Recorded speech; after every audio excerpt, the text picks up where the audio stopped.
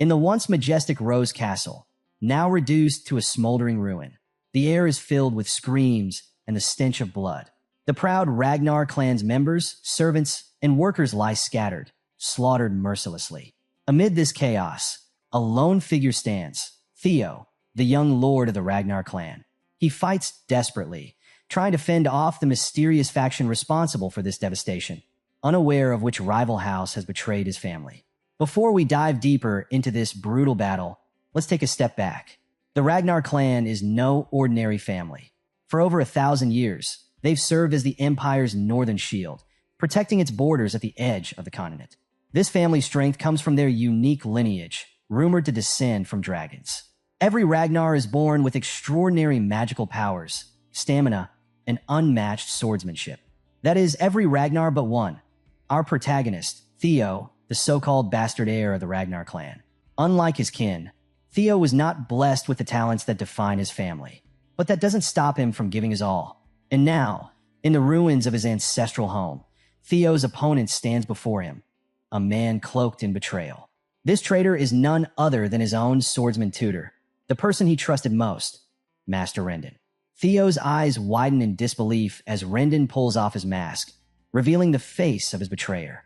Mocking Theo with every word, Rendon sneers, calling him a talentless fool, a disgrace to the prestigious Ragnar name. He watched Theo struggle every morning, training harder than anyone else, yet never getting anywhere. Rendon laughs cruelly, telling Theo his efforts were always in vain. Anger bubbles up in Theo, who can only grit his teeth as the insults keep coming. Gathering what little strength he has left, Theo lashes out, accusing Rendon of betraying him after all those years of teaching him useless techniques. But before Theo can even finish, Rendon's sword flashes, swift and merciless. With one clean strike, Theo's arm is severed. His scream pierces the air as blood splatters the battlefield. Weak, he falls to the ground, his strength draining fast. Rendon isn't finished. Grabbing Theo by the hair, he lifts him up, forcing him to witness the burning ruins of Rose Castle. "Look at what you've caused," Rendon snarls. He tells Theo that all the destruction, the death of his family, rests on his shoulders. Why? Because he's a talentless failure. As if that wasn't enough, another figure approaches, dragging a lifeless body, Theo's mother. She's thrown in front of him, her eyes empty, her body cold. Rendon twists the knife further, telling Theo that even his mother's death is his fault. He's the reason she's nothing more than a corpse. Overwhelmed by grief, Theo can barely stand, but he makes one last desperate attempt.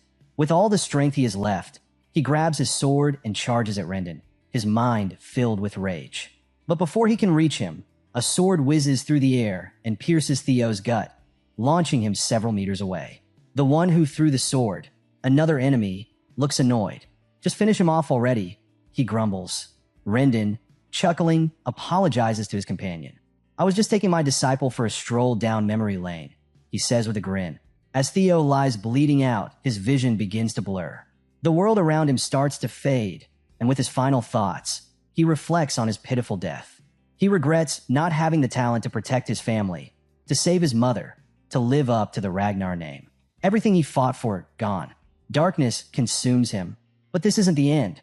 Just as the light leaves his eyes, a sudden system window appears before Theo. A cold, emotionless voice announces that his death has triggered a special trait. The world around him shudders, and the system informs him that he will be sent back to a critical moment, a regression point, this time with a newfound power. And with that, Theo's story truly begins. Theo opens his eyes, disoriented. The first thing he sees is the last person he ever wanted to see again, Rendon, his treacherous instructor. They're in the middle of sword training, just like the old days. Rendon, ever the strict teacher, snaps at Theo for daydreaming. But Theo is frozen, confused. His mind is racing. Is this a flashback? It can't be. The face he never wanted to see again, the one that betrayed him, now stares back at him like nothing ever happened. It feels like some cruel cosmic joke. Suddenly, a system window appears in front of Theo, and he's completely clueless about what's going on.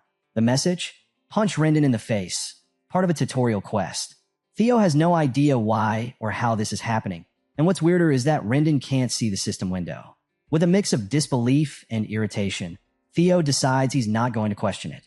He drops his training stick balls his fist, and without warning, delivers a solid punch right into Rendon's smug face.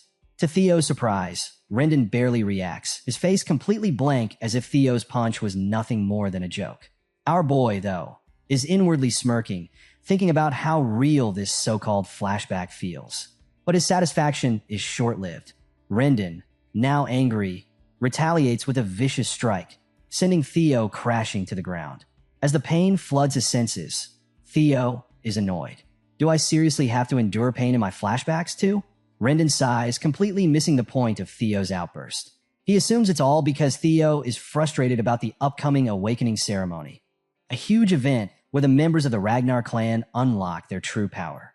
Rendon explains he understands why Theo's struggling, but he won't forgive a student who lashes out at their master. Then he just walks away, leaving Theo on the ground. At the mention of the Awakening ceremony, Theo's eyes widen. That ceremony happened 10 years ago. Now it's all starting to click. As Rendon leaves and the other clan members snicker, mocking him like they always do, Theo begins to process everything. The ground beneath him feels real. The injury, the stinging pain, it's all real. This isn't a flashback, he realizes. I've actually come back in time. He's 17 years old again, reliving a moment from 10 years before his death. Right on cue, another system window pops up, congratulating him for completing the tutorial quest. His reward? Ragnar's talent has been activated. The system asks if he wants to receive it. Without hesitation, Theo hits yes. Immediately, a surge of arcane energy erupts in his chest, and the system confirms his stats are going to increase at an insane rate. For the first time in his life, Theo feels a glimmer of hope. Meanwhile, back in the Rose Palace, we cut to that filthy traitor, Rendon, having tea with Theo's mother, Lady Cecilia Ragnar. He's busy reporting to her about Theo's progress, though he's not exactly kind with his words. Rendon sneers, telling her that her son is the most talentless student he's ever seen. But with a broad, fake grin, he assures Cecilia that this is exactly why he is here, to whip Theo into shape before the Awakening ceremony, which is now only 5 months away. Lady Cecilia, with her usual grace, smiles warmly and hands over a heavy bag of gold coins, telling Rendon to give Theo a bit of extra attention. Rendon eagerly accepts the money, trying to reassure her that she has nothing to worry about. But Cecilia's response is calm and firm. She's not worried. She believes in her son, Theo, with all her heart. We cut to Rendon, smugly strolling down the castle corridor, a hefty bag of gold swinging in his hand. He grins to himself, pleased with the easy money he's earning. He's being paid handsomely to teach Theo absolutely nothing. As he walks, he chuckles at how both mother and son are complete fools. Not only is he training the direct heir of the Ragnar clan without lifting a finger, but he's also being rewarded by his real master for leaking Theo's secrets and sabotaging his progress. It's a dream opportunity for this traitor. Betrayal never felt so sweet. As he walks, Theo zooms past him at full speed, sprinting down the corridor. Rendon barely glances at him, scoffing under his breath, calling Theo an idiotic loser as he watches him dash away. But Theo's not running aimlessly. He's rushing to see his mother. When he finally reaches her, he calls out to her, gasping for breath. As she turns to face him, Theo can't hold back. Without saying a word, he embraces her tightly and bursts into tears. For the first time, it truly hits him. He's really back, 10 years into the past. The painful memory of Rendon forcing him to watch his mother's lifeless body flashes in his mind. But now, feeling her warmth, hearing her voice, Theo is overwhelmed with happiness. Seeing her alive again fuels his resolve. He swears to himself that this time, things will be different. This time, he'll change the future for her sake. And with the mysterious system backing him and his Ragnar talent awakened, he's sure he'll become powerful enough to face the war for the throne head-on. Most importantly, he's determined to take revenge on that piece of garbage, Rendon. Just as his thoughts solidify, the system delivers his next tutorial quest. Train your body to the limit. It's still the crack of dawn. The sun hasn't even risen yet, but Theo is already hard at work. Fueled by thoughts of revenge and a burning desire to protect his mother, he pushes himself harder than ever before. In his previous life, he was part of the intelligence agency, Blackword, but was always stuck in the background due to his lack of combat skills. Now, with the Ragnar talent, everything is different. He recalls critical pieces of information he had gathered, like the secret elixirs and manuals he never expected to use. One thing stands out. the Bloody Sword Emperor Elixir, a potion that enhances the body's strength to terrifying levels. More than anything, he remembers the extreme training methods he once abandoned, believing he didn't have the talent to endure them. But now he's sure he can unlock his true potential. As he runs laps around the training hall, he feels his speed increasing. His body is responding to the intense training, and the system window is there to show his progress. Other clan members watch in disbelief, whispering amongst themselves.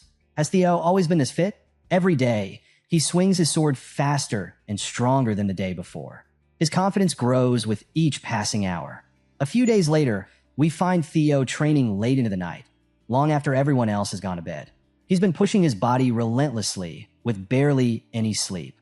Enter Evelyn, the manager of the training grounds, who yawns as she watches him. She's starting to wonder if this so-called talentless fool might not be as useless as everyone thinks. She can't help but feel intrigued. Meanwhile, Theo is on the verge of collapse. His body screams in exhaustion, but his determination is unshakable. He's fixated on that progress bar, watching it edge closer and closer to 100%. Just last night, he hit 90%, but the moment he rested, it dipped back down to 89%. That's why he's pushing himself beyond his limits. No rest, no slowing down. Now he's hit 98%, and he knows he's almost there. With every ounce of strength he has left, he picks up speed, determined to reach the goal. His muscles ache, his breath is ragged, but he refuses to stop. Finally, he does it. The progress bar reaches 100%. Exhausted and barely able to stand, Theo collapses to the ground, but the system immediately congratulates him for completing the tutorial quest. His reward? The Dragon Heart, a rare and powerful ability that will increase his strength beyond anything he ever imagined. But before Theo can bask in the details of his reward, he faints from pure exhaustion. As he lies there, barely conscious, the system hovers over him, asking if he wants to receive the reward now. With a trembling hand, Theo manages to press the yes button. Suddenly, a brilliant blue light engulfs him, filling the training hall. Evelyn, standing nearby, watches in complete disbelief as Theo's body undergoes a miraculous transformation. A while later, we find Theo waking up in a quiet room. As he opens his eyes and looks around, Evelyn appears at his bedside. She reassures him that he's in the break room of Training Ground 4, reminding him there was no need to push himself so hard. Theo recognizes her immediately, which takes her by surprise. She formally introduces herself as Evelyn Neville, the manager of the 4th Training Ground, and explains that he lost consciousness while training alone earlier that morning, so she brought him here to rest. Theo thanks her for the kindness, and she offers him some water. As he drinks, Evelyn's tone shifts slightly as she reminds him of an important rule within the Ragnar clan. Opening one's mana hall before the official awakening ceremony is strictly forbidden. Theo blinks confused. He nods along, saying he knows about the rule, but has no idea why she's bringing it up. That's when Evelyn's expression hardens, and with a menacing look, she asks him point blank, "Then why did you break it?" Caught off guard, Theo stumbles over his words, asking why she's questioning him like this. Evelyn narrows her eyes and explains that right before he passed out, she felt a powerful mana wave, one that perfectly matched the opening of a mana hall. She demands to know if Theo had opened his mana hall without authorization. Theo is completely clueless at first, but then it hits him.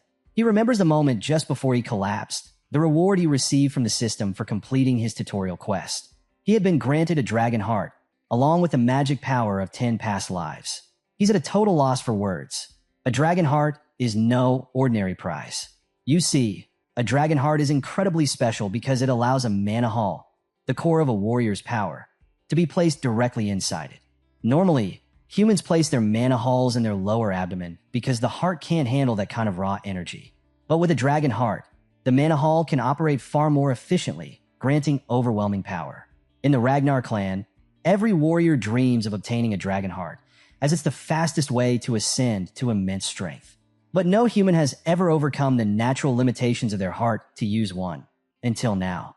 Theo realizes the gravity of his situation. Sure, he's received an incredible reward, but it's also put him in a dangerous position, especially with Evelyn Neville standing in front of him, a high-ranking swordswoman who once commanded the elite white armored dragon cavalry. Her skills were so feared, even a demon dragon revered her. But more than her skill, Evelyn was known for her unyielding principles. She was the type who couldn't tolerate dishonesty or cowardice. something Theo knows too well. Years ago, she was briefly his direct master, but when she found him lacking, she relinquished the role. Theo knows that if Evelyn discovers his secret, that he's received a dragon heart and has opened his mana hall, he might lose his head. But instead of panicking, Theo smiles. He's already got a plan in mind. As long as he doesn't get caught, he's safe. With a smirk, he makes a sassy comeback to Evelyn's accusations, questioning how she can accuse him of opening his mana hall without any real proof. Are you really willing to execute me just based on your gut feeling? He challenges. Evelyn falls silent, momentarily stunned by his confidence. Theo doesn't stop there. He presses further, reminding her that he is still an heir of the Ragnar clan. If word got out that she falsely accused him of breaking clan rules, it would be seen as defiling the Ragnar name. You know the punishment for humiliating an heir, don't you? He adds, his voice laced with menace. Evelyn, unfazed by his threats, calmly replies, execution. Theo nods, satisfied that she understands. He warns her to think carefully before she speaks again. Evelyn is taken aback. Is this really the same timid boy I knew? She wonders. Something has definitely changed about him, and it's not just his attitude. She's sure she felt that mana wave. She's certain he opened his mana hall. Despite Theo's threatening words, Evelyn is determined to investigate further. Even if he's a Ragnar, rules are rules, and she won't let him get away if he broke them. But as she probes deeper, something strange happens. After a thorough examination, she realizes there's no mana hall in Theo's body. Her expression falls as the truth sinks in. She was wrong. Meanwhile, Theo, feeling smug, crosses his arms and raises an eyebrow. Satisfied now? He asks, his voice dripping with confidence. Evelyn, bound by the rules and her sense of honor, kneels at Theo's feet without hesitation. She bows her head lower and lower, asking him to execute her, ready to pay for her sins with her life. The weight of her words hangs in the air as she waits for Theo's judgment. But instead of taking her life, Theo reveals something only the audience can hear, the nature of the dragon heart. Unlike ordinary mana halls, a dragon heart is far more powerful and unique. It allows its user to control and hide their mana at will. And since the fact that humans can possess a dragon heart won't be discovered for years, Theo is confident no one can accuse him of having one. Instead of delivering the execution Evelyn expects, Theo places a reassuring hand on her back. With a calm voice, he tells her there's no need for such drastic actions. As he walks away, he praises her righteousness, acknowledging that few would risk their lives to demand the truth from an heir. But in reality, Theo has his own reasons for sparing her. He knows Evelyn is one of the strongest warriors around, and keeping her alive could prove beneficial in the long run. He then casually explains to her that the restriction on opening mana halls before the awakening ceremony exists to prevent mana overflow. He finds it amusing that she's so concerned about him, a mere bastard of the Ragnar clan, but he appreciates her principles. And with that, Theo leaves her sitting there in stunned silence. He walks away confidently, feeling on top of the world. Not only does he have the dragon heart, but he's also gained 10 years worth of magic power from his previous life. With these newfound abilities, his future looks brighter than ever. A few days later, we're back to seeing Theo in training, dealing with the same insufferable instructor, Rendon. This bastard keeps yelling at him, telling him to adjust his sword swings. Theo plays along, pretending to be weak, though it's getting harder to endure Rendon's constant insults. But Theo's sharp eyes pick up on something. Rendon isn't just incompetent, he's subtly teaching Theo weird, ineffective sword techniques. It's becoming clearer to Theo that Rendon is following orders from a mastermind. The pieces start to fall into place. Someone higher up is pulling the strings. Theo remembers the moment of his death in his previous life, and he's convinced the one who delivered the final blow must be the real mastermind. With a sly grin, Theo decides it's time to act. He needs to provoke Rendon into making a move, either to quit or to reveal the mastermind. Rendon's nagging reaches a peak, and Theo snaps the training stick he's holding in two. Turning to Rendon, Theo finally speaks his mind, telling him bluntly that his lessons are utter garbage. The look on Rendon's face is priceless. Theo's not done. He mocks Rendon, asking how someone with such trash skills even managed to become a mid-rank swordsman. Theo takes it further, taunting that Rendon would probably struggle against even low-level demonic beasts. Rendon takes the bait. He's fuming with rage, but Theo doesn't back down. He steps forward, looking Rendon in the eye, and makes it clear his swordsmanship is pathetic. We soon learn that Theo's true goal is to push Rendon over the edge, forcing him to resign from his position. And if Rendon does run to his mysterious benefactor, Theo will finally find out who's been pulling the strings behind the scenes. The scene shifts to Camellia Palace, where a man bursts into a pub with an excited grin on his face. He calls out to someone named Axion, loudly announcing to everyone that the bastard of Ragnar, Theo, will be dueling his master next week. The man, clearly thrilled, starts bragging about how Theo is blaming his instructor for his lack of talent and is convinced Theo will be left permanently disabled after the duel. But Axion, sitting quietly in the corner, doesn't share the man's excitement. His silence is tense, and without warning, the glass in his hand smashes into the loud guy's face, knocking him out cold with a single blow. Axion, clearly annoyed, makes it clear that he doesn't care whether a bastard like Theo ends up half disabled. Why would he? He's just another Ragnar after all. Specifically, one of the four hounds of the north, known as the Dark Tiger Axion Ragnar. Standing beside him is Remington, another of the four hounds, known as the Silver Lion. Just then, another man strides into the pub, Ed Trevion, also known as the Nine-Dragon Sky Dragon. Ed looks particularly worried, warning the others that things could go wrong if they let their guard down. But Axion, still annoyed, brushes off his concern.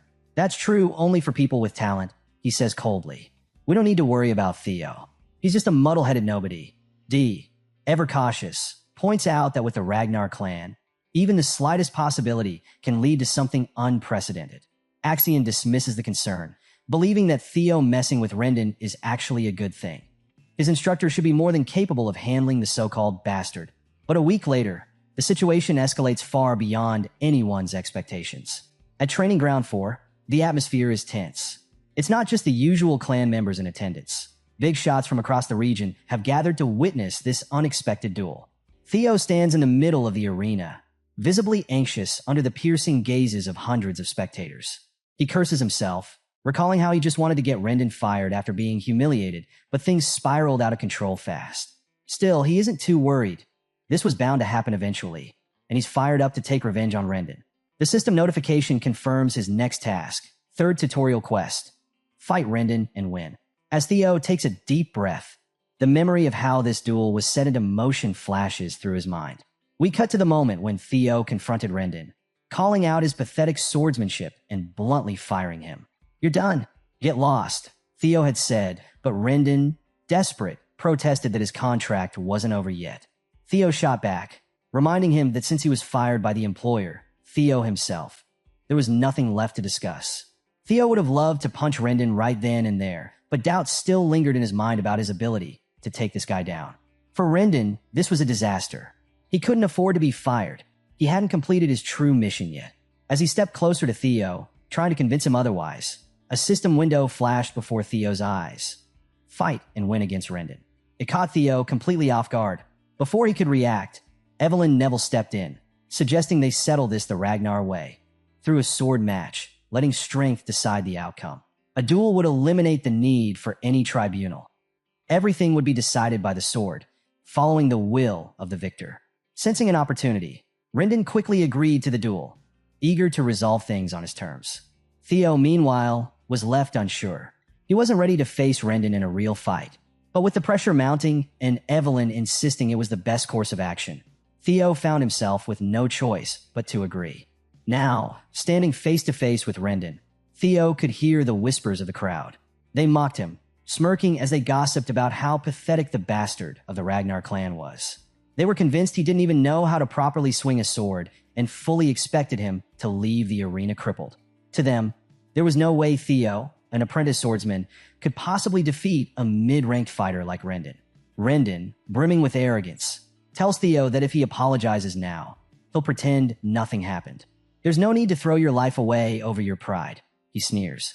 But Theo, always quick with the sass, fires back. Maybe you should apologize, Rendon, he says, voice laced with confidence. Unless you want to end up a one-armed swordsman, I suggest you quietly accept that you've been fired. Rendon simply grins, his mind already set on how this duel would end. To him, this was the perfect opportunity to accidentally kill Theo under the guise of an official match. As the fight begins, he mockingly invites Theo to take the first strike. With a determined shout, Theo charges forward, sword raised. The crowd is stunned as they watch Theo rush recklessly toward his opponent, clearly lacking any proper form or technique. They murmur among themselves, certain this will be over in moments. Rendon smirks, easily blocking Theo's attack and delivering a series of sword strikes in return. But much to his surprise, Theo manages to defend himself, albeit clumsily. The battle continues as Rendon keeps swinging, pushing Theo back with every strike. In his mind, this outcome is inevitable. Theo is still nothing more than an apprentice, barely a swordsman at all. Rendon's confidence grows as he corners Theo, his sword strikes coming down harder and faster. As the crowd watches, Rendon can't help but think that Theo may have improved slightly, but it's nowhere near enough to pose a threat. If Theo were at the level of the Four Hounds of the North, it might have been a different story. But to Rendon, there's no way this imbecile from the Ragnar clan could ever hope to defeat him. The scene shifts to a few days earlier, where Theo, looking bewildered, turns to Evelyn and asks, "What were you thinking when you suggested that match?" Evelyn, ever calm, simply replies that she was trying to help him. She explains that if Theo really wants to get rid of Rendon, he needs to be more strategic about it. Firing him isn't enough. She believes that Rendon has someone powerful backing him up. Theo, curious, asks how she knows this, and Evelyn reveals that it was obvious because Rendon had been teaching him a bizarre, inefficient sword style. She even had someone secretly investigate him. Theo is caught off guard by her revelation.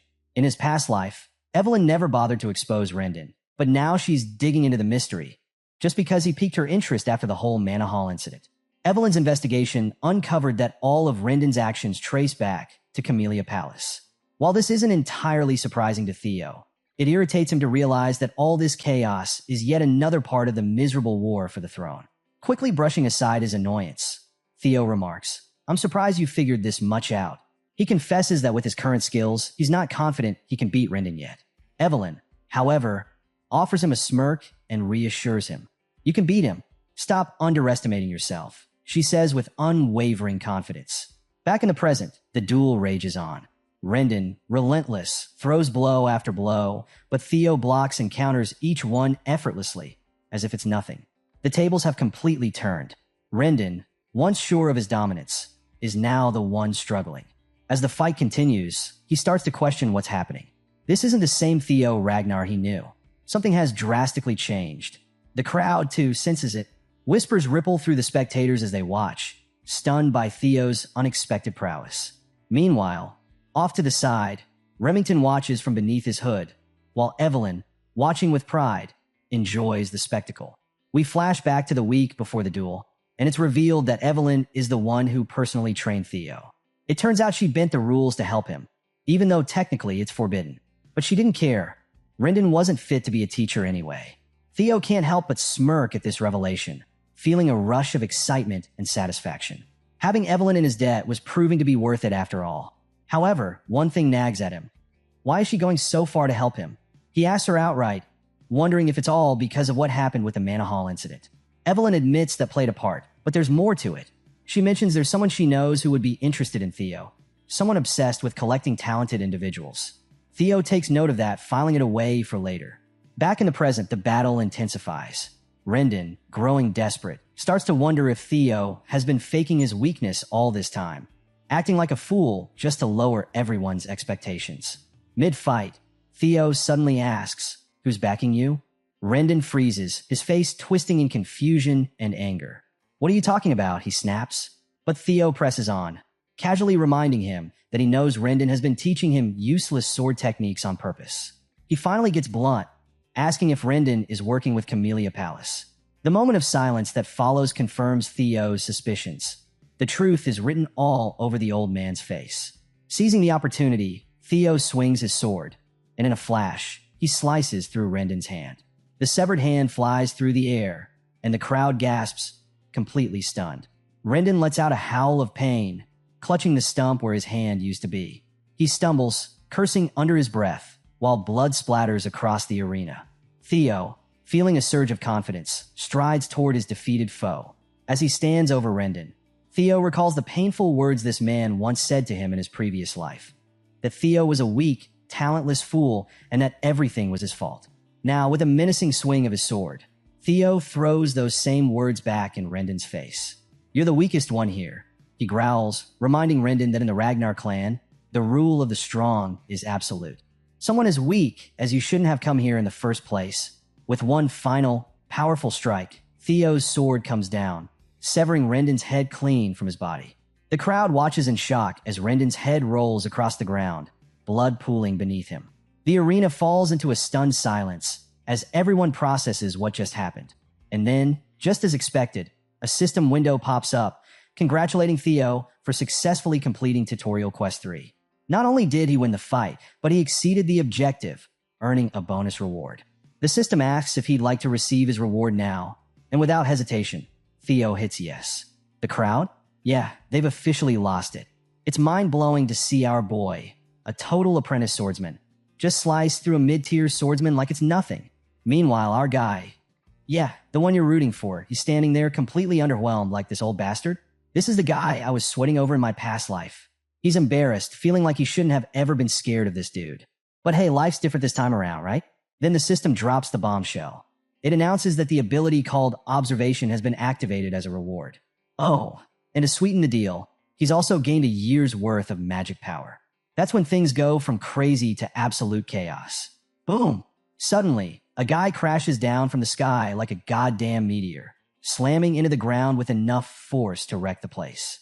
Before Theo can even process what's happening, this guy's already yelling his name, Theo. And oh man, he's grinning like a madman. Who is it?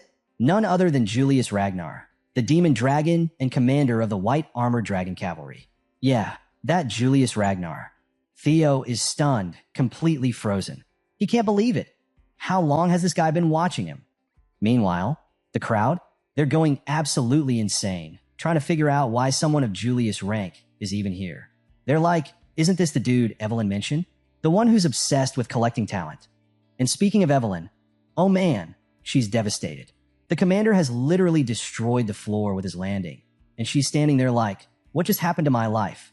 On the other hand, Julius looks like a total beast. His appearance alone is enough to make Theo start sweating, completely unsure of what to do next. But here's the thing, his worries are totally unnecessary. Julius just bursts out laughing, giving Theo a not-so-gentle pat on the back, as if he's some sort of proud older brother. He's surprised, really surprised, by the amount of talent Theo's carrying. Then, without missing a beat, he casually mentions that while it was a bit disrespectful to kill his teacher, Rendon definitely deserved it. And then, get this, he invites Theo to join the White Armored Dragon Cavalry. Yep, you heard that right. Julius Ragnar, the demon dragon, just asked Theo to join his elite squad. Evelyn? She's not even shocked. She saw this coming a mile away. But the crowd? Oh man, their jaws are literally on the floor. They cannot believe someone as inexperienced as Theo, who hasn't even gone through his awakening ceremony, is getting scouted by the infamous Julius Ragnar. And guess who else is here? Remington. Yeah, he's lurking in the back, asking some random guy if he's ever heard of an apprentice swordsman being recruited like this. The guy? He's clueless. He's like, no, this has never happened. And of course, Remington knows that. He's just fishing for some confirmation. Meanwhile, we get a glimpse into Theo's head. He's thinking, it's impossible to gauge someone's true potential before their mana hall opens. Sure, Julius can see my swordsmanship, but can he see my magical potential? Even someone like him can't be sure. Despite all that, Theo doesn't even hesitate. He flat out declines the offer like, nah, I'm good. No hesitation, no second guessing, just straight up rejection. And let me tell you, the silence in that hall? Deafening. Julius Ragnar, this legendary commander, just got turned down, and the crowd is left standing there, trying to process what just happened. Their jaws? Still on the floor. News of this spreads like wildfire, and before you know it, everyone's talking about Theo. Half the people think he's being humble. The other half think he's straight up arrogant. But the story doesn't end there. We get a quick shift to Camellia Palace, where we meet Emil Ragnar, who is not happy. She's pissed that things are spiraling out of control and that Rendon got himself killed.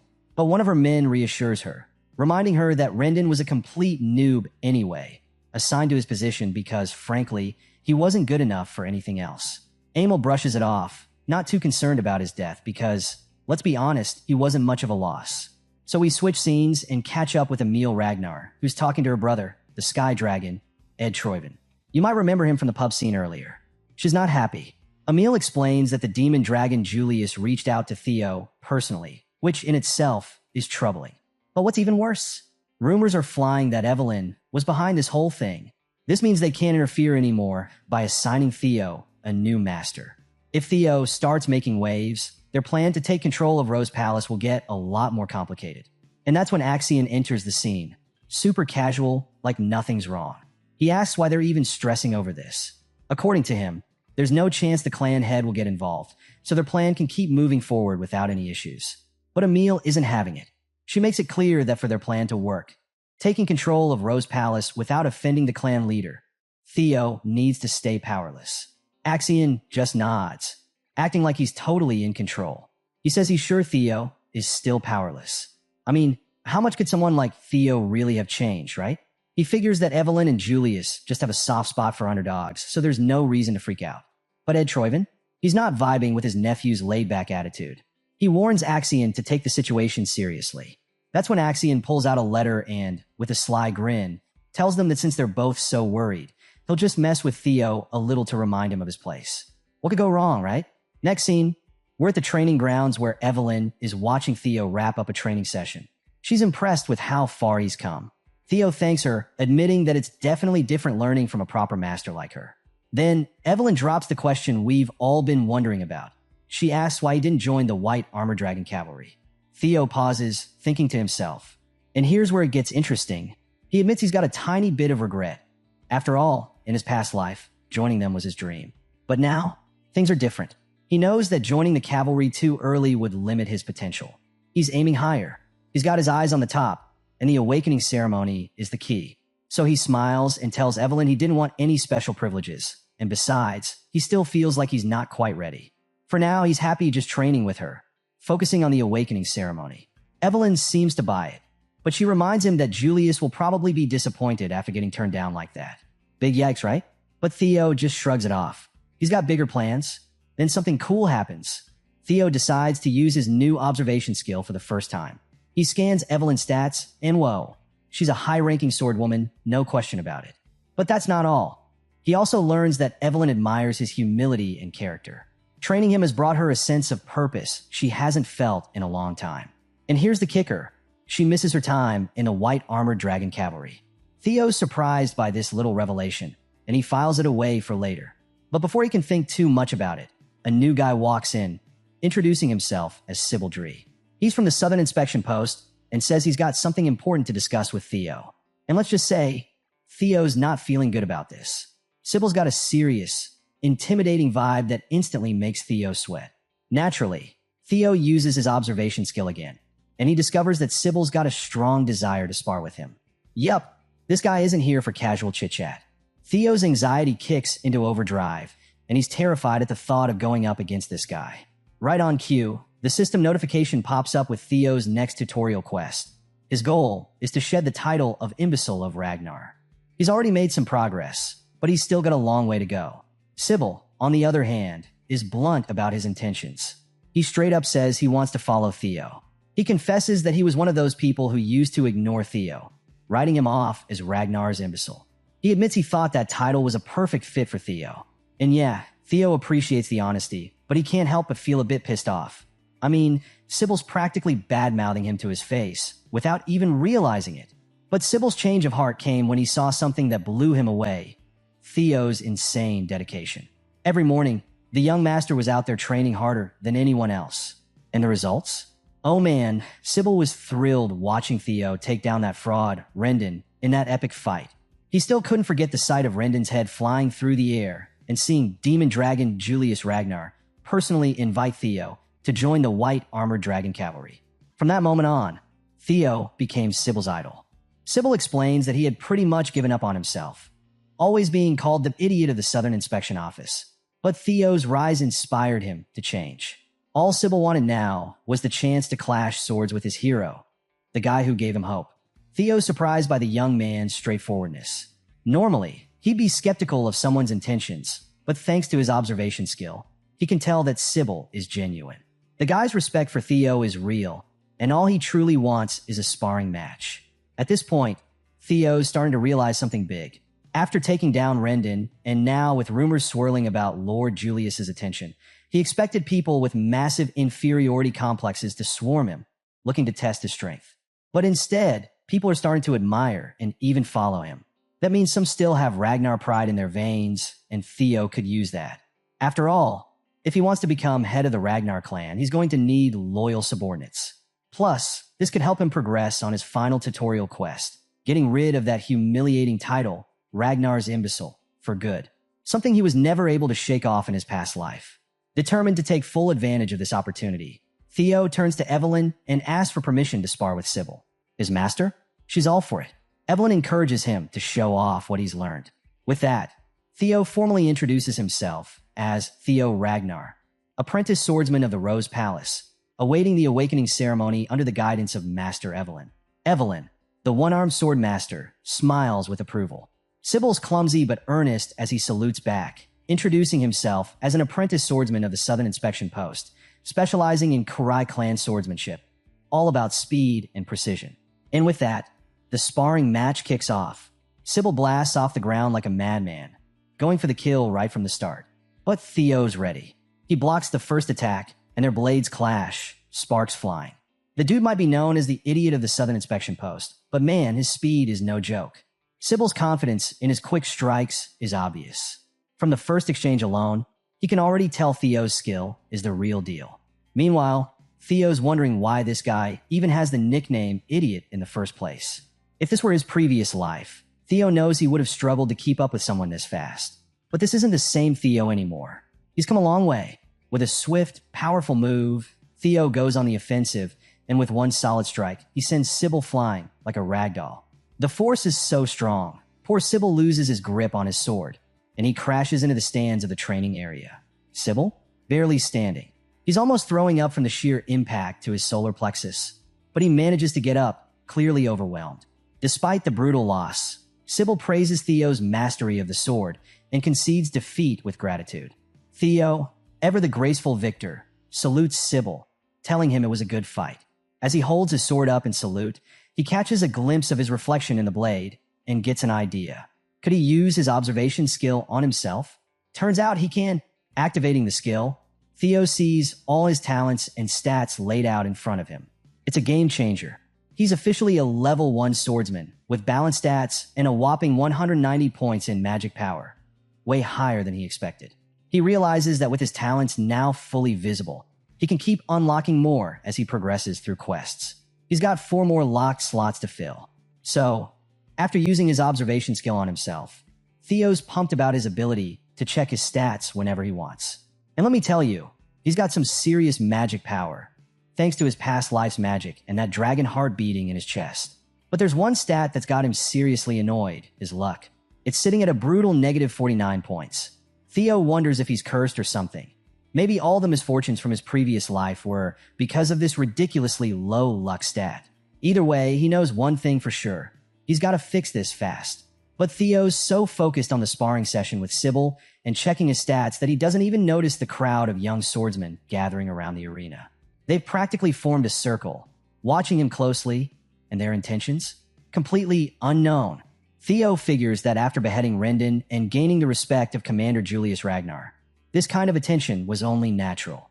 With Ragnar's rule of the strong, people either become envious of you or they admire you. Evelyn, though, can see things clearly. These guys? They're part of the latter group. They're not here to challenge Theo. They're here to admire him. You can see it in their eyes. They've heard the rumors, and now they're seeing the truth. Theo is the real deal. They're impressed. In fact, some of them are imagining themselves in Sybil's shoes, wondering if they'd even last a second against Theo. The thought alone is making them itch to test their skills against the young master. Among them is one young swordsman, Iodi Nalen. Theo scans the crowd and spots him, which immediately surprises the guy. Without hesitation, Theo calls Iodi forward for a spar. Iodi, a little stunned, steps up and salutes, introducing himself as the third son of Viscount Nalen, specializing in double ascension swordsmanship. Theo returns the salute, ready for a good fight. And with that, they dive straight into battle. Each clash of their blades sharpens Theo's swordsmanship even more. Iodi isn't a pushover, though. He's fast, clever, and even manages to land a slash that seems impossible to counter. But in that moment, something clicks for Theo, time slows down, and he adjusts his grip, blocking the attack with perfect precision. Iodi's blade goes flying from his hand. It's a decisive victory for Theo. Iodi acknowledges his defeat but more importantly, he gives Theo his eternal respect. And here's where things get interesting. Gaining Eyote's approval actually increases Theo's luck stat. Theo is stunned. Could his luck really be tied to his reputation? If that's the case, he's just found a way to fix his terrible luck. All he needs to do is keep winning, literally fight his way to better luck. Next up, Banat Ramiro. And let's be real, easy dub. With another win, his luck goes up by another point. Then comes Eric Moran. He puts up a decent fight, but it's still not enough to stop Theo's momentum. After that, we've got Manfred Nonbird, and then Manuel Noir, who doesn't stand a chance. Even the thuggish-looking Void Parank, Theo wipes the floor with him in under a minute. At this point, Theo's on fire. He's totally immersed in the sparring frenzy, and his winning streak is nothing short of impressive. He's beating these young swordsmen one by one. Daniel Riemann is just another name added to the list. And even though he's starting to feel the exhaustion creep in, he's still itching for more. Theo calls for the next challenger, but no one steps up. It's clear he's dominated the arena, but when Theo checks his quest progress to shed the title of Ragnar's Imbecile, he's only made a 1% improvement. 1%. He's frustrated, realizing that the people in this crowd already respect him. He'll need to seek out stronger foes or show off his skills to those who still doubt him if he wants to make any real progress. Just when he's considering his next move, a man steps forward from the crowd. He tells Theo he looks exhausted and should probably rest. Theo brushes it off, arguing that he'll rest when he needs to, but right now he's still got some fight left in him. And just as Theo says that, Remington Narcio, one of the four hounds of the North, steps up and formally requests a sparring match. Everyone, including Theo, is completely caught off guard. I mean, this is Remington, the guy who's up there with the strongest swordsman in the entire Ragnar clan, alongside names like Axion Ragnar and Hulkaslank.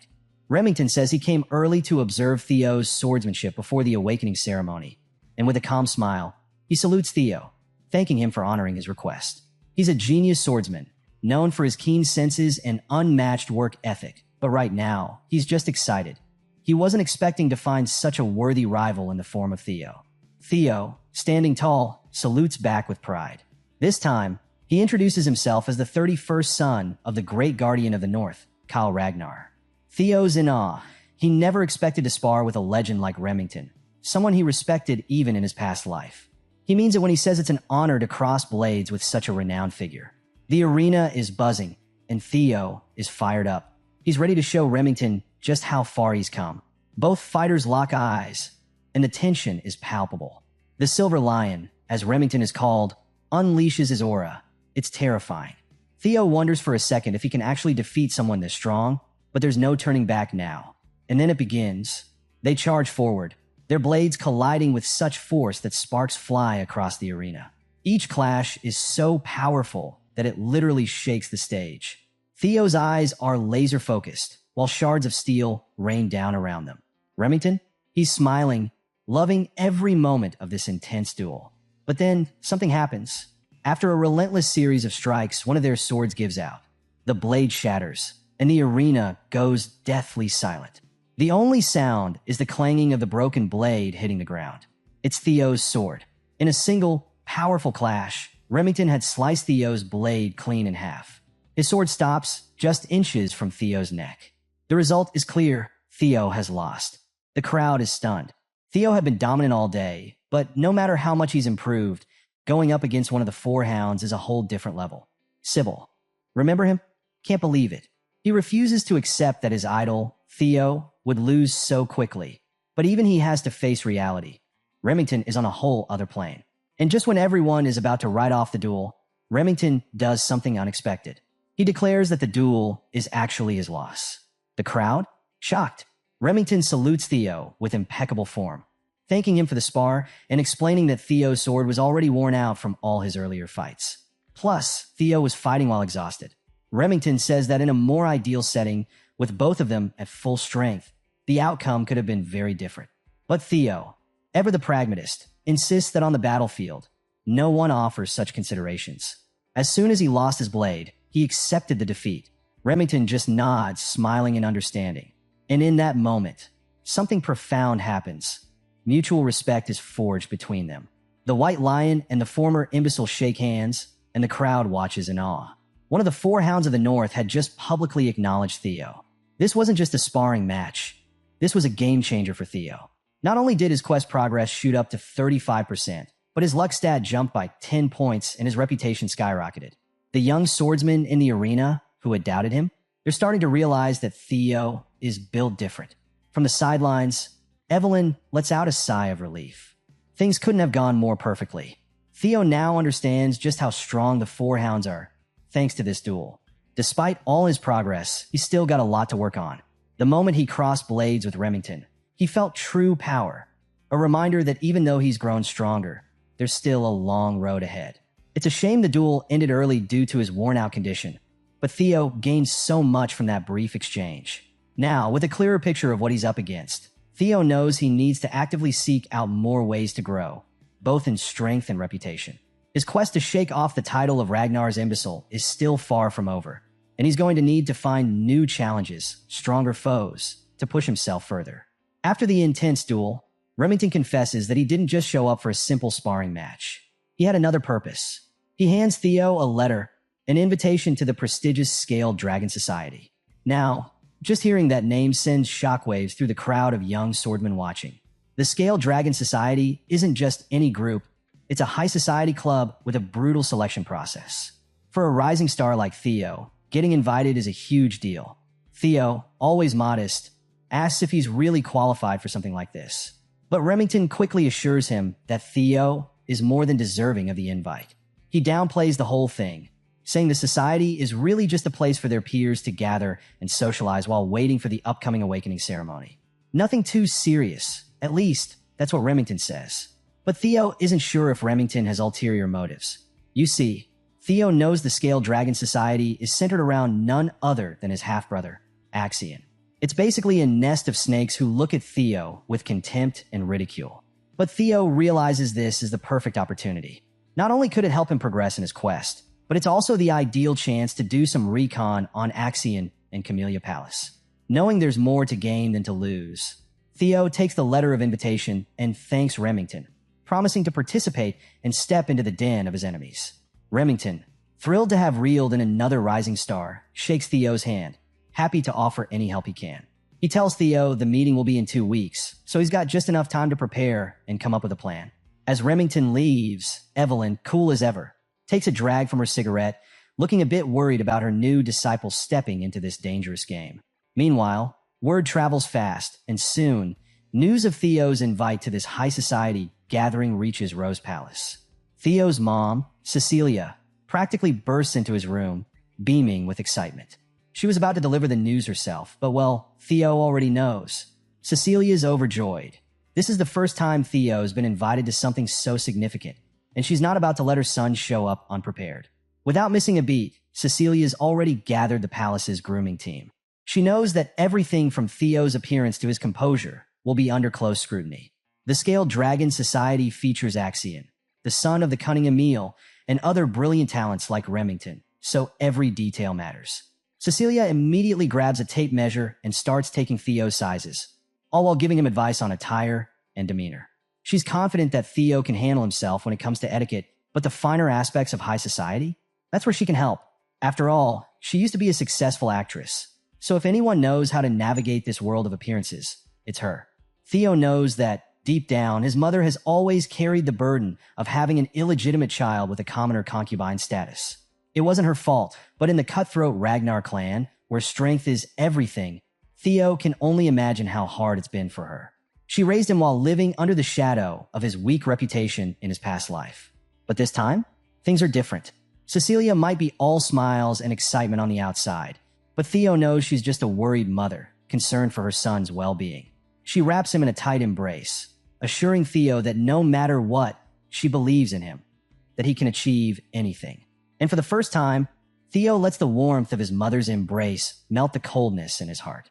He hugs her back, promising himself that this time around, he'll work hard to stop making her worry.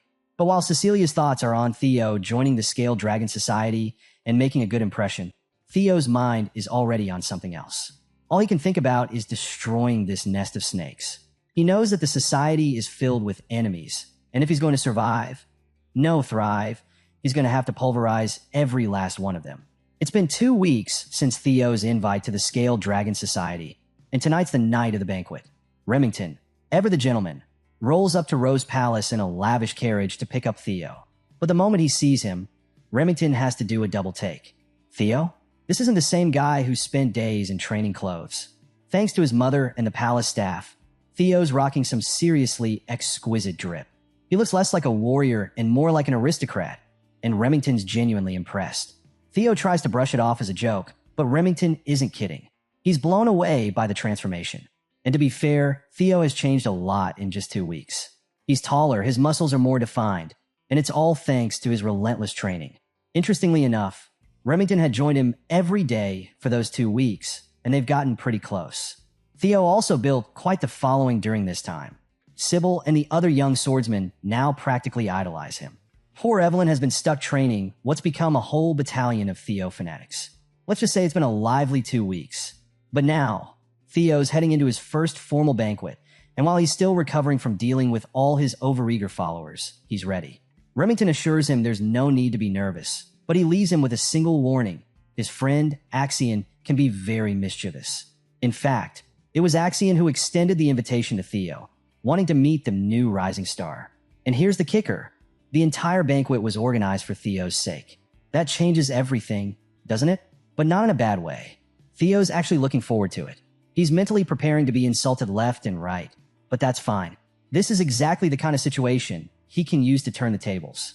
Meanwhile, up at Camellia Palace, Axion Ragnar, also known as the Dark Tiger, is already sipping on expensive booze, just itching to turn the imbecile of Ragnar into his next plaything. The banquet is just one big opportunity for him to mess with Theo.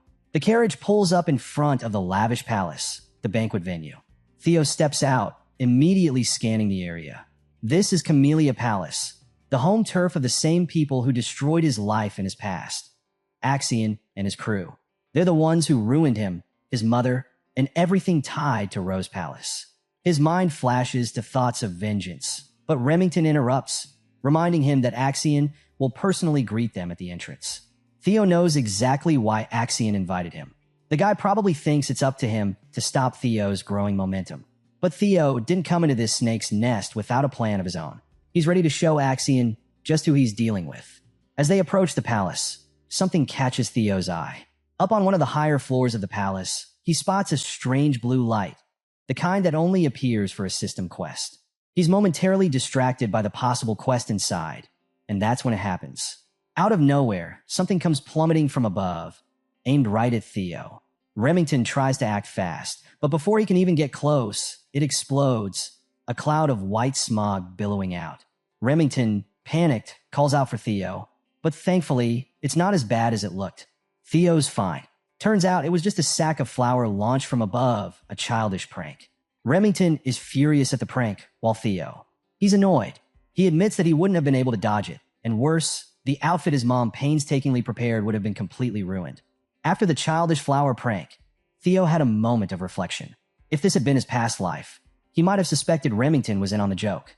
But this time around, it's clear Remington's just as angry and confused as he is. The White Lion was ready to throw hands over it, furious at the unexpected welcome. As for Theo, he figured this was probably the best those noble idiots watching from the palace windows could come up with. Then, a familiar voice cuts through the crowd.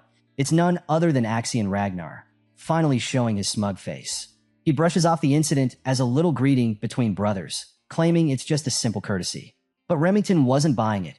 He was genuinely pissed. Axion, though, he was loving every second of it. Theo immediately uses his observation skill on his half-brother, and what he sees is as twisted as he expected. Axion's talents include madness, psychopathy, and an overwhelming potential for swordsmanship. In Axion's mind, Theo was just a new toy to play with, and he couldn't wait to see how it would unfold.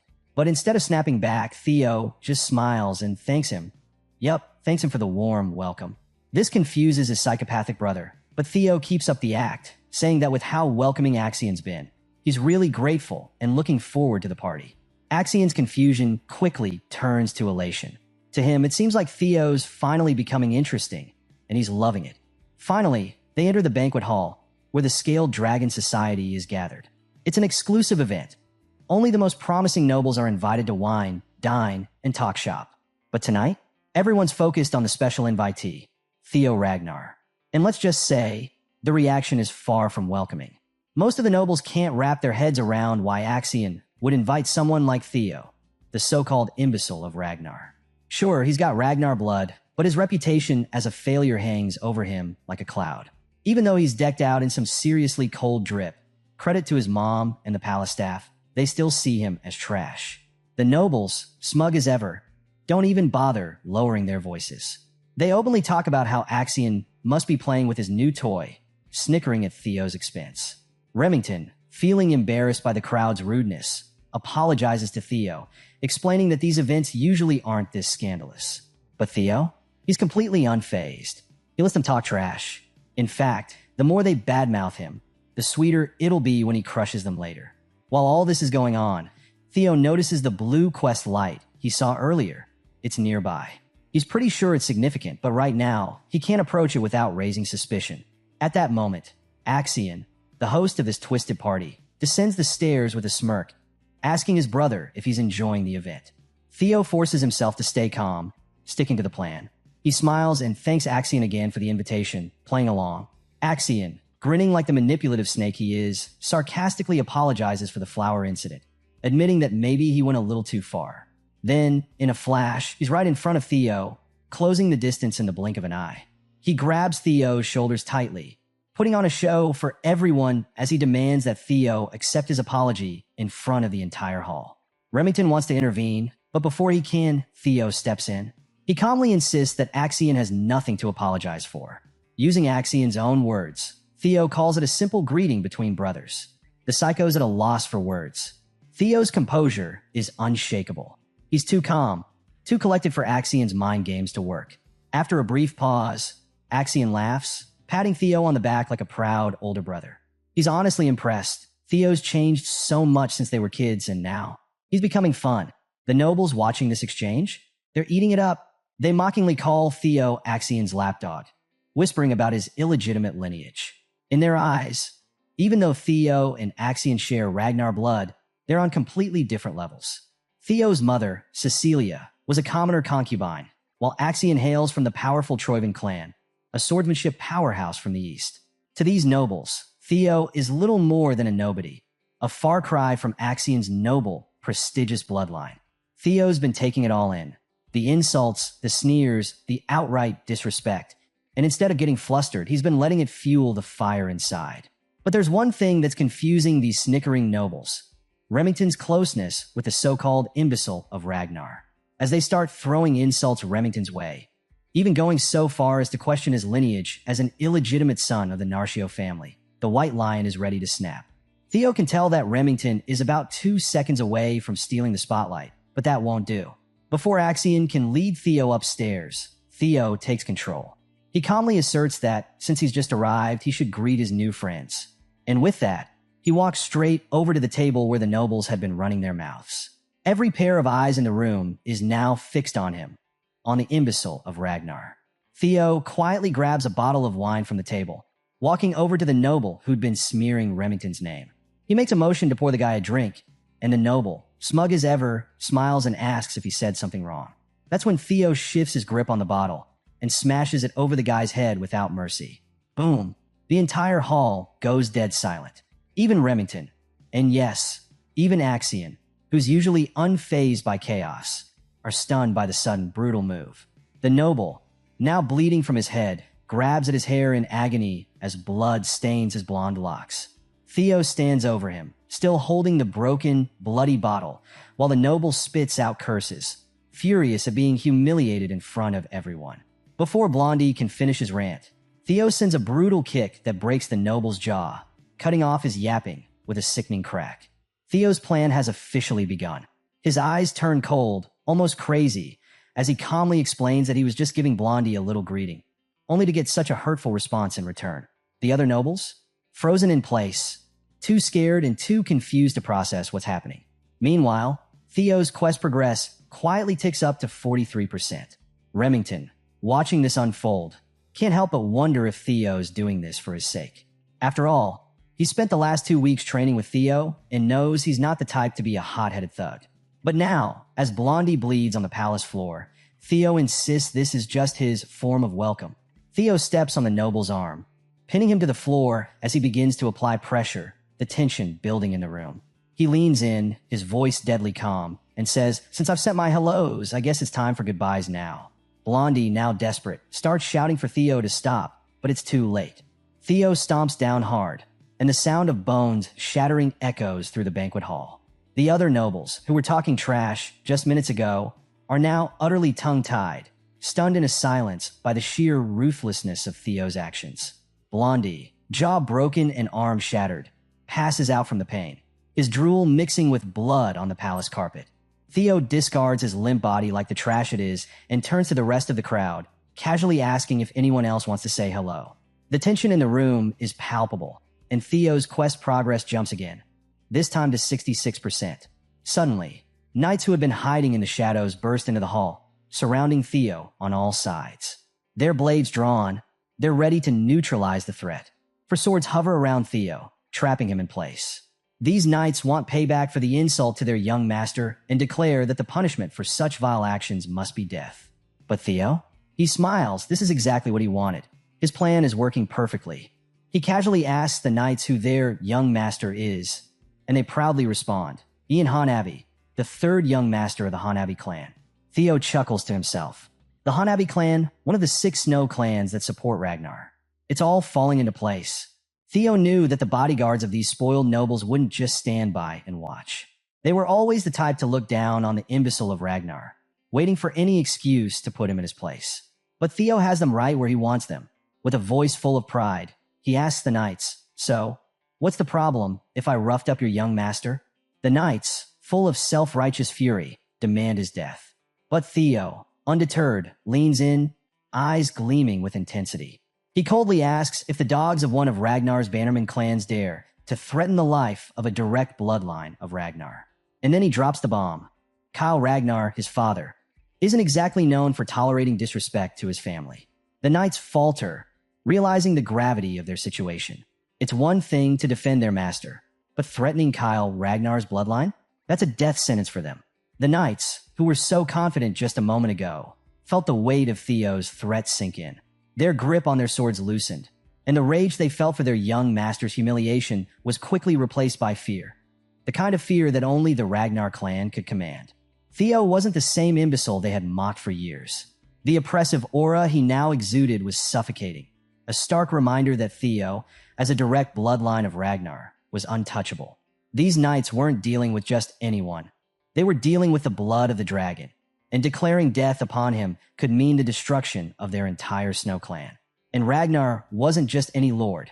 He was the ruler of the north, the one who reigned over the 6 snow clans. To threaten his bloodline was a death sentence.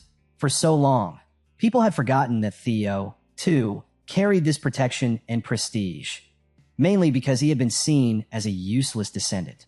But now, that was over. The knights realized their colossal blunder. They needed to apologize and fast, but it was already too late. Theo had issued a silent kill order to a mysterious presence lurking nearby. And just like that, the swift glint of a blade blinded the room for a split second. The next thing they knew, severed heads flew through the air, and the knight's blood splattered across the palace floor. The entire hall was frozen in shock. And Theo? He stood there, calm as the eye of a storm, while the blood of his enemies swirled around him. The mysterious figure responsible for the slaughter gracefully landed on the blood-soaked carpet. It was none other than his master, Evelyn. The arrogant nobles, who had been so carefree earlier, now felt a looming threat overhead. They had no idea that things would escalate to this point. Theo's quest progress jumped to 70%, and even Axion, the one who orchestrated this twisted banquet, had no choice but to watch as his carefully laid plans crumbled. This was no longer a game. The banquet had become a showcase of Theo's dominance. Evelyn turned to her disciple and asked, almost casually, when he realized she had been tailing him. Theo, not entirely sure himself, admitted that it was a given. He didn't know why she'd followed him all the way to Camellia Palace, but one thing was clear. Thanks to her intervention, Theo now had the upper hand, and the nobles were terrified. The hall was gripped by a tense silence, the kind where everyone is waiting for Theo's next move. All eyes were on him.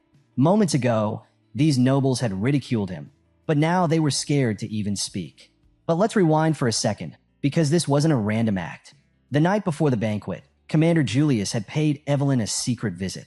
He He'd come to nag her about not taking on more disciples while still diligently training Theo every day. The truth is, Julius had been sneaking into Evelyn's quarters for ages, mostly to steal her expensive wine and torment her with his presence. And as usual, Evelyn didn't entertain his games. But this time, Julius had a different reason for showing up. He wanted to know what Evelyn saw in Theo. Why was she training him so seriously?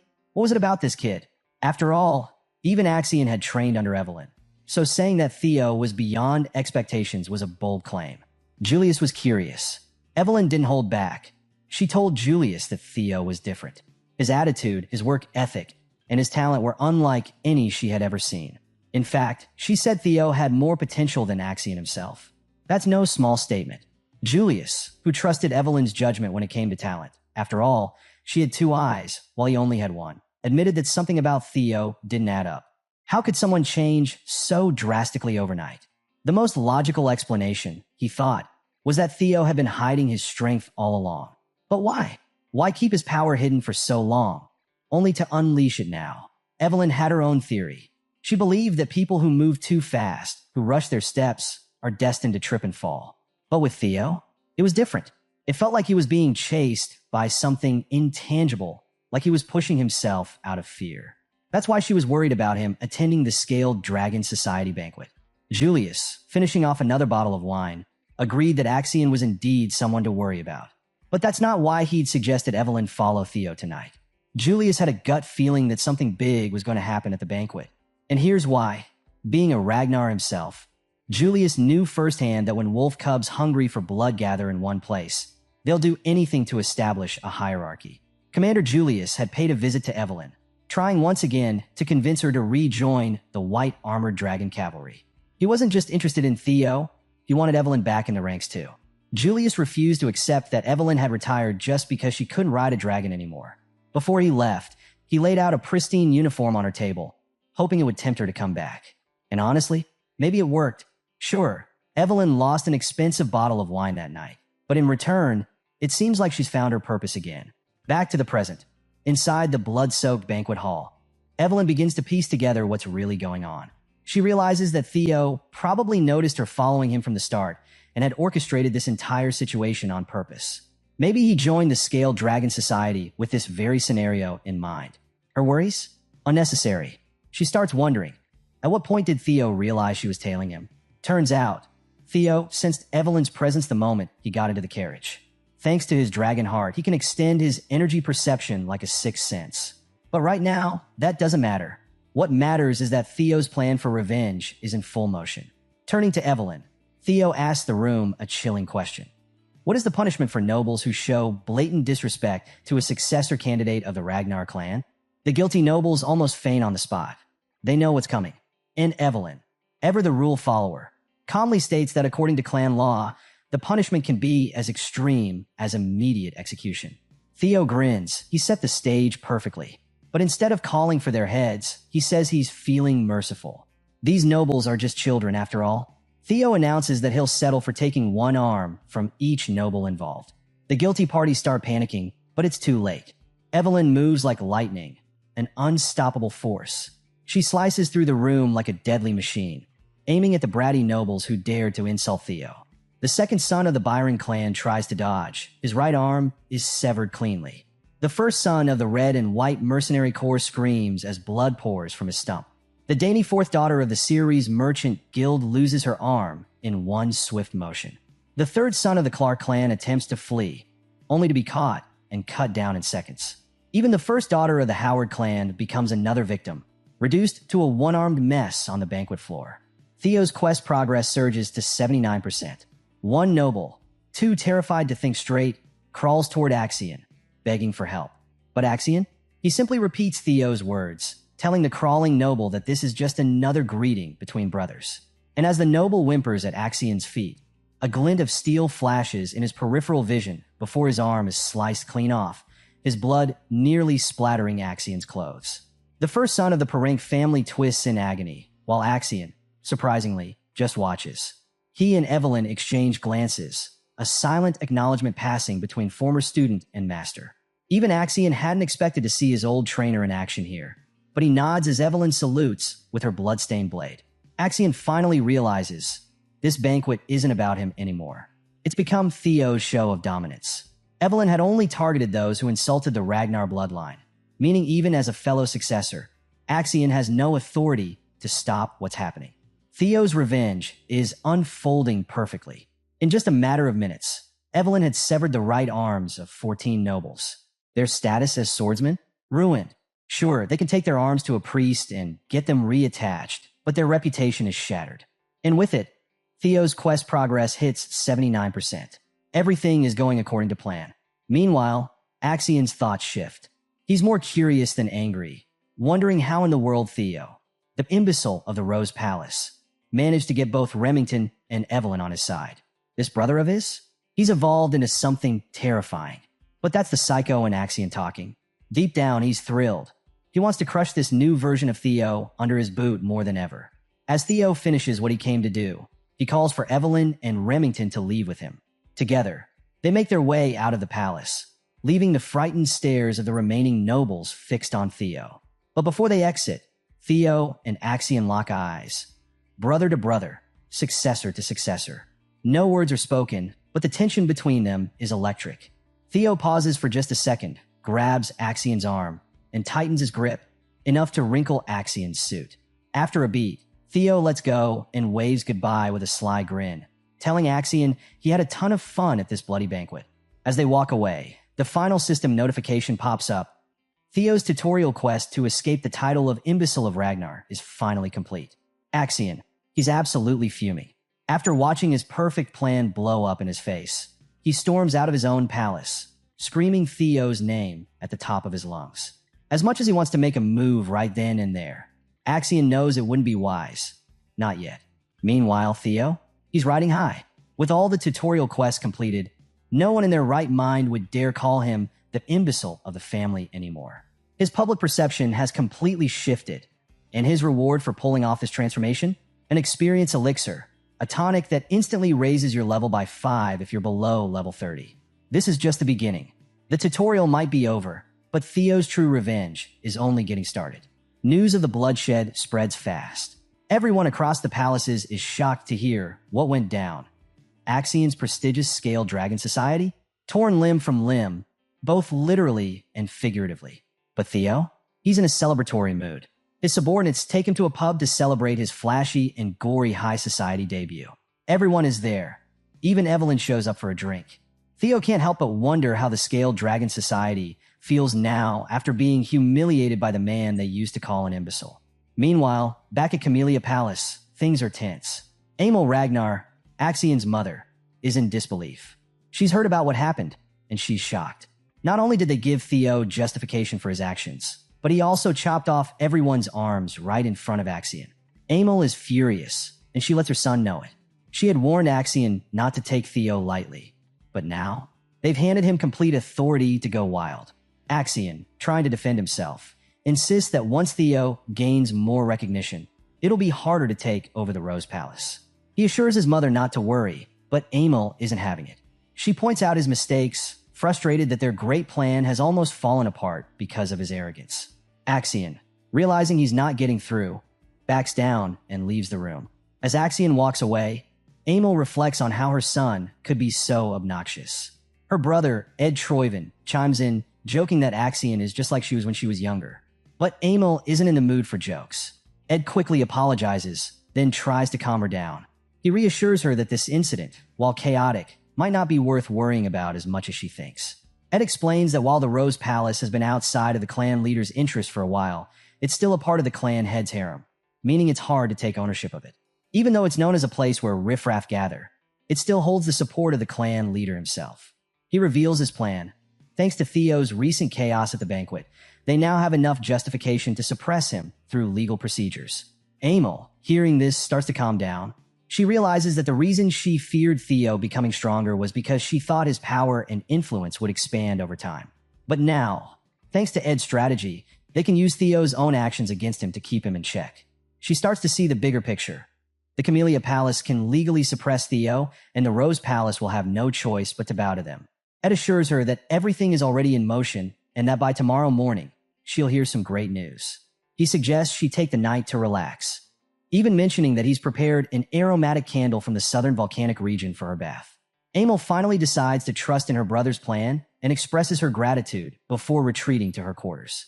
Meanwhile, back at the tavern, Remington, who's never been one to handle his alcohol, seems drunk, even though he's only been drinking orange juice. He tells Theo how shocked he was by what went down at the banquet. Remington hadn't realized how much Theo cared for him until that night. Theo, a bit confused, asks what he means, finding it funny to watch Remington get all sentimental over some juice. But Remington is serious. He recalls how, despite enduring countless insults himself, Theo didn't hesitate for even a second when the nobles started hurling insults at Remington. Theo stepped up, no questions asked. Remington feels embarrassed that he didn't do more to stand up for himself, especially after everything Theo did for him. He looks at Theo in a new light, realizing just how much his friend had endured in the past. Theo, the untalented, useless child who everyone had looked down on for years, had somehow found the willpower to keep going, to become stronger against all odds. In Remington's eyes, Theo isn't just battling the Camellia Palace. He's battling everything and everyone that ever tried to push him down. So, after everything that went down at the banquet, Remington is getting teary-eyed, overcome with emotion. He genuinely believes that Theo's bold actions, wielding his sword without hesitation and standing up against the nobles, were all for him. Theo, a bit bewildered by this, quickly realizes that Remington has completely misunderstood the situation. Before Theo can clear things up, Remington stands up, inspired. Despite the orders of his clan, he shares that he wants to follow a different path, and that path is to follow Theo. The whole tavern erupts in cheers, with people praising Theo and his friend as if they were some legendary duo. Theo, now a little embarrassed, tries to correct the misunderstanding, but just then, he hears Evelyn's voice in his head, telepathically telling him to just let it be. She's watching from across the room and calmly advises him that this isn't such a bad misunderstanding. After all, it seems like everyone intends to follow Theo now. With that, Theo can't help but smile, but deep down he still feels like he's nothing special. All of his newfound strength? It's thanks to the status window, the mysterious system that's been guiding him. As Theo reflects, he looks at his stats and realizes that every bit of progress he's made comes from this strange system. He recalls thinking, at first, that the status window might be a manifestation of his own regrets from his past life. But the more he studies it, the more he understands it's something beyond him, something bigger. It even gives him a sense of déjà vu, but he brushes it off. Whatever it is, it's helping him improve, and that's what matters. After the Scaled Dragon Society incident, Theo noticed his level had increased, and with each level up, the system gives him points to distribute across his stats. Now, Theo's starting to understand that he has complete control over how he can improve his abilities. The future ahead of him, shining with potential, is both exciting and terrifying. Evelyn catches a glimpse of Theo's sinister smile as he thinks about all of this, and it leaves her feeling a bit concerned. But Theo's got bigger things on his mind, specifically the counterattack from Camellia Palace. He knows they won't sit quietly after what he pulled, so he decides to start preparing. Theo turns to Remington, casually calling him Remy, and asks if he's willing to help with something important. Remington, a bit taken aback by the sudden friendly nickname, assures him that he's ready to help with anything. Theo then pulls out a piece of paper and hands it to Remy, explaining that the war for the throne between him and Axion is about to begin, and he'll need all the help he can get. Remington becomes silent, his mind drifting back to his past life, where he eventually became the clan head of Narcio, and the Narcio forces became powerful enough to challenge the Ragnar clan. Theo recognizes just how valuable it is to have someone like Remington on his side, and in this moment, he's determined to solidify their bond. Remington, now fully committed, reassures Theo that he's pledged his loyalty and will do everything in his power to support him. Theo thanks him sincerely, knowing that with Remy by his side, his chances of success have just skyrocketed. But just as they're starting to plan, the tavern door suddenly bursts open. A group of knights storm in, shouting Theo's name. Everyone turns, startled, as the knights announce that Theo is under arrest for assault, threats, and intimidation. Evelyn immediately calls, but Theo remains calm, telling her to relax. He steps forward to see the arrest warrant, noticing the ink is still fresh, meaning his enemies were in a mad rush to get this out. Despite knowing the charges are a setup, Theo decides to go without a fight, recognizing this is just another move in the game. He's quickly handcuffed, and as he's being taken away, Theo turns to his friends with a confident smile. He trusts them to handle everything while he's gone. Remington and Evelyn are both in complete shock. Remington, in particular, can't believe what's happening. But then his focus shifts back to the piece of paper Theo handed him just moments before the knights barged in. And now, as Theo is dragged away to face whatever traps his enemies have set, the question is, what's on that paper, and how will Remington and Evelyn respond? Back at Rose Palace, the news of Theo's arrest hits like a bomb. Cecilia, Theo's mother, is completely stunned. When she hears that her son is being taken to the tribunal, she literally falls to her knees in shock. Her servant rushes to her side, worried, but Cecilia assures him she's fine, though the news has clearly shaken her. She asks why Theo was taken, and the servant reveals it's because of the Scaled Dragon Society incident. Theo's being accused of inciting rebellion. Cecilia, trying to process everything, is surprised. She wasn't expecting Theo's invitation to such a prestigious event to lead to such a mess. Her servant even mentions that Theo might be put on trial, and given the damage he caused at the banquet, it won't be easy for him to escape punishment. But Cecilia, despite her shock, believes in her son. She's convinced that Theo can handle this. That's the kind of person he is, resilient. All she can do now is pray for his safe return. Meanwhile, inside the carriage, Theo is being escorted to the tribunal. As they arrive at their destination, Theo realizes it's been a long time since he's seen this place. He knows the stakes are high. After obliterating the Scaled Dragon Society, there's no way he'll get a simple slap on the wrist. He's well aware that, as a successor of Ragnar, this trial will likely question his very right to the throne. As the knights order him to get out of the carriage, Theo walks with confidence. His enemies might think they're about to crush him, but Theo's smiling, because everything is going exactly as he planned. The knights announce Theo's arrival, and as he steps inside the tribunal, he's greeted by some of the most powerful figures in the Ragnar clan. Theo feels a bit of anxiety. Who wouldn't, with such legendary figures gathered in one room? Among them is Julius Ragnar, the demon dragon and commander of the White Armored Dragon Cavalry. Then there are 4 of the 9 dragons who protect Ragnar: Sky Dragon Ed Troyven, the Sword Dragon Lady of Plum Blossom Palace, OSA Ragnar, and the Elder Dragon, Head Counselor Wolfgang Ragnar. Seeing all these formidable figures, Theo admits to himself that in his past life, he would have been overwhelmed by their presence, especially when he notices Wolfgang, the Elder Dragon. Wolfgang has a deep-seated disdain for Theo, and he doesn't even try to hide it. To him, Theo, an illegitimate child, is a stain on the Ragnar bloodline. Wolfgang, with a cold gaze, addresses Theo directly. "Are you aware of why you've been summoned?" he asks. Without waiting for a response, Wolfgang lays out the charges. The Byron clan, the Merchant Guild, the Red and White Mercenary Corps, and even the Hanabi clan. They're all cutting ties with the main family because of Theo's foolish actions. Furious, Wolfgang calls Theo a bastard, demanding if he can bear the damage he's caused to the Ragnar name. He makes it clear that Theo will be held accountable for dragging the clan's honor through the dirt. But Theo, cool as ever, agrees with him. He calmly admits that, yes, he was too careless. Instead of merely cutting off their arms, he should have cut off their heads. The room falls silent with shock. Theo continues, showing no hesitation. He reminds the tribunal that the other clans, the ones who have now defied Ragnar, are, in fact, the subjects of Ragnar. The Lord has given them land and honor, he says. Their duty is to offer their loyalty and their lives in return. This is the way of chivalry. Theo's frustration rises as he speaks. He tells Wolfgang that if he had known about their insolence earlier, he wouldn't have stopped at their limbs. He would have severed their heads. And now, he believes they should be punished accordingly to restore Ragnar's honor. Everyone is left speechless. Even Julius, who's never one to mince words, chuckles, calling Theo's performance impressive. He fully expects that Theo will walk away with a lighter punishment after such a bold justification. But Wolfgang isn't convinced. To him, this is nothing more than mockery, a clever ploy. He's about to challenge Theo when OSA Ragnar, the Sword Dragon Lady, steps in. She admits that Theo is correct. Ragnar may be strong, but it is not truly great. For the Ragnar clan to survive, they must listen to the voices of their vassals and knights. If they only rule by force, they will inevitably fall. Power alone won't hold Ragnar together. It requires respect and loyalty.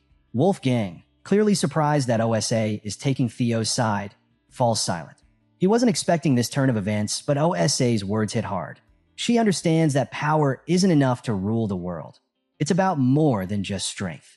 After hearing Osa Ragnar, the sword dragon lady and first wife of the clan head, Theo is surprised to see her taking his side. She's one of the best swordsmen in the north, and her support wasn't something Theo expected. She emphasizes that the punishment he's about to receive is justified and hopes he understands the gravity of the situation. Theo, staying calm, asks what his punishment will be. That's when Wolfgang steps in, sternly informing Theo that he'll be placed under 3 months of probation. But Theo doesn't let that slide. He boldly expresses his wish to participate in the Awakening ceremony next year. Wolfgang, angered, thinks Theo's talking back, but Osa once again steps in, giving Theo's words consideration and allowing him to participate. This stirs things up, especially for Ed Troyven, who had been scheming in the shadows. Ed knows that the children Theo injured at the banquet were set to participate in next year's Awakening ceremony. Now, thanks to Julius Ragnar's influence, Theo gets off with a lighter punishment. But Ed isn't worried. He sees this as an opportunity. If Theo carries the dishonor from this incident, the Camellia Palace can continue its plan to take over the Rose Palace. He smirks, believing everything is going according to plan, and that Theo is trapped. But then, Theo does something nobody expected. He announces that he wants to appeal the decision. The entire room is left stunned, including Ed Troyven. Ed tries to suppress his grin, thinking that Theo's arrogance will be his downfall. He's convinced that things are about to get much easier for him. Julius, ever the sharp one, steps forward and asks Theo if he really understands what it means to appeal. Theo responds confidently. He knows it's not something that can be brushed off with just 3 months of probation. But Theo's not here to settle for a slap on the wrist. In Ragnar culture, appealing means war. Theo states that in the end, only the strong have the right to speak the truth. He's not just asking to defend himself. He believes he should be rewarded for his actions. The room falls into speechless shock. Meanwhile, at the hidden northern branch of the series' Merchant Guild, everything is engulfed in flames. Evelyn cuts down the last of the guards as Remington realizes this was the exact hideout Theo had mentioned. They uncover something valuable after destroying the place. Something that could shift the tides in Theo's favor. Back at the tribunal, Ed Troyven's eyes light up with joy. He believes his plan is coming together perfectly. Theo's standing before some of the most important figures in Ragnar, and now he's pushing an issue that could have been resolved in 3 months into a full-blown war. Wolfgang, furious, accuses Theo of arrogance and questions whether he really thinks he can face the forces of 15 clans alone. Theo, unshaken, explains that this is exactly the kind of situation that needs to be handled directly. In their world, power dynamics are everything, and appeals are resolved through proxy battles, a one-on-one sword fight to decide the victor. The representative of each side fights for their honor. In Theo's case, there's a high chance that the opposing side will send Axion as their champion. Julius, always one to think ahead, recognizes the danger here. He questions whether Theo has a plan, warning him that if he's expecting someone to step up as his representative, he's in for a disappointment. But Theo's not backing down. He requests that the proxy battle take place in 1 week, as per the rules. Ed Troyven, thinking he's seen right through Theo's plan, believes Theo is banking on someone like Julius or Evelyn representing him in battle. But Ed knows no one will agree to fight for Theo, meaning Theo will have no choice but to fight personally. Ed, confident in his scheme, prepares to announce Axion as his representative, certain that Axion will easily finish Theo off and show him his place. But then everything stops. Suddenly, the entire room falls silent as they hear someone's footsteps. A voice praises Theo for his cleverness, noting how much he's changed since they last met. Kyle, with an air of authority, and says he's heard all about the situation. He knows that Theo is planning to make an appeal through a proxy battle. Theo confirms this, and his father nods, recognizing the difficulty Theo will face if he enters the battle himself. Kyle then asks the big question. Who does Theo plan to choose as his representative? At that moment, Theo realizes his father is testing him. He could ask someone else to fight on his behalf, but Theo chooses to step up, knowing that this is a crucial moment to prove himself. He confidently tells his father that there's no one who can represent him. He will be his own champion in the proxy battle. Kyle Ragnar, impressed but skeptical, believes his son is heading for a loss. But Theo, standing firm, challenges his father's assumption. He argues that no one should come to a conclusion before he's even had the chance to prove himself. Theo is determined to face his challenges head-on, unwilling to bend to anyone's will. Kyle bursts out laughing, clearly enjoying Theo's spirit. He turns to the rest of the trial members, asking if they've heard his son's bold declaration. For the first time, the clan head seems genuinely impressed with Theo's unwavering resolve. He praises Theo's Ragnar spirit, the strength to never lower yourself before others. This attitude, Kyle notes, is the very essence of being a Ragnar. Theo, now grinning, feels the momentum swinging in his favor. Things are going exactly as he planned. The proxy battle was never about winning, it was just bait. In the meantime, Theo knows his friends Remington and Evelyn are working hard to dig up the proof of Camellia Palace's treasonous conspiracy. If all goes well, Theo's victory will be absolute, and he won't even need to fight. But then, the clan head throws a massive curveball. Kyle Ragnar, with a serious look, tells Theo he wants to test him personally. Forget the trial, forget the proxy battle. If Theo can endure a single strike from the clan leader, all charges will be cleared, and there will be no punishment. Theo is stunned. The room goes silent. Kyle's challenge is no joke. A single blow from the strongest man in Ragnar could crush him. Before Theo can react, Ed Troyven, ever the schemer, starts shouting in protest. He knows that if Theo somehow survives this test, it'll mean the king himself approves of him. That would be disastrous for Ed's plans to take over Rose Palace. Desperate, Ed tries to stop the challenge, arguing about the rules of the proxy battle and how this isn't fair. But Kyle Ragnar shuts him down immediately. The king makes it clear that if a vassal dares to speak against the Ragnar bloodline, they should be removed. Ed, forced to back down, has no choice but to obey the clan leader, though he's clearly seething inside. He glances nervously at Theo, knowing the stakes have just changed. Kyle turns to Julius, the demon dragon, and asks if he has anything to add. Julius, who's been silently giggling throughout the trial, admits he's just surprised to see the king showing interest after so long. The last time Kyle got involved like this, it was for something huge. Finally, Kyle turns back to Theo, asking if he's willing to take on the challenge. Theo, though caught off guard, quickly recovers. He knows this moment has the potential to make or break him. Refusing would make him look weak, but accepting such a blow from his father could be suicidal. Theo speaks up, calling the situation unfair. Not in a way that backs down, but rather to negotiate. He points out that comparing a single strike from the clan leader to a proxy battle between vassals and bannermen isn't exactly a fair trade. The king, amused, asks if Theo is refusing. Theo smirks and responds that he's not refusing. He's simply asking for a fair compensation if he endures the blow. Kyle Ragnar, intrigued, asks what Theo wants. Theo turns toward Ed Troyven, glancing at him with a look of calculated ambition, and then makes his boldest demand yet. With a cheeky smile, Theo says, "I want something like Camellia Palace." The room falls silent once again. Ed Troyven is left absolutely speechless. His carefully laid trap for Theo has somehow flipped into an opportunity for Theo to shine. His frustration is evident, and as he watches the situation unfold, he can't believe Theo had the audacity to make such a bold proposal to the clan leader. But Wolfgang steps in, calling Theo's demand madness. After all, making an agreement with the clan leader requires equal standing, and in his eyes, Theo is way out of his league. But what really catches everyone off guard is Kyle Ragnar's response. The clan leader actually agrees with Theo, much to the shock of the room. Kyle sees something in Theo's courage and boldness, traits he believes any future successor of Ragnar should possess.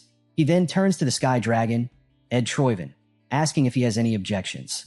Ed, forced to play along, assures Kyle that everything belongs to his lord, so how could he dare object? Satisfied, Kyle orders a stage to be prepared immediately. He wants to test his son personally.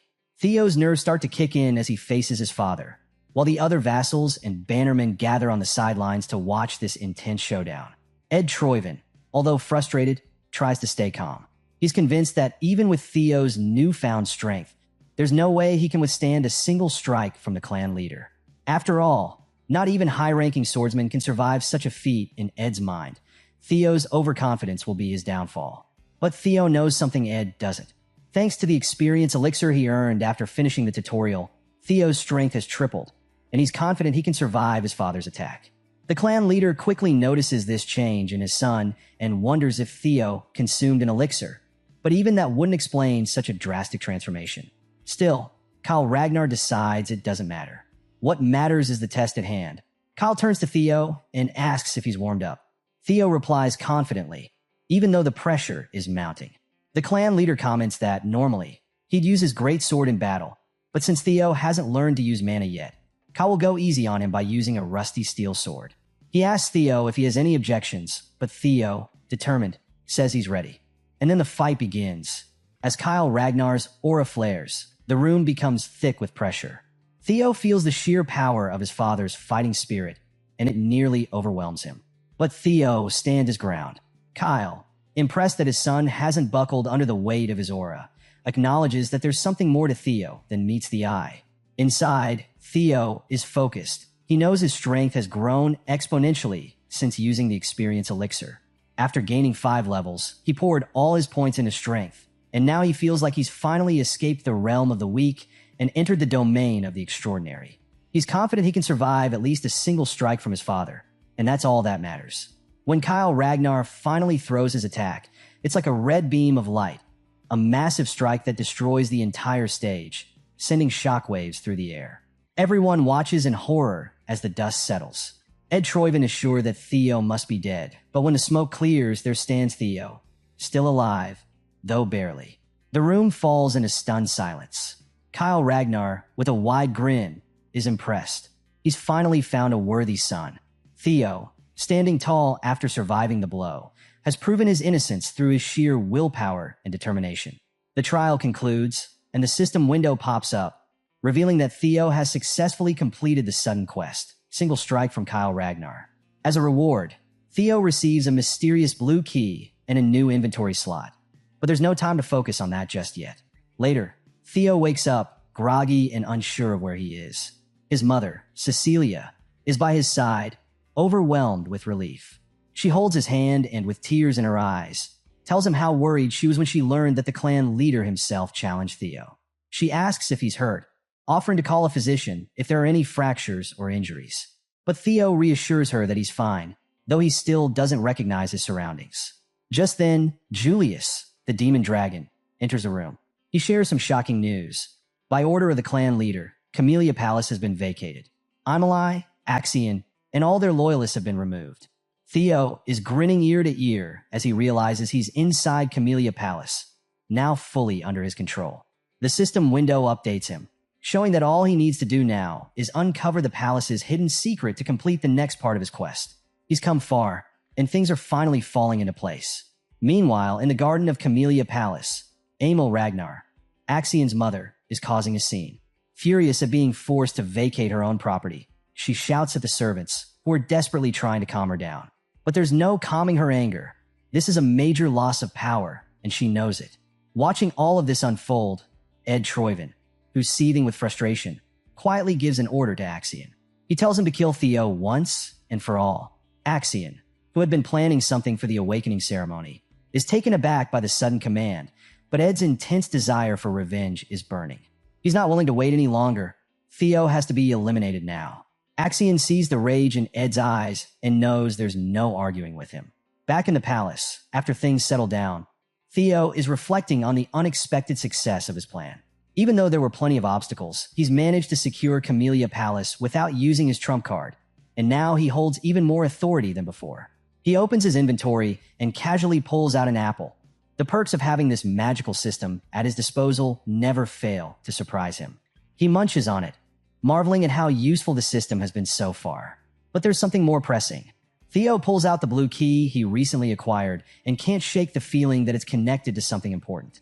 As he focuses on a nearby door, the keyhole lights up, and he realizes this is it. He slides the key in, unlocking the door to reveal a deep tunnel. The system chimes in to inform him that he's just discovered his first dungeon, and that all experience gained inside will be doubled. A dungeon inside Camellia Palace? Theo knows there's more to this than just a random underground cave. It must be connected to his quest. Deciding not to miss out on any potential experience, he heads inside. But before entering, he makes sure to prepare, filling his inventory with weapons. As Theo ventures deeper, he comes across a huge wolf, a beast large enough to be classified as a demonic monster. The wolf charges at him with terrifying speed, but Theo is ready. He quickly defends with his shield, but as the wolf pushes him back, he realizes that this isn't an ordinary fight. The wolf's hide is too thick for his attacks to pierce, and its speed is greater than he expected. Theo knows he can't win this fight with half-hearted attacks. He remembers his father's incredible single strike the devastating attack that nearly obliterated him during the trial. He wishes he could replicate that move and take the wolf down in one blow. But when he tries, nothing happens. He realizes that mimicking his father's strength won't be that easy. It's more than just a single swing of the sword. To land a decisive blow, he needs to put everything into one focused strike. With that revelation, Theo shifts his strategy. He drops his shield, deciding to focus on speed. The sword arts he learned from Evelyn come to mind. As the wolf charges once again, Theo moves swiftly, landing a precise stab into its eye. The wolf howls in pain, taking a step back, and Theo realizes his plan is working. He charges forward again, determined to win this battle. Fast forward 2 months, and back at the training grounds, Theo's absence has not gone unnoticed. Iodi and Sybil are talking about how the number of people wanting to train with Theo is growing. The rumor about the clan leader teaching Theo a single strike has spread like wildfire, and now everyone wants a piece of the action. As Sybil chats about the situation, Henry Morris from Plum Blossom Palace approaches, arrogant and full of himself. Henry addresses Sybil with disdain, calling him a lackey and demanding to know when the incredible young master Theo is going to show up. After all, it's been 2 months and he's nowhere to be seen. Henry, obviously unimpressed by the rumors, mocks Theo, calling him a coward and insinuating that he's running away from the attention. Henry's taunts continue, much to Sybil's irritation. He accuses Theo of spreading false rumors about the clan leader's strike, suggesting there were no witnesses to confirm it actually happened. Henry Morris from Plum Blossom Palace is still running his mouth, assuming that all the rumors about Theo, including the destruction of the Scaled Dragon Society, must be fake news. But Sybil's patience finally snaps. He's had enough of Henry's disrespect, and with all the pent-up frustration from the last 2 months, he punches Henry square in the face, completely destroying it. Henry's arrogance is wiped clean as his face gets rearranged by Sybil's fist. Another guy from Plum Blossom Palace tries to step in, furious that Sybil would dare touch Henry. He throws insults at Sybil, calling him a dropout, but the tables have turned. Everyone in the training ground, all those loyal to Theo, start glaring at the Plum Palace guy, ready to pounce. Sybil doesn't hold back. He calls him a shit face, and makes it clear that no one is allowed to insult their young master Theo. Even Iodi is surprised by Sybil's words, especially since Sybil isn't exactly the prettiest guy around. For him to call someone ugly? That's bold. But Sybil brushes it off, still boiling with rage. He's been annoyed by the Plum Palace guys coming around and causing trouble, and he's had it. There's no way he's going to let them walk all over Theo's name. Without hesitation, Sybil and his comrades draw their swords and declare war on the Plum Palace troublemakers. The tension in the air is electric. They're about to clash, and it's going to get bloody. The Plum Palace guys, not backing down, draw their own swords. But just as they're about to fight, someone steps in and freezes all the weapons in place with a single move. Everyone is shocked. Sybil, wide-eyed, immediately recognizes him. Ray Ragnar, one of the 4 Hounds of the North. Before anyone can react, another voice booms with laughter. Hulkus Lanka, also from the 4 Hounds, joins the scene, clearly amused by the chaos. Sybil can't believe his eyes. 2 members of the 4 Hounds have just shown up out of nowhere. Hulkus, always the loud one, starts asking for the Luster Tiger, confusing the Plum Palace guys. Growing impatient, Hulkus demands an answer, clearly looking for the master of the training ground, Theo Ragnar. With a mischievous grin, Hulkus announces that he's here to challenge Theo himself. Meanwhile, deep inside the dungeon, Theo is reaching his limit. His sword has shattered, and he's taken on more than he ever expected. The system notifies him that he's leveled up, and multiple windows pop up, showing his stats increasing. He's hunted down 170 demonic beasts, and though exhausted, he sits triumphantly on the pile of monster corpses. But there's still one enemy left, the boss. Theo drinks a healing potion, restoring his strength, and reflects on the brutal fights he's faced.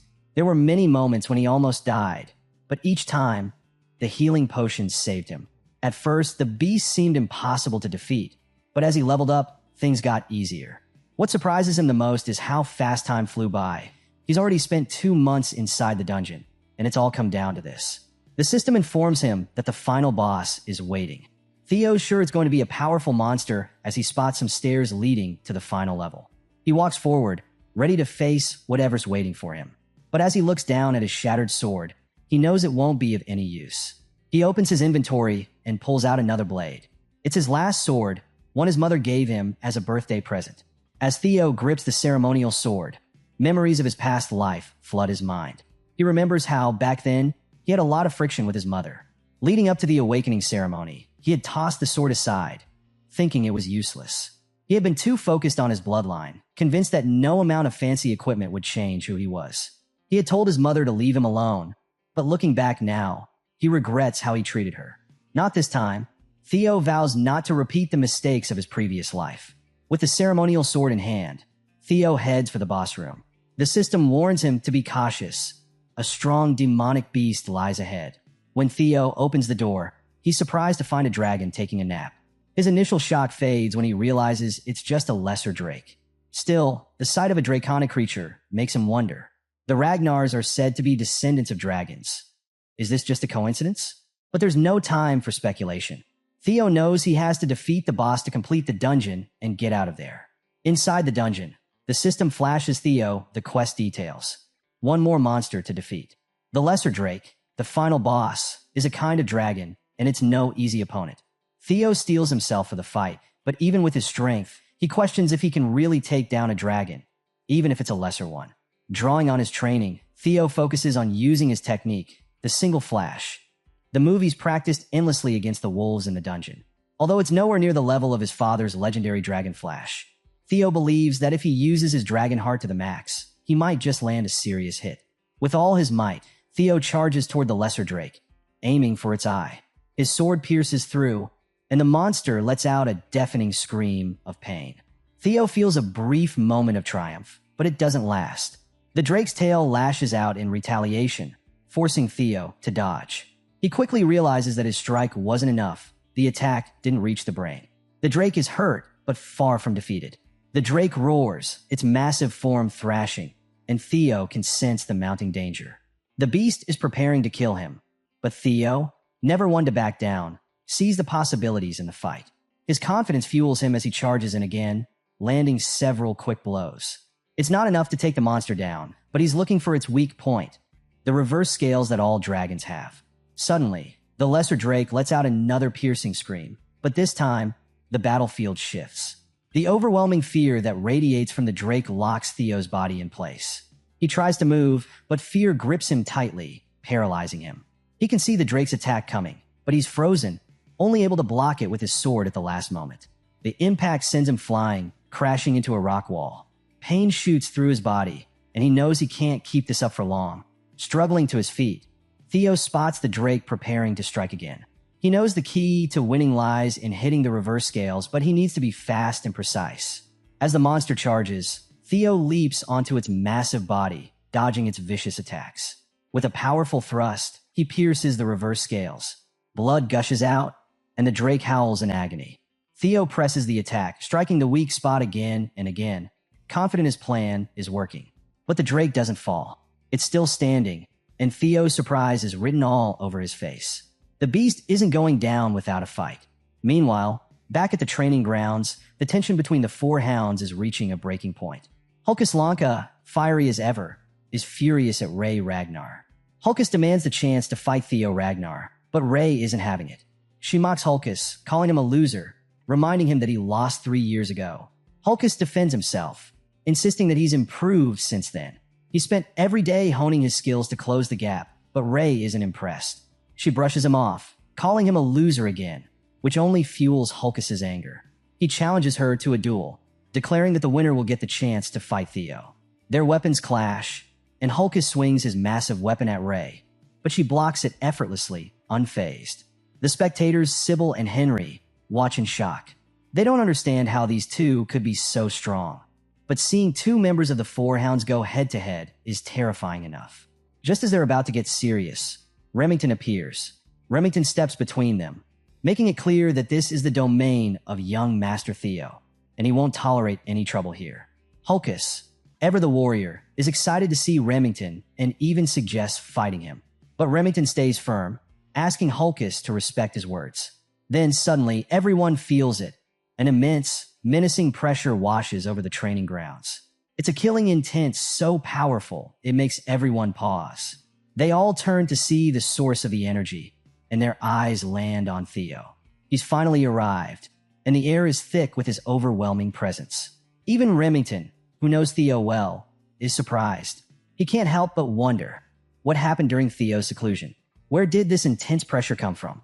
As Theo walks onto the grounds, Ray and Hulkus can barely contain their excitement. The young master, the one they've been dying to test themselves against, is finally here.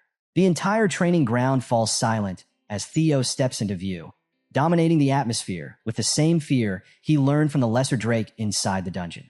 Back in the dungeon, Theo had managed to land the critical blow. After repeatedly attacking the reverse scales, the Lesser Drake finally collapsed. The system flashed a congratulations, acknowledging that Theo had successfully hunted the beast. When he touched the reverse scales, the Drake went into a frenzy, and Theo had thought he was done for. But in the end, the Drake wore itself out, leaving Theo victorious. After finishing his dungeon quest inside Camellia Palace, the system notifies Theo that he's earned some serious rewards. He's gained the Lesser Drake's tooth and claw. The tooth is a material for enhancing weapons, and the claw can be used to increase a weapon's sharpness. Theo's immediate thought is to use these materials to repair his mother's sword, a gift he doesn't want to lose no matter what. The system also surprises him by awarding a new skill, Lesser Drake's Fear. This skill allows him to inflict fear on any target with weaker magic power, which stuns Theo. He had always believed that only a select few could use such abilities. He's thrilled at the opportunity to try it out, but he wonders whether the skill will be useful in Ragnar, considering the place is crawling with powerful people. After finally clearing the dungeon and completing the quest of uncovering Camellia Palace's secrets, Theo receives another reward, a nest compass. Though he doesn't fully understand what it's for, he assumes it'll come in handy for his next quest. He stores it in his inventory and decides to go rest in his room, completely exhausted after the dungeon run. But before he can catch a break, a maid rushes over to Theo, informing him of an urgent matter. She notices his wounds and offers concern, but Theo brushes it off. There's a brawl happening in Training Ground 4, and she needs him to handle it. Theo, not in the mood for games, heads to the training grounds. As soon as he steps onto the field, he unleashes his new skill, Lesser Drake's Fear, and the effect is immediate. The overwhelming aura fills the air, knocking people unconscious as Theo commands them to get lost, declaring that he needs rest. But Hulkus Lanka, ever the battle-hungry member of the Four Hounds, isn't fazed. Instead, he's excited by the sheer killing intent Theo is putting out. Without hesitation, Hulkus charges straight at Theo, eager to test his strength against the young master.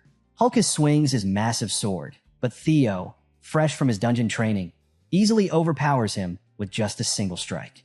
The crowd is left shocked, their jaws dropping as Hulkus is knocked back, unable to comprehend how Theo deflected his attack so easily. Theo, too, is surprised by his own progress, realizing just how much he's leveled up since the dungeon. But Hulkus doesn't back down. He's been known as the weakest member of the Four Hounds, not because of his strength. He's as powerful as a black bear, but because he's a bit dull-witted and never rounds out his skills. Fueled by determination, Hulkus charges in again, challenging Theo to block his next attack. Even though Hulkus is known for his raw strength, Theo is now able to keep up with him. With a well-timed slash, Theo counters Hulkus and defeats him in one move. The impact leaves Hulkus coughing up blood before he loses consciousness and collapses. Theo realizes that he might have been too reckless with his strength, but he's glad Hulkus is tough enough to survive it. Sybil and the others in the training ground are stunned. They never expected Theo to defeat Hulkus Lanka, the black bear of the Four Hounds, so easily. As the crowd begins to cheer for the young master, Theo reassures them that Hulkus is still alive, though knocked out. But before Theo can even process the moment, his mother's sword, already battered, shatters completely. It's a moment of disappointment for Theo, as this was a precious gift, but the crowd seems to be cheering even louder, interpreting the broken sword as a sign of Theo's incredible power. Everyone is thrilled by what they've just witnessed. Theo Ragnar has taken down a four-hound with just a single strike, and his sword even broke from the sheer force of it. But Theo doesn't quite understand why they're so excited. Meanwhile, as the crowd roars, Ray Ragnar stands off to the side, deep in thought. A memory comes flooding back to her. When she was younger, she had been wandering through the cold and thin clothes when Theo found her. Concerned, he asked why she was out in such freezing weather, barely dressed. Seeing how cold she was, Theo gave her his scarf and took her back to his house, promising to take her home once the snow stopped. As she recalls the memory, a smile creeps onto her face, something she doesn't often do. Watching Theo now, she can't help but feel a sense of admiration for the boy who helped her long ago. As she leaves the battleground, Remington, who's been watching the whole scene, catches sight of her smile, surprised to see such an expression from Ray. Back at Camellia Palace, Theo's feeling a little embarrassed as the maids excitedly congratulate him on earning his new title, Luster Tiger. It's clear his hard work is finally paying off. One of the maids, especially proud of him, advises Theo to keep the momentum going until the awakening ceremony. She believes he can do it, and her enthusiasm gives Theo a boost of confidence. Suddenly, Theo's mother, Cecilia, bursts in, armed with a new abalone dish. Without wasting a moment, she starts force-feeding him, determined to stuff his face with as much food as possible. Theo, caught off guard, tries to stop her, but she's having none of it. As she keeps piling food into his mouth, Theo is reminded of his past life, and a warm feeling fills him. It's moments like these that make him grateful for the second chance he's been given. Between bites, he manages to tell his mother the food is delicious, which seems to please her. But then, Cecilia notices something that wipes the smile from her face: the broken sword. Theo starts sweating nervously, quickly explaining that it broke during training. He's deeply sorry, since the sword was a precious gift from her on his birthday. Cecilia's mood shifts from concern to anger, but not at Theo. She's furious at the person who swore the sword wouldn't break. It was made with white snow steel and ebony steel wood, two incredibly rare and valuable materials. Theo, surprised, asks if she means the steel wood from the southern jungles. Cecilia confirms, adding that the materials are incredibly precious, and she's disappointed to find out the sword wasn't as durable as promised. Theo, realizing just how valuable the sword was, is stunned. He never imagined it was made from such rare materials, and wonders how his mother even managed to get her hands on such a weapon. Cecilia, still fuming, declares that she's going to have a word with the sword's maker. And by word, she means she's going to force them to create an even better sword for her precious son. Theo tries to reassure her, saying it's fine and that he can use another sword, but Cecilia won't hear it. She reminds him that people are finally starting to notice his strength, and that he needs to be more careful than ever with the awakening ceremony just around the corner. No way is she letting him show up with a shabby sword. Theo, touched by his mother's love and care, can't help but feel grateful. Just as Theo thinks the conversation is winding down, Cecilia tells him it's time to get going. Theo, confused, asks where they're headed. That's when she drops the bomb. They're going to the Basque Workshop, the best smithy in all of Winterra. Now, the Basque Workshop isn't just any ordinary place. It's one of the top 3 manufacturing workshops in Winterra, known for its factory-like size and legendary craftsmanship. But what's truly special about the Basque Workshop is its master blacksmith, Curson, known as the elf of capitalism and one of the few artisans with the title of master craftsman. Curson's reputation is on a whole other level, and even Theo is shocked. He never expected to meet someone of her stature, and he's immediately curious about how his mother has connections with someone like Curson. When they arrive, the first thing Theo hears is Cecilia angrily addressing Curson as her mother, catching Theo completely off guard. Speechless, Theo realizes his mother isn't just any ordinary woman. She's the daughter of one of the most renowned blacksmiths in the region. Suddenly, everything clicks. He's quarter elf, and the reason for his handsome looks finally makes sense. Curson, clearly not fond of being called mother, snaps back at Cecilia, insisting that their relationship is not that of parent and child. Theo recalls that growing up, he was always told his mother was an orphan with no family. But now, here she is, the daughter of Curson, the high elf blacksmith. Cecilia doesn't waste any time. She throws the broken sword down in front of Curson, accusing her of making a defective product. Curson, prideful and a little insulted, doesn't believe her at first, until she pulls the sword out and sees for herself that it's broken. Speechless, Curson can't deny the evidence in front of her. As they bicker, Curson asks who wielded the sword. When Cecilia points to Theo, Curson's eyes widen in realization. "That's the kid behind you?" she asks incredulously. Cecilia wastes no time in defending her son, telling Curson to watch her mouth. Theo isn't just any kid. He's a genius who will one day reign over Ragnar. Theo, ever respectful, steps forward to introduce himself to the legendary blacksmith. He expresses his gratitude for having the chance to meet her, acknowledging her reputation as the master of the Basque Workshop. Curson, somewhat surprised by his manners, praises Cecilia for raising such a child. But the conversation quickly returns to the sword. Curson asks if Theo was the only one who used the weapon. When Theo confirms, Curson is even more intrigued. Cecilia believes the sword was defective, but Curson, now realizing this might be more complicated, knows it's going to be a long conversation. She invites them inside to discuss things further, knowing this isn't just a simple repair job. As they walk into the workshop, Theo can't help but wonder about the connection between his mother and Curson. Curious, he asks if his mother is really related to the demon craftsman, and Cecilia confirms that he's right. He asks his mother if Curson is really her biological mother. Cecilia explains that, although she never spoke much about it, Curson took her in as a foster mother for a short time. She shares that Curson has a deep love for anything beautiful, whether it's music, jewels, theater, or even people, which is why she took Cecilia under her wing. But Curson, ever the gruff elf, cuts them off, calling the past pointless. Cecilia rolls her eyes, clearly not buying it, and Theo notices the affection behind the rough words. Curious, he asks how his mother ended up leaving such a place. Curson, with a tinge of frustration, reveals that Cecilia left because of her desire to marry the leader of the Ragnar clan. She never expected Cecilia to willingly walk into such a miserable life, especially with how dangerous the Ragnar clan could be. Yet, to her surprise, Cecilia survived and even returned last year, begging her to forge a sword for Theo. Curson, always the hard one to please, calls her shameless, which only makes Cecilia more annoyed as they start to bicker. As the two go back and forth, Theo smiles, realizing he's never seen his mother talk like this. It's a side of her he didn't know existed. In his past life, Theo had been so focused on the clan that he never took the time to understand his mother. He was too obsessed with status and power to notice the people who genuinely cared about him. Now, watching them argue, he begins to realize that Curson cares about his mother far more than she lets on. He wonders why Curson never intervened in his past life. But maybe things are different now. Eventually, they reach Curson's private quarters, and as they step inside, she abruptly grabs Theo and shuts the door, locking Cecilia out. Cecilia's muffled protests can be heard from the other side, but Curson ignores them completely, focusing her full attention on Theo. Without wasting any time, Curson asks Theo a cryptic question. Does he possess the relic of the primordial dragon?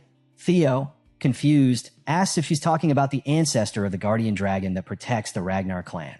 He explains that he's heard stories about the legendary treasures scattered across Winterra for the descendants of Ragnar, but to him, it always seemed like just a myth.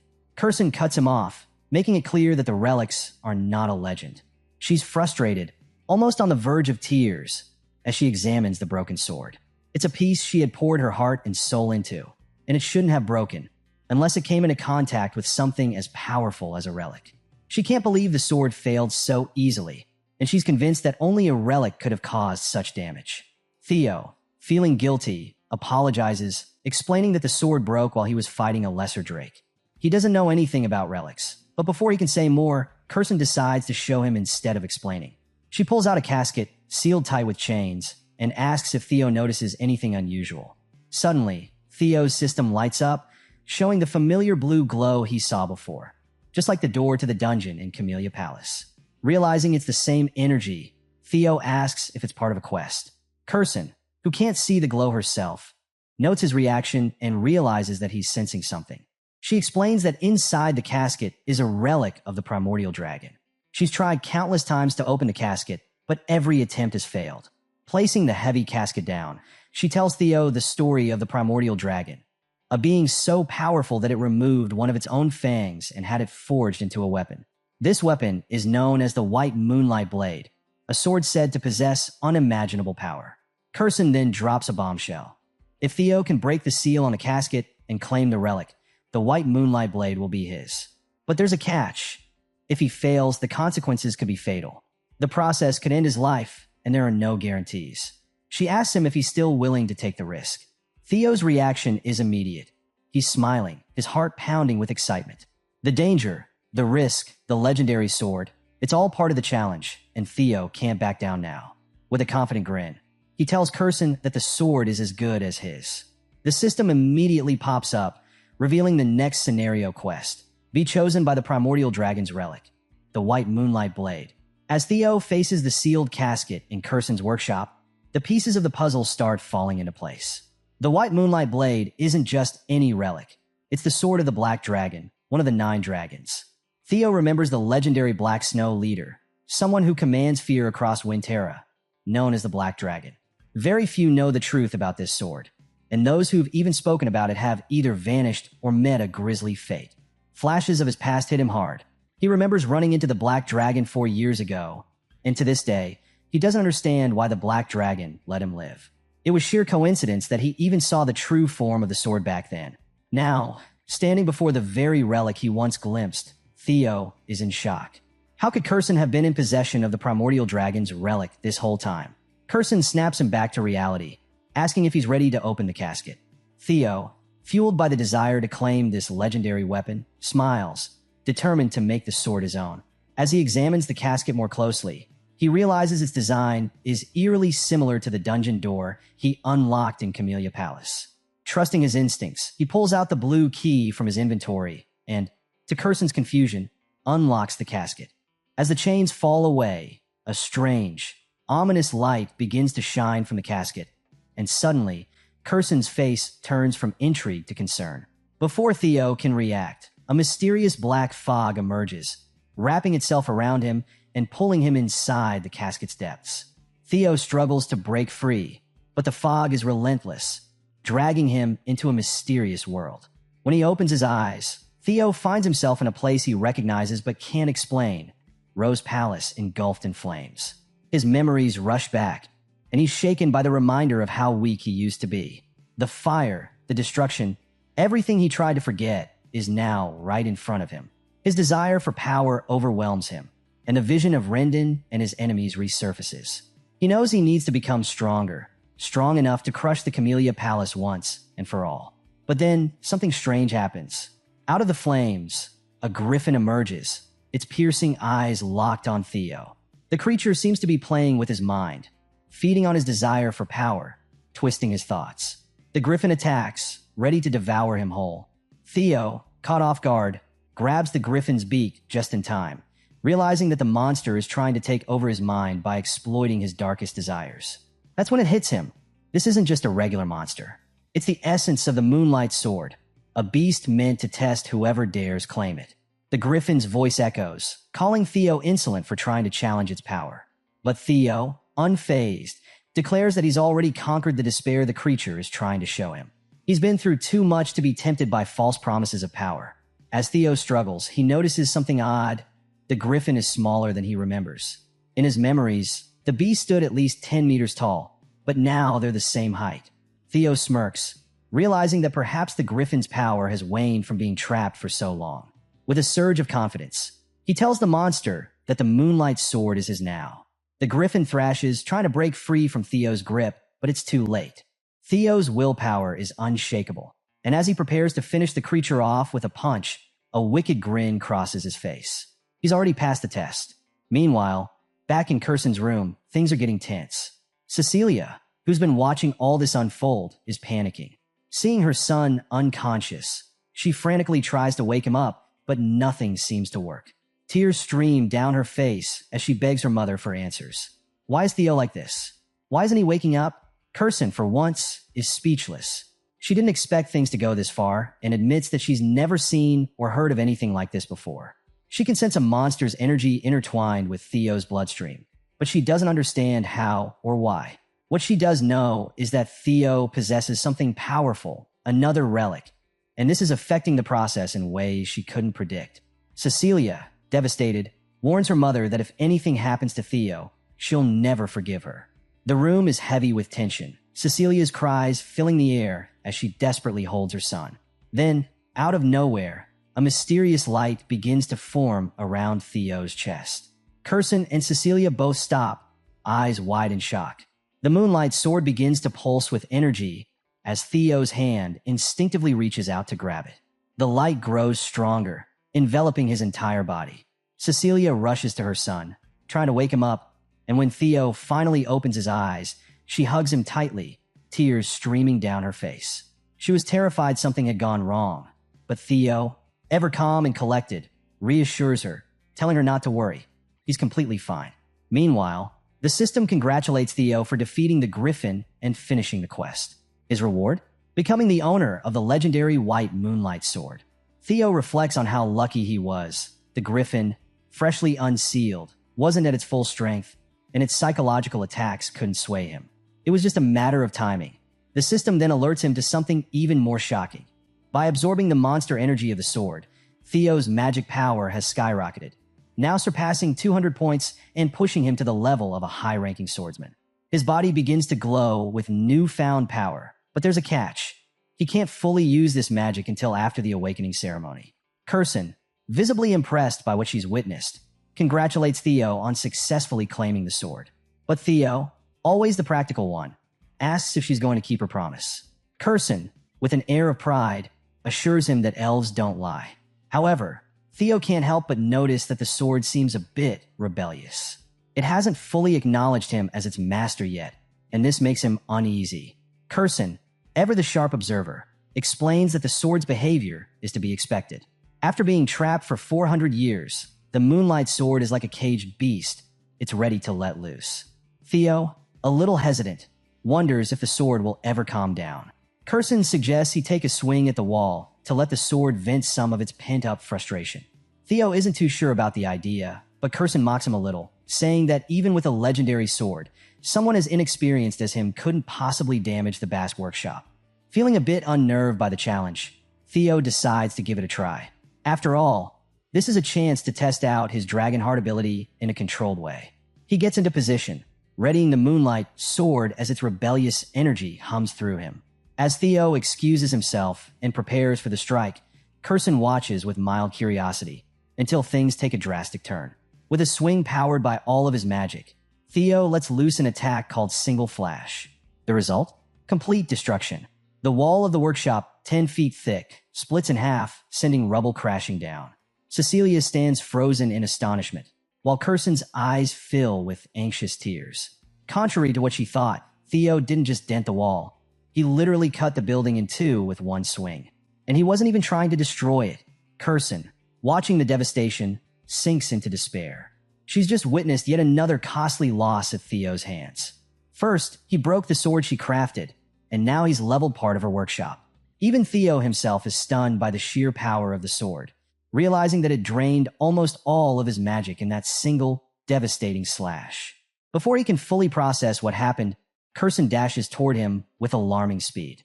She reaches him in an instant, laying a hand on his shoulder and immediately giving him mana to help replenish his strength. Theo didn't even notice her move. She's startled to realize that Theo truly has no control over his magic yet.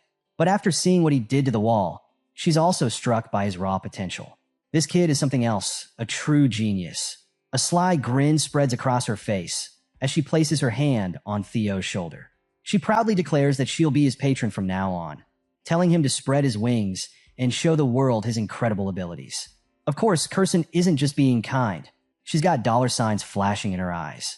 It's clear that in her mind, Theo is about to become a walking, talking billboard for her workshop. If the world sees what Theo can do with a sword from Basque Workshop, it'll bring in massive profits. Theo, ever sharp, immediately sees through her plan. He bluntly tells Curson that he can practically see the dollar signs in her eyes, a statement that catches her off guard but makes her laugh. She doesn't deny it, she's greedy, but she's also proud to have a grandson like him. And in her own way, she's offering to help him reach even greater heights. As the day winds down, and after destroying half a building, Theo and Cecilia prepare to leave the workshop. Before they go, they exchange a few last words with Curson, who, despite everything, seems genuinely impressed with her grandson's strength.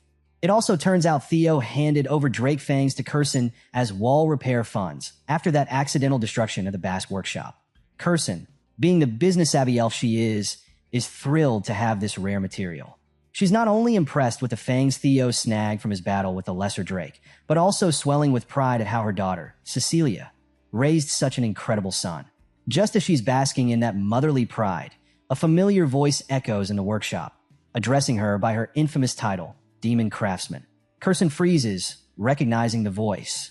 She turns to find herself face to face with the mysterious crow of Ragnar, a man known for his eerie presence and glowing red eyes. He doesn't say much, just simmers with intensity, leaving us on a cliffhanger as Curson nervously asks why he's here.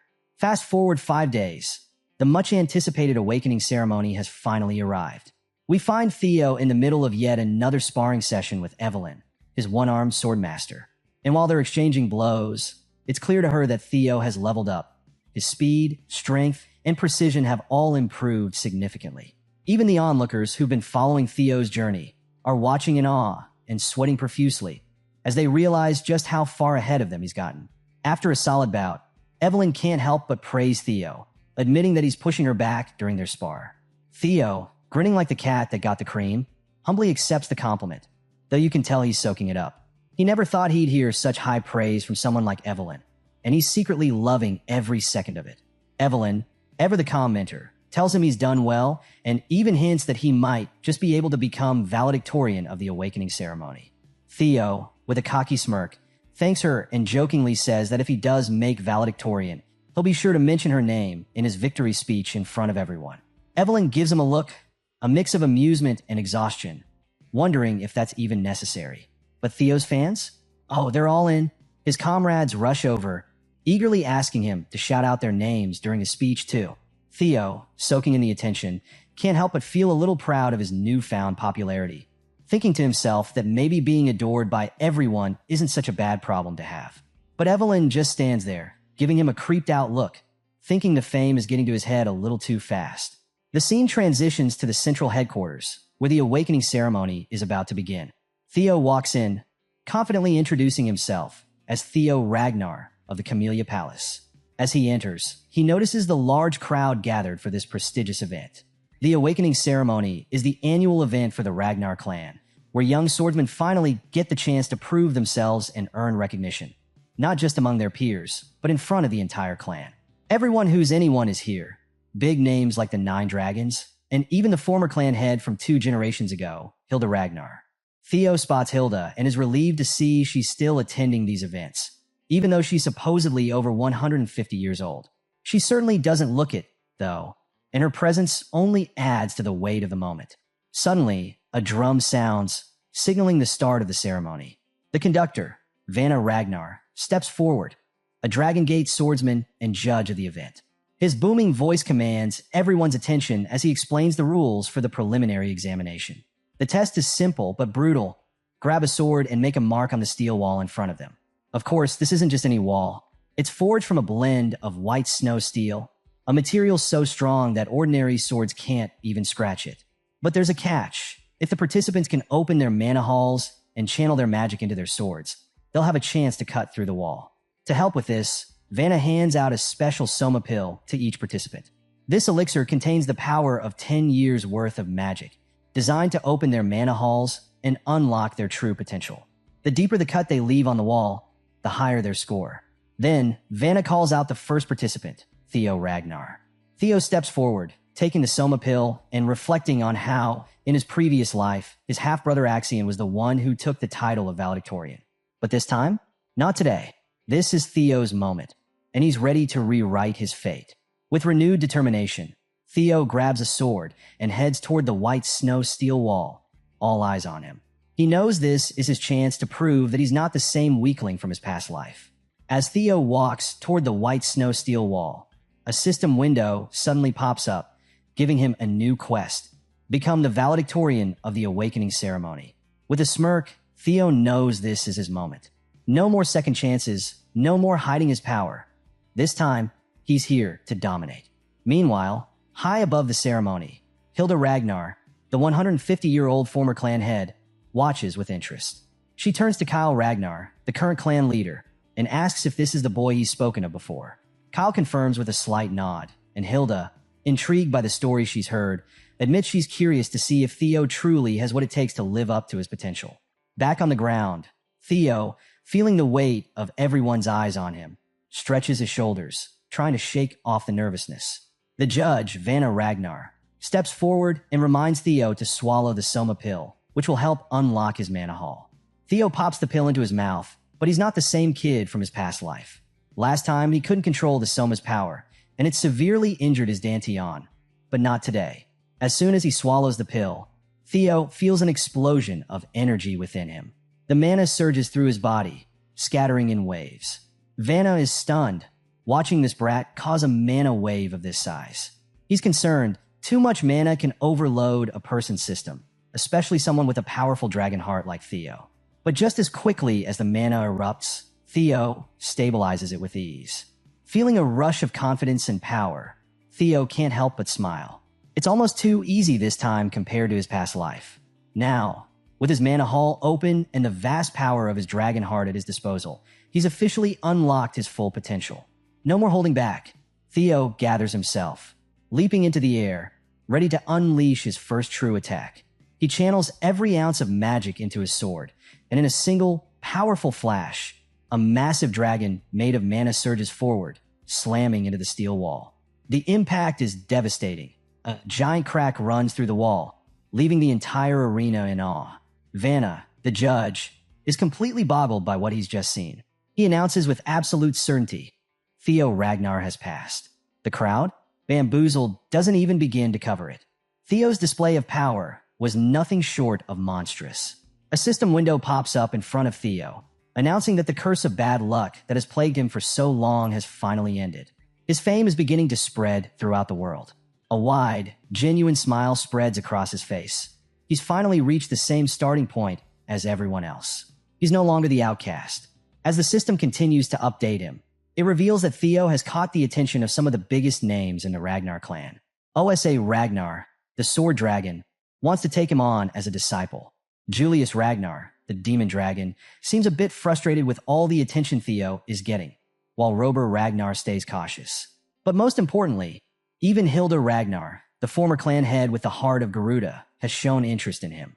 For Theo, catching Hilda's eye is a huge win.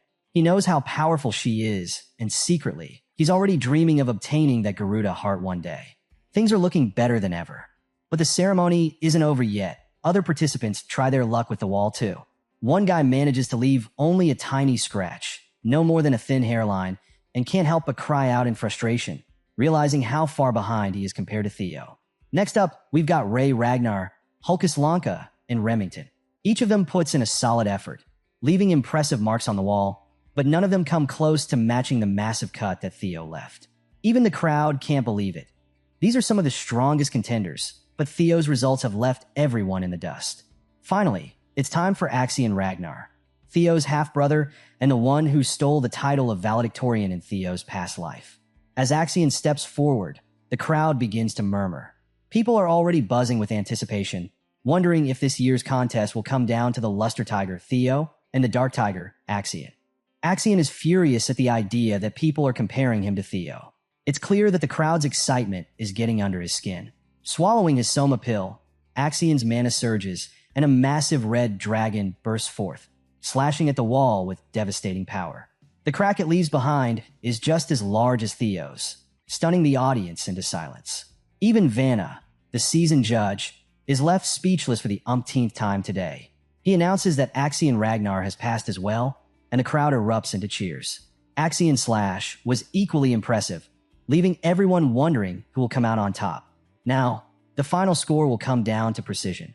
As the sun begins to set, Vanna steps forward and officially announces the end of the first stage of the Awakening ceremony.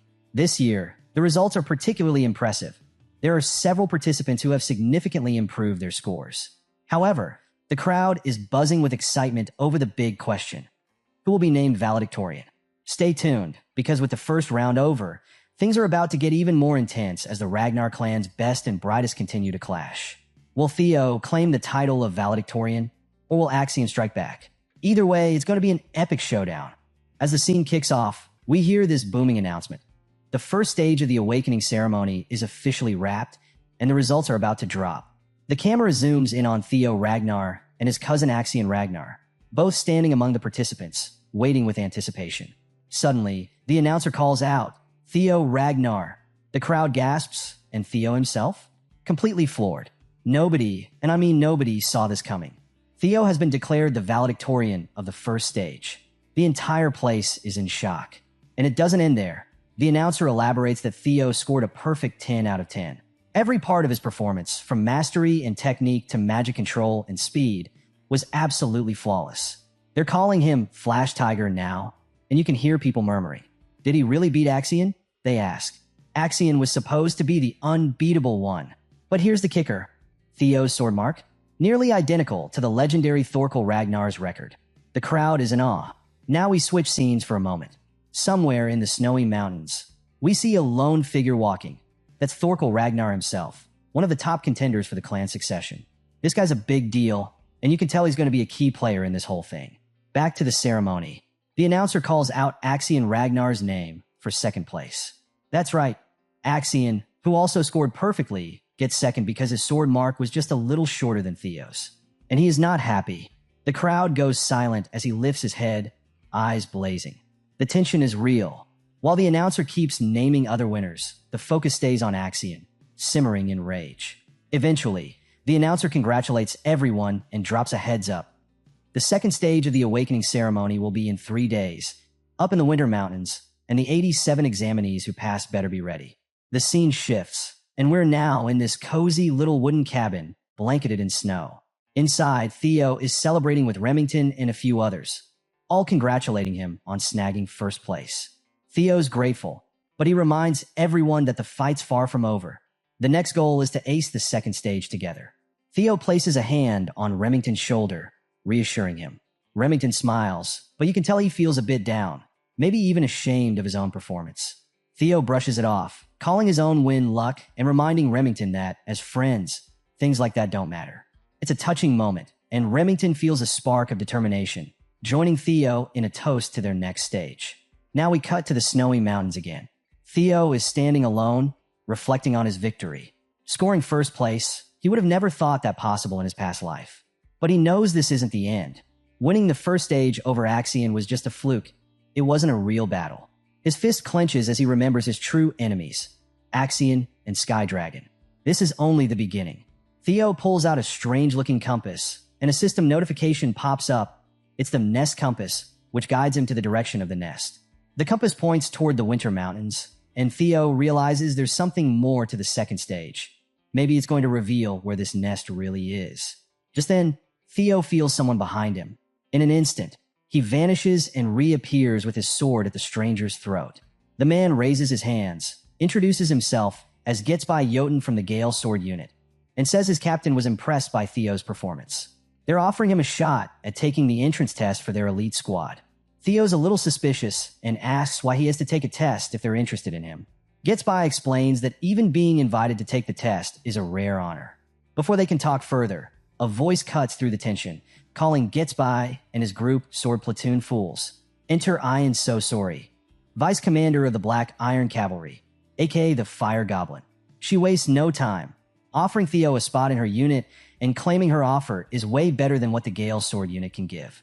But wait, more representatives from other elite units appear, each one wanting Theo for their own team. It's turning into total chaos as everyone tries to recruit him, and Ian's getting visibly frustrated. Theo, meanwhile, is just watching the whole thing, wondering if he should quietly slip away before this recruiting battle gets even crazier.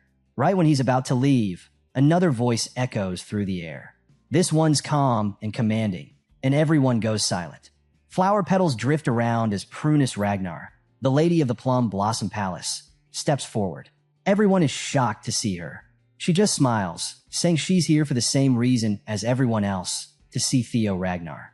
And then we cut to another scene, Axion Ragnar, in a very different light. Furious and out of control, he's slashing and striking at anyone around him in a fit of pure rage. He's completely consumed by thoughts of Theo's victory. It's brutal, and he's not holding back at all. Then his uncle steps in, calmly stopping Axion's sword with just 3 fingers. Venting your anger like this won't change anything, he says. Axion, frustrated, calls him uncle, and his uncle just tells him to calm down and focus. He leans in and tells him, "Follow me. I'll tell you how to turn the second stage into Theo Ragnar's funeral." So, just as the dust is settling from all that drama on Theo's side, we see Prunus Ragnar, the lady of the Plum Blossom Palace, arrive with this powerful stride. She's got one goal in mind, to check out this rising star Theo, standing tall, confident, and absolutely radiating strength and elegance. Prunus can't help but question the absurdity of having to impress someone in such a place. Why should a lady of her stature even bother? But seeing the talent in Theo, she's here anyway, making a serious impression on everyone around. And trust me, the onlookers are losing it. Some of them even think it's a bit of a power play and try to hold her back. But Prunus isn't having it. She lets out a surge of energy that practically hums with power, and the crowd is shocked. They start speculating that she might be creating a separate space just for Theo, maybe even teaching him directly. And sure enough, Prunus and Theo are now standing apart from the crowd, enveloped in this mystical energy. Theo's in awe. He can barely believe he's standing alongside Prunus Ragnar, this legendary figure. She mentions something about the Ragnar Lord possibly disapproving of her being here, but that doesn't faze her. She's determined to give Theo a gift. Theo's a bit surprised, but Prunus clarifies by demonstrating her sword style, which is nothing like the destructive power of Lord Kyle Ragnar. Her technique is all about grace, control, and finesse, and she calls it the Celestial's Flower Rain. She executes an elegant, powerful sword move with a flurry of flower petals, leaving Theo speechless.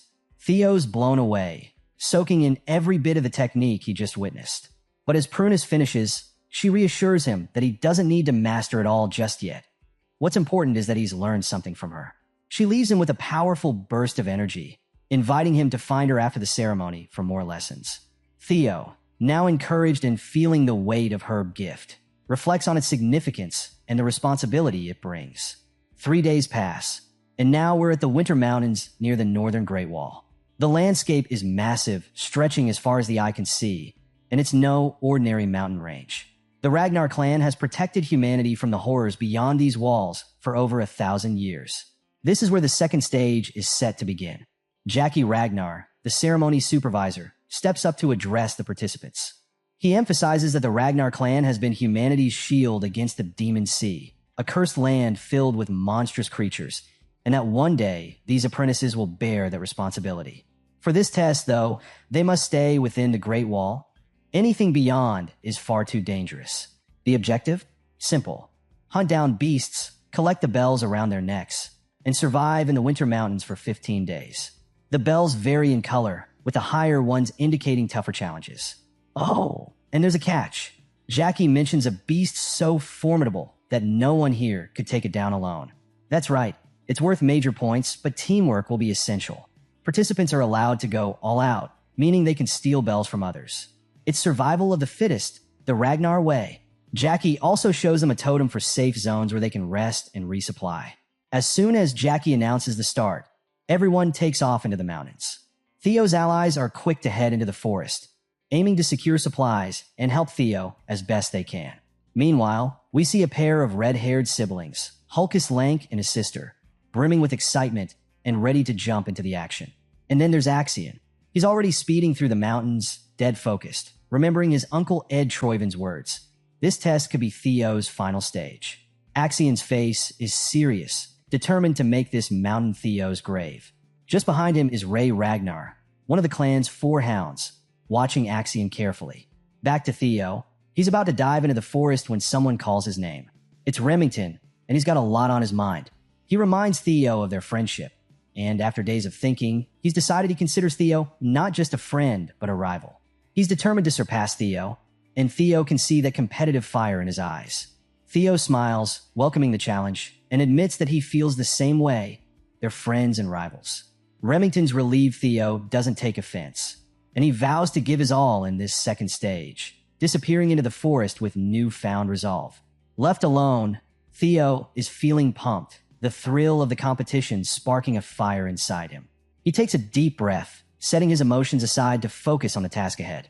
With a steady hand, he pulls out his compass, ready to follow it to the dragon's nest. The compass lights up, pointing the way through the vast, snowy landscape, and Theo's eyes gleam with excitement. Meanwhile, somewhere deep in the mountains, we catch a glimpse of a steep, snow-covered cliff illuminated by a mysterious blue light. It's hinting at something hidden, maybe a secret or a path waiting to be uncovered. So, we catch up with Theo, trudging through the snow in the outskirts of the Winter Mountain Range, muttering to himself. He's following his trusty compass, but he's not exactly thrilled with the situation. It's buried somewhere under all this snow, and he's joking to himself that he should have brought a shovel instead of his prized moon white sword. The sword, known as Griffin, is silent as ever, until Theo grabs its hilt, and suddenly, the blade trembles as if it's alive. But hey, he's got no choice, so he swings the sword with all his might, aiming in the direction the compass is pointing.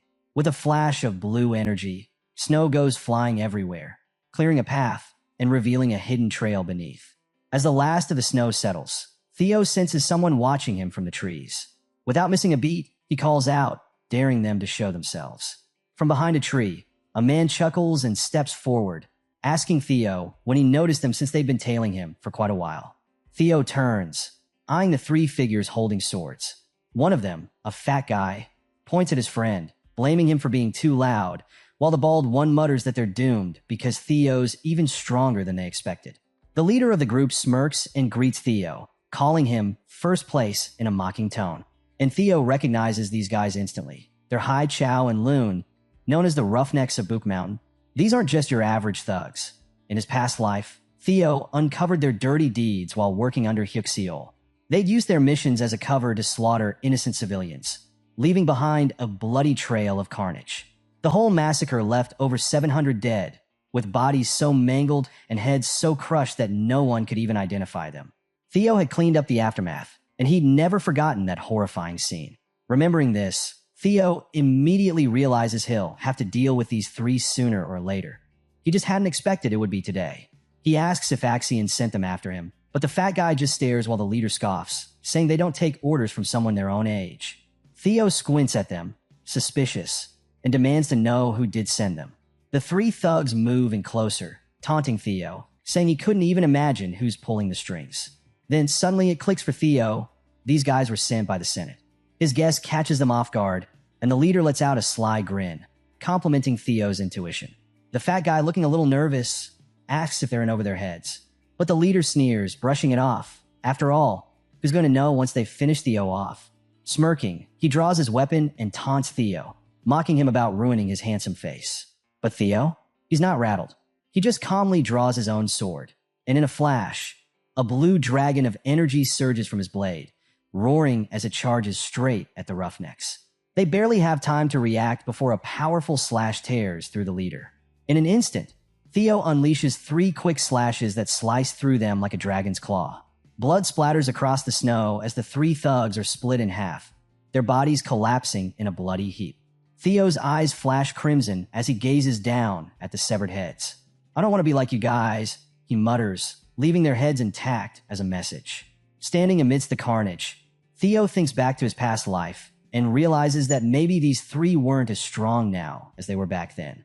Tossing their heads off the mountain without a second thought, Theo then recalls the technique Lady Prunus taught him, the Celestial Flower Rain.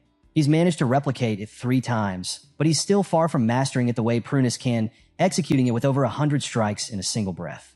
He shakes his head, focused on the task ahead, and as he turns to leave, he catches a glimpse of something at the edge of the cliff.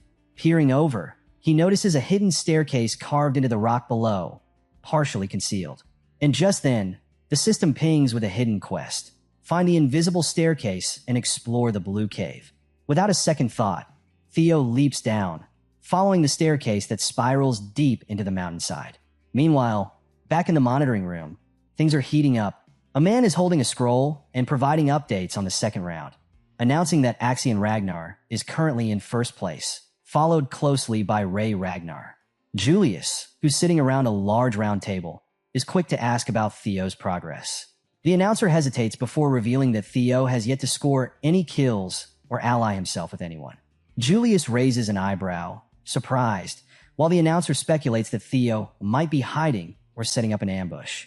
But Prunus, who's also at the meeting, clearly thinks otherwise. Just as she's about to speak, Wolfgang interjects, laughing menacingly as he dismisses Theo's chances in this round.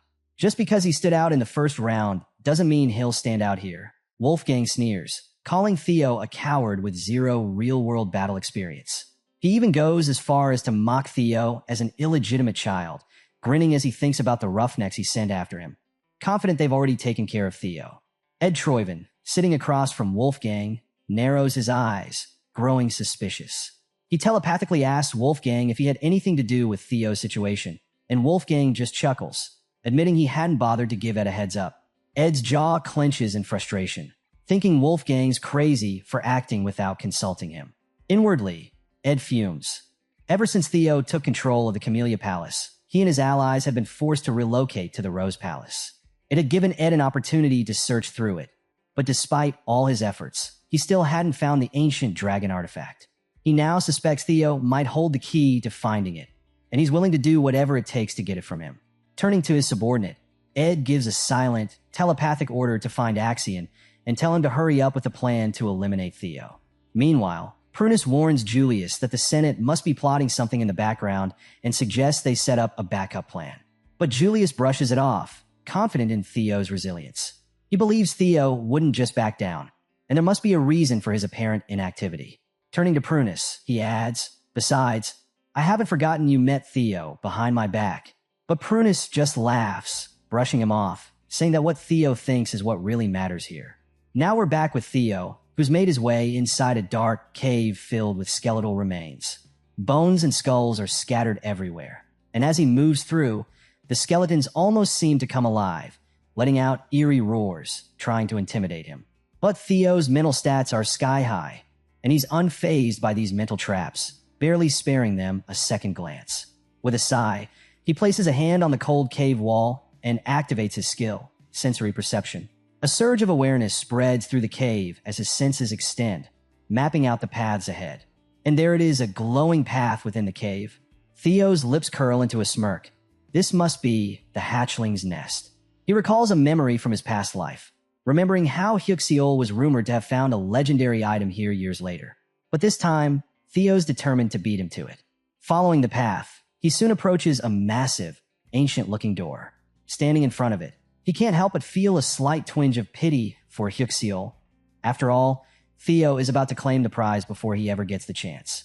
Just as he's about to step forward, the door seems to come alive. Behind it, he senses a presence, and then he sees it, a massive eye, wide open and staring right at him from the darkness. So, Theo is standing there, totally dumbfounded as he pushes open this massive door, stepping into the mysterious space beyond. And what's in front of him? It's something straight out of a fantasy novel. Piles of glittering gold, rare swords, treasures from all over the world. But here's the thing. Theo's not drooling over the treasure. He's actually feeling uneasy. This isn't the hatchling's nest he thought he'd find. No, this is something way bigger. It's the lair of the ancient dragon. He takes a shaky breath, a single drop of sweat rolling down his face. He's hit with the reality that if he even thinks about challenging a dragon of this magnitude, he won't stand a chance. Not if he wants to leave this cave alive. All that legendary treasure might as well be miles away. As he glances around, trying to make sense of how he ended up here instead of the hatchling's nest, a thought pops into his head. Did he somehow get faulty intel from Hyuxiol? Or maybe he's just way too early, arriving 3 years before anyone else? Deciding it's probably best to just leave and regroup, Theo starts to turn away, but then he senses something. His blood runs cold as he feels an intense gaze on him. Turning slowly, he finds himself face to face with a massive, gleaming golden eye, wide open and locked right on him.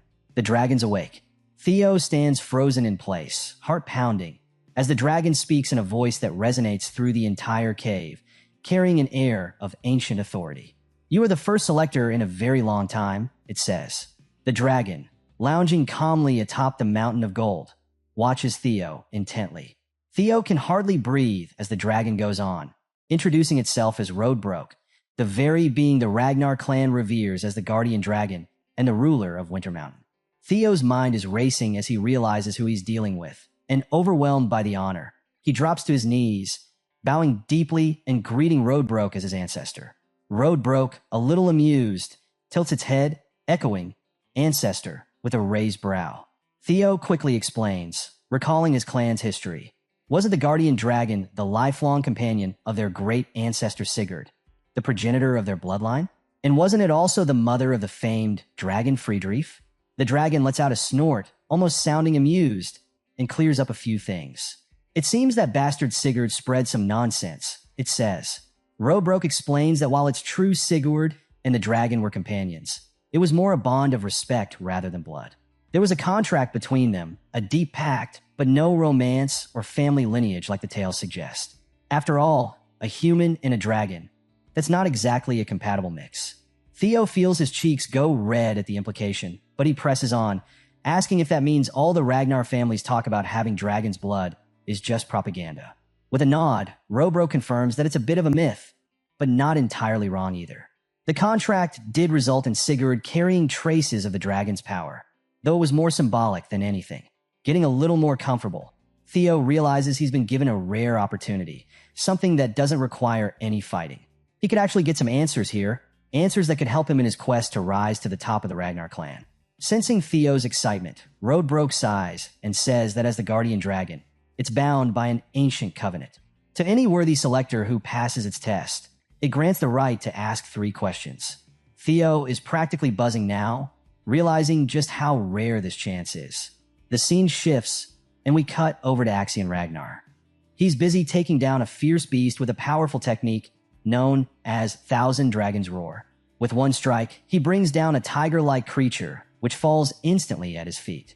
He picks up a small green bell from the creature's neck, smirking and muttering that this makes his 57th. As he tosses the bell to one of his subordinates, he asks if there's been any word on Theo. Orion, a loyal member of Axion's gang, says no, they still have no clue where Theo's hiding. Orion can't help but admire Axion, thinking to himself how strong his leader is, capable of taking down beasts others would avoid.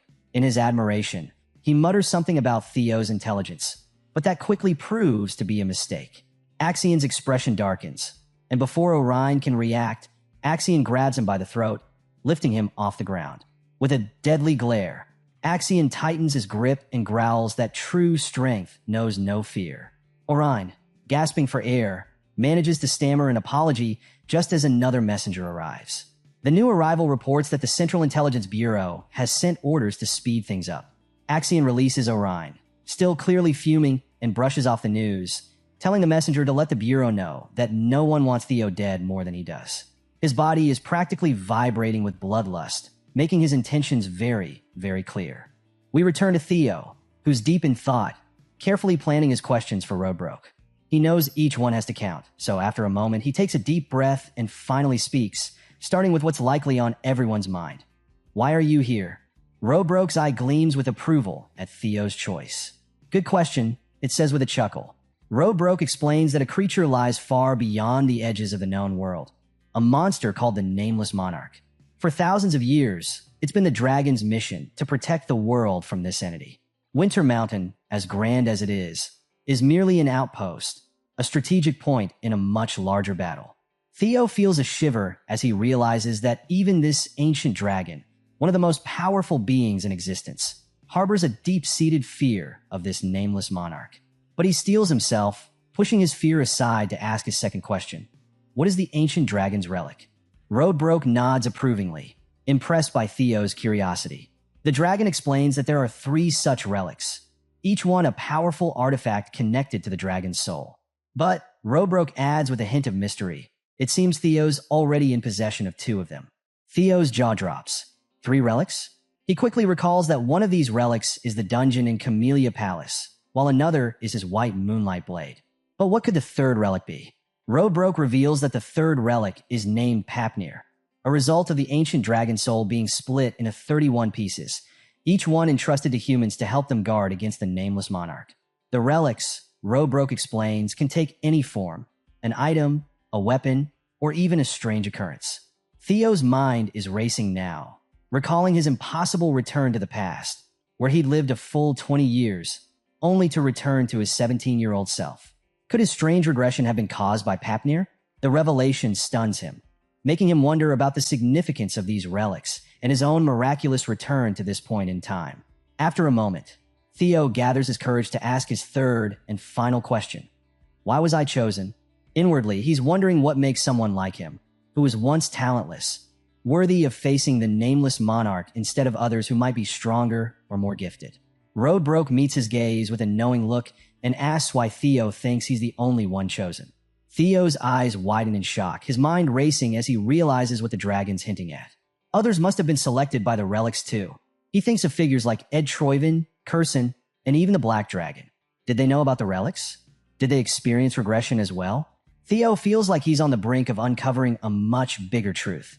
But now he's faced with even more questions than answers. A terrifying nameless monarch, an ancient dragon bound by duty, and other possible regressors. The weight of it all settles heavily on his shoulders. Breaking the silence, Roadbroke announces that Theo's 3 questions have been asked, and the hidden quest is complete. Now, as per their covenant, Theo will be granted a reward.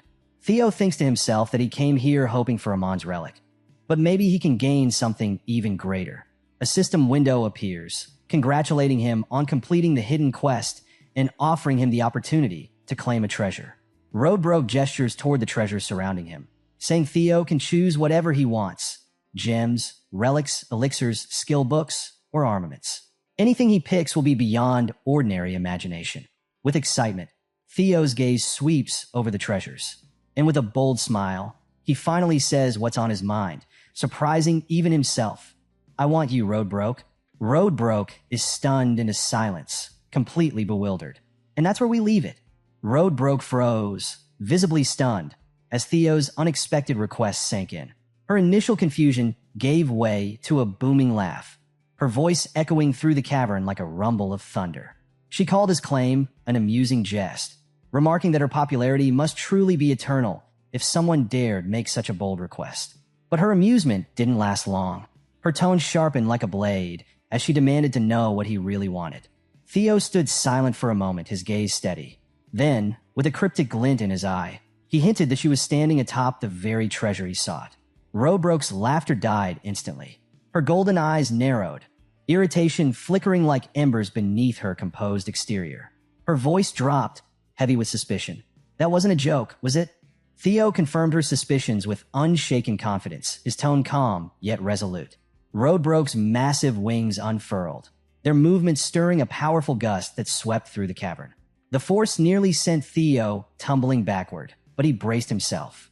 A suffocating aura followed, oppressive and thick, radiating the unmistakable power of dragon fear.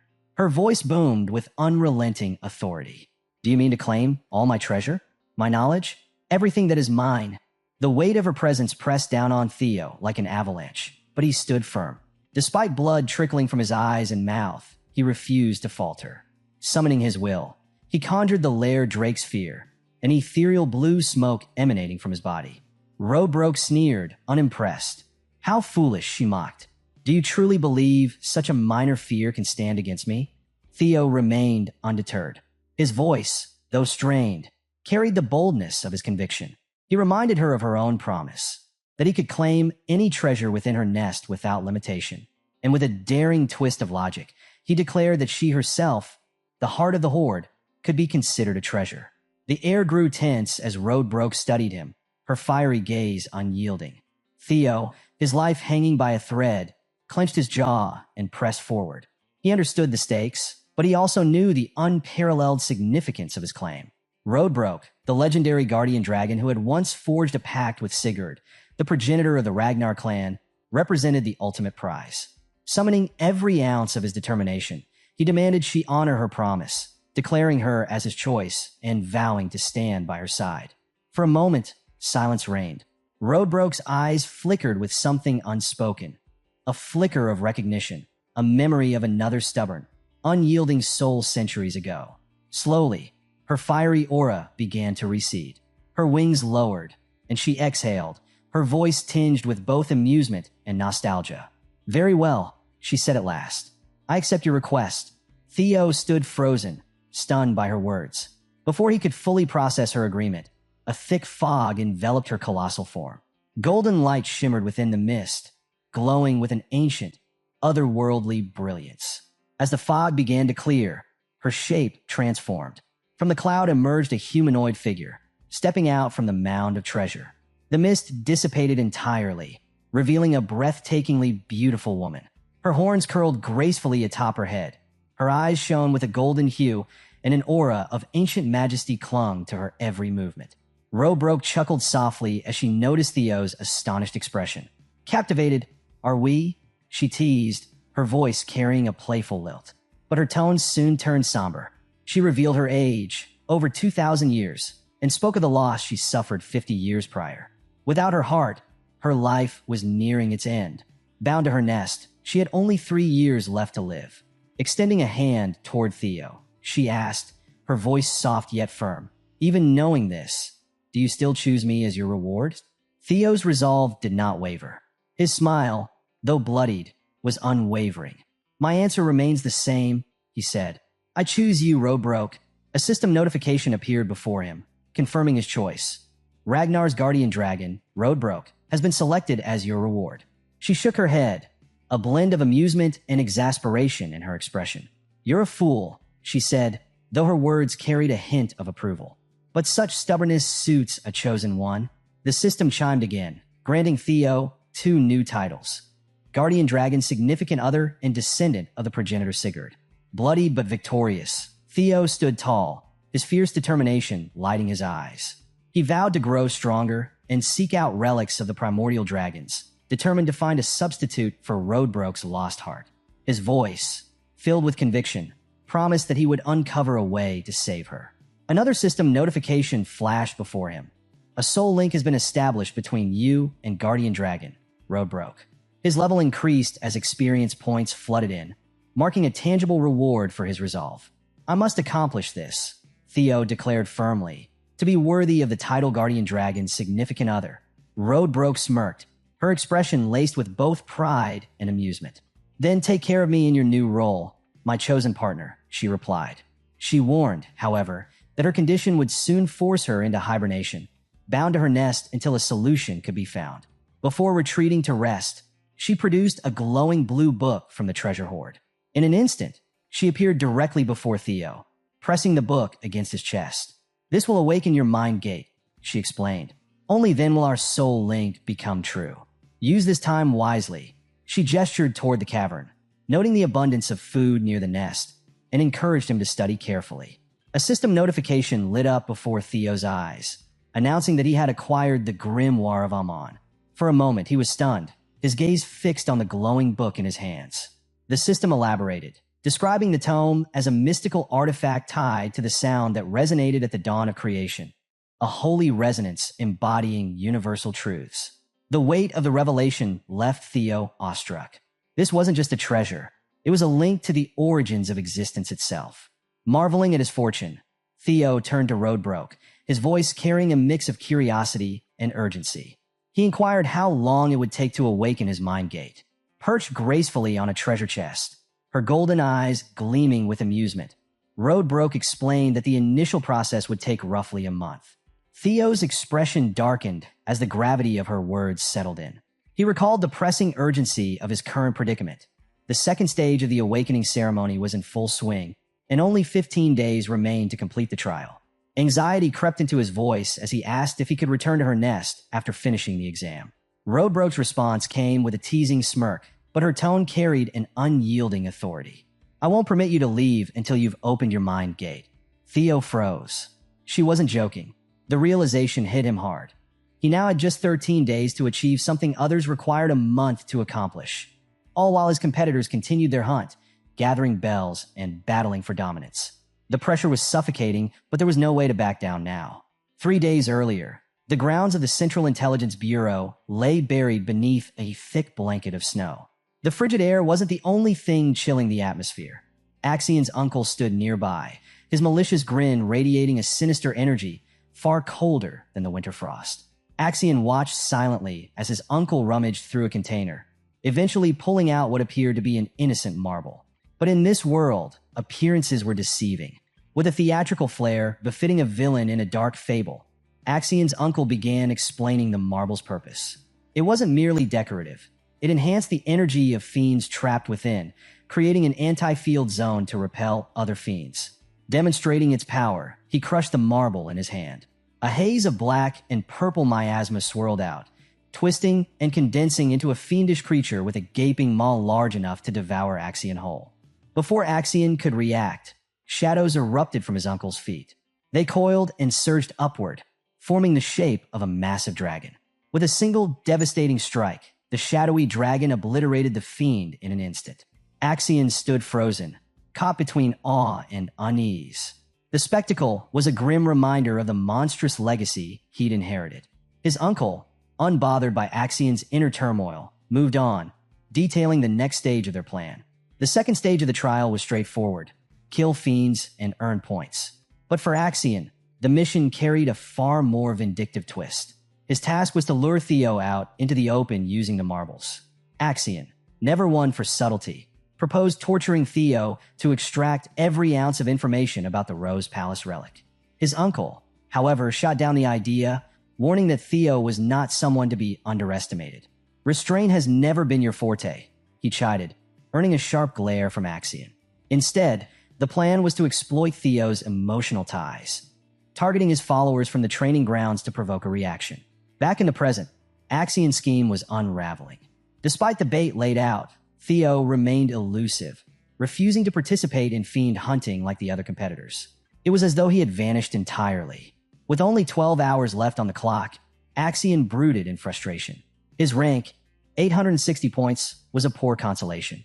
Behind him, the rhythmic hum of footsteps announced the arrival of Felix Ragnar, a swordsman from Plum Blossom Palace and currently ranked 5th with 446 points. Felix, ever the self-proclaimed investigator, suggested Theo might have been captured by the Seal Scoundrels, a notorious band of rogue competitors. Axion's response was cutting, a cold, soul-piercing glare followed by a sneering remark. Your deductions are as pathetic as your rank, he snapped. To twist the knife further, Axion mocked Felix's association with Lady Plum Blossom. Felix's jaw clenched, his hands trembling with suppressed anger. He wisely chose not to retaliate. Axion dismissed him with a wave, turning his attention back to the matter at hand. It's time to drag Theo out of hiding. Rallying members of the Scaled Dragon Society and Plum Blossom Palace, Axion laid out a new plan: systematically hunt down Theo's companions. The members of the Scaled Dragon Society grinned maliciously, eager for the hunt. But as Axion plotted, an eavesdropper lurked in the shadows. Concealed behind a tree, Ray Ragnar, ranked 3rd with 561 points, listened intently. Deeper within the forest, the dying screech of a forest lizard echoed ominously. A band of hunters stood triumphant over its carcass, the scent of blood mixing with the damp aroma of moss and earth. This wasn't just any lizard, it was a mid-tier fiend. The hunters basked in their inflated sense of accomplishment, oblivious to the grander battles unfolding elsewhere. Among them was Sybil, ranked 68th with a mere 31 points, just enough to avoid being written off entirely. He clutched a yellow demon bell, a token of his earlier victory over a fiend so feeble it barely qualified as prey. Sybil's comrades, Gordon, ranked 53rd with 52 points, and Romero, ranked 62nd with 36 points, shared in his fleeting self-satisfaction. Their modest triumphs were enough to keep them alive, but not enough to elevate their standing. If points were currency, they'd still be impoverished. Sybil held up the yellow demon bell, the lackluster emblem of their mediocrity, grumbling. 12 hours left. Where's Theo? His tone carried more irritation over wasted supplies than concern for Theo's safety. Gordon, the group's self-proclaimed strategist, offered his theory. Theo's probably orchestrating something big. He's not like us, scrapping for points just to stay afloat.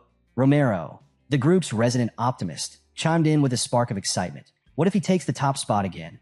His enthusiasm was met with a round of annoyed glances, his companions too jaded to share in his naivety. Their conversation was cut short by the sickening crunch of steel piercing flesh. Without warning, Orion Gardner, ranked 14th with 1,173 points, drove his blade through Sybil's back. The sound echoed sharply, and Sybil's victorious grin twisted into a grotesque mask of shock as blood spilled down his front. Orion yanked his sword free with a flourish, his icy voice cutting through the moment. You're nothing more than fodder. Gordon and Romero froze, their breaths hitching as Orion's frosty gaze landed on them. His disdain was palpable, his raised sword daring them to make a move. Before either could react, chaos erupted in a flurry of blood and steel. Meanwhile, deep within Roadbroke's nest, Theo stood under the penetrating gaze of the ancient dragon. Her glowing amber eyes studied him with an unsettling mix of curiosity and judgment. Her voice, a resonant rumble that seemed to reverberate through the cavern walls, filled the space as she appraised his progress. In a feat deemed nearly impossible, Theo had partially awakened his mind gate in under a month, a timeline so extraordinary it would shatter the confidence of even the most prodigious sorcerers. A system notification materialized before Theo, proclaiming his partial mastery of the grimoire of Amon. Reading the description, Theo couldn't help but smirk wryly. That's my life, he muttered to himself. Always the overachieving B+ in a world demanding A++. The grimoire was no ordinary artifact. It was a relic shrouded in mystery, its secrets tied to the primordial sound of creation. Unlocking its full potential demanded immense mana reserves and a connection to a dragon's heart, both of which Theo possessed. This allowed him to advance at a pace that most could only dream of. Yet, as always, the system wasn't one to let him rest on his laurels. A new skill, hatching, was granted, an ability that allowed him to manipulate lingering thoughts through psychokinesis. Impressive in theory, but far from the game-breaking power he'd been hoping for. Road broke, unimpressed by his momentary grumbling, closed her massive eyes and spoke bluntly. "You've barely qualified to call yourself my consort." Theo blinked in disbelief. Consort? What kind of twisted partnership terms is this dragon operating under? Ignoring his bewilderment, she continued, her tone matter-of-fact. "You'll need rigorous training to master advanced skills. And don't forget, I have only 2 years left. If you don't restore me, we're both doomed." Her bluntness only fueled Theo's resolve. He met her gaze with a determined grin. "Don't worry, I'll fix this. You're stuck with me now." Satisfied with his conviction, Roadbroke initiated the primordial covenant. Wisps of smoke coiled around Theo as her molten gold eyes burned brighter, her voice resonating with ancient authority. "You are my consort, the first in a millennium." In an instant, Roadbroke vanished, and Theo found himself standing on a snow-covered mountain cliff. The biting cold cut through him as he scanned the frostbitten wilderness stretching endlessly before him. Exhaling a frosty sigh, he muttered to himself, 12 hours, just 12 hours left. And what do I have to show for it? The weight of his situation pressed down on him like the icy winds. First place wasn't just slipping through his fingers. It was sprinting away, leaving him in the dust. He kicked at the snow in frustration, his irritation mounting. Hunting fiends for demon bells was beginning to feel like a glorified scavenger hunt. It wasn't enough, not if he wanted to claim the top rank. Then, an idea struck. Dim and desperate, but an idea nonetheless. Axion had claimed the top spot during this stage in a previous life. If Theo wanted to surpass him, he couldn't rely on standard tactics. Gathering bells from fiends wouldn't cut it. He had to target other participants. Their bells were the real prizes. As determination crystallized into a plan, a darker thought surfaced. One name, one opponent loomed in the back of his mind. The thought of facing him was suffocating, teetering on the edge of outright lunacy. Before the doubt could take hold, a faint rustling broke the silence. Theo's head snapped toward the noise, his heart pounding. A figure stumbled into view, their steps uneven, leaving a grisly trail of blood across the pristine snow. Theo tensed, his gaze darting between the staggering figure and the ominous presence just beyond sight. A voice, soft yet chilling, sliced through the frigid air like a dagger. Theo froze, his blood turning to ice. A figure stumbling through the snow, dragging their feet with uneven steps. "Ray," Theo called out, his voice a mix of relief and concern. Ray Ragnar, a warrior renowned for her indomitable strength, approached, though her usual vigor was absent. Her shoulders drooped, her movements labored, and her face, normally a mask of determination, was pale and drawn.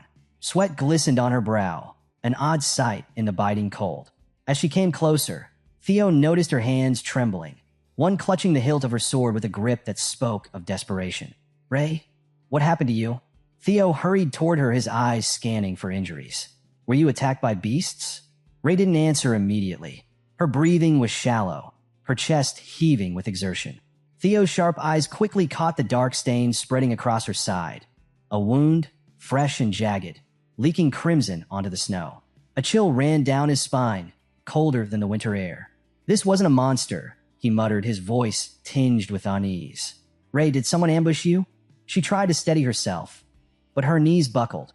Theo reacted instantly, catching her before she collapsed into the snow. "You need to rest," he urged, his tone firm but gentle. "You can explain everything later." Ray shook her head weakly, her voice rasping through her shallow breaths. "Go west, now," she managed, her words barely audible but charged with urgency. Theo eased her to the ground, carefully propping her up against a tree. Her sword slipped from her grasp, falling into the snow. Without thinking, Theo reached down and picked it up. The moment his hand closed around the hilt, a searing light erupted, enveloping him in a blinding flash. System notification. Hatchling synchronization initiated. Accessing memories within the sword. Reading the thoughts of its owner, Ray Ragnar. Theo's vision blurred, the snowy forest dissolving into swirling colors. When the scene solidified, he found himself standing in a secluded section of the woods. shadows cast long by the pale light. He wasn't alone. Hidden behind the massive trunk of a tree, he saw Ray Ragnar crouching, her eyes locked on a clearing ahead. Axion stood at the center, his presence as oppressive as the cold. Surrounding him were Theo's comrades, bound and bloodied, their faces swollen from merciless beatings. Axion's subordinates circled them like wolves, their weapons glinting ominously. No sign of Theo yet, one of Axion's men reported gruffly. But we've left enough tracks to lure him here. Another henchman snickered, his tone dark and gleeful. We even let monsters roam the area. If Theo's alive, he'll come running. Axion remained silent, his icy gaze fixed on the hostages. His expression was unreadable, but the chilling aura he radiated spoke volumes. After a moment, his lips curved into a cruel smirk. Should I execute them? He mused, his tone casual, as though he were deciding what to eat for dinner. Why bring so many?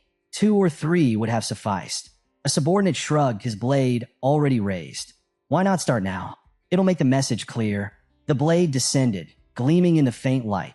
But before it could strike, a resolute voice cut through the tension. Stop this! Ray stepped out of the shadows, her sword drawn, her stance unyielding despite the odds. Axion turned toward her, his brow furrowing in surprise before a mocking smile spread across his face. Ray Ragnar, he drawled, his voice dripping with condescension. What brings you here? This doesn't concern you. Ray's voice was steady, each word sharpened by conviction. They're Theo's companions. Release them. Axion's smirk widened, his tone turning derisive. So, you've decided to side with Theo. How predictable. Ray didn't respond. Instead, she lunged, her blade slicing through the air with deadly precision. Axion met her charge effortlessly, his sword flashing in a perfect arc. The clash of steel rang through the clearing, sparks flying with each strike. Ray's attacks were relentless, her determination unwavering, but Axion's skill and strength were overwhelming. With a crushing blow, Axion's blade sent Ray sprawling to the ground. She struggled to rise, her body trembling under the strain, but her strength was nearly spent. Axion loomed over her, his sword poised for the final strike. The memory shattered like glass, and Theo found himself back in the present, the snow-covered forest returning around him. Ray leaned heavily against him, her breath shallow and uneven. Her earlier words echoed in his mind, "Go west now." Theo's heart raced as the gravity of the situation sank in. Axion wasn't just targeting him. He was hunting everyone connected to him. Gritting his teeth, Theo tightened his grip on the sword, his resolve hardening. The snow-covered forest seemed to hold its breath as Theo, his voice taut with tension, questioned Ray Ragnar about Axion's intentions.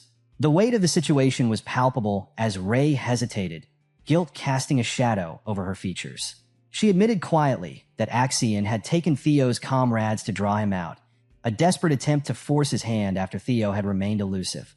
Theo's fists clenched tightly, his nails biting into his palms as anger and determination swirled within him like an oncoming storm. He demanded to know their location, his voice sharp and unyielding, but Ray's fragile voice wavered as she warned him of the danger.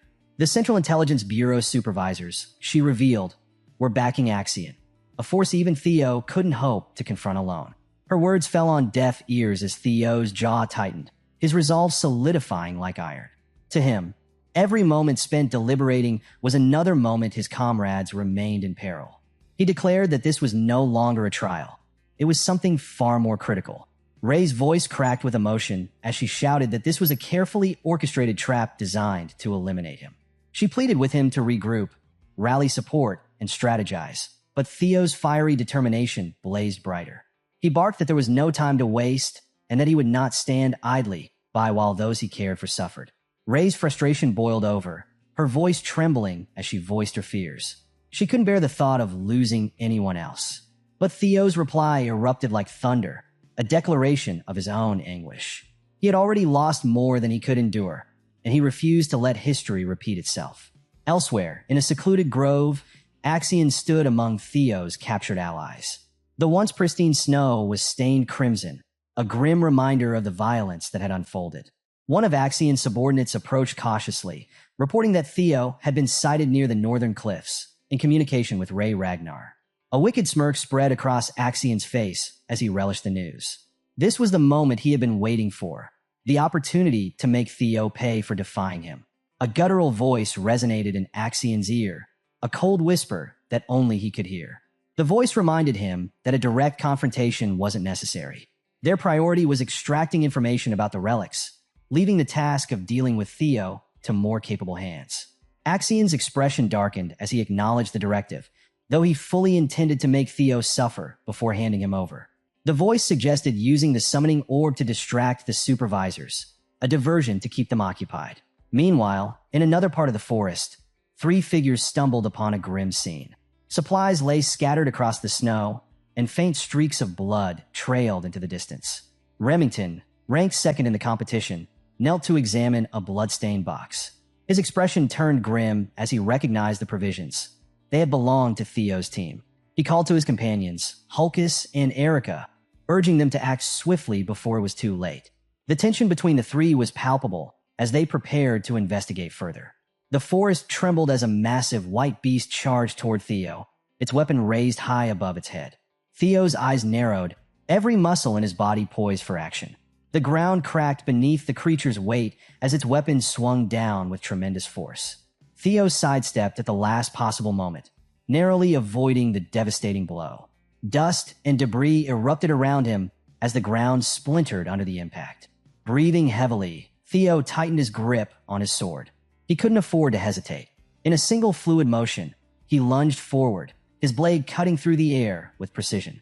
He targeted the beast's vulnerable spots, his strikes swift and lethal. The creature let out a bone-chilling howl before collapsing with a resounding thud. Theo didn't pause to celebrate. His mind raced as he pressed onward. His comrades' lives depended on his speed and resolve. As he moved through the forest, the sound of rustling alerted him to another threat. 5 identical beasts emerged from the shadows, their glowing red eyes locking onto him. They growled deeply, their menacing presence meant to intimidate and delay him. Theo gritted his teeth, recognizing their purpose immediately. They weren't ordinary foes. They were designed to test his limits and stall his progress. Without hesitation, Theo tapped into the power of his dragon's 3rd claw. Energy surged through his veins, and his sword crackled with a faint blue glow. With a single, sweeping strike, he unleashed an arc of energy that tore through the beasts like a blade slicing through silk. The creatures collapsed in unison, clearing his path once more. Theo's determination burned brighter with each passing moment, his resolve as unyielding as steel. His mind raced, calculating the challenges ahead. Axian was unpredictable, a volatile wild card, but Theo knew the real threat lay in the shadows, the supervisors of the Central Intelligence Bureau. Their calculated interference was the driving force behind Axian's erratic actions. If Theo didn't act swiftly, the situation could spiral out of control. As Theo advanced, the final beast loomed before him, a towering, hulking figure far more menacing than its predecessors. He crouched slightly, his muscles coiling like a spring, then launched himself into the air with explosive force. His sword gleamed as he descended, aimed with unerring precision at the beast's skull. The creature's maw opened wide to counter, but Theo was faster. With a decisive strike, he plunged his blade deep into its head. The beast convulsed violently before collapsing in a lifeless heap. Landing gracefully, Theo exhaled sharply, his focus unwavering. He uttered a single thought aloud. Axian was next. At the same moment, Ray Ragnar stood motionless in the forest, her gaze fixed on the horizon where Theo had disappeared. Memories flooded her mind. Childhood moments when Theo had guided her through a dark forest with the same unwavering bravery he now displayed. She clenched her fists, her determination solidifying like ice under pressure. Theo had always been selfless and fearless, but this time, Ray resolved not to let him face the danger alone. Without hesitation, she set off, determined to lend her strength to the battle ahead. Meanwhile, at the enemy's base, Theo's captured comrades sat bound and battered. Their expressions were grim, frustration and anger etched deeply into their faces. One of them, defiant even in chains, struggled against his restraints and shouted a curse at their captors. Axian reacted with disdain, planting his boot on the man's face and shoving him to the ground with casual cruelty. Tiring of the noise, Axian unsheathed his sword, pressing its cold edge against the captive's throat. His grin was malicious as he taunted the prisoner. But before he could act further, a calm voice from the shadows reminded him of the orders from the Intelligence Bureau. Rash actions, the voice warned, could jeopardize the mission. Growling in frustration, Axion relented, though his anger simmered just beneath the surface. He perched arrogantly on the captive's back, using the man as an improvised seat. Through the dense trees, Axion's crimson eyes caught faint lights in the distance. His expression darkened as realization struck. High-ranking prosecutors had been dispatched to monitor Theo, another sign that even Axion's own family doubted his ability to handle the situation. Theo stepped into the clearing, his presence commanding immediate attention. All eyes turned toward him, including those of his bound and bloodied comrades. Shock flickered across their faces as they saw him. Axion, sitting smugly, lifted his gaze and locked eyes with Theo. For a brief moment, silence hung heavy in the air before Axion's lips curled into a smirk. He taunted Theo with mockery, accusing him of taking his time to appear. Theo moved forward, his steps steady, his gaze sweeping the scene. He took note of every detail. The captives on his left, the guards bristling with tension to his right, and Axion, exuding arrogance from his makeshift throne. Axion's smug remarks rolled off Theo like water off stone. Instead, Theo's focus sharpened on the man beneath Axion's feet, his grip tightening on his sword. Axion stood, his hand moving to his sword hilt, but the shadowed voices once again called for restraint. They cautioned Axion against letting Theo provoke him. Axion hesitated before regaining his composure, shifting to a more neutral tone as he addressed Theo.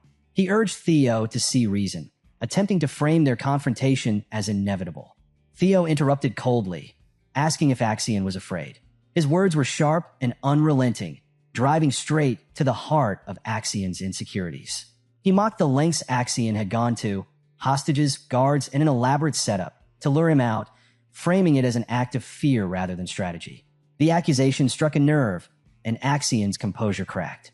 His fury bubbled to the surface as he lashed out, calling Theo delusional.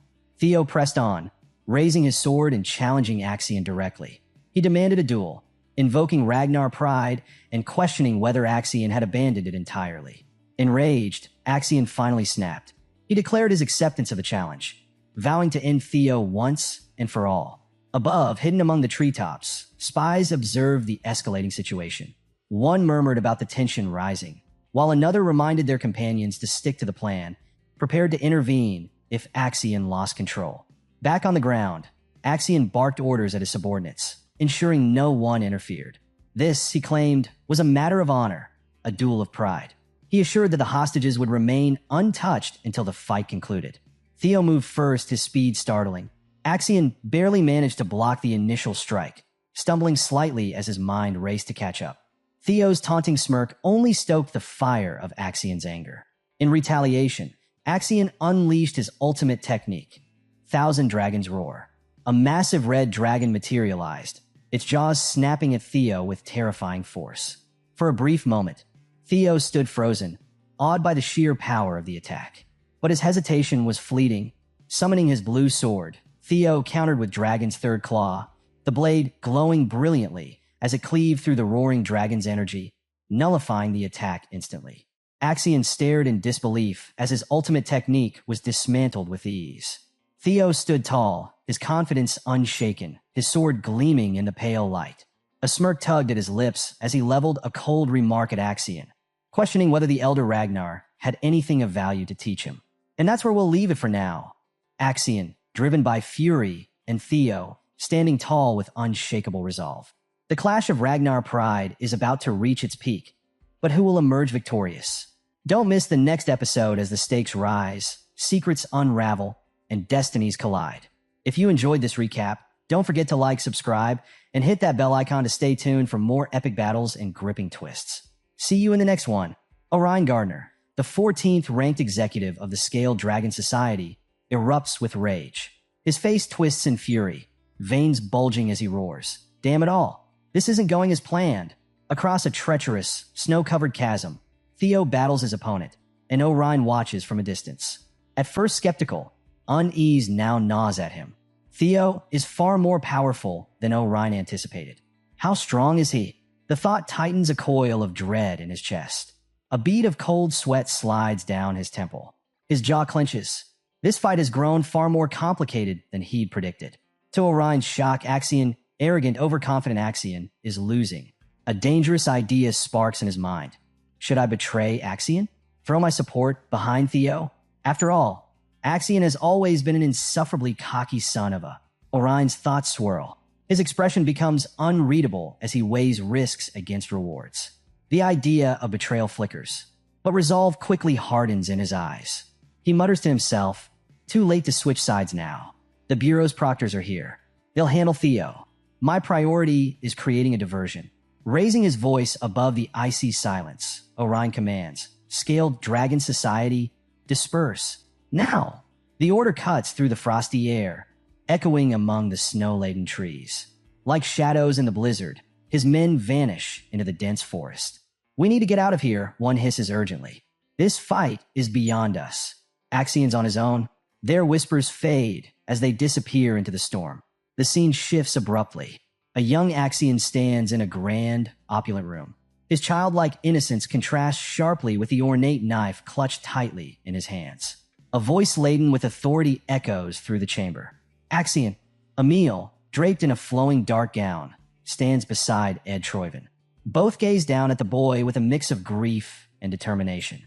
The fate of Ragnar rests on your shoulders, Ed Troyven declares, his voice heavy with responsibility. Stepping forward, Ed Troyven's expression blends wisdom with cold ruthlessness. The Ragnar name, he rasps, is nothing but a facade, a carefully constructed illusion. His words hang in the air, weighty and foreboding. Axion's piercing red eyes meet Ed's unwavering gaze. Each word from Ed lands like a hammer blow. You are a Troon. Never forget your true bloodline. This is your birthright. The memory fades. In the present, Axion stands poised for battle, an image of controlled fury.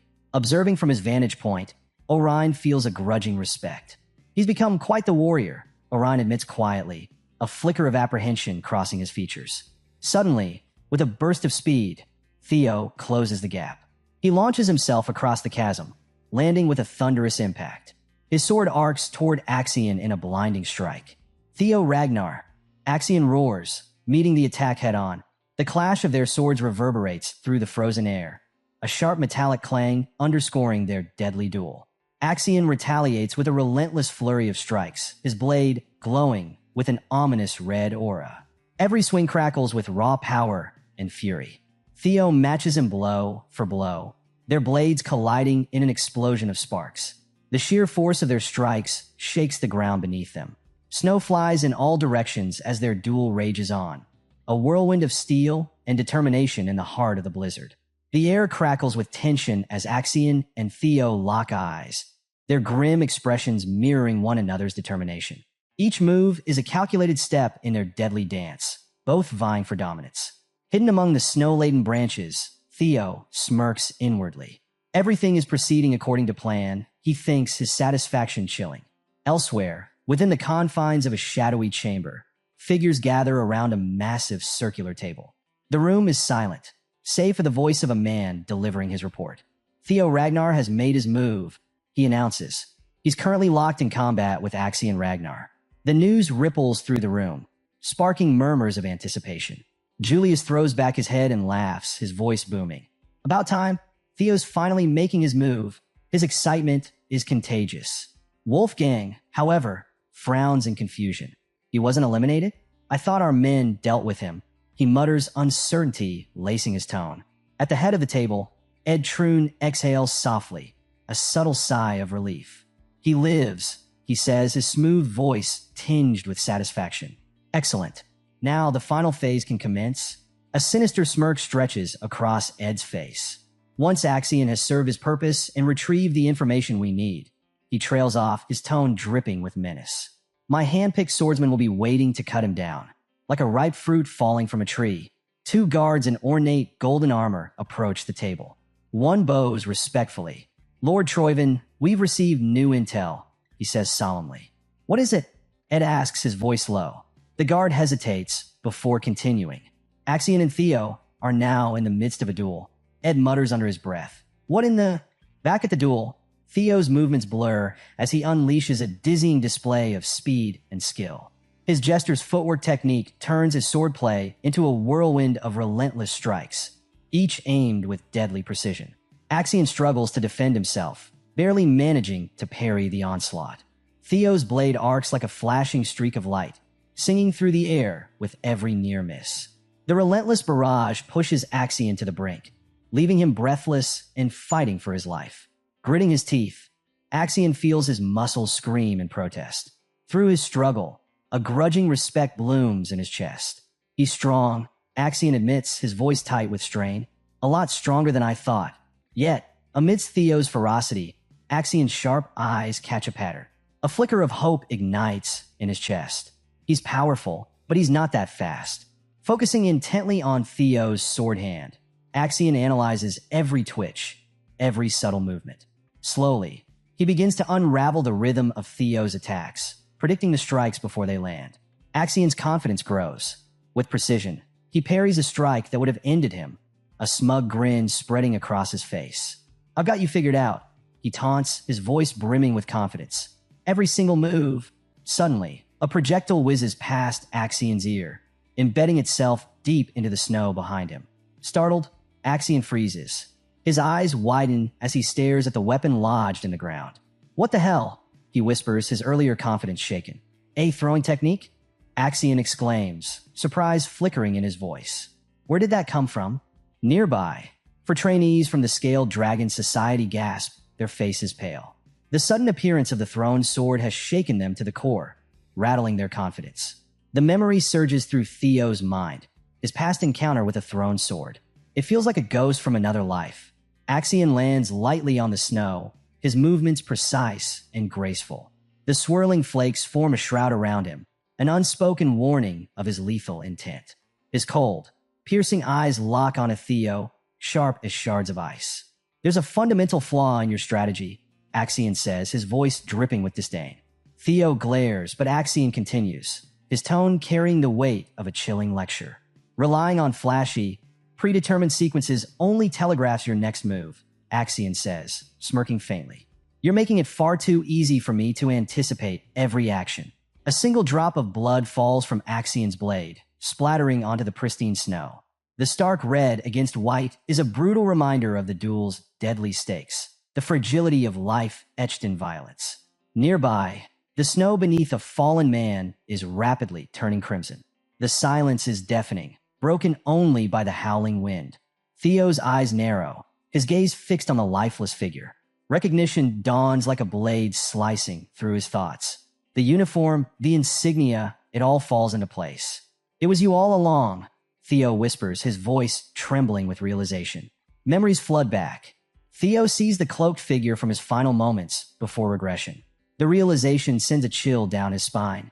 Axion's gaze lingers on the corpse, his mind racing. The man's face, now frozen in a silent scream, burns itself into Axion's memory. Pieces of the puzzle click together.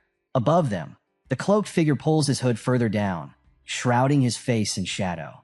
He stands motionless, an ominous presence amid the snowy battlefield. Axion's patience snaps. His eyes blaze with an intensity almost inhuman as he growls, "And this." His voice is devoid of emotion, as cold and sharp as a winter wind.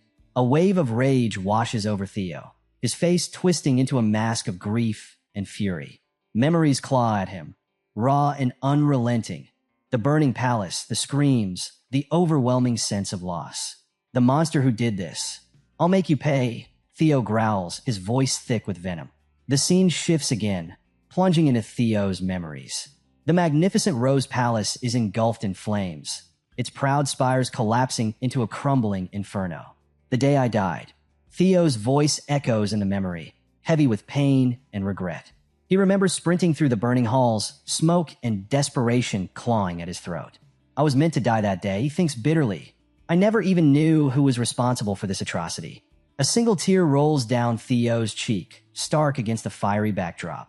His voice cracks with emotion. "All because I was helpless, powerless." The memory fades, leaving a raw ache in his chest. Theo's mind races. Rendon's carelessness was a stroke of luck, he muses, a cruel smile twisting his lips. The image of Rendon's face flashes before him. The moment he removed his mask. A fatal mistake. Thanks to Evelyn's relentless investigation. Theo's voice cuts through the silence, his determination hardening. "I uncovered the truth. Rendon and the Camellia Palace were deeply intertwined, two sides of the same coin. The burning Rose Palace looms large in his thoughts, its destruction a constant reminder of his tragic past. It was the only logical conclusion. The pieces of the puzzle fall into place. Camellia Palace was behind the attack. Back to the present. The cloaked figure remains still, his face obscured, his motives veiled in shadows. His silent presence adds to the growing tension. Theo's fists tighten around his sword as he glares at the figure. His heart pounds, his memories fueling his resolve. This fight is no longer just survival. Theo's mind races, piecing together the clues.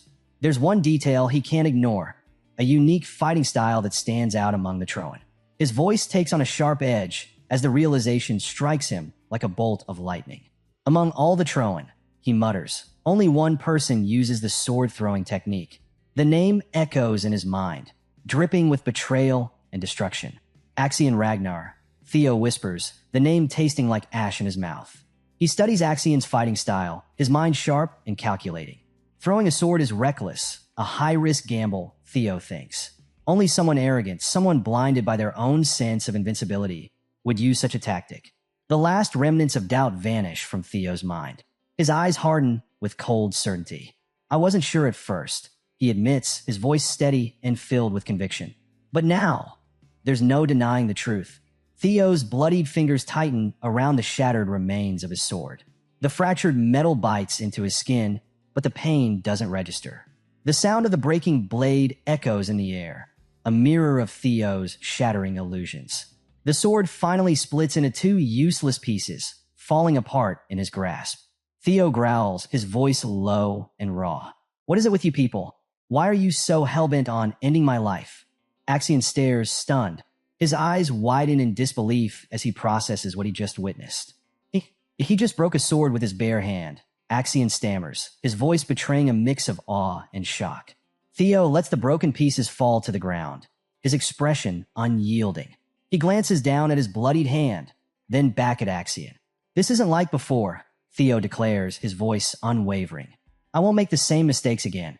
In one swift motion, Theo retrieves a sword lying in the snow, a weapon discarded by one of his fallen comrades. He grips the hilt tightly, the cold steel biting into his palm. A steely glint flashes in his eyes, his face a mask of determination.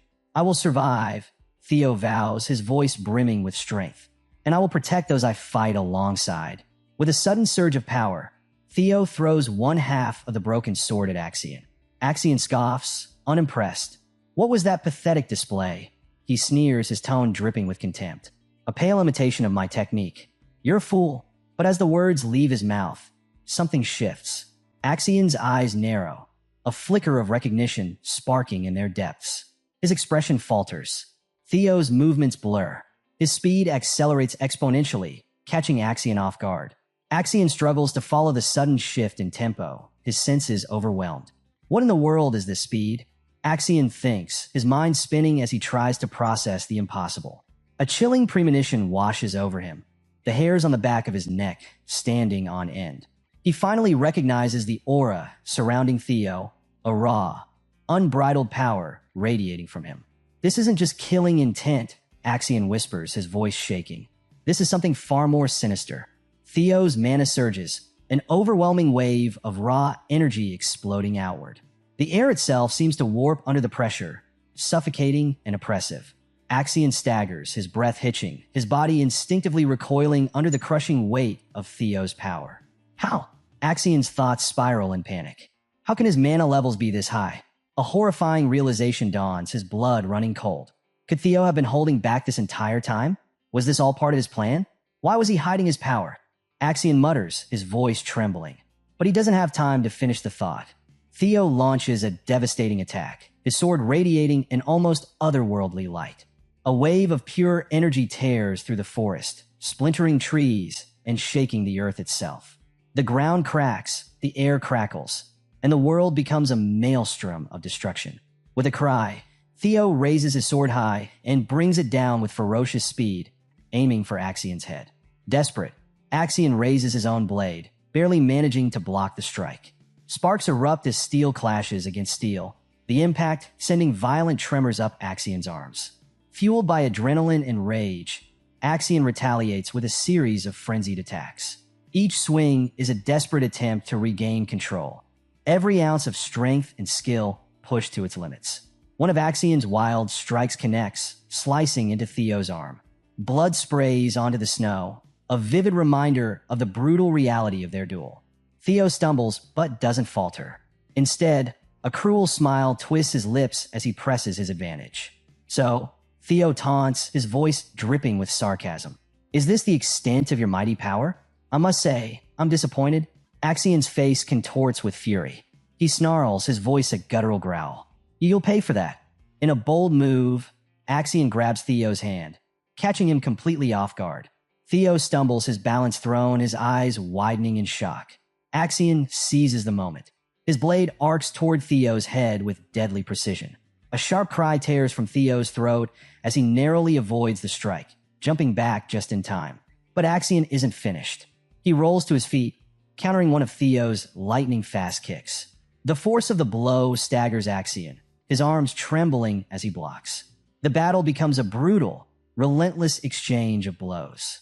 Each strike carries the weight of their shared history, the unspoken grudges and destinies intertwined between them. Snow swirls around them in a chaotic ballet of death and fury, the silent witness to their struggle. Theo advances, his eyes blazing with cold fire, his sword poised in a ready stance. The snow falls heavily now, its quiet beauty contrasting the ferocity of the fight. Axion pauses mid-stride, his head cocked slightly to the side. His instincts scream at him. Something's changed. What's this? He murmurs, sensing the shift in Theo's demeanor. Theo doesn't answer. His focus sharpens, and with deadly intent, he charges again. Their swords collide, the impact creating a vortex of energy that explodes outward. Snow and debris scatter in all directions, and for a moment, the air seems to distort and bend around them. Theo's face is a mask of grim determination, his gaze fixed solely on Axion. Finally, he utters a single word, a name dripping with venom and hatred. Axion. With a ferocious roar, Theo charges forward, his boots kicking up sprays of snow as he closes the distance. Every ounce of his strength, every drop of his fury is poured into this final attack. Let me give you a taste of your own medicine, Theo growls, his voice chilling and menacing. He pauses, letting the weight of his words hang in the air. Do you know what it feels like? Theo's voice is low, deadly, as his burning gaze locks on Axion. His face, illuminated by the ethereal glow of his blade, radiates cold, hard fury. To have a sword plunged through your stomach? The question cuts as deeply as the promise of violence it carries. Axion's eyes widen in disbelief, his mind racing. But it's too late. Theo's blade finds its mark, slicing through the air with lethal precision. The glow of the sword arcs toward Axion's head, its radiance burning bright against the snowy backdrop. This doesn't look like a monster attack, a voice observes, surveying the scene. It looks like someone was taken. The only one capable of something like this is Axion, Remington suggests. Hulkus, Erica, and Remington exchange uneasy glances. Axion? Hulkus wonders aloud. But he's in first place. Does he want to get more bells? Remington's eyes narrow as the realization strikes. It seems he took Theo's subordinates as hostages to draw him out. His voice hardens. He's planning to get rid of Theo during the second blooming ceremony. Hulkus bristles, furious. What? You should fight him fair and square. What's he even doing? Ever pragmatic. Erica replies coolly. Turns out Axion is a coward, huh? So what? Hulkus shouts, his frustration spilling over. Erica remains calm, though her words cut. This is Ragnar's blooming ceremony. Situations like this are normal. Remington falls silent, deep in thought, his expression unreadable. Finally, he speaks, disapproval lacing his tone. That's why I don't like Ragnar. Even if it's a battle of strength, this is still unacceptable. Erica's sharp gaze meets his. Your words are dangerous, she warns. Are you being serious, Remington?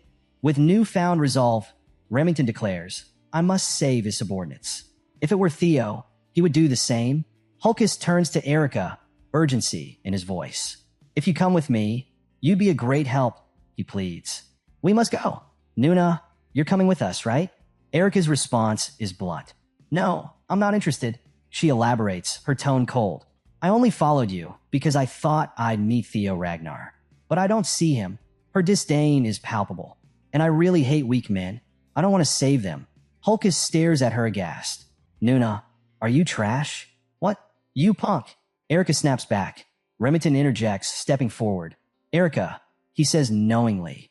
I know why you want to meet Theo. Erica's eyes widen, caught off guard by his statement. Remington presses on, his voice persuasive. If you help me this time, I guarantee it'll help you achieve your goal. A sudden burst of movement shatters the stillness of the snowy landscape. Remington, Hulkus, and Erica sprint through the icy expanse, their mission clear. Remington glances back with determination. Wait just a bit longer, everyone. A sword materializes out of nowhere, blocking their path. A hand grips the hilt, the intent unmistakable.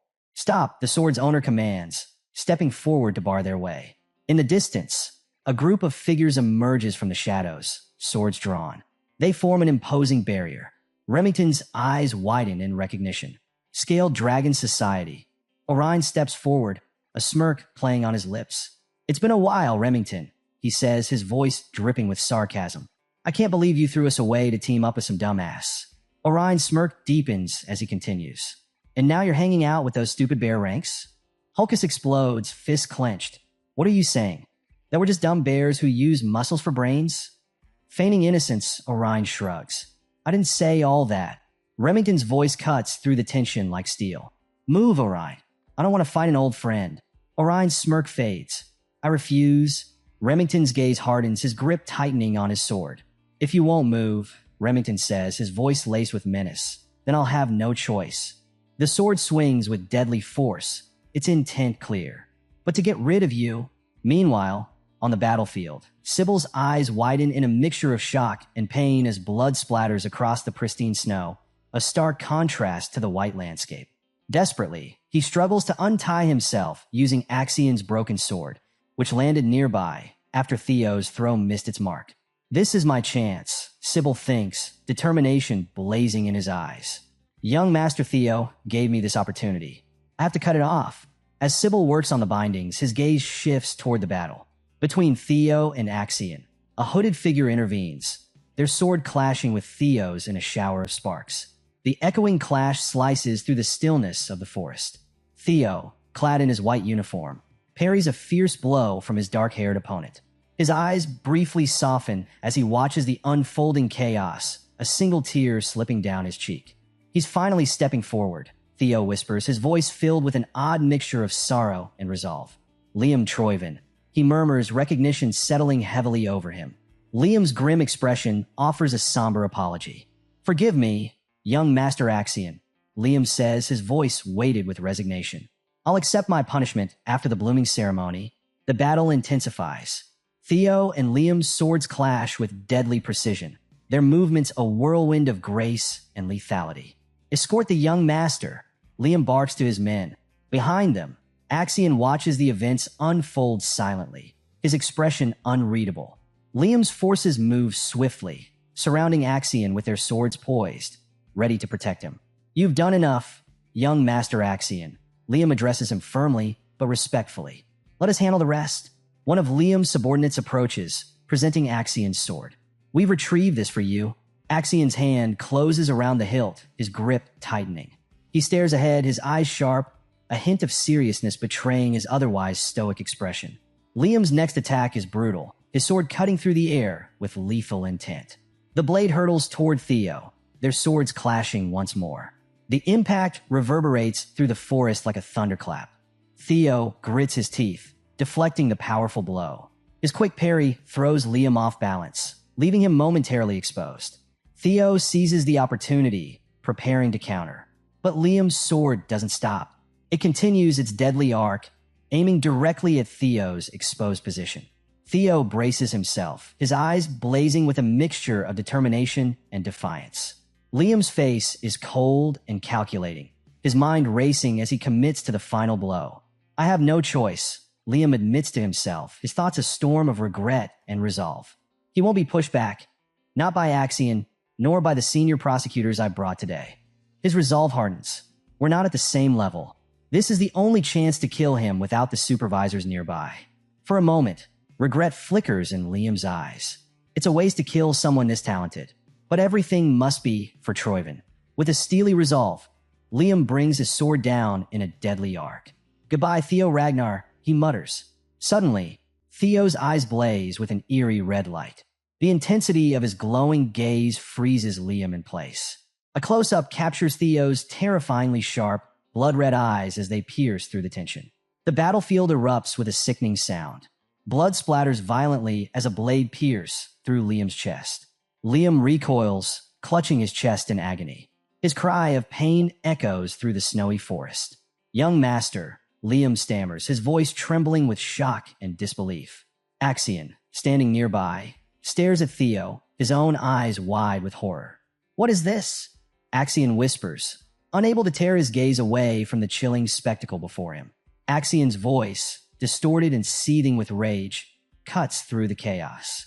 "I told you not to intervene." His eyes glow with a malevolent intensity as his sword plunges through Liam's back. A crimson bloom erupts across the snow, staining the pristine white landscape. Liam's body stiffens in disbelief, his sword clattering to the ground. His face contorts in shock and pain, blood trickling from his mouth. His wide, uncomprehending eyes meet Axion's. With a sickening sound, Axion yanks his sword free, sending blood splattering onto the snow, a brutal testament to his ruthlessness. Liam collapses to his knees, clutching at his wound. Axion's subordinates stand frozen, their faces a mixture of horror and confusion. One stammers, speechless. Another cries out in anguish. "Axion, what are you doing?" Axion's glowing red eyes burn with an almost demonic light. A muscle twitches in his jaw as he spits his justification. "You got involved in the fight because you thought I'd lose. That's an insult to me. An insult to the air." Theo watches in shock, realization dawning across his face. "Axion, you crazy bastard," he murmurs. "That's your own family." Axion turns back to Theo, a cruel smirk twisting his lips. "Yes, Theo Ragnar, you are indeed strong," he sneers, his voice dripping with condescension. "But not strong enough." In a flashback, where we see Ed Troyven standing before a young Axion, his face partially obscured in shadow. His voice is cold, filled with malice. "The weak are useless," Ed declares. "But you, Axion, you were born with talent." The scene shifts. Ed's face becomes partially visible, a sinister smile playing on his lips. "You must trample upon others and stand above them. Only then can you claim the throne of Ragnar." Young Axion's eyes burn with an unsettling intensity, his small frame carrying a dangerous ambition. Back to the present, Axion's smirk is tight with arrogance. His gaze bears down on Theo with disdain. "You must be weaker than me. That is the only logical conclusion." Raising his sword, his stance radiates power and ambition. "I will be the strongest. I will claim the throne, and I cannot possibly lose to someone like you in such a place." His grip tightens on the hilt, his knuckles white with tension. A silent promise of violence hangs in the air. "Anyone who gets in my way." With a furious roar, Axion unleashes his attack, his blade a red blur against the snowy backdrop. "All shall be killed." Theo's face is etched with determination, his gaze locked onto Axion. With precision and focus, Theo meets the attack head-on. Their swords clash with explosive force, sending shockwaves rippling through the forest. Axion's eyes widen in shock. Where is he? Theo has already slipped past his attack, preparing a counterstrike. Blood sprays as Theo's blade finds its mark. Axion staggers, pain and disbelief twisting his features. Nearby, Liam's men rush to his side, supporting his slumped form. "Senior Liam, are you okay?" One of them shouts, his voice thick with concern. Liam coughs, blood dribbling from his lips as he clutches his wound. One of his men glares at Axion's direction, torn between loyalty and outrage. "Damn it, Axion, I know you're reckless, but this is too far." Liam, despite his pain, grits his teeth and gives a desperate order. "Don't worry about me. Go help Master Axion. Kill Theo Ragnar." His voice is hoarse, but filled with fanatical determination. One subordinate hesitates, looking back at his injured leader. "Why? Why are you so persistent?" he asks, struggling to understand Liam's unwavering loyalty after such a betrayal. Liam's face twists with pain and desperation. "Now go," he shouts. "If Master Axion dies, we're all doomed." Axion spits a mouthful of blood onto the snow, his face a mask of fury and pain. Yet his glowing red eyes remain locked onto Theo, his resolve unbroken. Theo presses his attack, his sword a streak of brilliant blue energy slicing through the snowy battlefield. The glow contrasts sharply with the pale landscape, a beacon of his unrelenting resolve. Axian's eyes widen in disbelief, his breath catching as he witnesses Theo's power. Ridiculous this can't be, he mutters. In another flashback, Ed Troyven, his expression smug and knowing, looks directly at a younger Axian. When it comes to Ragnar, Ed remarks, "You can always expect the unimaginable." The scene shifts. A flickering lantern glows in a dimly lit room, its flame dancing precariously. Even a weak lantern before the wind, Ed's voice echoes, can suddenly ignite into a roaring fire. Back in the present, Theo's face is set with determination, a single bead of sweat tracing a path down his cheek. His focus is absolute. No way, Axian whispers, his voice tinged with disbelief. Ed Troyven's voice returns, this time cold and dismissive. Why are you so worried about that bastard? He's nothing, just a waste with no talent. Axian smirks arrogantly, holding a card in his hand. I'll toy with him for a bit, he replies smugly, and make him realize his place. But Ed's tone turns sharp, his face partially obscured in shadow. Don't you know? Ed's words cut through the air like a blade. The gap between your skills and his isn't as wide as you think. Back in the battle, Theo's sword slices through the air, leaving a vivid trail of blue energy. Axian's features contort with fury as Theo's attack hurtles toward him. A piece of trash like you, Axian snarls, can easily be torn to shreds, unleashing his full power. Axian roars, crimson energy radiating around him. I will become the Northern Sovereign. I will take Ragnar's throne. Me, Axian Ragnar. Behind him, a massive spectral entity materializes, its jaws wide open in a silent roar, radiating raw, terrifying power. Theo stands firm, his expression resolute despite the overwhelming force before him. Throne this, throne that, Theo growls, his voice shaking with righteous fury. Because of your ambition, so many of my men have died. Clenching his fist, energy crackling around his hand, Theo steps forward. If you refuse to abandon that ambition, then I'll break it myself. Even if I have to do it by force. Brilliant blue energy explodes around Theo, his aura igniting into an intense radiance. Behind him, a magnificent blue dragon materializes, its blazing eyes filled with righteous fury. With the power given to me, Theo declares, his voice booming, I will end this. The dragon surges forward as Theo unleashes his ultimate attack. 3 claws of the dragon. His eyes glow with an unyielding blue light, his focus razor sharp. The monstrous entity behind Axian lets out a silent roar as Theo's dragon races toward it. Theo glares, his resolve unwavering. I will become strong enough to cut down anyone who stands in my way. Liam, despite his injuries, stares wide-eyed at the battle. The raw power Theo wields leaves him speechless. Axian subordinates watch in stunned silence, their faces etched with awe and fear. From a distance, Remington, Hulkus, and Erica observe, their expressions mirroring the sheer magnitude of the forces colliding before them. Pain and desperation twist Axian's features as he struggles against Theo's onslaught. Their powers clash violently, creating a blinding vortex of energy. The force of the collision erupts in a massive explosion, sending shockwaves rippling through the forest. In the aftermath, the battlefield falls silent, thick with smoke and debris. The air hums with residual energy as the dust begins to settle. Axian's boots dig into the snow, the pristine white now marred by drops of his blood. His feet slide backward, leaving a trail of disturbed powder before he crashes onto the snowy ground. A dark silhouette against the pale landscape, Axian lies motionless. His body, limp and lifeless, is surrounded by a growing pool of crimson, a gruesome testament to his defeat.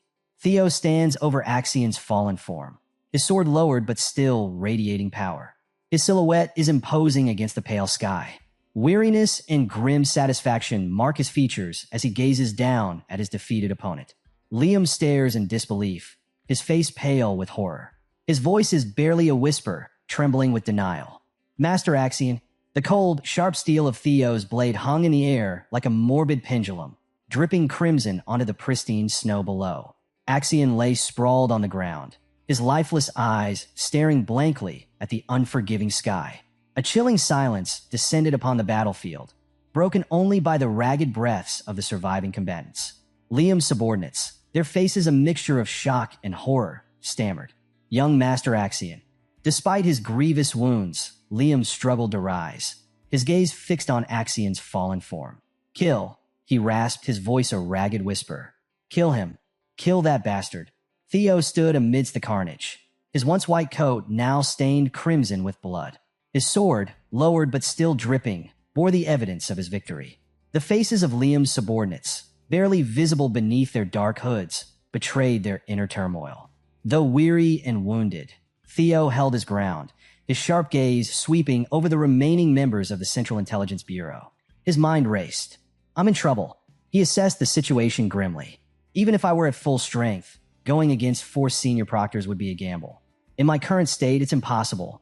My stamina is at its limit, and my mana is almost gone from the earlier attack. His grip tightened on his sword, anticipation flickering in his exhaustion. Soon he thought, isn't it almost time for him to appear? 2 cloaked figures approached Theo, their swords unsheathed, the tension rising with each step. Theo prepared himself, his grip tightening further. Soon, suddenly, a blur of motion broke the standoff. Figures clad in dark cloaks moved with blinding speed, their swords flashing in the pale light. A surprised grunt and the sickening thud of a body hitting the ground shattered the silence. Before anyone could react, more figures joined the fray, their movements swift and precise. Remington, Hulkus, and Erica emerged from the chaos, their faces grim with determination. Their swords clashed with the attackers in a whirlwind of steel. That's not who I was waiting for, Theo exclaimed, his voice a mix of surprise and relief. What? You guys? Theo gasped, his eyes widening in astonishment. Remington, his silver hair gleaming in the fading light, offered a wry smile. Isn't it natural to save a comrade in trouble, young Master Theo? He said, his voice calm despite the chaos around them. Theo, momentarily speechless, could only stare at his unexpected saviors. Erica grinned. Theo, you look even better in person. Damn, it's my first time meeting someone as strong as you. I like you already. Hulkus laughed, his wide grin cutting through the tension. Finally, Sybil, his face bruised but his spirit undeterred, joined the fight.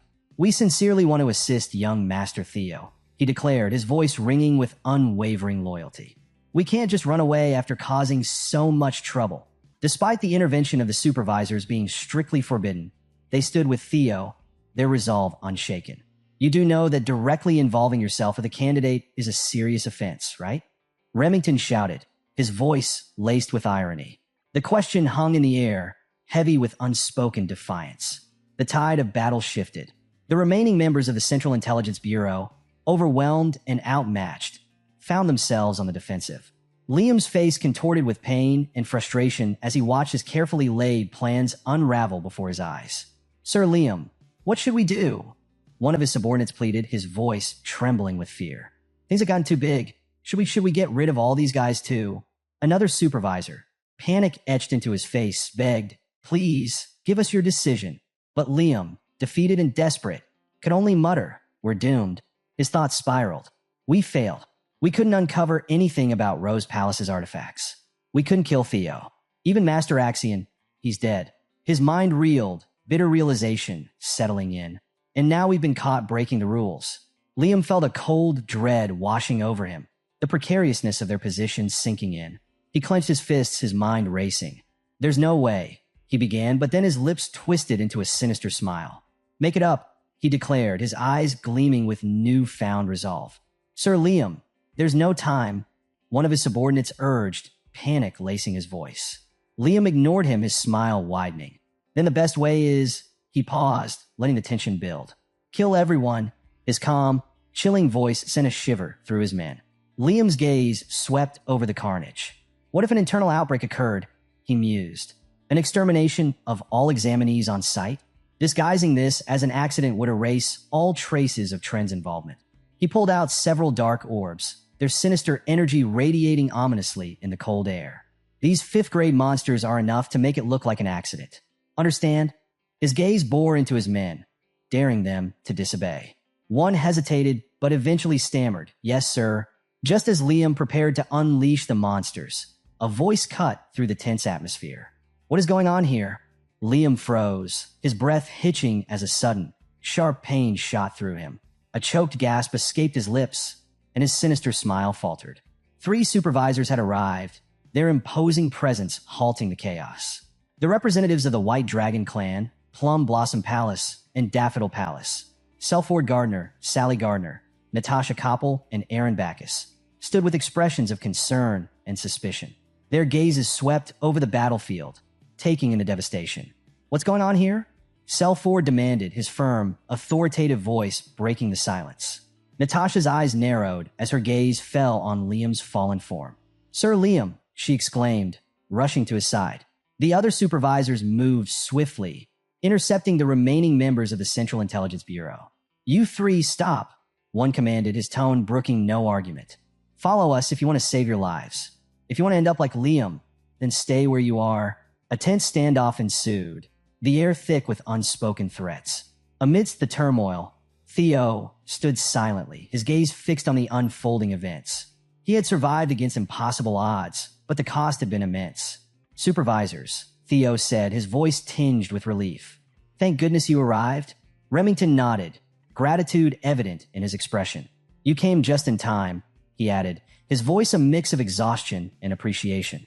Ray approached Theo, her face pale, but her eyes steady. A faint smile touched her lips. Theo, she began, her voice soft but firm. That was reckless. Why would you? Theo met her gaze silently, his expression speaking volumes. The desolate, snow-covered landscape bore silent witness to the brutal confrontation. Under the pale moonlight, the surviving combatants gathered around Theo. Remington, Hulkus, and Erica stood by his side, their faces a mixture of exhaustion and relief. Sybil and the remaining members of Training Ground Number 4, their eyes glistening with tears, called out to him. Young Master Theo, you did all this for us. We have no regrets, even if we die. Theo looked at them, his heart heavy with the weight of their sacrifice. Nearby, Ray whispered, her voice filled with admiration and relief. This is the strength I'm after. Theo, her gaze softened as she extended her hand. All right, give me the bell, she said with a faint smile. I'll get first place. Theo smirked faintly, his expression a mix of weariness and determination. In the aftermath, under the weak moonlight, the battlefield became a somber tableau of loss and resolve. Far away, at the headquarters of the Central Intelligence Bureau, Ed Troyven sat motionless, his face etched with shock and disbelief as he listened to his subordinate's report. Axion, he murmured, his voice barely audible. The news of Axion's death had shaken him to his core. Around the table, the other council members, Wolfgang, OSA, and Julius, stared in stunned silence. Dead, one of them whispered. Years of scheming, manipulation, and carefully laid plans had unraveled in an instant. Everything they had worked toward was reduced to nothing.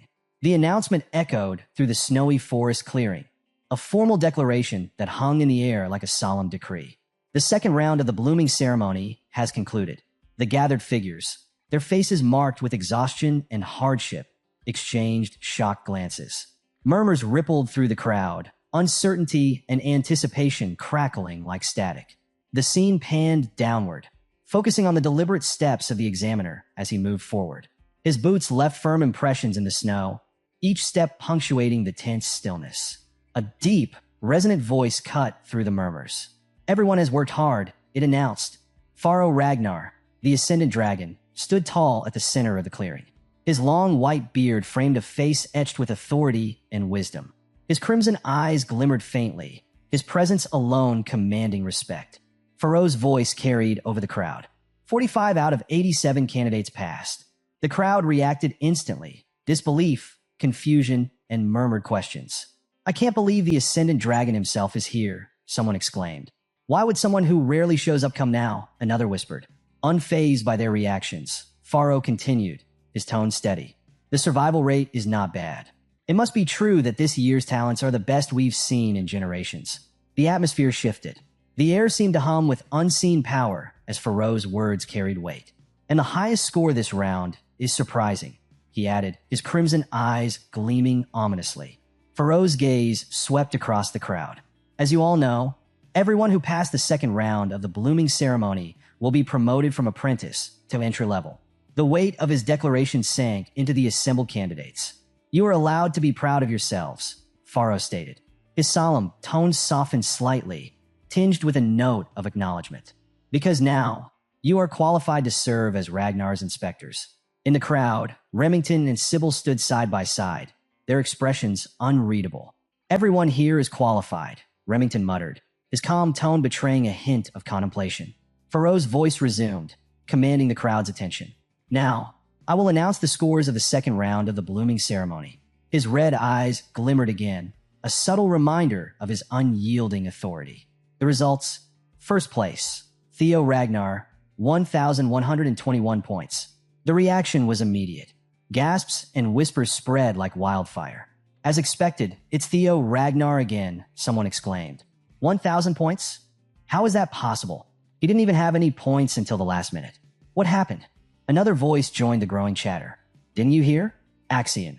The sentence trailed off, leaving the name to linger ominously in the air.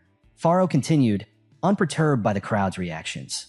Second place, Remington Narcio, 926 points. Third place, Erica Lank, 843 points. Fourth place, Ray Ragnar, 789 points. Fifth place, Hulkus, 742 points. Pharaoh paused briefly, his tone shifting as he approached the end of the announcement. 45th place, Isla Lehman, 28 points. With finality, Pharaoh declared, that is all. Everyone has worked hard. Pharaoh's voice took on a sharper edge as he added. However, the blooming ceremony is not yet over. There is still the third round. The tension among the crowd thickened as confusion rippled through the candidates. Pharaoh finished with a solemn directive. Those who have earned the qualification to participate in the third round, raise your hands. Questions and murmurs spread again as the candidates glanced at one another. Did you succeed? Someone asked, their voice tinged with anxiety. No, I didn't have enough bells. Another replied, frustration evident. I don't understand, one muttered. Even after seeing it, none of this makes sense. The snowy clearing fell into an uneasy silence, the weight of the Ascendant Dragon's announcement pressing down on the candidates. A soft thud broke the tense silence as Remington raised his hand. The movement, calm and deliberate, drew attention. Erica followed suit, her expression resolute, while House hesitated, confusion clouding his face. Ray, after a brief moment of consideration, also raised his hand. From the center of the crowd, Theo raised his gloved hand high, the black leather standing out sharply against the pale light. Pharaoh's gaze swept over the candidates who had raised their hands, his expression grim but intrigued. The hidden piece of the second round, he began, his voice resonating. The elemental attribute breathing method, an ancient technique. To master it, one must not only collect bells, but also understand the words etched within them. It's called a hidden piece because of how difficult it is to read, comprehend, and integrate into one's magic. Only those who've truly mastered it during the exam can qualify for the third round. The crowd murmured in awe, some glancing at the raised hands with envy and disbelief. Theo's flashback. Theo's mind drifted to the past. In my previous life, he thought, his expression tightening, I couldn't fully understand the meaning of the words. A vivid image filled his mind. A single bell, its surface adorned with strange, intricate symbols. His bright blue eye filled the screen, glowing with unearthly energy. A blue-bordered system notification appeared. Hatchling synchronization activated. You can read the thoughts of things. The scene shifted to a fierce battle, bright lights and crackling energy illuminating the chaos. The essence of the words appeared in my mind as vivid pictures. Theo narrated inwardly, recalling the surreal experience. And in this life, I was able to understand everything in no time. He let out a soft laugh. It's rare to see even one person master it. But four? That's surprising. In my past life, Ray and Remington never managed to grasp the quality breathing method. Is this the butterfly effect I caused? Pharaoh's expression darkened as he addressed the four candidates. Each of you will now demonstrate what you've gained. Show me the results of your mastery, he commanded, his voice unwavering. First, he announced Theo Ragnar. Theo stepped forward, his thoughts steady and resolute. Since Axion is gone, so much will change, he thought, his heartbeat steady. His gaze turned forward, filled with determination. But I have nothing to fear. The future will be better than before. As his foot touched the ground, a faint blue aura surrounded it, crackling with latent energy. What I've obtained, Theo began, his voice firm. The air around him seemed to hum with power. His blue eyes narrowed as a glowing text box appeared before him. Infusion, manifestation, control, expansion, aura release. Theo's voice grew quieter, almost a whisper. First, grant the mana a thunder attribute. The crowd gasped as the ground trembled beneath him. No way, someone exclaimed, their voice filled with disbelief. He's already at the level of expressing it? Another questioned, on their tone. Blue lightning erupted around Theo, a massive display of power that crackled and surged like a living storm. His figure became the center of a swirling vortex of energy, radiating strength and dominance. Young Master Theo, Sybil's voice rang out, filled with excitement and pride. As expected, most would stop there, unable to push further. But Theo smirked, confidence gleaming in his eyes. Remington's eyes widened as he watched Theo closely. What is he? Suddenly, Theo's chest glowed, pulsing with concentrated energy. The thunderous aura surrounding him intensified, spiraling upward into an electrified storm. As Theo unleashed a massive wave of power, lightning erupted from the sky, illuminating the snowy clearing in bursts of brilliance. Ray watched in stunned silence, his expression a mixture of awe and disbelief. Erica, eyes wide, whispered, I like him. Meanwhile, Hulkus, unable to contain his excitement, yelled, he's so cool. From his elevated vantage point, Faro observed with a hint of a smile tugging at his lips. Ha ha ha, that's surprising, Faro said, his tone amused. I didn't expect you to be able to control it as well as I've heard, Theo. Theo's expression remained unreadable, his red eyes fixed ahead. Without a word, energy crackled and swirled around him, intensifying until a massive explosion of lightning ripped through the ground. As Theo lowered his arms, his voice rang out clearly. Thunder Dragon. The crowd gasped as the manifestation of Theo's spell took shape. Lightning coalesced into the form of a colossal dragon, its glowing eyes radiating destructive intent. He's attacking the supervisor, someone yelled in disbelief. But Faro chuckled, his voice calm and entertained. Fufu, this is fun. He's already reached the expand level. Raising his hand, water began to swirl around Faro's fingers, forming a barrier of shimmering liquid. You have the qualification to test me, Faro declared, his voice resonating across the clearing. Theo stared ahead, his resolve unwavering, his gaze locked on Faro. The onlookers murmured in shock, captivated by the exchange. Good, Theo Ragnar, Faro said, his tone laced with approval. I'll give you an extra 1,000 points. Gasps rippled through the crowd as the updated score appeared. First place, Theo Ragnar, 2,121 points. 2,000 points, Hulkus exclaimed, his voice brimming with disbelief. That's insane, someone muttered, while another voice added. At this rate, he's on par with Lord Thorkel. Faro chuckled once more, clearly pleased by the outcome. Impressive. The scene shifted, highlighting the other top contenders as they stepped forward. A blue-bordered system notification appeared. Remington Nerio plus 500 points. Next came Ray Ragnar. Ray Ragnar plus 300 points. Finally, Erica Aranka stepped up. Erica Aranka plus 300 points. Faro, holding a scroll in hand, addressed the group with a note of pride. This batch is exceptionally talented. Normally, surpassing 1,000 points would place you firmly at the top. The rankings updated once more. First place, Theo Ragnar, 2,121 points. Second place, Remington Narcio, 1,426 points. Third place, Erica Lank, 1,143 points. Fourth place, Ray Ragnar, 1,089 points. The scene transitioned to a sweeping shot of snowy mountain ranges under a pale gray sky. Faro's voice echoed ominously. Everyone has worked hard. Snow fell gently as the crowd began to disperse. All candidates except those proceeding to the third round may leave, Faro declared. Prepare for the nomination ceremony happening in 1 week. The remaining candidates, Theo, Ray, Erica, and Remington, stood firm, their gazes fixed on Faro, who stood atop a stone platform. Faro's expression darkened, and a malevolent energy began to radiate from him. A crimson aura emanated from the mountain's peak, growing stronger with each passing moment.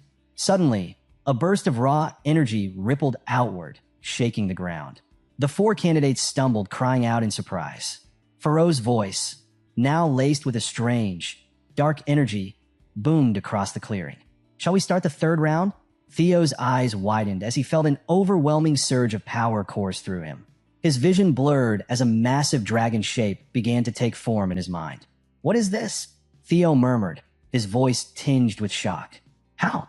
The image solidified, a magnificent dragon wreathed in energy, its form burning with intensity. Theo's eyes glowed fiercely, his expression hardening into one of rage and determination. Roadbroke's energy, he whispered, his voice trembling with both recognition and fury. The massive screen flickered, revealing the image of an imposing man. His eyes glowed an eerie, blood red, sending an unspoken message of power and dominance. Pharaoh's voice carried a weight of foreboding. Anything can happen during this meeting. The outcome is entirely in the hands of the clan head. The scene shifted. A grand, otherworldly manor loomed in the distance, bathed in an ethereal glow. This was no ordinary meeting. It was the deciding factor, the final step toward nomination. Only those deemed worthy could stand within the manor's halls. Every past candidate who had made it this far had served in the clan head's domain. In the haze of crimson mist, shadowy figures emerged, each gripping a weapon. Their forms were barely visible, swallowed by the oppressive atmosphere. Pharaoh continued, his voice unwavering. Being nominated to serve in the clan head's manor is proof that one is recognized as a potential successor.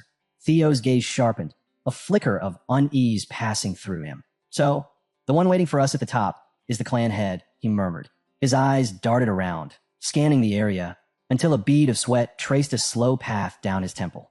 His breath hitched. Why? Why am I sensing Lodbrok's energy? His voice was barely above a whisper, edged with suspicion. A realization struck him like a lightning bolt. His heart pounded in his chest. No, it can't be. A silhouette emerged, bathed in an ominous red glow. Behind him, a massive, pulsating blue heart throbbed with unnatural energy. The one who took Lodbrok's heart. Pharaoh's voice rang out once more, urging them forward. Now, then, break through the dragon's fear and greet the clan head. A crushing force bore down upon them. The sheer presence of the clan head's aura was suffocating, making every step a battle against an invisible weight. The four candidates strained against the overwhelming pressure. Erica let out a ragged cry. Damn it, she gritted her teeth, muscles trembling under the strain. How the hell are we supposed to climb in this state? Theo, struggling to push forward, exhaled sharply. I'm giving up on brute force. It won't work. Remington, ever composed even amidst the chaos, glanced at him. Huh, then what do we do? Theo's response was immediate. We need to match the mana's wavelength. Erica, still gasping for air, furrowed her brows. Wavelength? Remington's sharp mind caught on instantly. Ah, you mean an anti-phase wave? Interfering with the mana to cancel out the pressure. Theo smirked slightly. Correct. You never disappoint, Remy. His expression turned serious. But easier said than done. This is their way of filtering us out. If you can't control your magic properly, you don't deserve to meet the clan head. Remington nodded, his gaze hardening. You've got a point. Erica groaned in frustration. Anti-phase? Interference? Are you two speaking some kind of secret mage language? Remington let out a small sigh, a weary smile tugging at his lips as sweat dripped down his face. Listen, he began, his voice steady despite the strain. Magic power moves in waves. It has vibrational properties, just like sound or light. The clan head's aura? It's the same, it's made of waves. If we want to get through, we need to create an opposing magic wave to cancel it out. Erica stared at him, completely lost. The explanation may have made perfect sense to him, but to her, it was just blabber, blabber, blabber. She muttered under her breath, her brain short-circuiting. Erica's confusion twisted into frustration. She clenched her fists and glared at Remington. So what you're saying is, I just need to generate magic power that counters this pressure? Remington gave a small shrug. Something like that. The scene shifted to a desolate mountain peak, the wind howling through the jagged rocks. Erica's patience had officially snapped. You absolute goody two-shoes, she snapped, her voice dripping with sarcasm. Why didn't you just explain it that simply in the first place? Remington raised an eyebrow. Goody two-shoes, he muttered to himself, unfazed. Ray, watching the exchange, nodded in understanding. I see. So that's what I need to do, Light. Erica, still fuming, turned back to Remington. By the way, are you really 17? You talk like a total boomer. Before Remington could respond, a sudden shift in the air drew their attention. A vortex of blue energy swirled around Theo, crackling with raw power. The very atmosphere seemed to tremble. Remington and Erica froze, eyes widening in disbelief. Theo stood at the center of it all, his body radiating a brilliant blue aura. His gaze was unwavering, filled with pure determination. A voice echoed through the scene. It's only natural for the next clan head. From a distance, Faro watched the display, a flicker of intrigue crossing his face. Declaring himself the next clan head already? How reckless. As Theo's energy continued to surge, his form glowing like a beacon against the darkness, the tension in the air grew thicker. Remington's voice broke the silence. Young Master Theo, what are you? Erica's concern mirrored his. Theo. Faro's voice cut through their hesitation. You two shouldn't waste time standing around. His tone was sharp. Your ranking is determined by the order you arrive. Every second counts. Snap back to reality. The group exchanged tense glances. The pressure was on. Meanwhile, high above in a rocky outcrop, Faro let out a quiet chuckle. Oh, interesting. The wind whipped around him as he mused. To think I'd be considering taking on a disciple at my age. Scene shift. Palace. Laughter echoed through the grand palace halls. Wahaha, my precious youngest daughter, where are you? The eccentric demon craftsman dashed through the lavish corridors, his excitement radiating like a wildfire. A group of maids trailed behind, whispering amongst themselves. The demon craftsman is here again. The palace has been livelier ever since young Master Theo became a rising star. Meanwhile, in a secluded chamber, Cecilia Ragnar sat deep in discussion with Taylor. The moment Kirsten spotted her, his voice boomed across the room. So here you are, my dear Cecilia. Cecilia barely suppressed a sigh. Mother, please. At least try to maintain decorum within the palace. Kirsten waved her off with a hearty laugh. Decorum? Who cares about such pointless formalities? He leaned in, eyes gleaming with excitement. I'm about to become obscenely wealthy. Cecilia raised an unimpressed brow. Weren't you already wealthy? Kirsten smirked, their voice practically vibrating with glee. But not obscenely wealthy. At that moment, a caption flashed on the screen. Kirsten, the elf of capitalism incarnate. Kirsten let out a dramatic sigh of satisfaction. Ever since Theo became a rising star, orders have been pouring into my workshop nonstop. His laughter filled the room. Ha, my business is finally mainstream.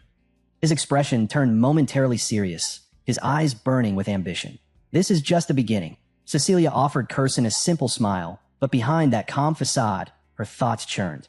I always believed Theo would excel. Her mind drifted back to him, a shadow of worry creeping in. But now that I'm seeing it unfold, I can't help but be anxious. What if he gets hurt?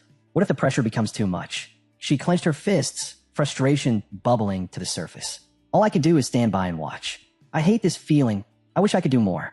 Her gaze shifted to a nearby display, a beautifully crafted outfit draped over a mannequin. She sighed. This is all I can do for him, but I wish I could help in a more meaningful way. Kirsten, completely undeterred by her somber mood, threw their arms wide, their excitement boundless. The days of crafting only weapons are over. They spun dramatically. I'm expanding my empire. Accessories, clothes, you name it. Cecilia, still lost in thought, barely reacted. Kirsten, however, was far from finished. Their eyes sparkled with mischief as they turned to her. Mother, they said with a sly grin. Cecilia blinked, startled. Kirsten leaned in, lowering their voice slightly. Tell me, have you ever made a prosthetic arm? The scene cut to a close-up of a mechanical arm. Intricate, meticulously designed, and gleaming with potential. Scene shift, graveyard of swords. Laughter echoed across the vast, desolate battlefield. Kyle Ragnar's voice boomed, his amusement raw and unrestrained. The next clan head, He let out another deep laugh, shaking his head. I like your boldness, Theo. A raven perched on his shoulder, its piercing gaze locked onto the unfolding events below. Kyle's expression shifted, his amusement giving way to something more reflective. I know what you're worried about, he murmured, but a parent has no right to stand in the way of their child's ambition. His gaze hardened. Besides, trying to stop the passion of youth? Impossible. We were the same back in our day. He looked out over the endless field of swords, each one planted firmly in the ground, a solemn tribute to countless past battles. A caption appeared on the screen. Graveyard of Swords. The raven let out a sharp cry. Kyle chuckled. Didn't I tell you? There's nothing to worry about. Then, his expression darkened. His voice carried a quiet but unwavering intensity. What I want is Ragnar's prosperity. The wind howled through the field, making the countless swords tremble. And anything that threatens that, his gaze grew sharper, filled with an ominous resolve. Will be dealt with. His eyes remained locked on the battlefield below. Nothing is set in stone yet. There's still time to observe. The raven's unblinking eyes remained fixed on the horizon. Kyle's expression grew even darker, his voice dropping to a menacing whisper. Even if my damn son. His gaze flickered to Theo, who surged forward with blinding speed. His final words were laced with a chilling intensity. Is a regressor. The world was a swirling blur of crimson. You finally arrived, my son. The words came as a low rasp, more of a declaration than a greeting. The clan head stood tall, his presence as imposing as the massive greatsword resting at his side. This was it, the true beginning. The air itself felt heavy, thick with an unspoken challenge. Theo's breath came in ragged gasps. Every step of this climb had drained him, every inhale a reminder of the unbearable pressure weighing him down. His body trembled. He looked toward the ground, his vision wavering. A single tear trailed down his cheek. A vortex of red aura spiraled violently around him, an unrelenting storm of oppressive energy. He had thought it would take him only an hour to reach this point, but in reality, for hours. Theo clenched his fists, his knuckles white. It should have taken me 1, but it took 4. This pressure, he murmured under his breath, his voice barely audible. The world pulsed with malevolent energy. The ground beneath him was littered with swords, remnants of past warriors, silent testimonies of those who had come before. A graveyard of steel. The weapons jutted from the earth like forgotten tombstones, shrouded in a blood-red haze. Kyle's voice sliced through the suffocating silence. Do you understand what this place is? Theo had heard the stories, but standing here, seeing it with his own eyes, it was different. This is the graveyard of broken swords. The words left his lips as a bitter truth. A somber realization settled over him. I've been told, these are the swords of those you've defeated, my lord. He forced the tremor from his voice, but his body betrayed him. A chill ran down his spine, his bones rattling under the sheer weight of the scene before him. Kyle's gaze was cold, his voice sharp as a shattered blade. Correct, his words cut like steel. This is what it means to be clan head. He took a slow step forward, his greatsword humming with a sinister glow. A position where you stand alone, facing unending threats, endless challengers. A position where you can never truly rely on anyone. His voice was heavy, final, like a sentence being passed down. A position ruled by strength. His tone hardened, growing sharper, more dangerous. You must stand above everyone else. With your own power. A gleam of something unreadable flashed in Kyle's eyes as he stared Theo down. Do you truly believe you have the right to seize this position? The question hung in the air, suffocating, inescapable. Theo met his father's piercing gaze. His heart pounded. He swallowed hard, then forced the word out, small but defiant. Yes. Kyle's expression darkened. His eyes narrowed, displeased. Do not answer lightly. His voice was ice, laced with something more, warning, or perhaps a challenge. I have slain thousands to stand here. The weight of those words crushed the space between them. Thousands upon thousands of souls, their blood staining my path. His voice echoed with the weight of all the lives he had taken. Can you still answer the same? After feeling their resentment? Before Theo could respond, the air around them crackled. A furious, unnatural energy surged through the battlefield. Then came the voices. A jagged, seething wail of tortured souls filled the space. Kyle! Kyle! I curse thee forever. The cries of the slain rose like a storm, howling with agony, fury, and unrelenting hatred. Spectral figures took form, shadows of those Kyle had cut down, their twisted faces contorted in rage, their eyes burning with vengeance. How dare you? Their tortured screams grew louder, surrounding Theo like a relentless tide. Monster, you will pay for this. The cursed wraiths surged forward, their hatred thick enough to suffocate. I'll tear you apart. The battlefield trembled, and in that moment, Theo realized this was no mere test. This was war. Despite the storm of hatred swirling around him, Theo stood unshaken. The chaotic wails of the vengeful dead were nothing but a backdrop to the unyielding steel of his resolve. My resolve remains unchanged. Kyle's gaze pierced through the turmoil. And why is that? Theo's answer came without hesitation. To avenge my past life. His voice was steady, unwavering. To become the clan head and put an end to this cursed battle for the throne. His fingers tightened around the hilt of his sword. No matter the challenge, I will overcome it. But then, for the briefest moment, doubt flickered in his eyes. I know that's not the answer he's looking for. Theo inhaled sharply, casting aside hesitation. The sword in his grasp felt heavier now, not from fear, but from purpose. He raised it, his voice cutting through the chaos. I shall answer with my sword. A slow, sharp grin stretched across Kyle's face. It was not one of warmth, but of cruel amusement, anticipation gleaming in his eyes. Very well. His voice carried a dangerous excitement. From this moment on, I shall not treat you as my son, only as a challenger. He took a step forward, his presence suffocating. Then, his voice dropped slightly, laced with something unreadable. Let's see what you've learned from her teachings. Theo's breath hitched. His grip faltered. His mind reeled, the words throwing him off balance. Did he just say her? His fingers clenched tighter around his sword. As I suspected, Father is the one who took Lodbrok's. His thoughts cut off. A flash of movement. A violent shockwave. Theo barely had time to react before the world erupted into chaos. A sharp gasp escaped his lips. And then, darkness. Am I dead? His vision blurred. His body felt weightless, foreign.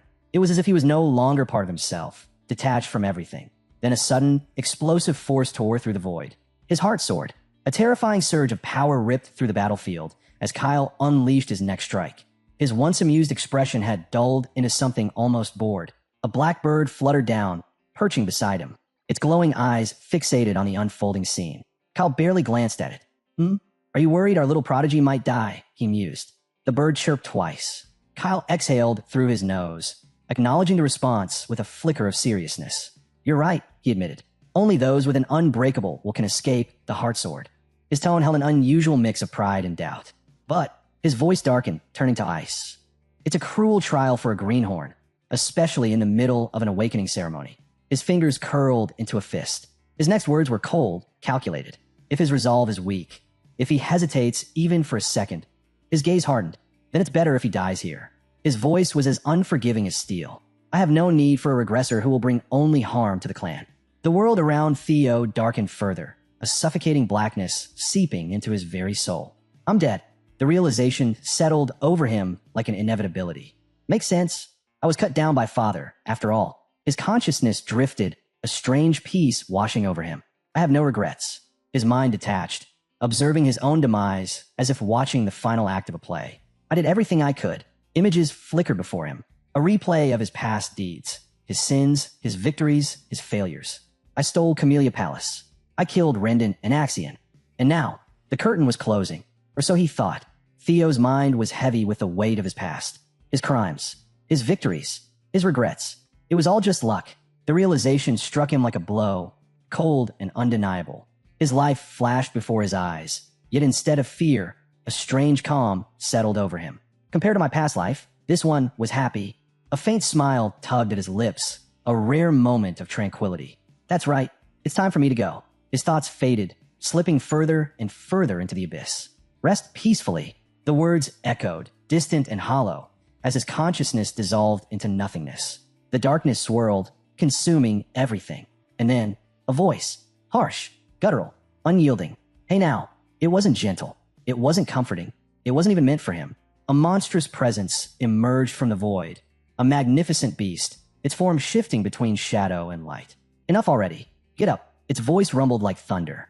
If you were just going to sulk, you should have let me devour you. A single spark ignited in the void, small but potent. It flickered, then roared into a blaze, flames licking at the edges of the darkness. Theo's heart pounded. You're right. Thanks. Strength surged through his body, the frigid grip of death retreating before his rekindled resolve. I can't let it end like this. His awareness snapped back. His body stirred. His legs moved. The crunch of the ground beneath his feet was real. I made a vow. His head lifted, eyes burning with fierce determination. His thoughts were sharp, his mind clear. His sword gleamed in his grip, power coursing through him. I may break. Pain screamed through his body, stretched to its limits. But still, I will never yield. With a roar, he struck. His body moved on instinct. A symphony of motion and raw power. His sword became a streak of light, cutting through the darkness like a blazing comet. A single, devastating slash. The void shattered. Theo stood still, dazed, watching as the world around him fractured, splintering into 1,000 pieces. His vision cleared. The battle was over. He had survived. Kyle watched from above, his gaze unreadable, his dark brows shadowing his eyes. Then he spoke. You pass. The words were stark, devoid of the cruel amusement from before. But there was something else, an edge of acknowledgement, a sliver of pride. Theo stood, his chest heaving, his muscles screaming in exhaustion. He had been pushed to the brink, but he endured. 1 week later, clan headquarters. The air crackled with anticipation. The nomination ceremony was finally here. The grand hall buzzed with energy, voices blending into a restless hum. Excitement and tension clashed, unspoken yet undeniable. Hulkus stood awkwardly beside Erica, shifting uneasily. He looked visibly uncomfortable, his towering frame rigid as he scanned the sea of people. He groaned, his voice tight. There are way too many people here. It's making me anxious. His fingers fidgeted at his sides, his shoulders stiff. Erica rolled her eyes, a smirk tugging at her lips. How could someone so big be this timid? She teased, her tone laced with amusement. There was something almost fond in her voice, though she'd never admit it. Hulkus bristled at her remark, his voice rising in protest. I'm not timid. You're just overly bold, he shot back. His frustration grew with every name he listed. Commanders from every unit, the 9 dragons, the former clan head, the current clan head, heroes, all of them, gathered here. His words spilled out in a rush, as if trying to justify himself. Erica scoffed. You're such a baby, she muttered. Relax already. She smirked. No one's going to care about someone who couldn't even obtain elemental breathing. Hulkus gaped, his eyes widening in disbelief. What did you just say? He sputtered. His face twisted in frustration and embarrassment, his fists clenched at his sides. A strange sensation bubbled inside him, his body trembling. He exhaled sharply, his eyes darting around. Just tell me already, he demanded. What did the clan head give you during the 3rd stage? His voice brimmed with impatience. Erica crossed her arms, her tone cool. It's a secret. Hulkus' face darkened with outrage. You're so stingy, sis, he yelled. My Theo would have already told me everything. His fist tightened in fury. Erica raised an eyebrow at his outburst, unimpressed. My Theo, she repeated, her voice laced with skepticism. What are you even talking about? Hulkus turned away, his expression hardening. You know as well as I do, he said firmly. A Lank exists to be the sword of a Ragnar. Our lives belong to them. His mind flashed to an image, dragons of bone and fire, surrounded by legions of bears. If I have to stake my life on someone, I want it to be someone powerful. Someone with character, strength, ambition. His eyes burned with determination. That's Theo. He's my Ragnar. Erica frowned. And Theo agreed to this? Hulkus hesitated. His brow furrowed. Does he have to? He asked. I was just planning to join the same unit as him. His gaze drifted to the side, uncertainty creeping into his expression. But his fists clenched again. For some reason, the clan head isn't taking Theo into the manor. His voice was tense, but resolve burned in his eyes. That means I can still follow him. Suddenly, a rhythmic thump echoed through the grand hall. A staff struck the stone floor, its metallic clang reverberating through the courtyard. Attention! Vanna Ragnar's voice boomed over the assembled crowd. He raised the staff high, his presence commanding. The nomination ceremony shall now commence. A charged silence followed, then an eruption of cheers. Valedictorian Theo Ragnar, Vanna announced, his tone carrying a forced edge of respect. Step forward. The roar of the crowd was deafening, their chants shaking the very walls of the great hall. Theo stepped into the open, his figure framed against the vast sprawl of the headquarters. The energy of the moment crackled in the air. All eyes were on him. Young Master Theo, a voice rang out from within the crowd, cutting through the tense silence. Where will you choose?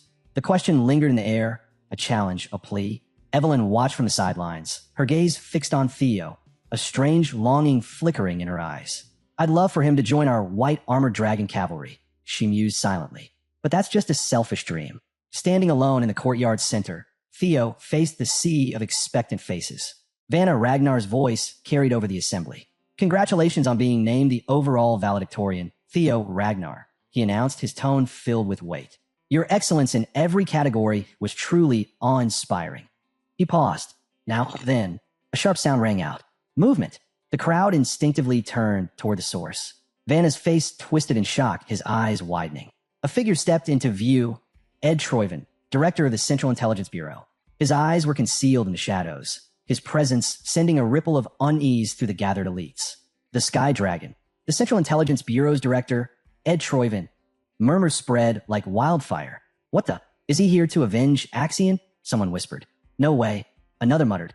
Not with the 9 dragons and the head of Ragnar watching. Vanna's voice was tight with tension. Central Director, he began cautiously. I don't know what you intend to do here, but please, take your seat.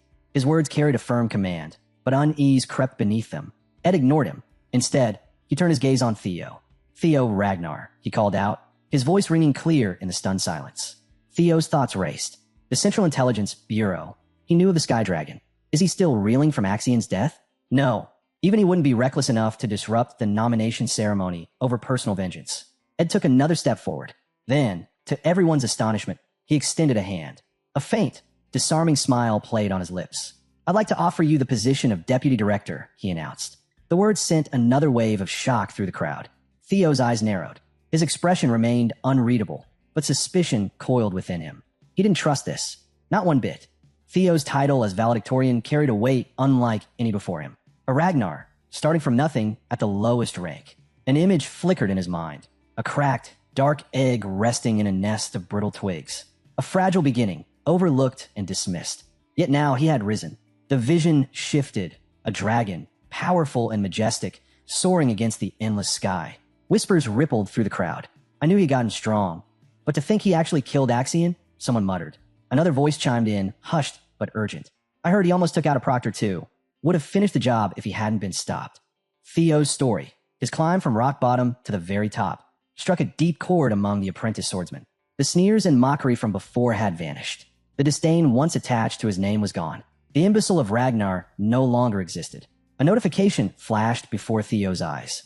You have become the overall valedictorian of the Awakening ceremony. Another message followed immediately. Congratulations. You have completed scenario quest number 3, Victor of the Awakening ceremony. You have obtained Ether Core as a reward. The reward has been stored in your inventory. Theo blinked. Oh yeah, I almost forgot about that quest. He glanced at the panel. His curiosity piqued.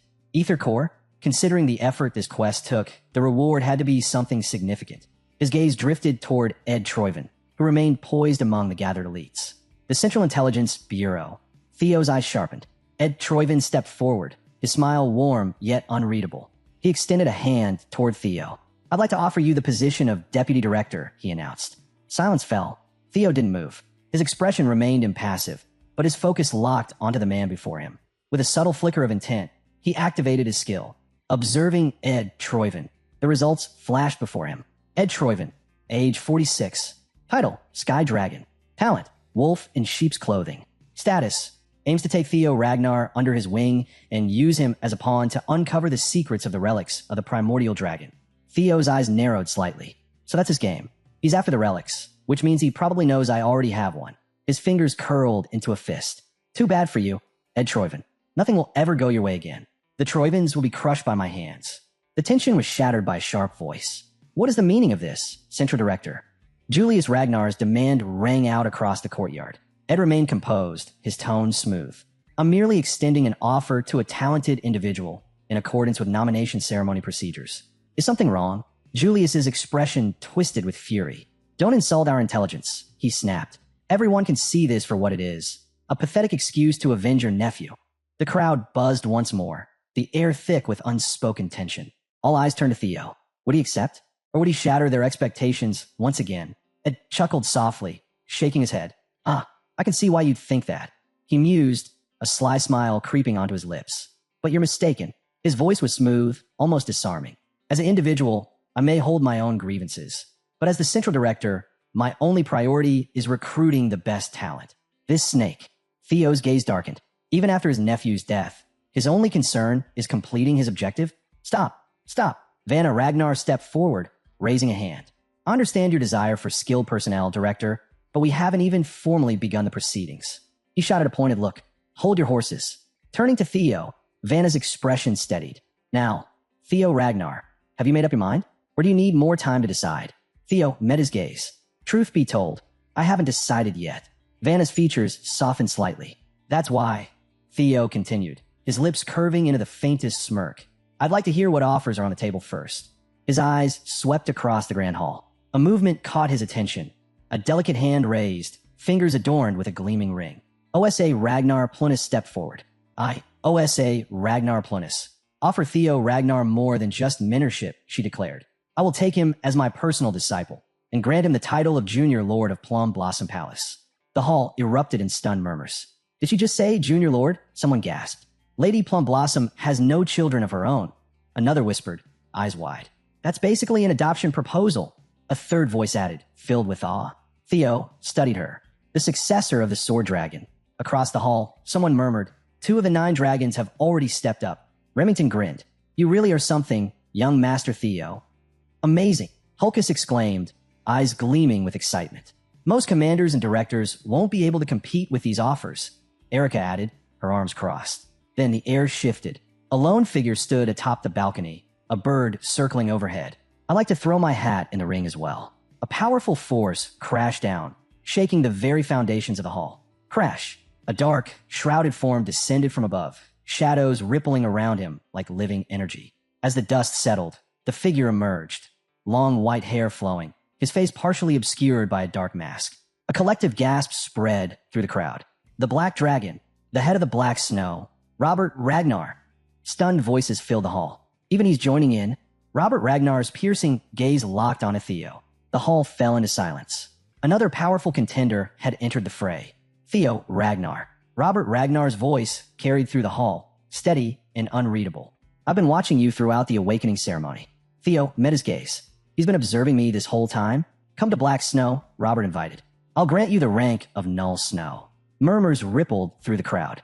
Null Snow. The Black Snow was an intelligence agency, their agents working in secrecy, their names never spoken in public. But Null Snow, the highest rank within Black Snow, a position that allowed one to maintain a public identity, to achieve fame and honor while still operating in the shadows.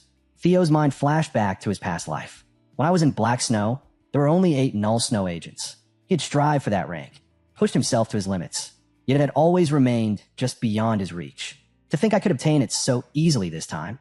A voice cleared its throat, pulling Theo from his thoughts. If it's prestige you seek, then allow me to remind you of another option. Pharaoh Ragnar stepped forward, his expression warm. Theo Ragnar, your performance in the 3rd stage left quite a lasting impression. He smiled.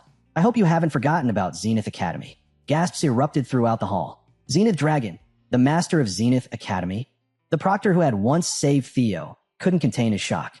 Pharaoh Ragnar himself? That makes 4 of the 9 dragons, someone murmured. Let's not forget, Evelyn added, her voice tinged with amusement. There's still one more. All eyes turned toward the last remaining silent figure. Julius Ragnar, the demon dragon, commander of the white armored dragon cavalry. Julius stepped forward, his gaze unwavering. The white armored dragon cavalry will not offer any special treatment to Theo Ragnar. Aaron let out a breath. He's really choosing now to stick to his principles? As expected of our commander, Evelyn said, admiration laced in their voice. Julius's voice was firm. Honor is earned, not given. My desire to recruit Theo is great, but I cannot grant him any privileges over the others. The only thing I can guarantee is full support for his development and the pride of being a Druin. His gaze locked onto Theo. That is my offer. The hall fell into silence. All eyes were on Theo now. He stood in the center of it all, taking a slow, deep breath. His eyes fluttered shut for a brief moment, then reopened, sharp, unwavering. A smirk played at his lips. I will choose. But before he could finish, a voice sliced through the air, laced with an undeniable force. You're a regressor, aren't you? Theo's breath hitched. His eyes widened in shock as he whipped around, scanning the room. His gaze landed on a woman sitting gracefully upon a throne. Her piercing eyes locked onto him. The former clan head, Hilda Ragnar. Theo swallowed hard. His throat had gone dry. Gulp. I have no idea what you mean, he said, his voice carefully measured. Hilda's lips curled into an amused smile. I don't know what kind of life you lived in your previous cycle, she mused, but your acting is impeccable. Her smile deepened. Truly impressive. Cycle? Theo's mind raced. She knows. But what does she mean by cycle? Is there a limit to regression? His pulse pounded as he struggled to piece it together. Vanna Ragnar's voice cut through the haze. Is something wrong? You don't look well. Theo exhaled sharply. Could I be given a moment to gather my thoughts? Vanna nodded. As you wish. The weight of every gaze pressed down on him. Theo clenched his fists. This ceremony had taken a turn no one could have expected. Vanna nodded. This is indeed an important decision, but don't take too long. Hilda leaned back in her throne, a smirk tugging at her lips. There's no need to hide it, she said smoothly. After all, I'm also a regressor. Theo's breath caught. What? Hilda continued, her voice steady. Though my cycles have now ended. Theo stared at her, his mind spinning. She said again. That meant she had regressed multiple times.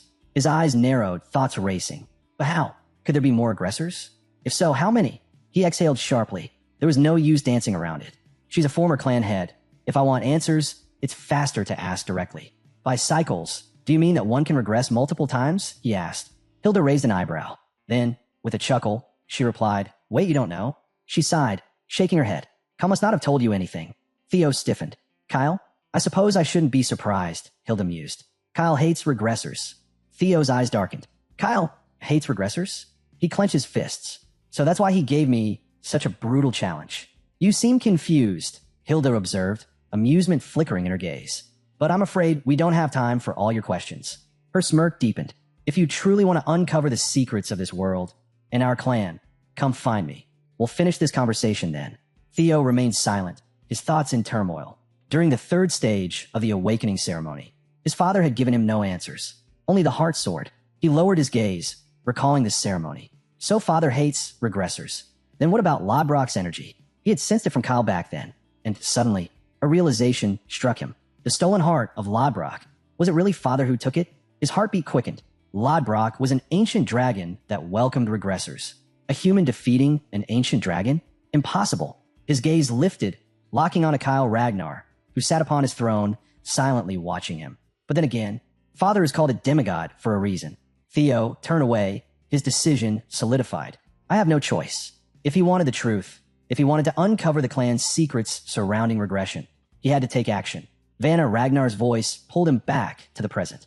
Now then, Theo Ragnar, has your heart decided where you will go?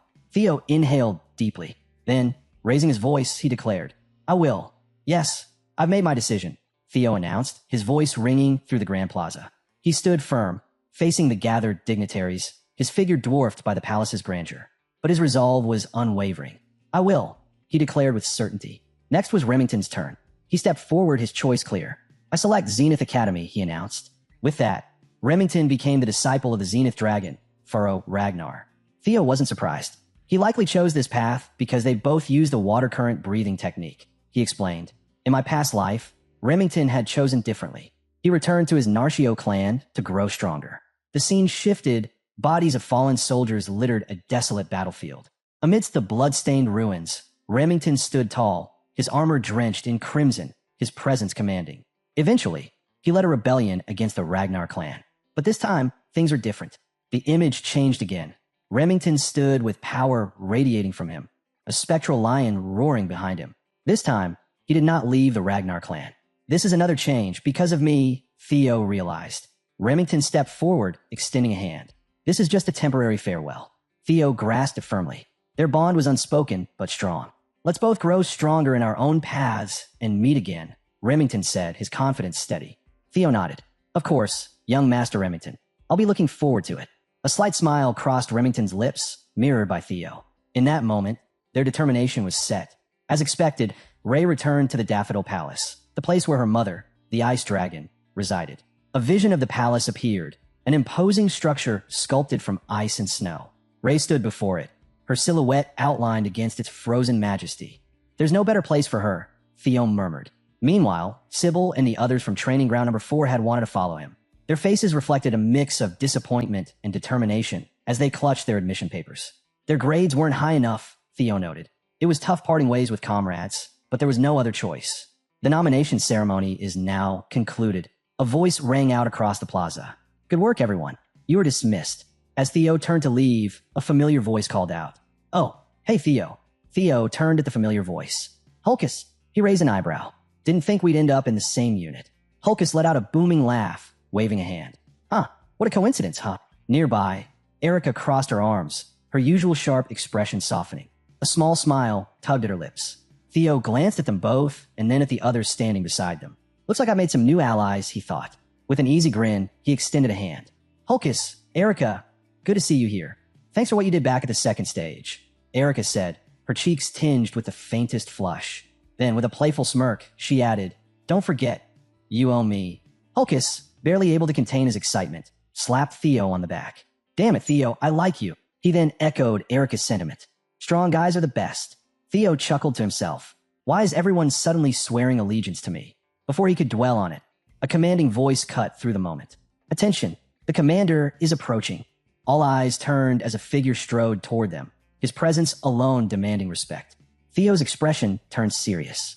No matter what happens, my goal remains the same, he reminded himself. His gaze locked onto the man in white and blue armor, the unmistakable symbol of the most prestigious unit in Ragnar.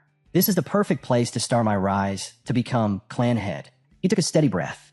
The white armored dragon cavalry, he murmured. The figure stopped before them, his polished armor gleaming under the sunlight. Congratulations, he announced, his voice firm. You are now part of the white armored dragon cavalry. Theo clenched his fist. I'll check in with Hilda later. But for now, the commander took another step forward, glancing at the assembled recruits. A smirk played on his lips. Now then, let's hear your declarations. Hulkus, unable to contain himself, spoke first. I want to become an incredible dragon knight. Another recruit chimed in, determination burning in their eyes. I want my name to be known across the continent. Erica stepped forward. I'll become the strongest of my generation. Another voice joined. I want to earn your recognition, Commander. The recruits' voices filled the air, each declaring their ambitions.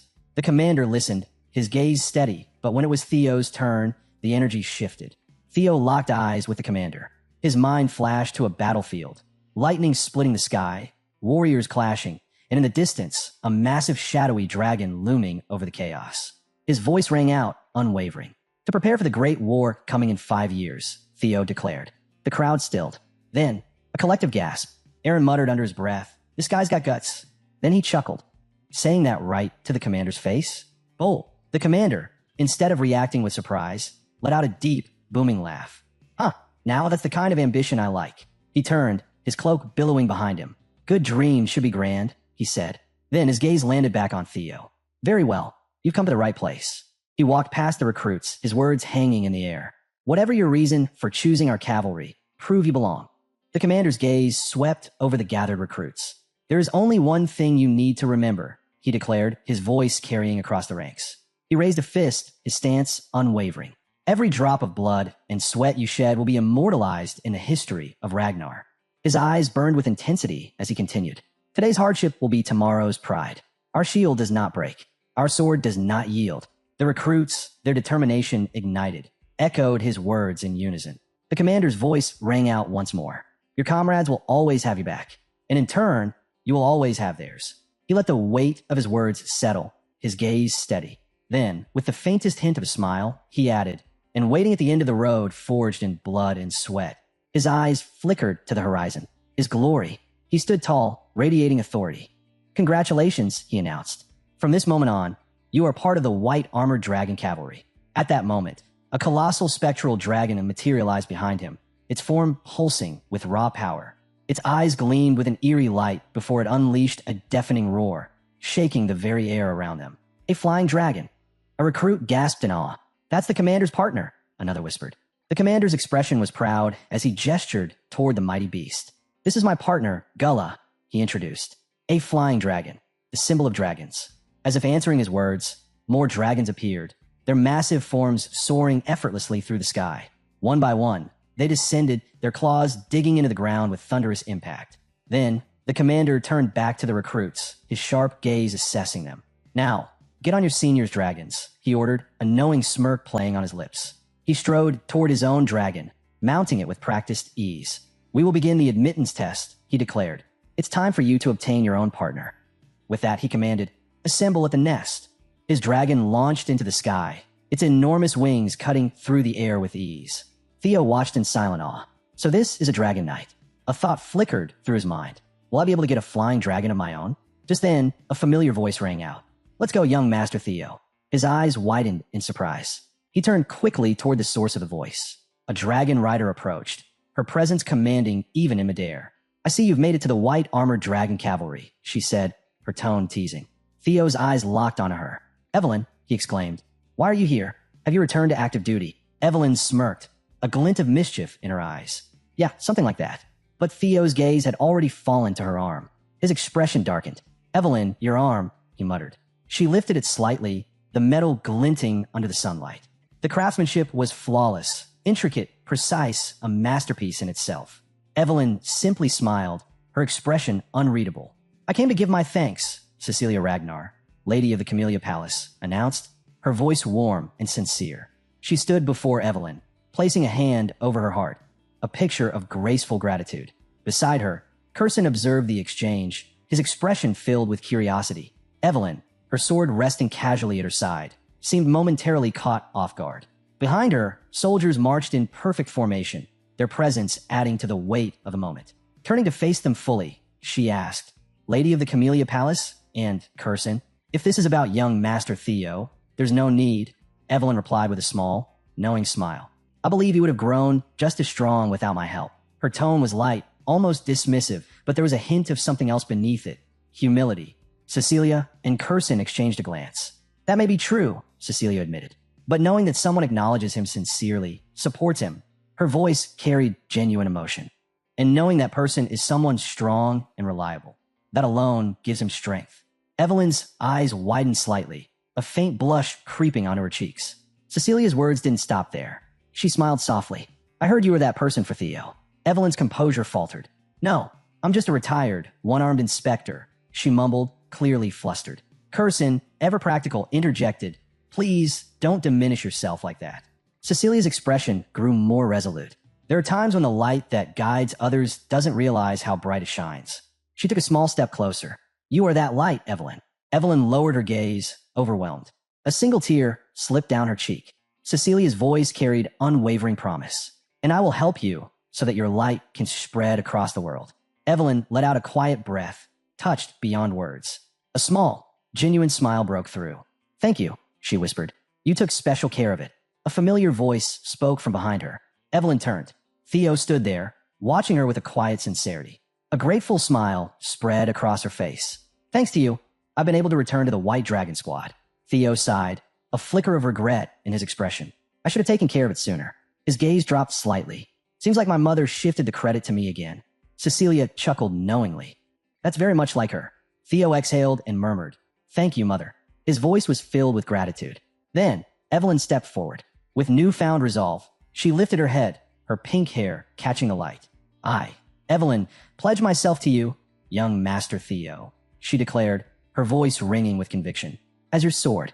Theo met her gaze, a faint smile playing on his lips. The scene shifted, revealing a breathtaking mountainous landscape, its jagged peaks rising toward the sky, vast and imposing. I'll be in your care, Theo said, his voice steady yet soft. His gaze was fixed on the towering peaks ahead, White Dragon's Nest. The scene shifted, revealing an immense structure carved directly into the mountainside, its intricate design blending seamlessly with the rugged terrain. Above, dragons soared through the sky, their movements both graceful and powerful. This is White Dragon's Nest, the narrator explained, where the wyverns reside.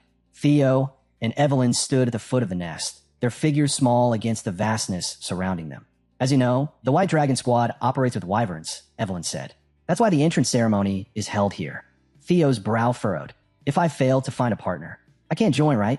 Evelyn gave a small nod. Yes, it's rare, but it does happen. Theo's thoughts drifted to Hulkus and Erica. Will the rankers be okay? He wondered aloud. Evelyn shrugged. They'll figure it out.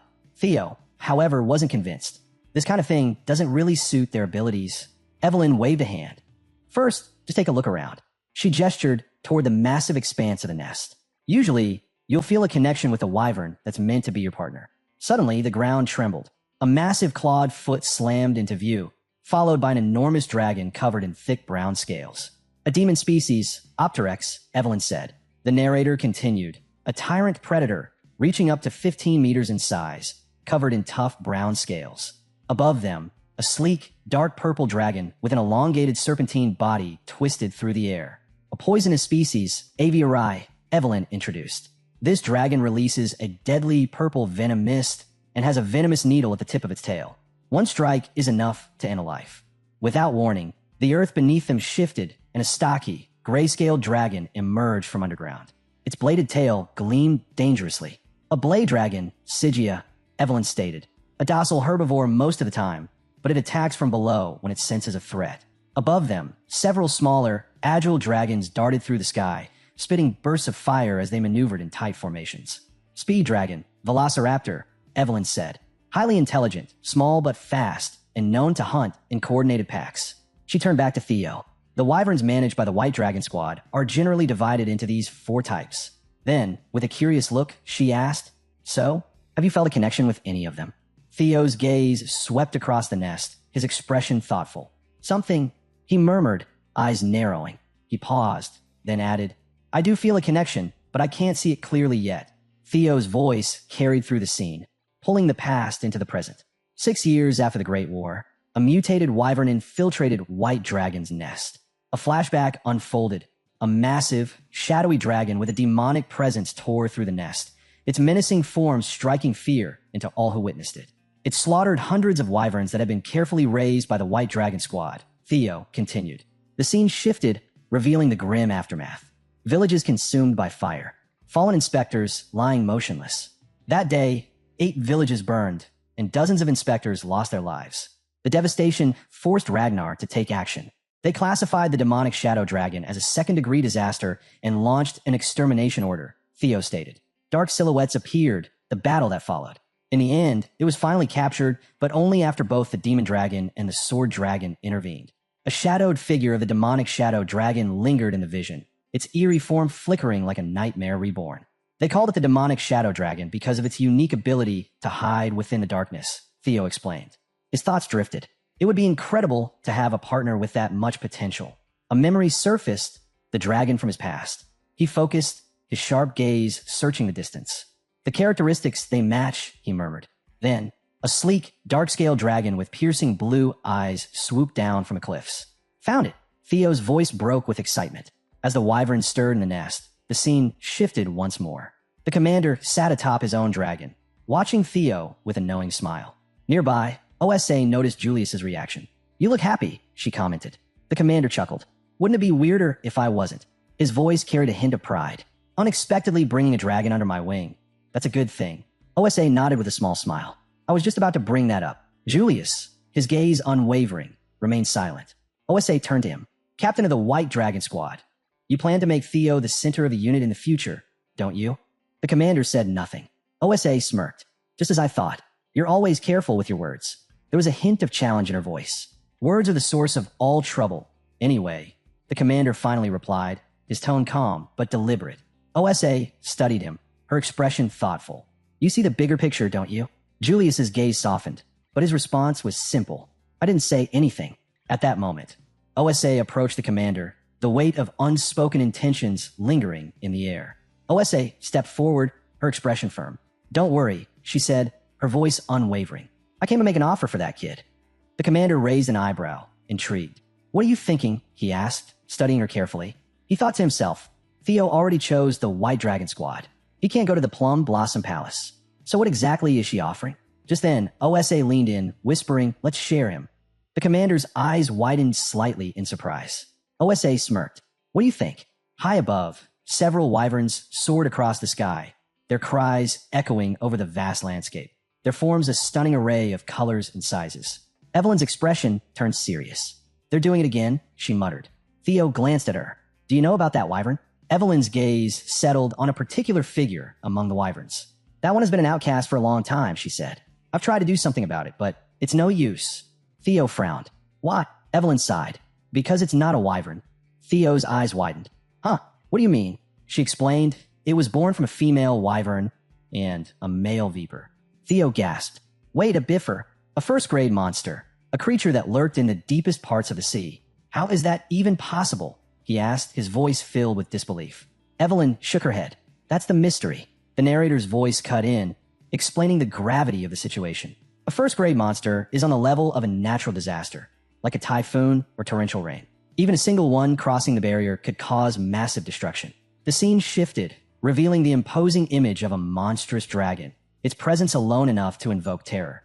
Viper is a ghost species, Theo murmured, his mind racing.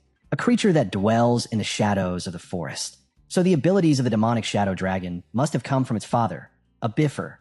The memory shifted again, showing turmoil within the White Dragon Squad. When it was born, it created a huge controversy, Theo recalled. Evelyn nodded. At first, we allowed it to stay and simply observed. But her voice trailed off. Theo's gaze darkened. The other wyverns rejected it, didn't they? Evelyn sighed. Completely. It's been isolated ever since. But keeping it that way isn't a solution either. Theo's eyes locked onto the lonely figure in the distance. What's that kid's name? He asked. Evelyn hesitated. It's, Then, her expression softened. In an ancient language, it means shadow. A slow smile spread across Theo's lips. Then I have even more reason to choose that kid, he said firmly. Evelyn blinked in surprise. Young master, wait. What are you doing? Before she could stop him, Theo moved. With a powerful leap, he closed the distance between himself and the outcast wyvern. My partner is that kid, he declared. Evelyn's eyes widened. W, what do you mean? I'm going first, Theo called out, his voice unwavering. Young master, Evelyn shouted, alarmed. Theo landed on a jagged rock formation, his crimson eyes burning with determination. This time, he murmured, his voice carrying a sense of unshakable resolve. I'll make sure you live a different life, Umbra. A surge of energy erupted around him, and with a decisive motion, He unleashed a powerful beam onto the ground, sealing his vow. "I'm going ahead," Theo declared, launching himself into the air with a powerful thrust. Caught off guard, Evelyn gasped, "Young master." But Theo was already soaring, his movements precise and controlled, determination radiating from him. As he ascended, a translucent blue system notification flickered into existence before him. Channeling his newfound psychokinetic abilities, he summoned several swords that hovered in the air, their blades gleaming with an eerie blue glow. His eyes shimmered with the same ethereal light. Hatchling Synchro, you can utilize psychokinesis to move designated targets. The message flashed briefly before vanishing. Theo's summoned swords floated protectively around him as he landed gracefully, their presence a testament to his growing power. Without hesitation, he propelled himself upward again, each motion swift and calculated. Evelyn stared in disbelief. When did he learn psychokinesis? And to wield it like this? She muttered, unable to hide her astonishment. His growth is unreal. From within the wyvern's nest, unrest stirred. The creatures watched Theo's display, their cries filled with both unease and hostility. One in particular, Umbra, let out a fierce roar, its eyes glowing with an intense white light. Theo, undeterred, continued his ascent, his gaze locking onto Umbra. He knew this feeling all too well. The whispers, the doubts, the scorn. Imbecile. Is he even really a Ragnar? Too incompetent. Even for an illegitimate child. His eyes narrowed. Sparks of blue energy crackled around him as a surge of power exploded from within. The Thunder Dragon breathing technique ignited, sending a ripple of electricity through the air. The dragon mark blazed to life on his skin, pulsing with raw energy, its radiant blue aura crackling with force. The wyverns shrank back, their cries turning from aggression to fear. Some bolted, their frantic movements betraying their panic. Theo scoffed, shaking his head. Running away the moment you're faced with real power? Bullies are nothing more than cowards in disguise. His gaze followed the retreating creatures before shifting back to Umbra. The wyvern let out a low growl, part fear, part defiance. Theo stepped forward. "Are you all right?" Umbra hesitated before letting out a sharp cry and flapping its wings, preparing to flee. "I'll wait," Theo called after it. Evelyn, still watching from the sidelines, cautioned, "He's on edge. If you push him now, it'll only drive him further away. Give him time." But Theo remained steadfast. "No," he said firmly. "That's exactly why I have to be here." His voice softened as he gazed at the wyvern. "Why do you think he lingers near the nest even after being cast out?" A bitter smirk crossed his lips. "Because loneliness cuts deeper than any wound." Theo turned to Evelyn, concern evident in his voice. "He's hurt. He couldn't have gone far. Please help me track him down." Meanwhile, deeper in the mountains, Umbra lay exhausted, his breath ragged as he struggled to recover.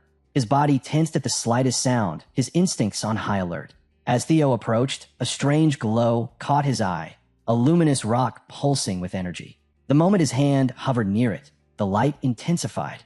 "Theo," Evelyn cautioned. "Many have tried to tame him before, but none succeeded. Even the commander himself couldn't get through to him. Right now, he's even more on edge. If you push too hard, it can make things worse." Theo nodded. "I'll take it slow. But first, could you bring me something to feed him?" He turned his gaze back to the wyvern. "In the meantime, I try to understand him. This is my test, after all." With that, Theo activated wyvern fear, his aura flaring to life. Umbra, in response, unleashed Lesser Drake fear, his own presence surging forth. A tense moment passed. Theo took a step forward. Umbra mirrored him. Another step. Umbra followed. A silent rhythm formed between them. Then, reaching into his inventory, Theo pulled out a small vial. He uncorked it and splashed the healing potion onto Umbra's wounds. "How's that? Feels better, right?" Umbra blinked in confusion, as if unsure of what just happened. Theo observed him carefully. "Maybe it's the dragon heart, but I can feel his emotions. Pain, resentment toward the herd that cast him out, conflicting sorrow and longing, the desire to belong, yet the fear of rejection, and then a wariness toward Theo himself. He doesn't trust me, but he wants to." Slowly, Theo reached out, placing a hand against Umbra's face. "Don't worry," he said softly. "I won't turn my back on you." Digging into his inventory again, he pulled out something else, a shimmering gem. He smirked. "I know you love these." Umbra's eyes locked onto the gem, a flicker of interest replacing his hesitation. "You want it?" Theo asked, tilting his head. Umbra hesitated but leaned forward, his gaze fixed on the prize. Theo grinned. "If you follow me, there's plenty more where that came from." He extended his hand. "So what do you say?" For a moment, Umbra remained still. Then, with a deep, rumbling roar, he gave a nod. You have been successfully recognized by the Viper Wyvern as its master. A blue system message appeared. New skill acquired. Wyvern Taming, rank C. Mastery, 1%. Higher mastery increases a tamed dragon's trust. When mounted, grants a 10% power boost to both rider and beast. With a powerful flap of his wings, Umbra soared into the sky, carrying Theo with him. Back on the ground, Evelyn stood frozen, still dragging the bull she had prepared. She stared up at them, completely bewildered. Hey, Cha! As Theo and Umbra descended, a smirk played on Theo's lips. Umbra, now at ease, tore into the food Evelyn had brought, happily devouring his meal. Evelyn watched in disbelief. He's actually eating? He's never opened up to anyone before. Thanks for the meat, Evelyn, Theo said casually. Evelyn, still flustered, demanded no, seriously. How did you do it? Theo just smirked, watching Umbra feast. Theo chuckled. I just tended to the wound in his heart, he said simply. Once his resolve wavered, the gift sealed the deal. Evelyn stared at him, speechless. Seeing her reaction, Theo grinned. What? You want me to eat that? He teased, eyeing the unfamiliar dish placed in front of him. Evelyn shook her head, deep in thought. That's just like young Master Theo, she mused. Not only can he charm people, but he even managed to win over a wyvern. Then, snapping out of her thoughts, she gasped as she noticed something shocking. Wait, young Master, she exclaimed. Congratulations. He's officially acknowledged you as his partner. Theo raised an eyebrow. Oh, a wyvern offering their neck and back. Evelyn paused, realizing what was happening. Her eyes widened in panic. Wait, no. What are you doing? Theo calmly placed a hand on Umbra. He told me to get on. Evelyn's voice rose in alarm. Even if he's accepted you, you haven't had any flight training. Riding a dragon without proper reins in a saddle is incredibly dangerous. Her concern only deepened as she saw Theo preparing to take off. Taking off like that is a shortcut to death, she cried. But Theo simply flashed a confident grin. It's fine. I have my ways. Just then, a system notification appeared before him. Activating skill, Wyvern Taming. Compensating for insufficient riding proficiency. With that, Umbra took to the skies, carrying Theo with him. Evelyn stood frozen, watching in shock and worry as the two soared higher. Hey, Theo. Up in the air, Theo steadied himself, feeling the rush of wind against his skin.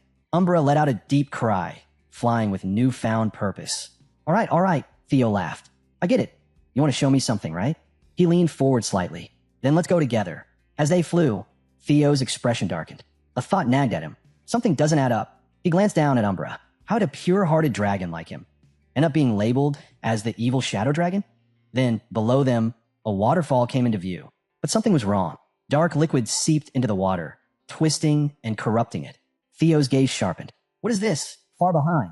Evelyn's frantic voice barely reached him.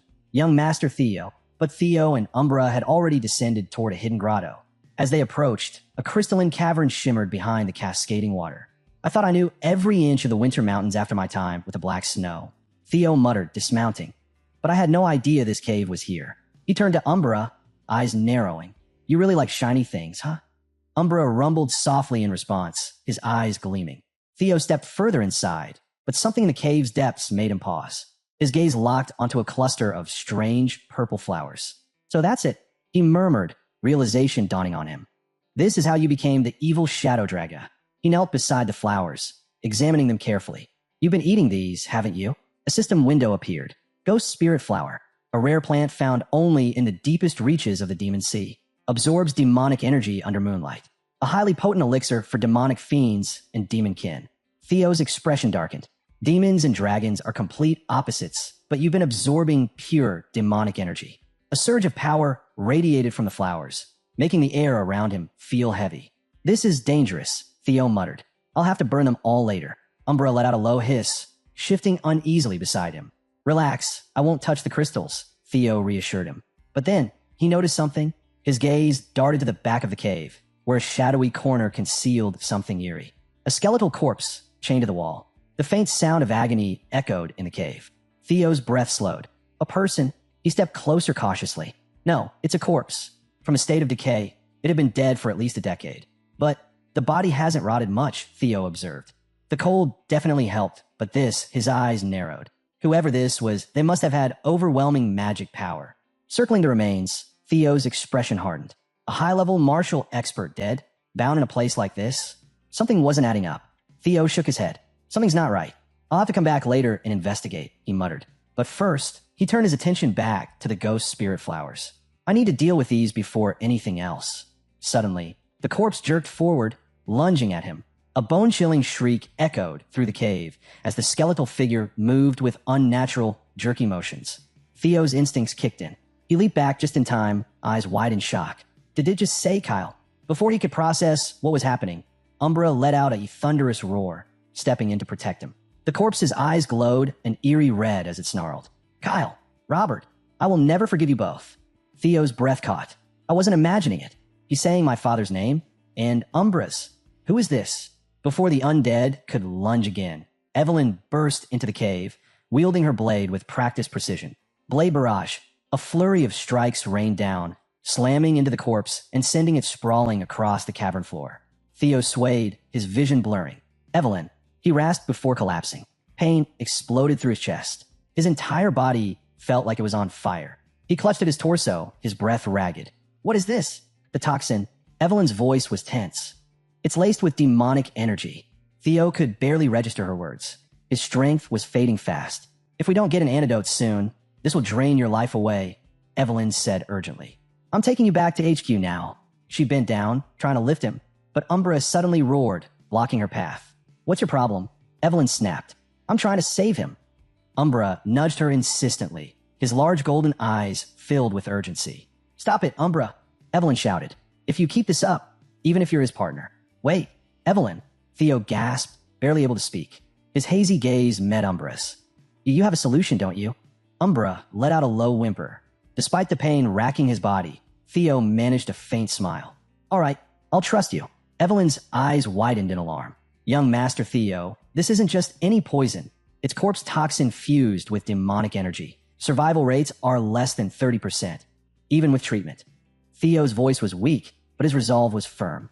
Umbra, he's evolved into a Class 2 demon fiend after consuming the ghost spirit flowers. He's fought creatures like that corpse before. If anyone knows how to counteract this poison, it's him. His breathing was ragged, but his determination didn't waver. So please trust him. Follow his lead. Umbra let out a deep, rumbling roar before tearing the ghost spirit flowers apart with his claws. He then nudged the shredded pieces toward Theo. Evelyn's brows furrowed. Wait, you want me to blend this and feed it to him? Umbra growled in response. Evelyn hesitated, glancing at Theo's unconscious form. You're seriously telling me this will help? But Theo, barely conscious, clenched his jaw. His eyes watered from the pain, but he forced himself to speak. Fine, I'll do it. Swallowing her doubt, Evelyn followed Umbra's instructions. She blended the mixture as best she could, then carefully fed it to Theo. Moments passed. Then his fingers twitched.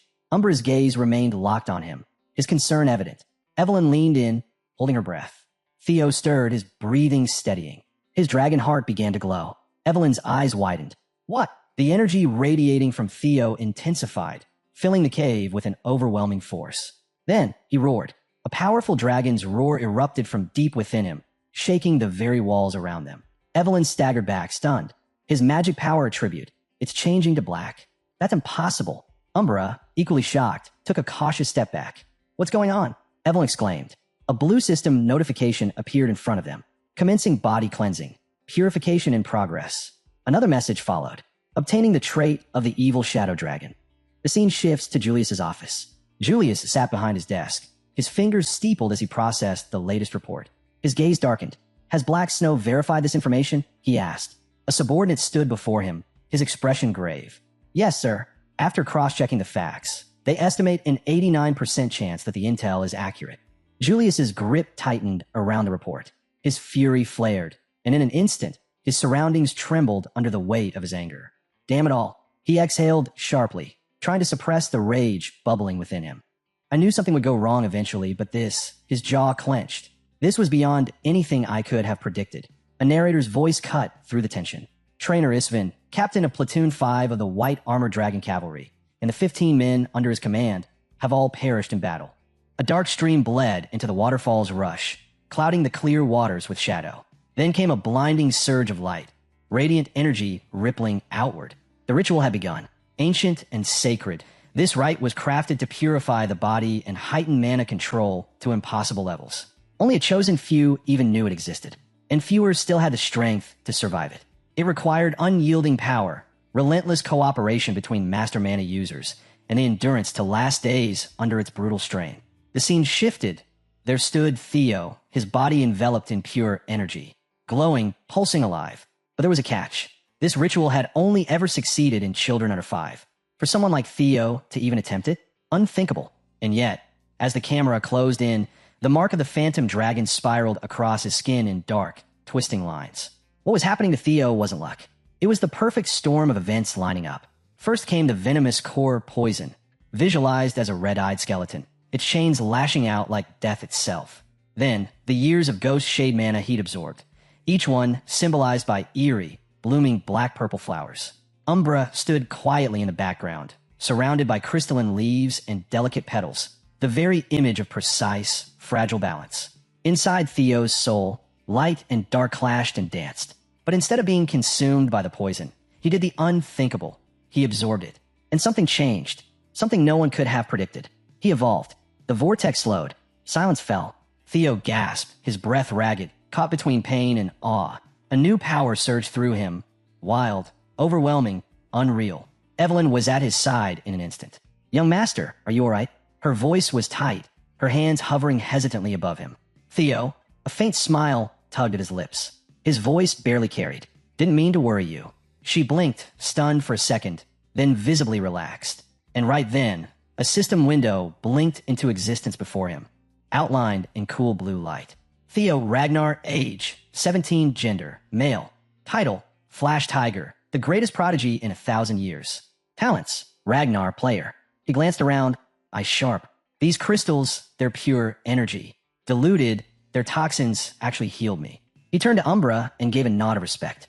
"Thanks for believing in me." His voice steadied, strength returning with every word. The Ragnar body's been reforged. Purification, rebirth, and now, the Phantom Dragon's mark. From this point on my growth, he paused. It won't just be fast. It'll be beyond reason. But his gaze darkened. There was still one piece of the puzzle he hadn't solved. That old man. His eyes locked onto the chained skeleton nearby. Something about it was off. Heavy. Ominous. Together, Theo and Evelyn moved toward the stone wall behind it. Ancient carvings shimmered faintly under the cave's glow, etched with precision only a master could leave behind. "What is this?" Theo murmured, stepping closer. Evelyn leaned in, fingers brushing the grooves. "It's a journal. Someone wrote this here." Theo squinted, reading the faded script. Time had worn it down, but the message was chillingly clear. The writing spoke of a man lost to vengeance. He named 2 enemies, Kale and Robert, as those who had once brought him down. Theo and Evelyn froze. They kept reading, each entry darker than the last. The man's body had begun to deteriorate, most likely from a wound Robert inflicted, his mana core shattered beyond repair. Desperate, he turned to Ghost Shade just to survive, but it was eating him alive. His thoughts spiraled, his memories flickered, and soon, the journal recorded frequent blackouts, his demonic nature slowly claiming what little was left of his mind. Each word in the carving bled with hopelessness. In a final desperate act, the man had melted down his most prized weapon, the jade serpent blade, using it to bind what remained of his decaying body. A silent plea etched into time, waiting for someone, anyone, to find this place and carry out his dying wish for revenge. Theo and Evelyn traded tense looks, but what came next struck even deeper. The carvings mentioned 2 lost arts, the Phantom Sword art and the Storm Thunder God technique, fabled skills that had vanished from the world. Evelyn's breath caught. This was the Wind Lord, she whispered. From Tragic Hero, the man who faced Lord Hector Ragnar 40 years ago. Theo stiffened. They told me the Wind Lord died, but he hadn't.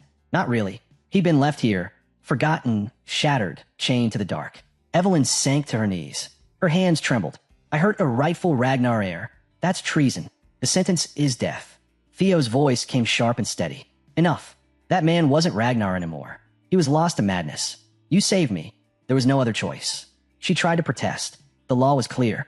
The consequences, unavoidable. But Theo's words cut through. "Then let the truth stay buried." He held out his hand. "If guilt still weighs on you, then take his legacy. Claim his techniques. Carry his will." Evelyn looked up, stunned. "These arts, they rival the 9 dragons. Why would you give them to me?" Theo's answer came without hesitation. "Become the Wind Lord's successor. Let his story live through you. Grow stronger. That's how his legacy survives." Still kneeling, Evelyn's body shook. Theo stood over her, calm and resolute. "You're his disciple now. Let his soul rest. No one can judge that." She stared at him, wide-eyed. "Didn't you once say You become his sword? Realization struck. With slow, reverent motion, the senior swordsman of House Ragnar lowered her head, placing her fist to the earth. "My lord," she said, voice steady and full of purpose. "Please accept my oath as your sworn vassal." Theo let out a faint smile. "Even now, you're still bound to honor." He took her hand in his. "Theo Ragnar accepts the oath of Nearville. From this moment, it's etched into my soul. You'll be my first sword on the path ahead." His words echoed, powerful and still. Evelyn rose in silence, the weight of the moment grounding her. Then, a gust of wind broke the quiet. A high whistle followed, and the scene shifted. The camera swept across a vast, thunderous training yard. It buzzed with action, soldiers clashing, commands flying, steel ringing in the air. This was the heart of the White Armor Dragon Corps, where only the elite trained. A booming voice cut through the chaos. "Huh, still no sign of Theo, huh?" It was Hulkus, larger than life, flexing with a grin. Maybe he really is the best in the whole damn Corps. He puffed his chest, but then stopped cold. His jaw fell open. All eyes turned as Theo stepped into the yard, calm, composed, and far from alone. Beside him marched a dragon, towering, controlled, radiating power with every step. Hulkus froze, his bravado melting away.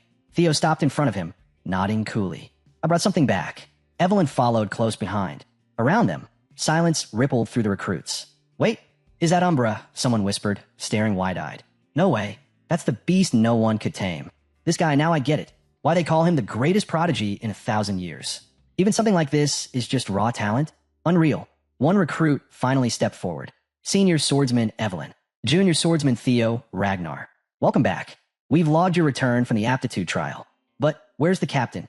Theo's eyes narrowed. "I noticed he wasn't around. What happened?" The recruit shifted, clearly uneasy. "He got an urgent message. Said nothing. Just headed back to his office."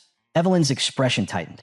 "Urgent," she echoed, voice low. A sudden gust cut across the courtyard. Static crackled faintly in the air. Someone was moving fast. Julius stepped into view, his voice carrying a sharp edge. "He knows the trial's over, but there's no time to talk. Orders just came in. All of you, prepare for deployment." The words hit like a hammer. "Blanky Fortress," he said flatly. The courtyard froze. Evelyn barely whispered, "Combat?" "Already." Theo gave a slow nod.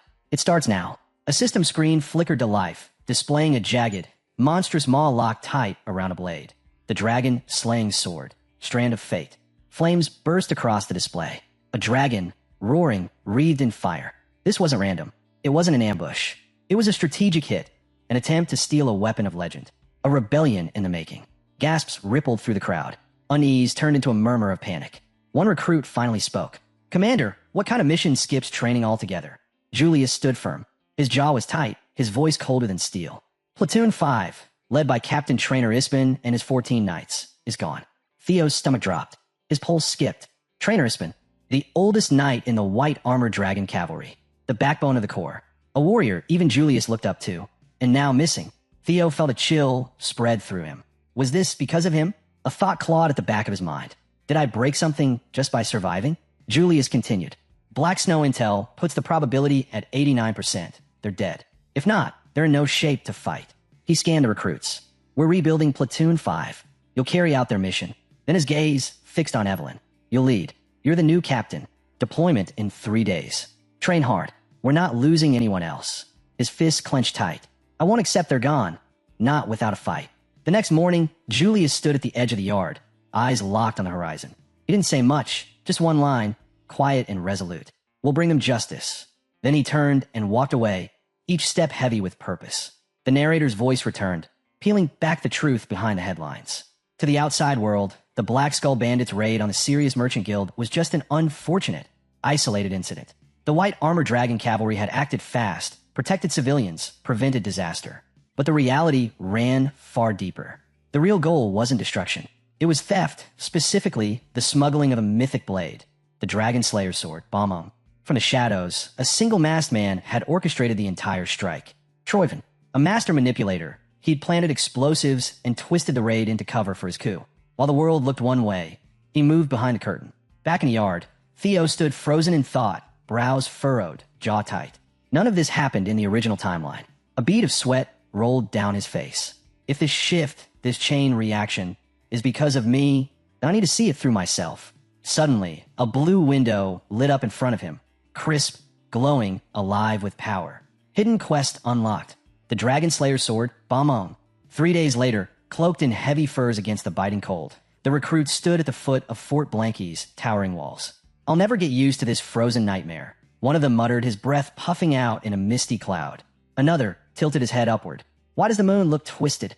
But before anyone could respond, a cry shattered the stillness. The white armored dragon cavalry. Incoming. A sentry atop the battlements leaned forward. Sound the Aller. His warning never finished. A barrage of shadow-laced projectiles slammed into the tower, swallowing it in an explosion of black fire. Light it up. Evelyn's voice cut through the chaos, sharp and commanding. The recruits exploded into motion.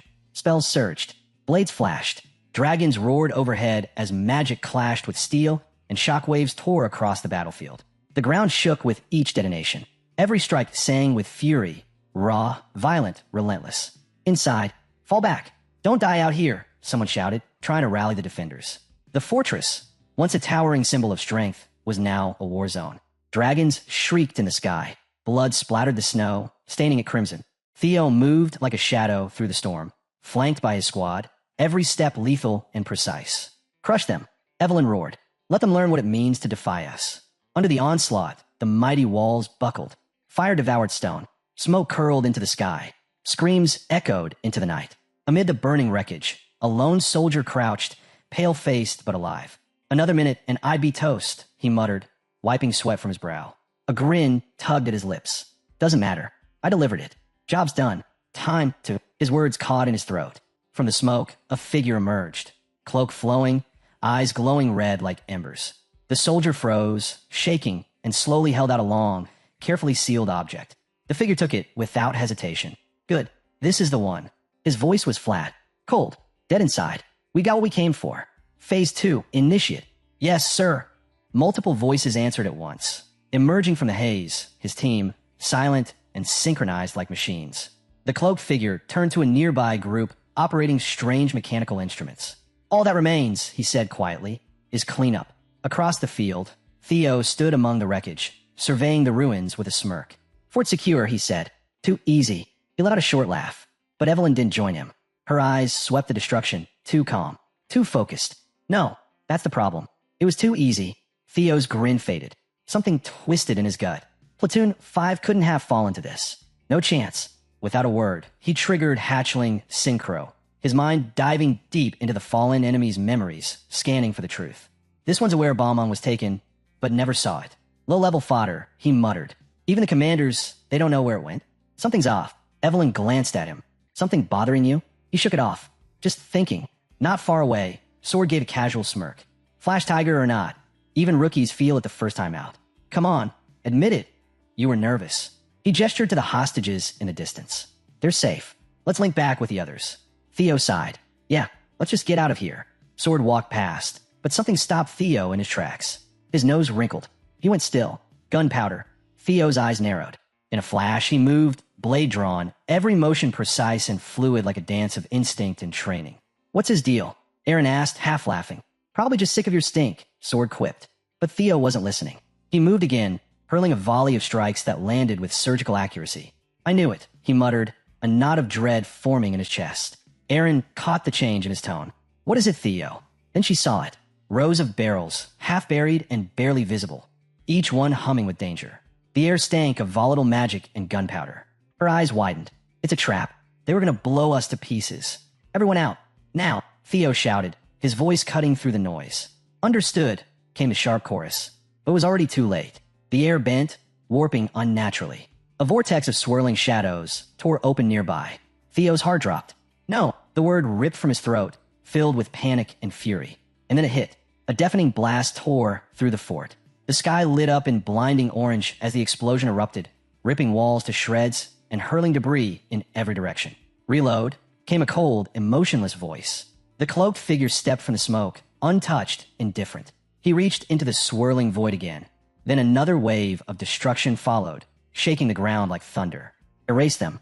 No survivors, he ordered, flat and final. Far from the battlefield, deep in a chamber cloaked in silk and shadow, Amelia rocked gently, cradling an infant wrapped in soft cloth. There, Ashien, she whispered, voice tender yet trembling. My sweet baby. But her eyes, no longer simply sorrowful, flared with a terrifying red glow. Did it hurt? She asked softly, almost breaking. Her tone shifted. Rage seeped into every word. Don't worry. Mommy's gonna bring you the head of that monster. I swear it. A silent tide of shadows surged over the war-torn field.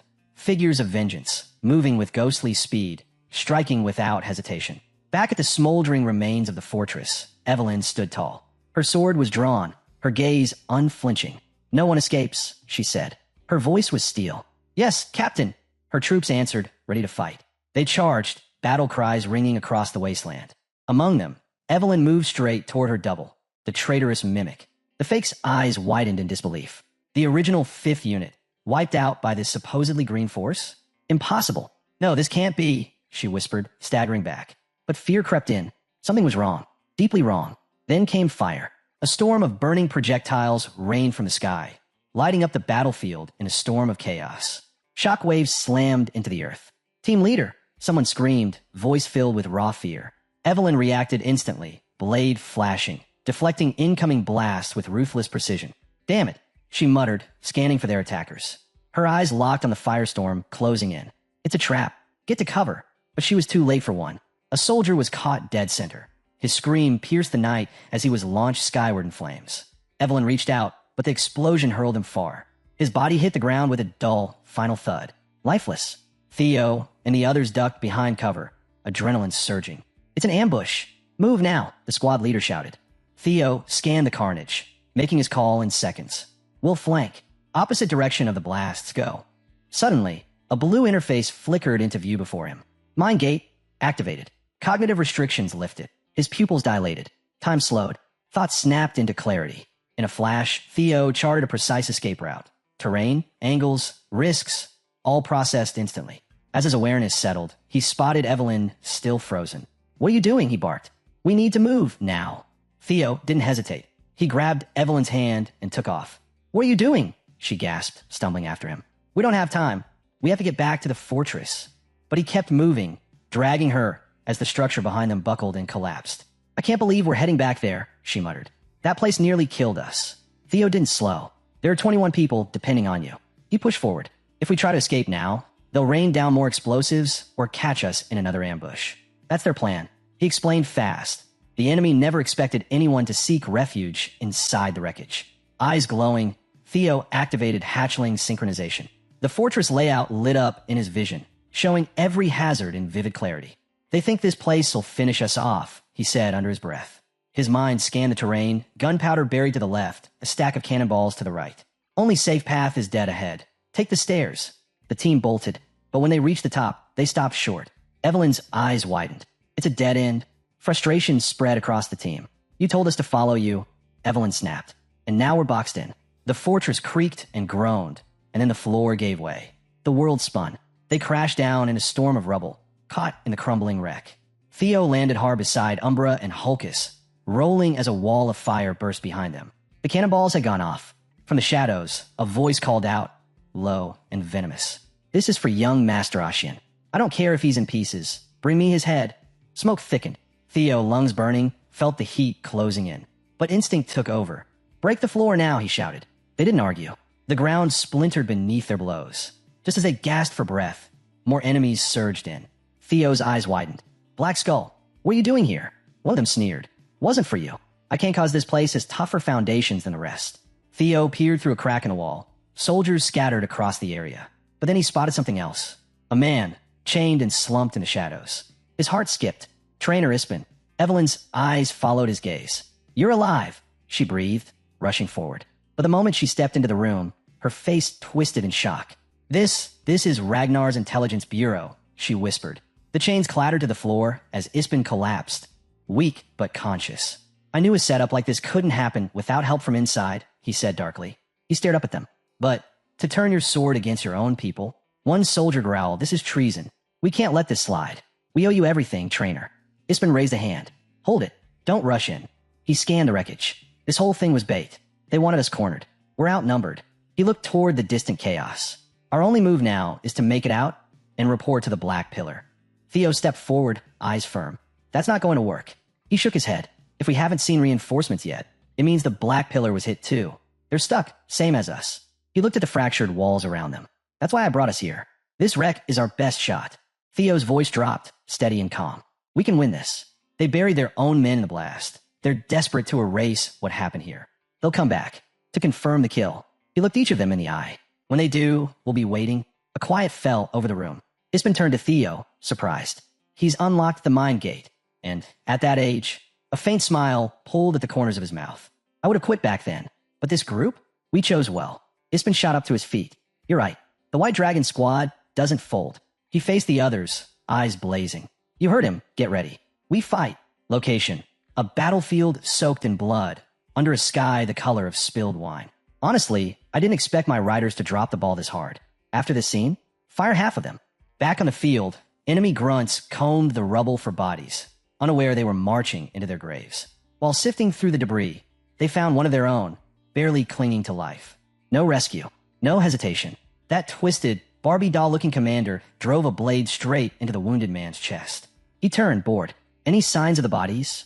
We've finished sweeping the west, the grunt replied. Heading east next. Barbie's lip curled. The ambush had failed. Only one team wasn't accounted for.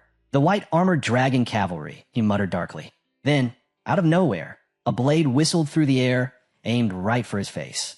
He dodged, just barely, twisting aside. Before he could counter, a crack rang out. Evelyn slammed into him with a crushing kick to the chest.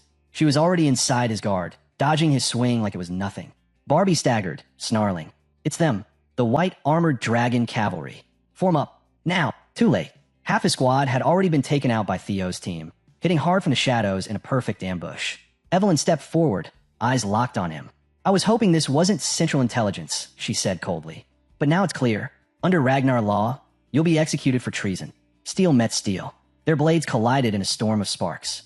Barbie fought back hard, furious and fast, but Evelyn matched him, strike for strike. How are they still alive?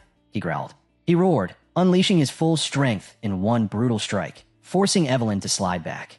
But she didn't flinch. Reaching into her prosthetic arm, she drew a concealed weapon and slashed, fast and lethal. Barbie ducked the first strike by a hair. The second came instantly, aimed right at his throat. He blocked it, but the impact shattered his guard, and he dropped to one knee, blood pouring from a fresh wound. Evelyn stood tall. Her voice rang out like judgment. The Central Intelligence Bureau is finished. This fortress is surrounded. You lost the moment your ambush failed. Surrender, while you still can. Barbie screamed, wild-eyed. Now, use the secret technique. Everyone froze. Secret what? Then, one of his men began to twitch. His body convulsed, muscles warping, veins swelling grotesquely. He was changing. The soldiers had been enhanced, forced into level 2. One of them, the same one who'd cowered from Theo earlier, charged, his face contorted like he was battling his own organs. Theo's eyes sharpened. Reverse blood surge, a forbidden technique. It burns away life force for a burst of raw power. The enhanced grunt hit harder than expected, forcing Theo back a step. But before he could fully recover, more came at him fast. One of their captured allies threw himself into the attack, shielding Theo at the last second. The hit landed. He crumpled, whispering, "Stay alive." It was unnecessary. Theo was stronger. But watching him fall, Theo's face hardened. Enough. He unleashed Thunderclaw. The force shattered the front line, bodies flung like dolls in a storm. Then, Mind Gate, active. Theo vanished. A blur of speed and precision, cutting through enemies like threads. But they just kept coming. He drew a deep breath. Time for the next step. Triple Thunderclaw. Theo slammed both fists into the ground. An enormous shockwave erupted, ripping across the battlefield. The land split open as streaks of raw energy carved through the terrain like molten veins. The blast threw everyone back. Dozens of enemies didn't even get the chance to scream. They were vaporized on the spot. Barbie survived barely, but his eyes were wide, his stance shaky. He couldn't process it. How had Theo crushed their secret technique like it was nothing? This monster, he can't be allowed to live, he growled. Around him, the rest of the squad stood frozen. Even Glasses muttered under his breath. We've got a long way to go before we can stand beside him. But that kind of power came with a price. Theo stumbled, coughing hard, blood streaking down from his lips. He'd pushed the mind gate too far. His body was cracking under the pressure. Barbie saw his chance. Screaming, he lunged at Theo. If I'm going down, you're coming with me. Something was wrong. Theo's instincts roared. He locked eyes on Barbie and saw it. A manicore, rigged for detonation. A walking bomb. But before he could react, Evelyn was there. She stepped between them, raising her hand without hesitation, calling on the divine force of God Tempest. With the technique Theo had entrusted to her, she launched the opening move, Squall. Barbie was flung back like a rag doll. Evelyn dashed in, striking again before he could recover. Then came the real blow. "Hey, what are you gawking at, creeps?" Someone shouted off screen. "Focus. Maelstrom." The attack landed, right on the manicore. Theo watched, stunned, as the detonation didn't happen. It was suppressed. The energy collapsed inward, then burst outward, slamming Barbie into the earth with a shockwave that shook the sky. No question, Barbie's story ends here. Rip, you will not be missed. "Hey, Lord Theo." Hulkus's voice rang out. He came bounding over, beaming. "Good call making me your first sword." Too late. Evelyn crossed her arms beside Theo, already wearing the title. Gratitude started pouring in from every side. "You saved us. We owe you everything." "Thank you, Theo." He laughed it off, brushing dust from his coat. "Someone help him up." "Where'd you learn moves like that?" one asked. Theo just smirked. "You don't want to know?" The team swarmed him, cheering. Victory was theirs. Far away, under a different sky, an old man looked to the heavens. At last, he murmured, "The long night is over. A new dawn begins." Location shift, Rose Palace. And there she was, collapsed on the floor, foaming at the mouth. If you know, you know. But no, she wasn't poisoned. It was Ed, holding her down with sheer magical pressure, choking her without laying a finger. He slammed her to the ground like a wild animal, growling through clenched teeth. "Where did you get the nerve to act without my command?" Stewards rushed in, voices pleading, but Ed wasn't done. He hurled a pile of papers at her feet, seals broken, orders forged. "You mobilized my army. Use my seal. You sent them after Theo Ragnar and the White Armored Dragon unit." Her eyes darted, her mouth trembling. Her mask shattered. She broke down, shaking. First laughter, then tears. I just wanted his head," she sobbed. "For killing my son. I wanted everyone close to him wiped out, just to make it stop hurting." Ed's face twisted in disgust. His hands clenched. "Your son was trash." He slammed his fist into Ashian's cold body, blood splattering across her face. "You forgot your place. And now..." He stepped back, voice cold enough to freeze steel. "You've lost the Dragon Slayer sword. The core of the entire operation, gone. She's no longer family." That cold declaration echoed in the hall as Ed turned his back on her. Panic surged through her. That look in his eyes, it was the same terrifying glare their father once had. He snapped at his men, "Lock her away, somewhere no one will ever find her, and erase anyone tied to her. No loose ends." The weight of her actions finally hit. She dropped to her knees, begging for mercy, pleading for forgiveness. But it was too late. Ed stormed out, fury radiating off him. Years of careful planning shattered. The rebellion he'd spent his life building, undone in a single reckless move. And at the center of it all, Theo Ragnar. His hands trembled with rage. "I'll deal with him myself." Cut to Theo. The man himself, our battlefield legend, unsheaths a massive greatsword. A system window appears. Status sealed. Unlock conditions. Unknown. He focuses his aura into the blade, and instantly it flares. Wild energy lashes out, slicing across his palms, yanking free from his grip. He catches his breath, eyes narrowing. Thought so. The weapon wasn't forged for mere mortals. It pulsed like a phantom from the mythic age, untouchable unless one unravels its secret. But if mastered, it rivaled the power of ancient heroes. Theo remembered. Ed had uncovered its secret once, in a life now long gone. A memory clicked. Only one place could hold the key. He returned the sword to his inventory. Until then, it was just dead weight. A knock sounded. Evelyn stepped in, composed. "Apologies for the interruption. The commanders requested your presence." Inside the war room, the old commander welcomed Theo with a warm smile, his eyes tired but grateful. "You made it out. I'm glad." But then came the surprise. "I'm stepping down." Theo blinked. "What?" The old man exhaled deeply. "I lost more than just my leg in that last battle. My Drake, my strength is gone. I want to spend my last years honoring the fallen." No arguments. Julius, ever loyal, just sighed. He knew better than a pushback. As they sipped tea, the old man changed gears. Not a replacement. A revelation. A recruit who stood out from the rest.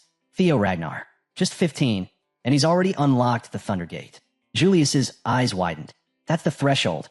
The divide between ordinary and something far more. And he wasn't born with it open, the commander added. He forced it. His aura now runs through expanded vessels, far beyond the human norm. It's absurd. Julius chuckled, leaning back. If his vessel's that vast, then it's time we start filling it. The commander gave a nod. That was all for today. Later that night, under a quiet sky, Julius pulled Theo aside. "This road? From here on out, it's yours to walk." Theo stiffened at the words. But Julius changed the tone. "I heard you played a major role on that last mission." Theo waved it off. "It wasn't just me. The whole team carried the weight." Julius smirked, still so humble. He leaned in. "But tell me, How far along your path have you walked? Theo tilted his head. You mean in combat? It's gotten easier, sure. Julius's gaze sharpened. No, I'm not asking how strong your sword is. He paused. I'm asking what your sword means. What kind of life is it trying to speak into existence? The question caught Theo off guard. He paused, uncertain. I don't know yet. Julius unsheathed his sword with a smooth motion. I used to train with a single goal, he said, to mirror the Patriarch's blade. That's how it is for most of us in the beginning. But as he raised the weapon, the atmosphere changed.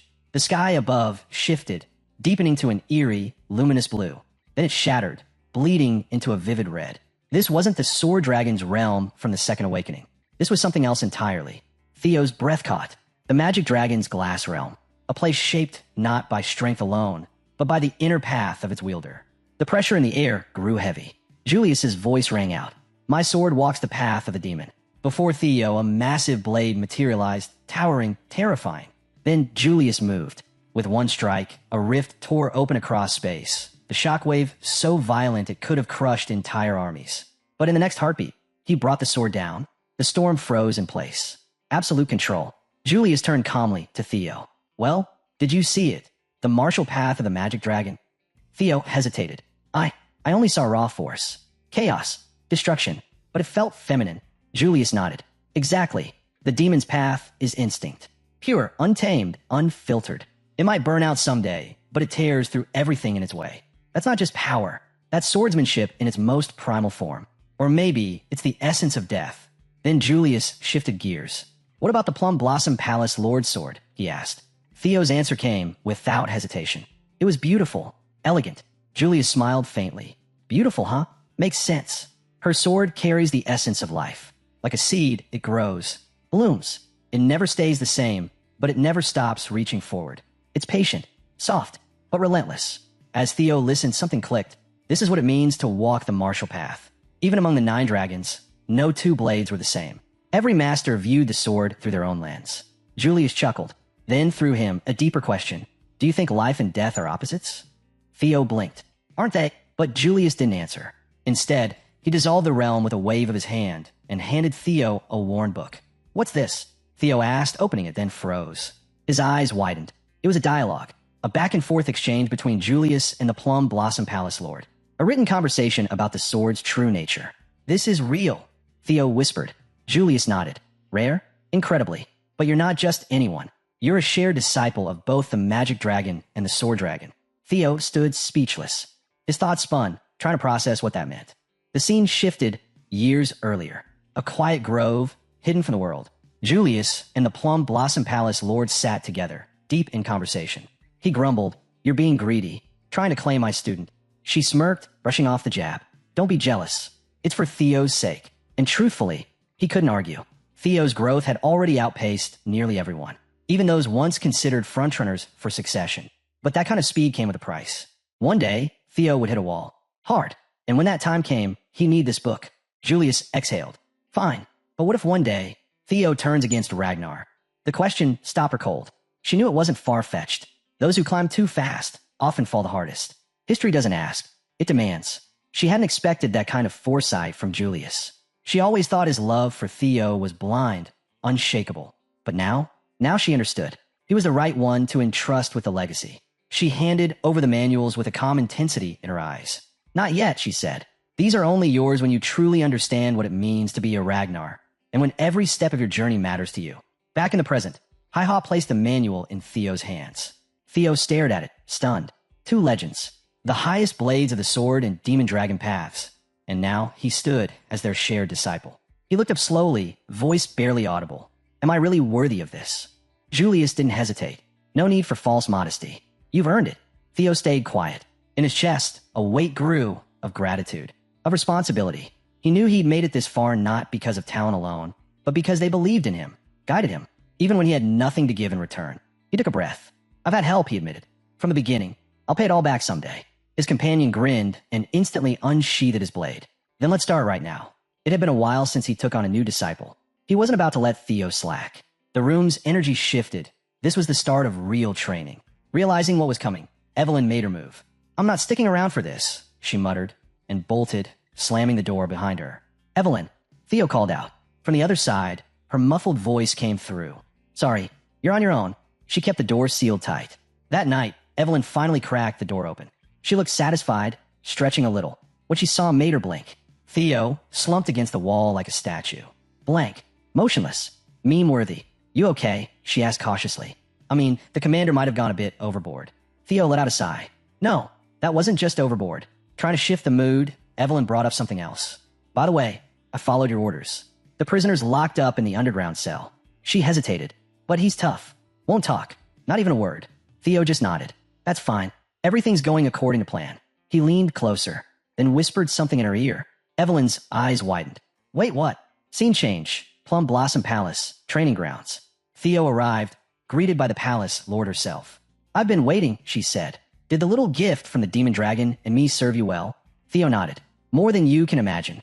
With a graceful step, she unsheathed her blade and leapt into the air. A flurry of plum blossoms erupted across the field. She landed softly, blade humming. It wasn't just a display, it was a message. This is the art behind the art. "The true foundation of swordsmanship," she said, "isn't about technique. It's about how a blade lives in your hands." She smiled. "Let me show you how to make your sword bloom." Then, with surprising sincerity, she turned to him. "Theo, would you become my disciple?" But he didn't answer immediately. Instead, he looked her in the eyes. "Are you asking this as the Heaven Dragon Sword Master?" Her brows lifted slightly. That name wasn't one shared freely, even within a clan. But she didn't deflect. "Yes, the Heaven Dragon School is passed down to one disciple at a time. I'm the current heir. And now," she continued, "do you want to know the real reason I'm offering this?" Theo lowered his head. "Before that, I'm sorry." She stopped him with a gentle gesture. "There's nothing to apologize for. I'm not hiding anything. From the Plum Blossom sword to the Heaven Dragon style, I've always intended to pass them to you." Theo stood there, completely stunned. Words failed him. A while later, Theo stepped out of the hall, only to be stopped by some random guy blocking his path. "Hey," the man said. "You're Theo, right? The new recruit from the White Dragon Cavalry." Theo didn't break stride. "What if I am?" he replied coolly. "Not your business." That lit a fuse. The guy scoffed, puffing up. "Wow, real classy. Can't even greet your seniors properly." He started puffing out his chest, throwing his title around. "Now that you're part of Plum Blossom Palace as Lady Plum Blossom's disciple, the least you could show is basic respect." Theo paused, gave him a once-over, then smirked. "Oh, so that's what this is. Thought it might be serious, but nah. Just some bruised ego tantrum." That hit. Another guy stepped in, snapping. "You talk like rank means nothing. You're not even a formal disciple of this palace." Theo turned, eyes sharp, aura flaring. "You've got all backwards," he said. "Lady Plum Blossom did offer to take me in." Then he walked away, leaving the group frozen, speechless. Rewind just a little. Back in the training ground, Theo stood before her, stunned. "You're really offering to pass down both techniques?" he asked. She nodded. "Isn't it tempting?" Of course it was. But Theo couldn't wrap his head around it. "Why? I haven't done anything to deserve this." She motioned for him to stand. "There's no complicated reason. It's just you. You remind me of someone. My husband, Kyle, the clan head. Not just in how you look, but how you carry yourself." When Kyle was young, he chased impossible dreams. He never gave up, no matter what broke around him. I see that same spark in you. That's the version of Kyle I fell in love with. And seeing it in you, I can't sit idly by. That's my reason. Now give me yours." Theo took a breath.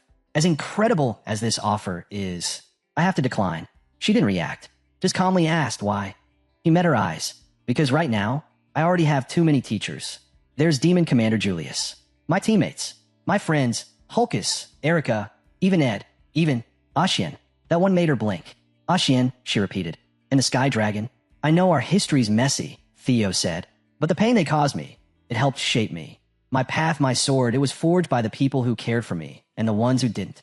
That's why I'm not the one to inherit your school. I'm not sure I ever could do it justice." She sat there quietly, absorbing every word. Then Theo smiled softly. "But if you'd allow it, I'd be honored to be your son." Her expression shattered. Back in the present, Lady Plum Blossom lounged in her garden, swirling wine in her glass. Her assistant approached, a knowing smile on her face. "You've taken quite a liking to him, haven't you?" She chuckled, leaning back. "How could I not? The heavens never gave me a child. And then one day, this boy, who mirrors my late husband, walks in." She took another sip, eyes glinting. "And just like that, he calls me mother. What more could I ask for?" Her assistant smiled, watching the peaceful glow on her face. "For what it's worth," she said gently, "you really do look happy." Lady Plum Blossom nodded. "I owe it all to him. To Theo, for letting me feel like a mother." Lady Plum Blossom set down her wine and turned to her assistant. "Prepare a letter," she said. "To the clan head the assistant asked, surprised. For my husband, she confirmed. It's regarding Theo's promotion exam. The words hit like thunder. The assistant blinked. Theo? He just completed his awakening. Drawing attention to him this early, you know how risky that is. I do, the lady said calmly. That's why we have to act now. If we wait, the Ragnar clan will be caught unprepared. I want to entrust our future to Theo. Deep in the prison's underground chambers, the cocky inmate grinned in the dark. Took you long enough, he said to the approaching shadow. Didn't think you'd actually show. A twisted smile curled on his lips. Hey, don't blame me. It's all going just as he planned. Across from him, the loyal captive gave a quiet nod. I never doubted it, he said. Then, without hesitation, he hurled 2 daggers straight at his own neck. But before they could land, a mysterious force intercepted them mid-air, stopping them cold.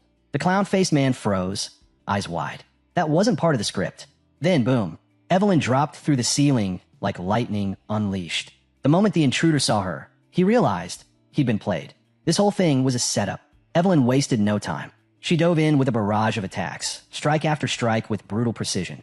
Watching her move, the clownish assassin couldn't believe it. She was as strong all along? He'd lost his edge. There was no way he'd be able to eliminate the captive now. Escape was the only option left. But Evelyn wasn't letting him go. I'm not just going to stand by, she said sharply. Then, wind God's technique. The force of the technique locked him in place, pinned down like a nailed shadow. Desperate, the assassin tried to erase all evidence, activating a failsafe to destroy the mission trail. Too slow. Evelyn stepped in and drove her fist in his gut. Hard. Lights out. At White Dragon HQ, the news spread fast. They had an assassin. Alive. In a secured war room, officials gathered in silence. Julius stood at the head. The prisoner's part of Serpent Season, he said. An Eastern Splinter faction operating under the Trovian clan. A hush fell. It confirmed everything. They were linked directly to the Sky Dragon. And now we know, Julius said grimly, there's a mole inside our ranks. The meeting was held off-grid, deep underground. No transmissions in or out. Their intel was clear. Serpent Season's current base was located inside an ancient fortress in the Calhelm region. 3 hours. That's how long they had before the entire operation vanished in smoke. There would be no second chance. This is a strike mission, Julius said. Surprise is our only card. We hit first, extract everything we can, and finish it before they burn all. A woman stepped forward. Cloaked in quiet authority, she introduced herself. Agent Null Snow. Theo blinked. Wait, why is someone like her being introduced to me? Julius answered. Because this isn't just any mission. This is your promotion exam, Theo Ragnar. Theo's eyes widened. I'm eligible for promotion? You are, Julius confirmed. But don't celebrate yet. He leaned in slightly. The higher you climb, the harder the tests get. And frankly, assigning a mission like this to someone testing for mid-rank? Unusual. He wasn't wrong. This mission could spark civil war if it went wrong. Julius continued. You ordered Evelyn to watch the cells. You expected the assassin. You made the first move. Now finish it.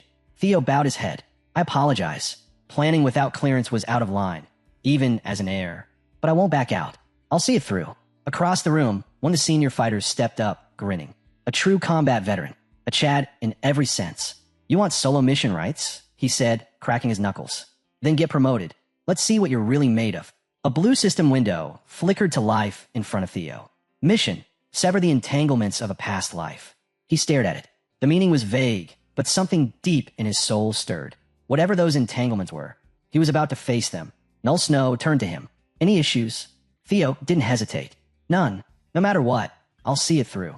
The old commander rose from his seat. The meeting's over, he said. Operation Snake Extermination begins now. Snow fell softly across the dark forest as 3 figures stood silently beneath the trees. Null Snow spoke calmly. Because of the mole, this mission stays small. Just us. She reminded them. This was an association stronghold. They'd be outnumbered. Head-on combat was suicide. We're swordsmen, she said. We strike from the shadows. No matter what happens, don't even think about quitting. The other 2 nodded, their faces grim with resolve. Inside the mansion, the library flickered with candlelight. 3 men sifted through papers in silence. Take everything, one said. Even the scraps. The man in the Joker mask paced near the exit. Once you're done, we move. No delays. One of them glanced at the door. How long's it been since he left? 2 hours, the masked man replied. You should be back by now. The third man stood guard, sword drawn, eyeing the hallway. Then, click, a small sphere rolled into the room and burst, releasing thick black ash into the air. They coughed, disoriented. Is it an attack? The swordsman shouted, already on edge. Then chaos. The girl burst through the haze. With one fluid sweep of her scale-shaped weapon, she sliced clean through all three. The Joker-masked man clutched his neck, blood spilling from his throat as his eyes went glassy. One tried to escape. She didn't let him. Steel flashed, and it was over. "The room's clear," she said into her comm. "Secure the basement. I'll take the upper floors." Her partner nodded, still stunned by the precision in her strikes. Following the intel map, he sprinted down a corridor, eyes scanning for the basement stairwell. Then, thwick, arrows rained down. He dove sideways, barely avoiding a fatal shot.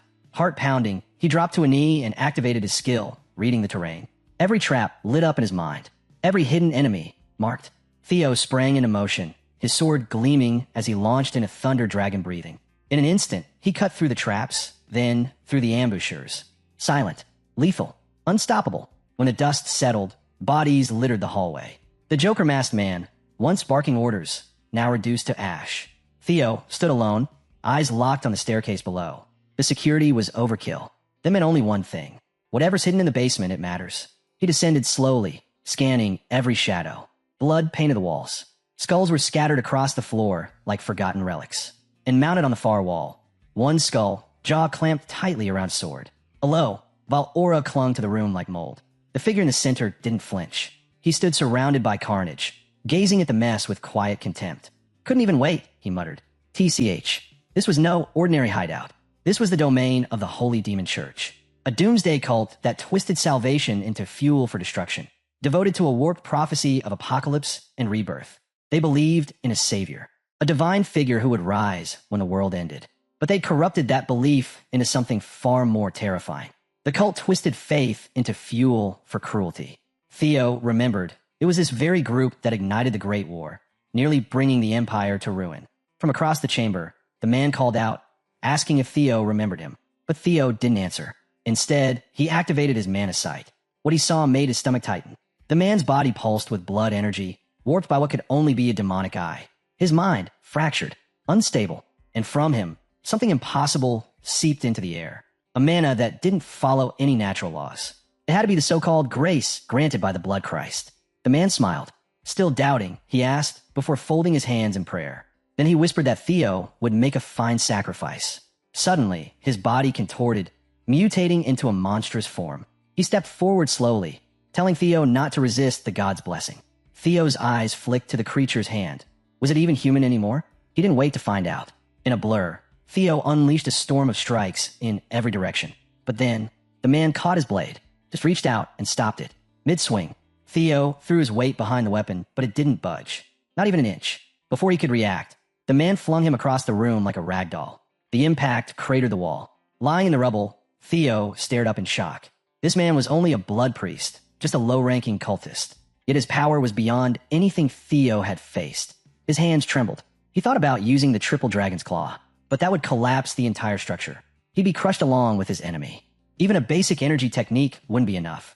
Cornered and overwhelmed, Theo looked down at his sword. Doubt clawed at him. Was this weapon still worth holding? But then, through the chaos in his mind, a thought surfaced. Destruction is part of the sword, just like death is part of life. He remembered, every blade carries both love and ruin. It can protect, it can destroy, it creates, it ends. The contradiction burned in his chest.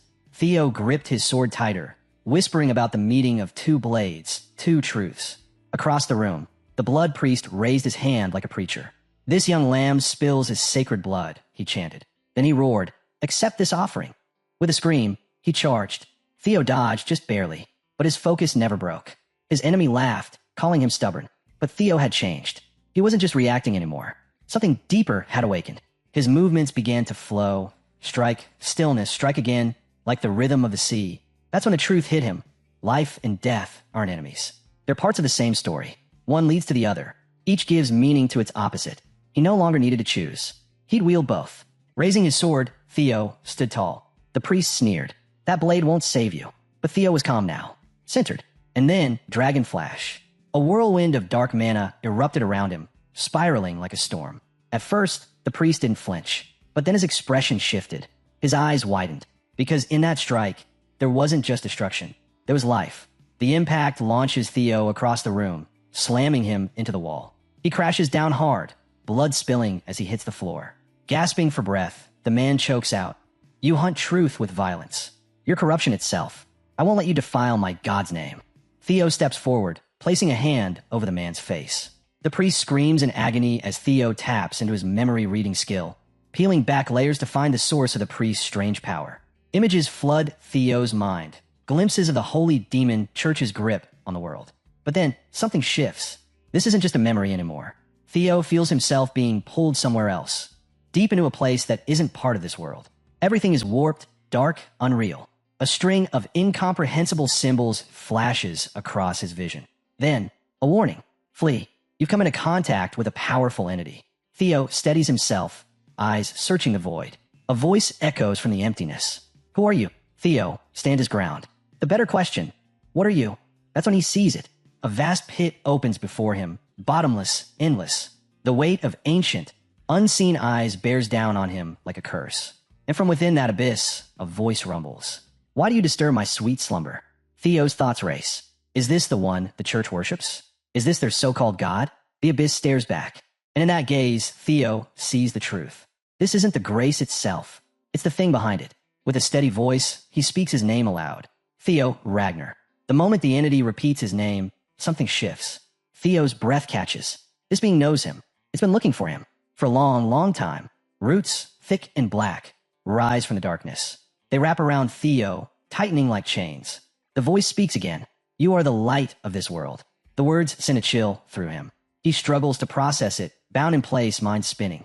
Then light. A figure bathed in golden aura steps forward. Theo's heart pounds as he sees him. He whispers the name. Lord Bork. Power radiates from him. Power beyond anything Theo has ever known. But even so, Theo warns him. This enemy, this demon, can't be taken lightly. God-tier strength might not be enough. When Theo realizes Lord Bork plans to face the entity alone, panic hits. He shouts, trying to stop him, to take the risk himself. But before he can move, Lord Bork falls, and Theo crashes down too, shouting his name in despair. Then, everything fades. Theo jolts awake, flat on the stone floor, every limb shaking. Somehow he's back, but his heart is still racing. Lord Bork is in that place. Alone, Theo stares at his bloodied fingers. Across from him, the priest lowers his head. His voice cracks. He confesses he spent his life worshipping and never once did Lord Bork bless him. Then his grief turns to fury. Why you? He screams. You, who don't even believe. Why were you chosen? Theo's answer? Steel. His blade flashes. And with quiet finality, he speaks.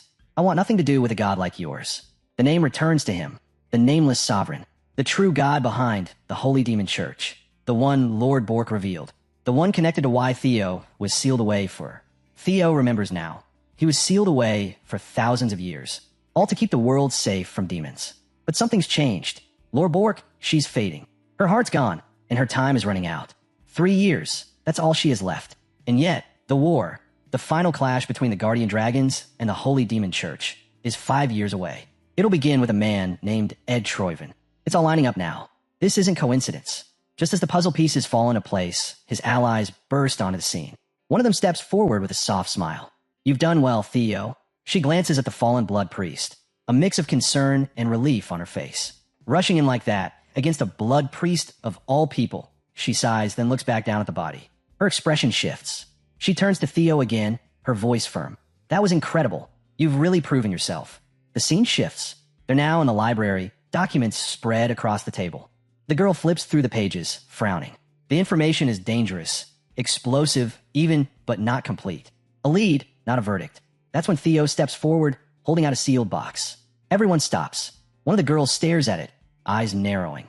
Recognition flickers across her face. She remembers this box.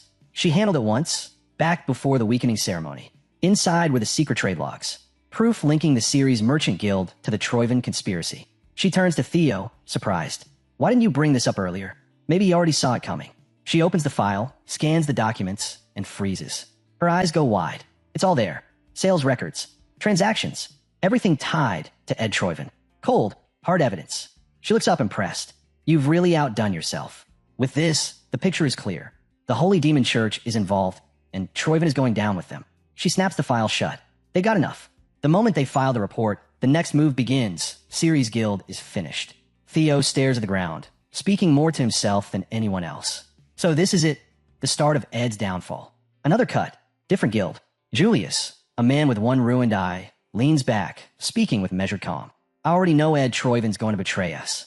Another guild member raises a brow. He warns Julius not to jump to conclusions without proof, though he admits Ed's been acting suspicious. Julius isn't buying the caution.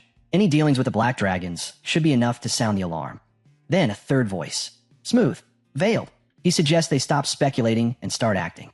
Julius eyes him closely. You seem calm, he says slowly. Do you already know something? But the man dodges the question, steering the topic elsewhere. Theo Ragnar. He brings up Cleve's report. How Theo took down a blood priest on his own. Julius cuts in, clearly annoyed. But the veiled man doesn't stop. He wants Theo. He says the kid has sharp instincts. Dangerous mind. The kind of person the Black Snow Guild should be recruiting. Julius scowls. Drop it, he snaps.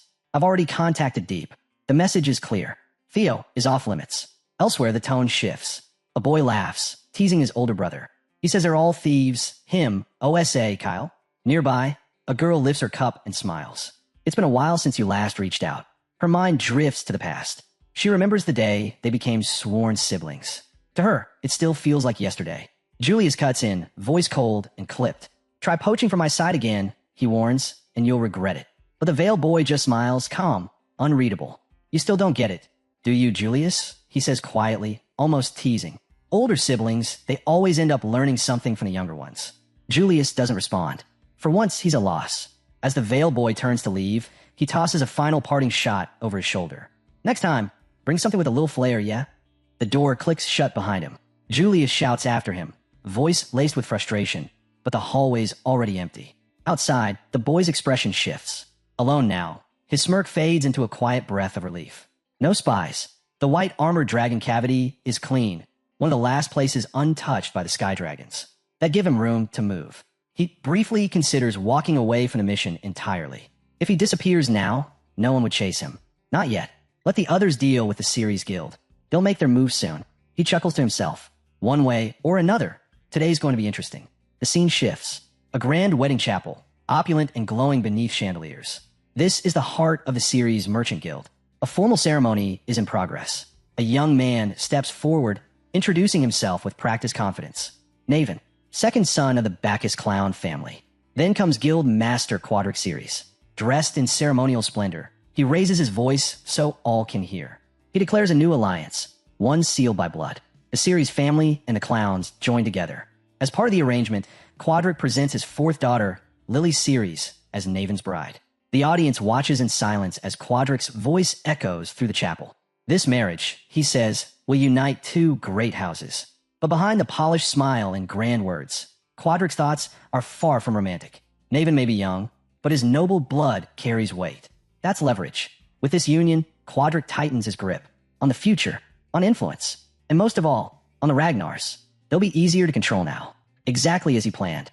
A man casually introduces himself as Naven Bacchus, the second son of the Bacchus family. In response, the Viking man introduces himself as Teal, leader of a merchant group. He then says, I am formally proposing a marriage alliance with the Bacchus family. Next, he presents a beautiful young woman and says, this is my daughter, Lily Ceres, the fourth daughter of the Ceres family. Teal continues, from this moment on, you two shall form a bond as a couple. Through this union, the Bacchus and Ceres families will be joined by blood. The bald man seethed with disbelief. How dare a merchant speak so boldly, especially after introducing himself with a prestigious Bacchus name, one of the 6 pillars. Gripping his sword tightly, he thought, I have to endure this. If this marriage brings a dowry, I can save my family. His eyes flared with fury as he added, besides, who cares what happens to an illegitimate child? Meanwhile, Naven observed quietly. It's amusing how easily I can read him. Do these calculating merchants really intend to help us? They don't even know their own store is being used as collateral. Then, with a smirk, he slowly dropped to one knee. They won't last long anyway. I must witness how this cursed family falls. He extended his hand to the young woman and said, nice to meet you, Lily. As the Ceres family's son-in-law, and your future husband, I'll treat you well. But Lily remained silent, unmoved. Then she spoke something unexpected. How can you prove that? Naven faltered, clearly thrown off. Slowly rising to his feet, he replied, so you want proof? My family is already bankrupt. Even I'm being sold off in this deal. But if it's what you want, my bride, I'll give you the Bacchus family seal. The bald man cursed Naven in his mind. Lily spoke sharply. If you say it like that. Then with a sudden shout, she screamed, bring me the head of Theo Ragnar. She yanked a cloth from her arm, revealing a scar shaped like a goose. The one who did this to me, I want his head, Naven observed silently. She's asking me to assassinate a noble in public. This woman, she's not normal. Around them, the soldiers began to sweat, exchanging nervous glances as they argued over Lily's madness. Cyrus grabbed her by the arm and whispered, "Don't say such things out here." Then a voice cut through the tension. "All right." Everyone turned, stunned. The girls looked up with hope. Naven stepped forward and calmly said, "If that's what my young bride wishes, then I'll bring his head myself." Suddenly, the scene shifted to the skies. Sharp winds sliced through the air as 2 dragons flew over the city. People stared, murmuring among themselves, guessing they might be wyverns. Then chaos struck. Figures leaped from the wyverns. 3 fully armored assassins landed in the middle of the street. A bystander broke into a sweat upon seeing the insignia on the flag they planted. "It's Ragnar," someone shouted. "From this moment, in Ragnar's name, we will enforce justice." Khalif raised an official scroll and declared, "We have discovered that those who attack the Ragnar family have strong ties to the Ceres merchant group. An investigation will now begin to uncover evidence of treason." She continued, "Anyone who tries to interfere will be seen as a traitor and executed on the spot." Panic spread. People whispered in fear. Is this about immediate execution? Is the Ceres merchant group really plotting treason? The news reached the headquarters of the Ceres merchant group. "They want to investigate us? If we're innocent, we must let them," one merchant asked, stunned. Ceres, the head of the family, seethed. Their enemies had moved faster than expected. He knew he had to act strong. The bald man stepped forward, asking for clarification. The rest of his allies pressed him. What now? Even the family members surrounded him, anxiously asking what they should do. "Don't panic," Ceres roared. "Anyone can forge a paper like that. This is a setup. No matter how dirty your tricks are, the Ceres family will prove its loyalty to Ragnar. We are not guilty." Then, with fury in his eyes, he turned to his soldiers. "Crush anyone who dares insult the Ragnar name." The bald man tried to reason with him. "What you're saying means you won't cooperate with the investigation." Ceres pushed his arm aside. "This marriage is off. Do you really think we'll let this go after all that's happened?" He stared coldly at them and finished. "This is no mistake. The charge is treason." He stepped closer to the bald man and said, "You, a member of the 6 Pillars, should understand better what asterism means, right? Do you think you'll die alone? If they really had solid proof, it wouldn't just be the 3 of them showing up. It'd be an entire army darkening the skies." The bald man's followers shouted back, "You don't understand. They're not even confident in their evidence. If we stop them just this once, we might be able to get through this too." The Naven cut in. "What are you even saying, old man? You can barely make it to the bathroom on your own." He placed his hand on the elder's neck and added bluntly, "Right, elder?" The bald didn't like that. "You punk," he muttered. But Naven kept walking casually. "Isn't this better? What a perfect chance to bring a wedding present for my bride." Then, just as he reached the window, the bald froze, stunned. Without hesitation, Naven leapt out the window, landed on a nearby building, and disappeared like a damned cat. The bald man cursed under his breath, sweating. That bastard. The moment he drew his sword, he became an accomplice. He turned to his men. "He's helping Ceres. Get ready." His soldiers rushed outside and took defensive stances in front of the Ragnar patrol unit. Cleve stepped forward and warned coldly, "This is your last warning. Move aside, or we'll execute you on the spot for treason." The soldiers hesitated, feeling the immense pressure of the bald man's command. Suddenly, movement was spotted behind the Ragnar unit, from the rooftops. In a flash, Naven appeared among the 3 Ragnar soldiers within human speed. "The Ragnars really love executions?" "Huh?" he muttered. The 3 soldiers were stunned. Where did this guy even come from? Naven drew his sword and slashed at them. They managed to block, but the sheer force pushed them backward. Naven smirked. "Nice to meet you, Ragnar's elite. Especially you, Theo. Never thought I'd be saying this the first time we met." Theo's eyes widened. He recognized him. During the Great War, the one who brought chaos to Ragnar was the ghost sword from the former merchant group, and that man is Naven. Now Naven was openly declaring that he was after their heads. He leapt again toward our protagonist. The boy narrowed his eyes, realizing just how insane Naven's speed was. Naven launched several slashes, but the boy dodged and countered, deflecting the attacks. Then the boy thought to himself, "If I use the knowledge from my past life, this could be my chance to gain immense power." He declared, "I'll go with him." Evelyn shouted in protest, "Young master, that guy." But Cleve said calmly, "It's all right. Let's trust him. The others must be destroying the evidence right now. We can't wait. Let's finish this." The boy nodded. "I'll do my best." Naven grinned. "Good. As long as they don't interfere, I'm fine. You sure you'll be all right without their help? Even if I look like this, I'm pretty strong." Our hero smirked and said he was about to say the same. He then asked if he could ask one thing first. Naven shrugged and told him to do as he liked. The boy raised his sword. "Pointing your blade at Ragnar is an act of treason. Does this mean you're a traitor? Is this the end of the Bacchus family? Or is this revenge for your mother? Naven's expression darkened. Bringing that up, Gradient Master of Ragnar, you're stirring up something irritating. Then, with a deadly calm tone, he added, now I have one more reason to take your head. I'll make sure to chop it off clean. But the boy cut him off. Listen to me first. Let me help you get your revenge. Let's bring down the ones who destroyed the Bacchus family, together. He extended his hand toward Naven. At that moment, a system notification appeared. Hidden quest unlocked. Recruit the Ghost Sword Naven as your ally. We're introduced to Naven Bacchus, the bastard son of the Bacchus family, and their unofficial strongest sword. Despite having skills rivaling even Thorgal, he was never recognized by his own blood. Why? Because he was born in a brothel. His exceptional talent became the very reason his mother was forced to leave this world. With that in mind, it's obvious he holds a deep grudge against the Bacchus family, and our boy intends to use that grudge to his advantage. If he plays it right, he might just bring Naven over to his side. Without hesitation, our protagonist offers him a deal. With your revenge and the fall of the Bacchus family. I can help, he says. Naven's reply is cold. I don't know how you found out about my mother, but one thing's for sure, he doesn't finish. Instead, he leaps at our hero. Taken off guard, our boy narrowly dodges the sudden strike. Steel clashes. Sparks fly. A blue, luminous light bursts between them, violently repelling both fighters.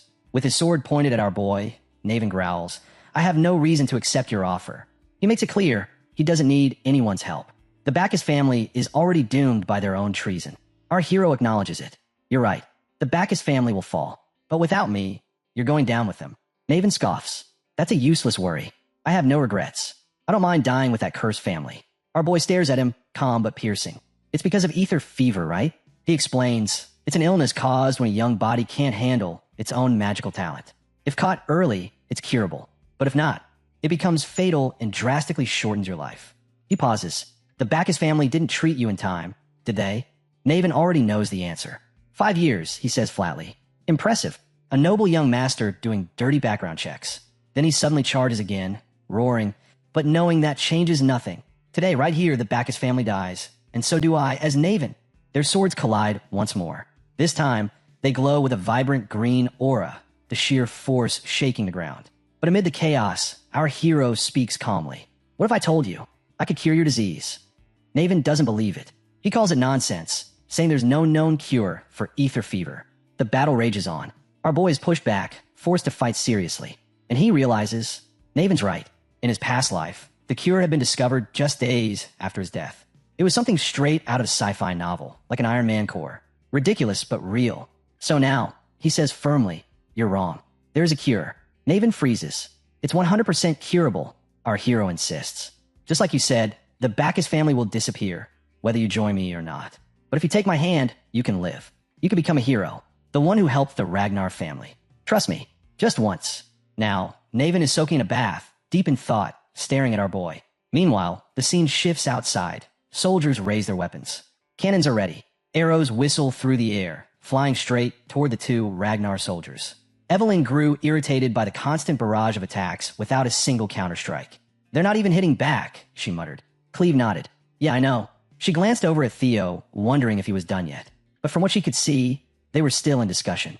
Her hands itched to draw her arrows and strike back, to kill them all. But she held herself back, remembering the instructions. Don't kill unless absolutely necessary. Their mission wasn't to eliminate Naven, after all. It was to analyze his potential. They intended to recruit him. So, are you seriously telling me just to observe him? She asked, clearly annoyed. The white-haired commander responded, yes. He did capture the priest, but you didn't witness it directly. That's true, she admitted. That's why confirmation is crucial, he continued. The mission of the Black Pillar is to accurately assess those who will lead Ragnar's future. Never forget that. And right now, gathering more evidence falls under Theo's role. Your focus, Cleve, is to assess Theo's potential. I'll keep that in mind, she said with a nod. Then she asked, what exactly are the limits of this, if possible, you mentioned earlier? It's tied to the demonic cult, he explained. You can interfere if it involves someone of bishop rank or higher. She sighed, knowing that if she got involved in something below that level, she'd be lectured to death by the Whitehead. But if she waited too long, her timing window might vanish. Just then, something fast and sharp sliced past them. It was none other than Naven. As Naven passed, she narrowed her eyes. Did the young master actually lose to this guy? She wondered.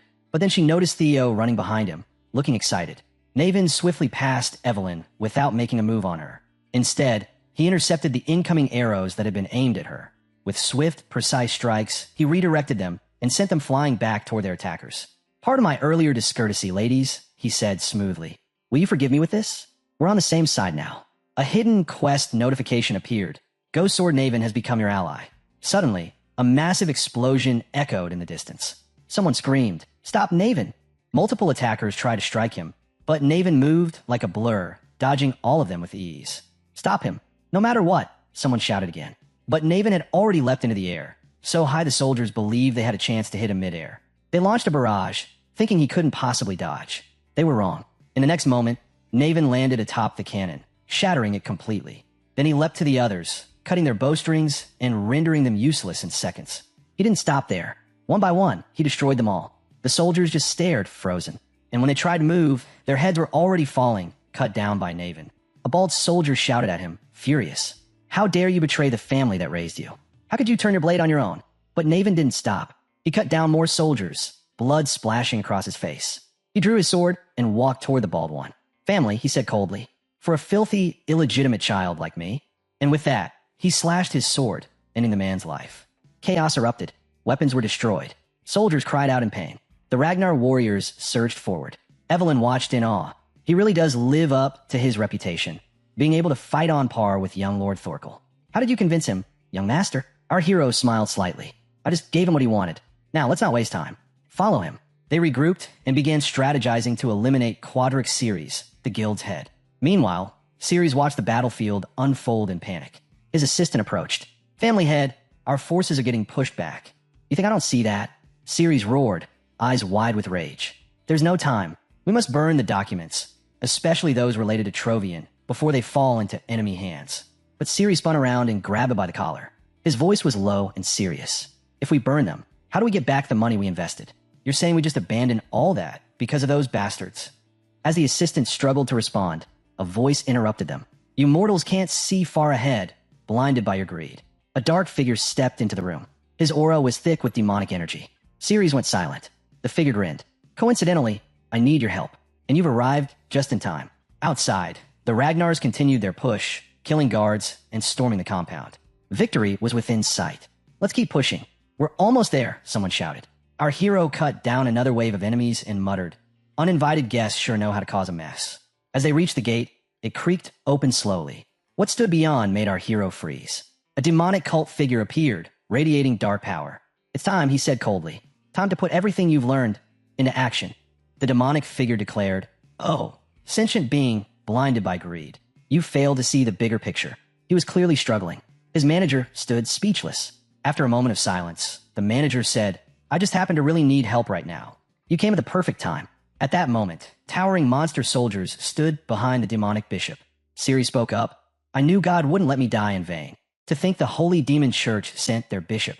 Since you're here, help us out a bit." He then extended his arm in a welcoming gesture and added, "You're in bed with the Troivan clan, after all. So, we're basically in the same boat. I'm sincerely asking, please help me." Just then, someone emerged from the side.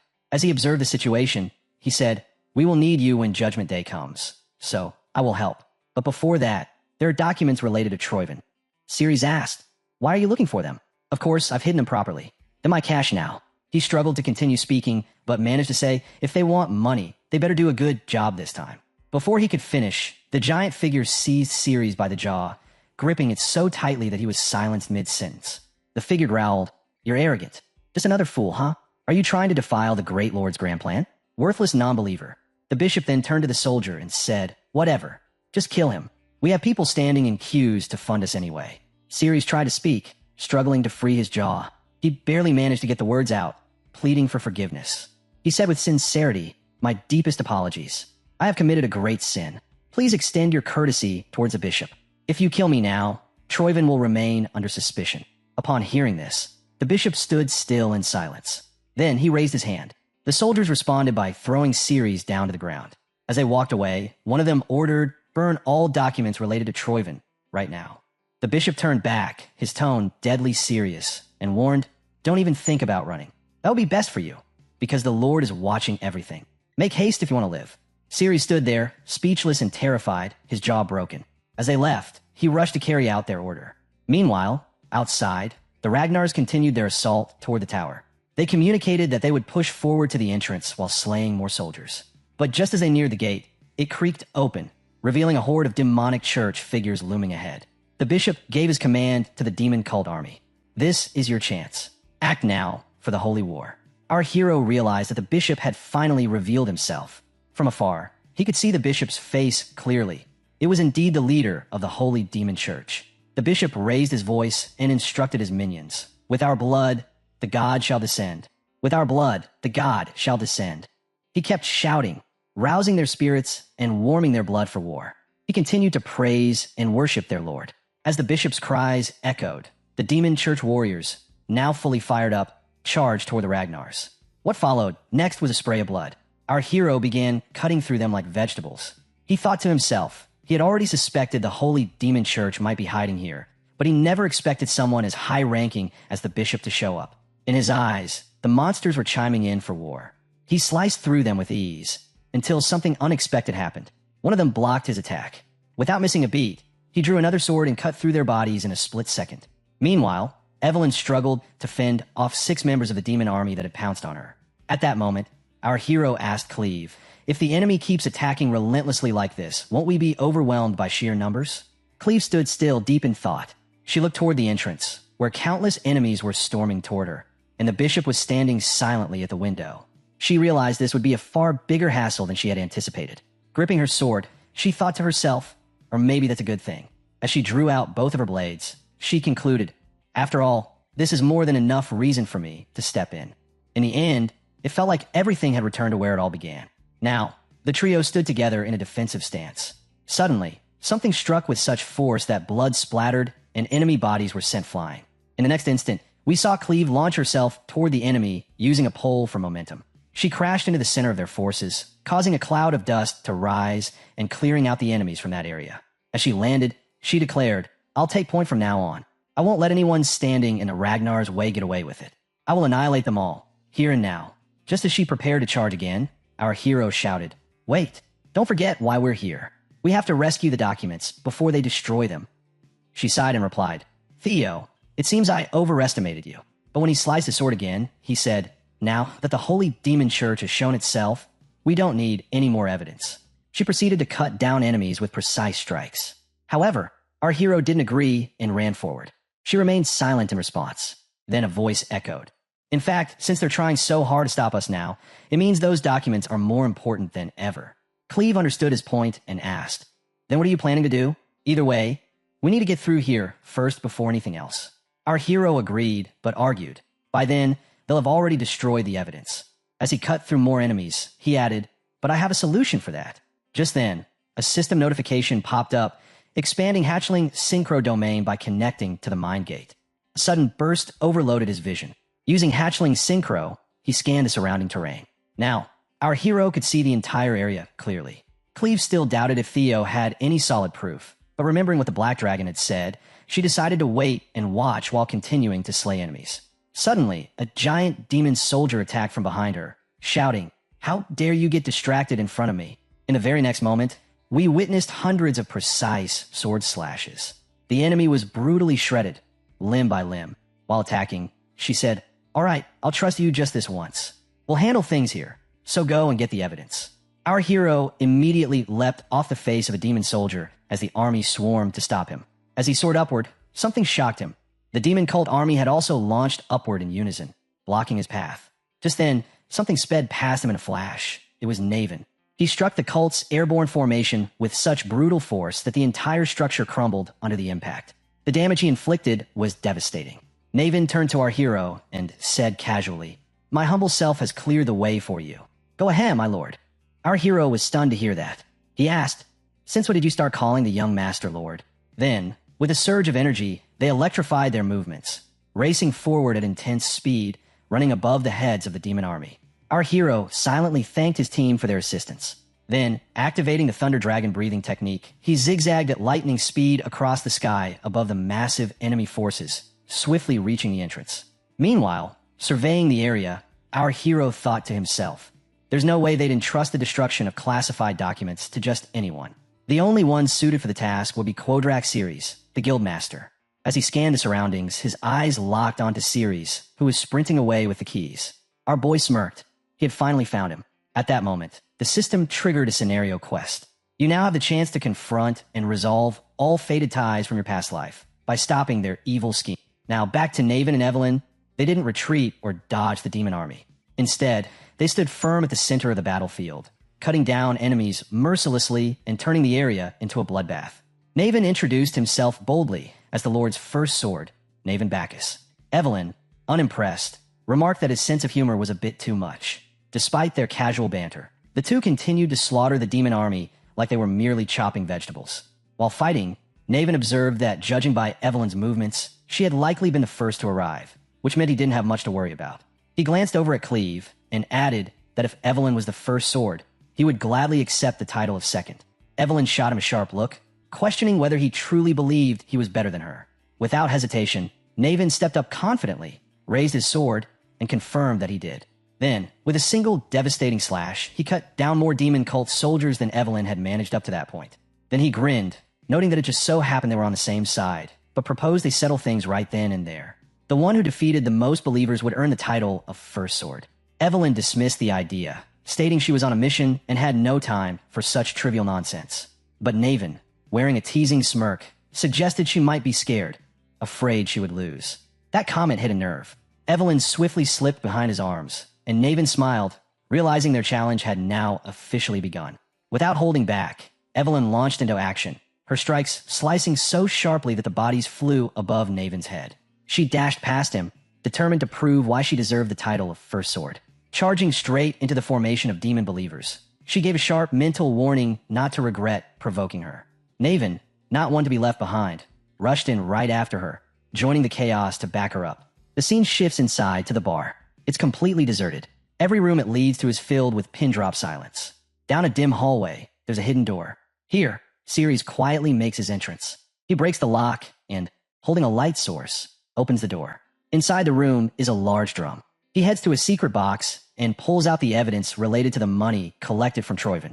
Staring at the documents, Ceres mutters, "All I have to do is burn this, and we'll escape being charged with treason, to some extent." But then he hesitates. Do I really have to burn this? He wonders. All of this is worth so much. It'll be impossible to recover. If we also count the business handed over to the Sky Dragon, I must reclaim all of it, no matter what. Just then, a memory flashed through his mind, the moment the demon bishop killed him. With a grim expression, he made up his mind. Living was better than dying. He loosened his grip on the fire stick, ready to burn the evidence. But suddenly, something shot into the room, snatched the fire stick midair, and saved the documents at the last second. As he turned to see who it was, he realized it was Theo. Ceres staggered back, stunned, wondering how Theo had even managed to get inside. Theo stood with a grave look, silently pointing out that even the reach of Ceres' fourth daughter hadn't been enough to keep him out. Ceres' face twisted in panic. He dropped to his knees, desperate, willing to do anything just to be spared.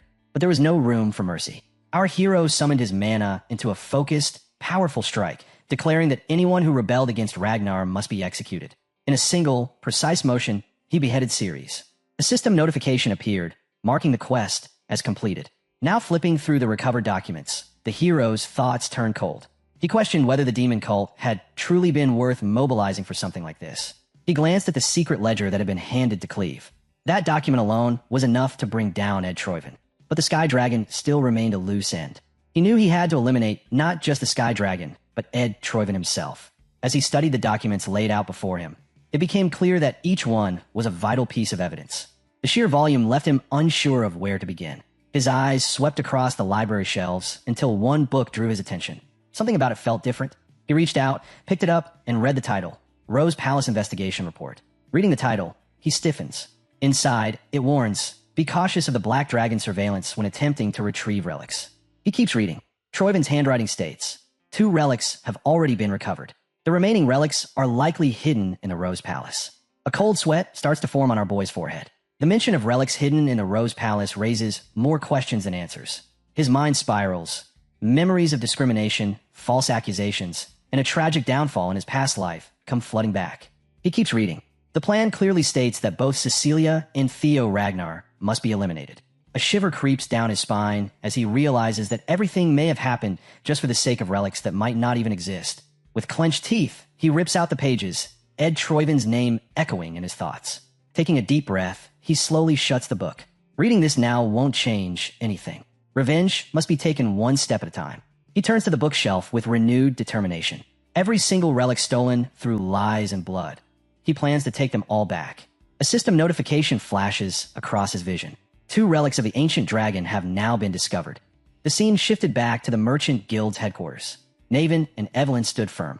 Evelyn, catching her breath, said, "I remember you, Naven Bacchus." They closed in, their movements calculated, unwilling to give the 2 warriors a moment's respite.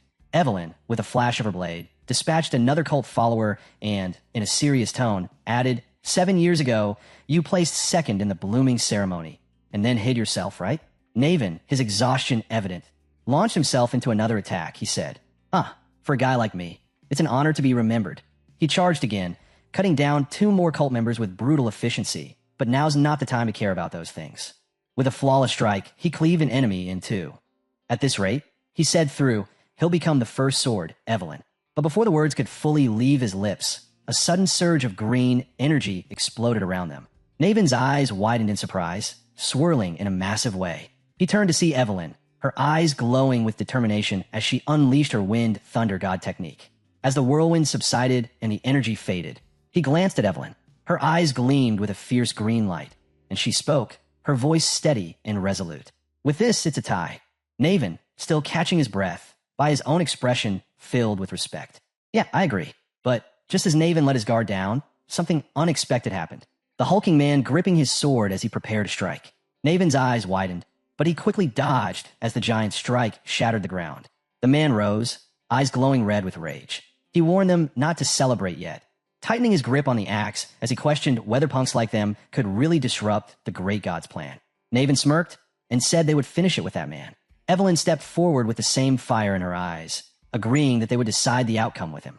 Without hesitation, they both charged. Green energy swirled around Evelyn, while Naven surged forward in a blue glow, ready for the final clash. The hulking giant stood his ground, but just as from above, a senior member of the White Dragon Cavalry, mounted on his wyvern, entered the battlefield. The wyvern descended swiftly, its claws reaching out and grabbing hold of the hulking giant, halting both Evelyn's and Naven's charge in an instant. The beast's powerful claws dug into the giant's body, pinning him in place and sending a shockwave through the battlefield. Naven and Evelyn skidded to a halt, their eyes locked on the new arrival, both surprised and confused by the sudden intervention. The dust and debris from the battlefield swirled in the air, and as the dust slowly began to settle, the hulking giant was found completely immobilized, pinned beneath the claw of the wyvern. The beast stood tall, its claws embedded deep into the giant's body, crushing the life from him. The senior member of the White Dragon Cavalry, a man with yellow hair, stepped forward with a satisfied grin. His eyes gleamed with pride as he looked at Evelyn. He said he came just in time. Both Evelyn and Naven stopped dead in their tracks, their eyes locked onto the senior member, and in perfect unison, they both shouted a single word. Why? Their expressions morphed into pure rage. They both yelled again, asking why he had even touched him. The senior member was completely taken aback, his face going pale as he realized he was being scolded by both of them. He stammered, trying to defend himself, claiming he thought he was helping. Suddenly, the sky darkened as more wyverns filled the air, descending in waves. The White Dragon Cavalry's entire army arrived. Their landing was so forceful that several of the demonic cult's followers were crushed instantly. Another senior member, a woman, she turned to her army and issued orders in a commanding voice. All members of the White Dragon Squad 15 were to get rid of everyone from the Sirius Merchant Guild and the demonic cult. With her orders given, the White Dragon Cavalry soldiers surged forward, attacking the remaining demonic cult forces with relentless ferocity. The remaining wyverns tore through the cultists with their claws, slashing through them as if they were mere paper. The chaos was overwhelming. The battlefield became a maelstrom of fire, poison, and the screams of the vanquished. Meanwhile, inside the Merchant Guild headquarters, the bishop could be seen slumped on the ground, weapons impaled through his body, the wounds deep and bleeding. Despite his injuries, he muttered in a low, reverent tone about hoping for a new sun to rise in the blood-red sky and for the end to come. He spoke of resisting temptation and accepting reverence, blessing God's blood as a milestone and praying that the rest would find peace. Cleve sat in front of the bishop, exhausted from the battle, but her expression was casual, almost indifferent. She rolled her eyes and let out a deep sigh, her voice laced with sarcasm. "Measuring things doesn't suit me," she admitted, And after all this, I'm starting to lose my appetite. She glanced over at the bishop, who still sat on the ground, his body riddled with swords. His limbs had been severed, a result of Evelyn's mercy, leaving him in a broken and defeated state. The scene shifted again to the streets of the city, now eerily quiet after the battle had ceased. The White Dragon Cavalry had set up makeshift complaint booths, and citizens lined up in droves to report their losses. Evelyn found herself at the center of the chaos, overwhelmed by a constant barrage of questions. A person approached her, holding a report in hand, asking if they could leave. Evelyn, clearly frustrated, responded with little patience and told them to just submit their Merchant Association certificate. The scene turned into utter pandemonium. White Dragon members were running around, shouting orders to each other. One soldier asked the captain if they really needed the reports. Another voice echoed, calling to bring it quickly. Someone tossed a report to Evelyn, and one of the papers read that a drake had eaten a horse. The confusion was palpable, and Evelyn's frustration only grew. She muttered under her breath, asking who had said that. Another report came her way, and a soldier asked in a half-serious, half-joking tone if this job gave extra pay. Evelyn closed her eyes as questions continued to pour in from all sides. She was overwhelmed, and her patience was wearing thin. Suddenly, something inside her snapped. Her eyes turned into fiery slits. She grabbed the nearest table and threw it into the air with all her strength. The force of the throw sent several members flying, their surprised yelps echoing through the air. Evelyn snapped, her frustration boiling over. "You can handle it yourselves," she shouted. "I am terrible at administrative work." She looked around, trying to locate the black pillars or where he had gone after leaving them in this mess. Her outburst brought an abrupt silence, momentarily halting the chaos. The scene shifted to a calmer part of the city. Inside a modest tent, Theo and Evelyn sat across from each other, deep in discussion. Theo, focused, explained the documents laid out before them, records the merchant leader had tried to destroy, detailing leaks about Ragnar's relics and a full plan for treason. Cleve stood nearby, eyeing the papers. She set them down with care, then smirked and praised Theo with a teasing tone, calling him an impressive intermediate inspector.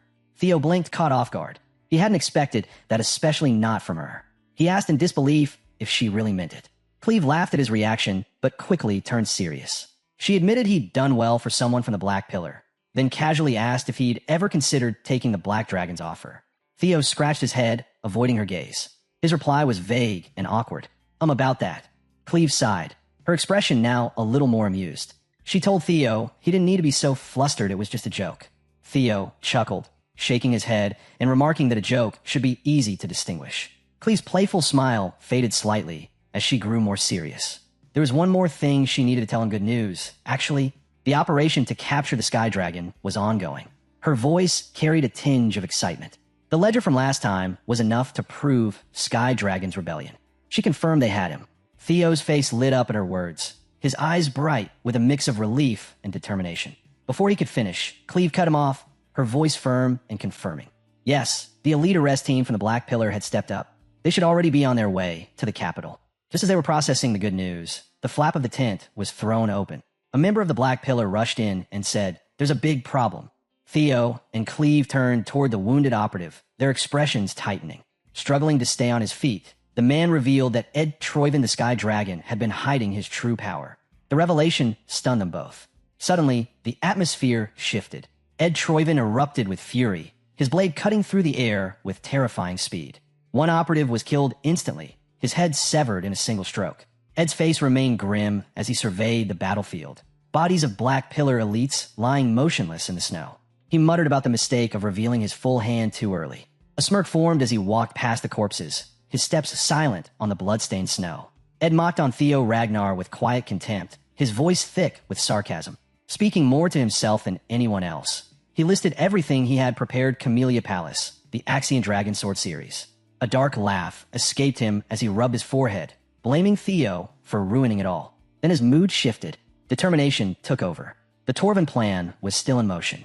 Gripping his sword tighter, he reassured himself they had lost the dragon sword, but they had secured something else. That was enough for now. His eyes narrowed as he whispered to the wind. Everything was ready. It was time. Time to call on his father. At Camellia Palace, preparations for a major event were underway. The halls buzzed with activity as nobles moved about, tailors took measurements, and dresses were crafted for prestigious guests.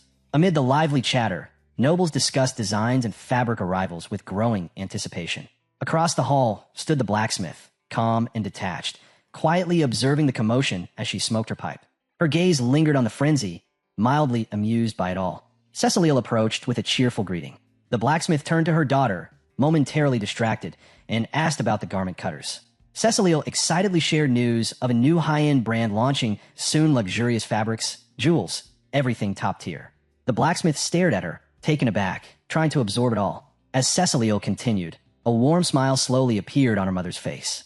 It had been a long time since she'd seen her daughter this happy. To her, that smile was more valuable than gold. Suddenly, Cecilio grabbed her hand and told her, "Don't worry about the damages."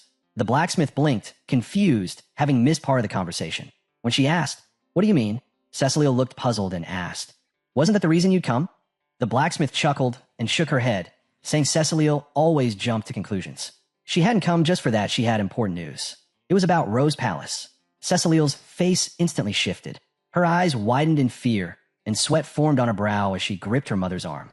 Cecilio asked if something had happened to her son and immediately accused Emil of being behind it again. The blacksmith looked at her with quiet pity, realizing how much her daughter had suffered. She gently placed a hand on Cecilio's head and told her to calm down. In fact, the situation was the opposite. Taking a slow drag from her pipe, the blacksmith warned her not to be shocked. Emil was no man. Cecilio froze, stunned by the revelation. Her eyes widened, hands covering her mouth as she struggled to process it. The scene shifted to Rose Palace. Blood covered the walls and floors. Bodies lay strewn across the grounds, and severed heads lined the gate marked as traitors to the Ragnar clan. Among them was the head of Ashian's mother, displayed prominently for all to see. Back in the tent, Cecilio collapsed to her knees. Her mother's words echoed in her mind, but brought no comfort. Through tears, she said she was just glad it was finally over. The blacksmith knelt beside her, pulling her into a tight embrace as Cecilio broke down. Between sobs, Cecilio asked if it was true. Her mother, voice warm but tinged with sadness, asked if she had ever seen an elf lie. Cecilio's voice cracked as she confessed. The years of silent suffering, false accusations, assassination attempts, and a constant fear for my son's life. Every time, I begged for his safety. Lifting her tear-streaked face, Cecilio managed a faint smile and asked, "Is it truly over?" Her mother looked at her with pride and sorrow, gently resting a hand on her head. With quiet reassurance, she told her, "It is all over." She praised Cecilio for going through so much all by herself, told her she had worked hard, and said she was proud of her. The scene shifted to the bustling halls of Camellia Palace, where Theo and Naven had arrived after the battle. Despite the gravity of their mission, the atmosphere felt somewhat lighter. Naven, with his usual carefree demeanor, was the first to speak. He teased Theo, saying he had become quite famous. Theo, in the midst of pouring tea into cups, smiled and replied cheerfully that Naven was later than expected and asked if he had dealt with everything. Naven sank into a nearby sofa, his casual attitude never faltering. He said they told him not to say anything, but Theo already knew everything before he could even open his mouth. A smirk tugged at his lips as he confirmed that the Baku's family would be destroyed starting with the family head. Everyone who had stamped on the receipt would at least be deprived of their status. Naven closed his eyes and grinned, his voice almost playful. They got what they deserved. The Baku's family was finished. Theo, however, wasn't so sure. He leaned forward, his tone serious, and said it wasn't enough. Naven blinked in confusion, taken aback by the statement, and asked what he meant. Theo turned to face him, his expression filled with confidence. He had a suggestion. He asked Naven to become the head of the Baku's family. Naven's face froze, his eyes widening in disbelief. He asked if Theo was serious, completely shocked by the idea. Theo leaned over the table, placing his hand down with authority. His expression was unyielding, the weight of his words heavy. He explained that if everyone but Naven was stripped of their positions, there would be no one left to continue the family but him. Theo narrowed his eyes, his voice taking on a more intense tone. He then made another request. He asked Naven to become his power in the war that would soon happen against the Troivan. Naven narrowed his eyes, his expression darkening for a moment, but then quickly returned to his usual carefree demeanor. A war against the Troivan? This punk had he been planning this from the beginning? Theo took a sip of his tea and, with a calm smile, explained, "The continuous psychological battle has now surfaced. An all-out war with the Troivan will begin soon. We have confirmed that the Sky Dragon's rebellion was connected to both the Troivan and the demonic cult. We're working to figure out what is being planned in the north. It is practically a declaration of war between Ragnar and the Troivan." Naven's thoughts turned inward. Since the Troivan and demonic cult incidents had been revealed, they wouldn't stay quiet. He leaned back on the sofa, his relaxed attitude returning. For someone terminally ill, War was the furthest thing from his mind. Didn't he also need something to actually take action? Theo grinned, clearly prepared. With a confident motion, he placed an object on the table in front of Naven.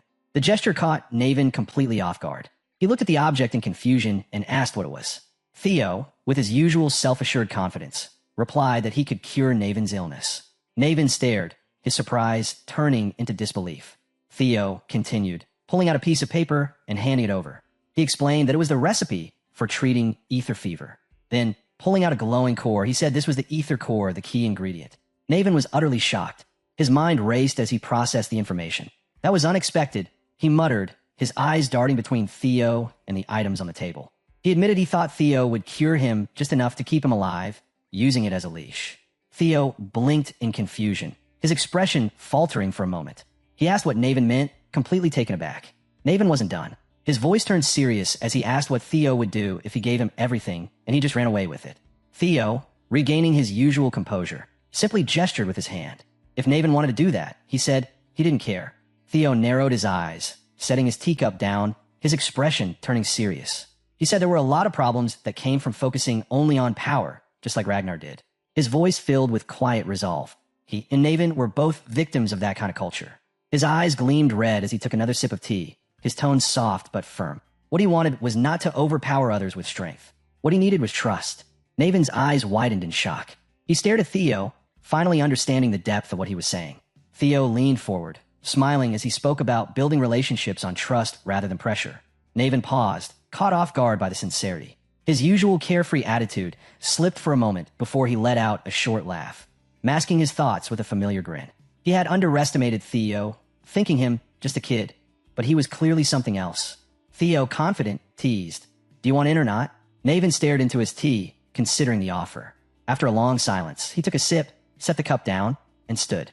Theo watched him with curiosity. Naven walked to his sword and drew it slowly. Sensing the shift, Theo simply smiled and sipped his tea. Naven held the sword upright and solemnly declared his oath he, Naven Bakuz, head of the Bakuz family, pledged to become Theo Ragnar's sword. Theo's eyes narrowed with approval, a proud smile forming. Naven then broke the tension with a playful grin, asking if that was enough. Theo raised his glass in response. It was Naven soon took his leave, and Theo was left alone, reflecting. A war with the Troivan loomed. Memories of his past life flickered through his mind. Things were accelerating, but everything was falling into place. He approached the table of relics and placed a hand on one. A smirk tugged at his lips. First, then, time to see what's inside the treasure chest. A system window appeared before him. Theo reflected on the relics he had absorbed so far. Lesser Drake and Griffin, both now vital assets. He studied the new relic from the Merchant Guild, a ring, and considered its potential. Without hesitation, he opened the box, slipped the ring onto his finger, and grinned at the thought of gaining new power. A system window appeared. Ancient Dragon Relic. Mima Rune Ring equipped. Before he could react, another message followed, moving to dungeon. Before Theo could react, the ground shook violently. In an instant, he was transported to an unfamiliar place of vast desert stretching in every direction. Nothing but cracked earth, sand, and scattered bones. He stood still, disoriented, eyes scanning the barren landscape. The heat was far worse than he'd imagined. Stripping off his coat, he wiped the sweat from his brow and muttered in frustration, wondering what he was supposed to do in a place like this.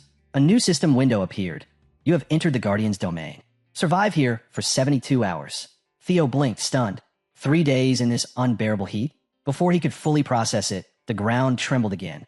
At first, he thought it was an earthquake, but that idea vanished when a massive explosion erupted ahead, sand blasting in all directions. He shielded his eyes, trying to make sense of it. As the dust settled, he looked up. An enormous sandworm-like creature stood before him. Covered in sharp scales, it glared at Theo and let out a low growl. In a deep voice, it declared the intruder had been found. Theo turned and ran without hesitation as the massive desert worm roared and charged after him. Drawing his sword mid-sprint, he spun around just in time to face the oncoming beast. With narrowed eyes and a sharp shout, he activated Lightning Dragon Streak. Black lightning spears burst from his blade, streaking through the air toward the charging creature. The resulting explosion rocked the ground, sparks flying in every direction. But despite the explosive force, the attack did little to no visible damage to the massive creature. Theo gritted his teeth in frustration. The worm was fine even after being hit by the dragon streak. How? His mind raced, trying to figure out how to overcome this unexpected challenge. But before he could come up with a plan, something caught his eye, a sudden flash of lightning.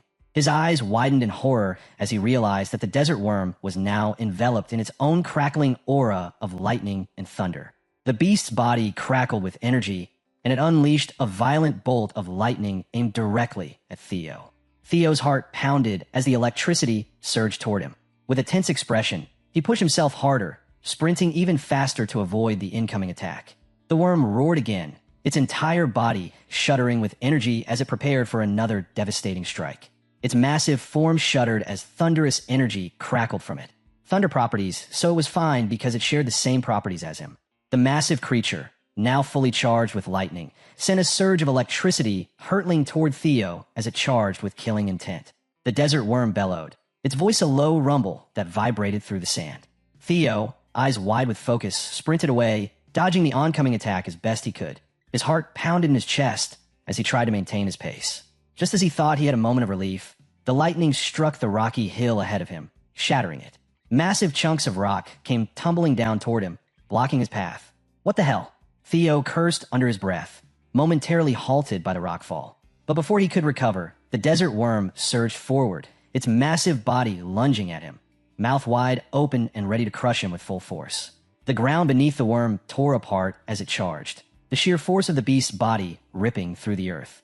Theo barely managed to dodge the worm's strike, but the impact from the creature's massive bulk sent him flying backward. He crashed into the sand, but quickly regained his footing, eyes scanning the battlefield, fully aware that the desert worm could appear from anywhere.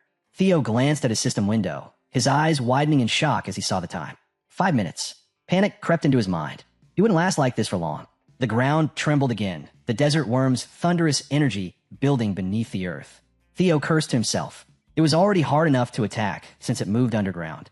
With lightning surging across its body, the desert worm suddenly erupted from the ground, its massive form emerging like a natural disaster.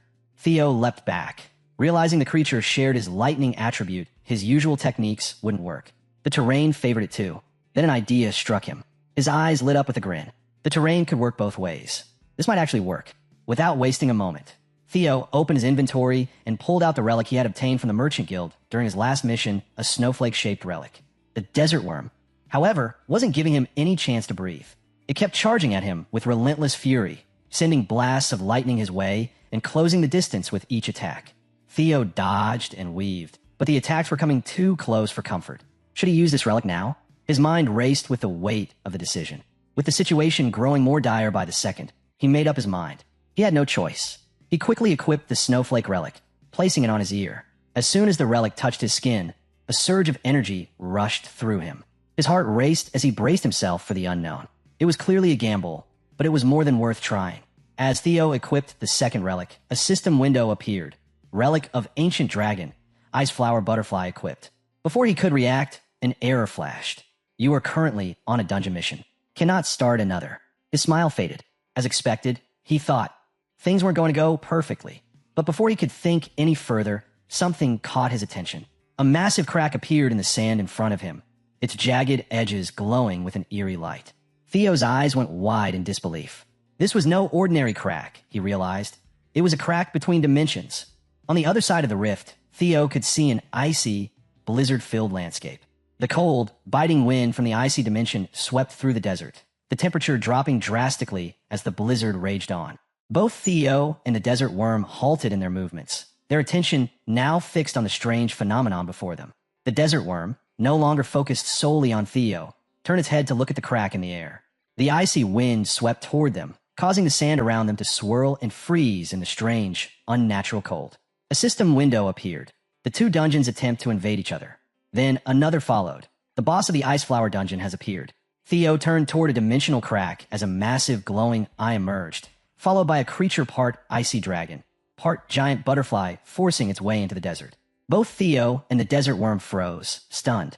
The two guardians locked eyes, beings from separate realms, now face to face in one they didn't belong to. A voice rang out calm, commanding.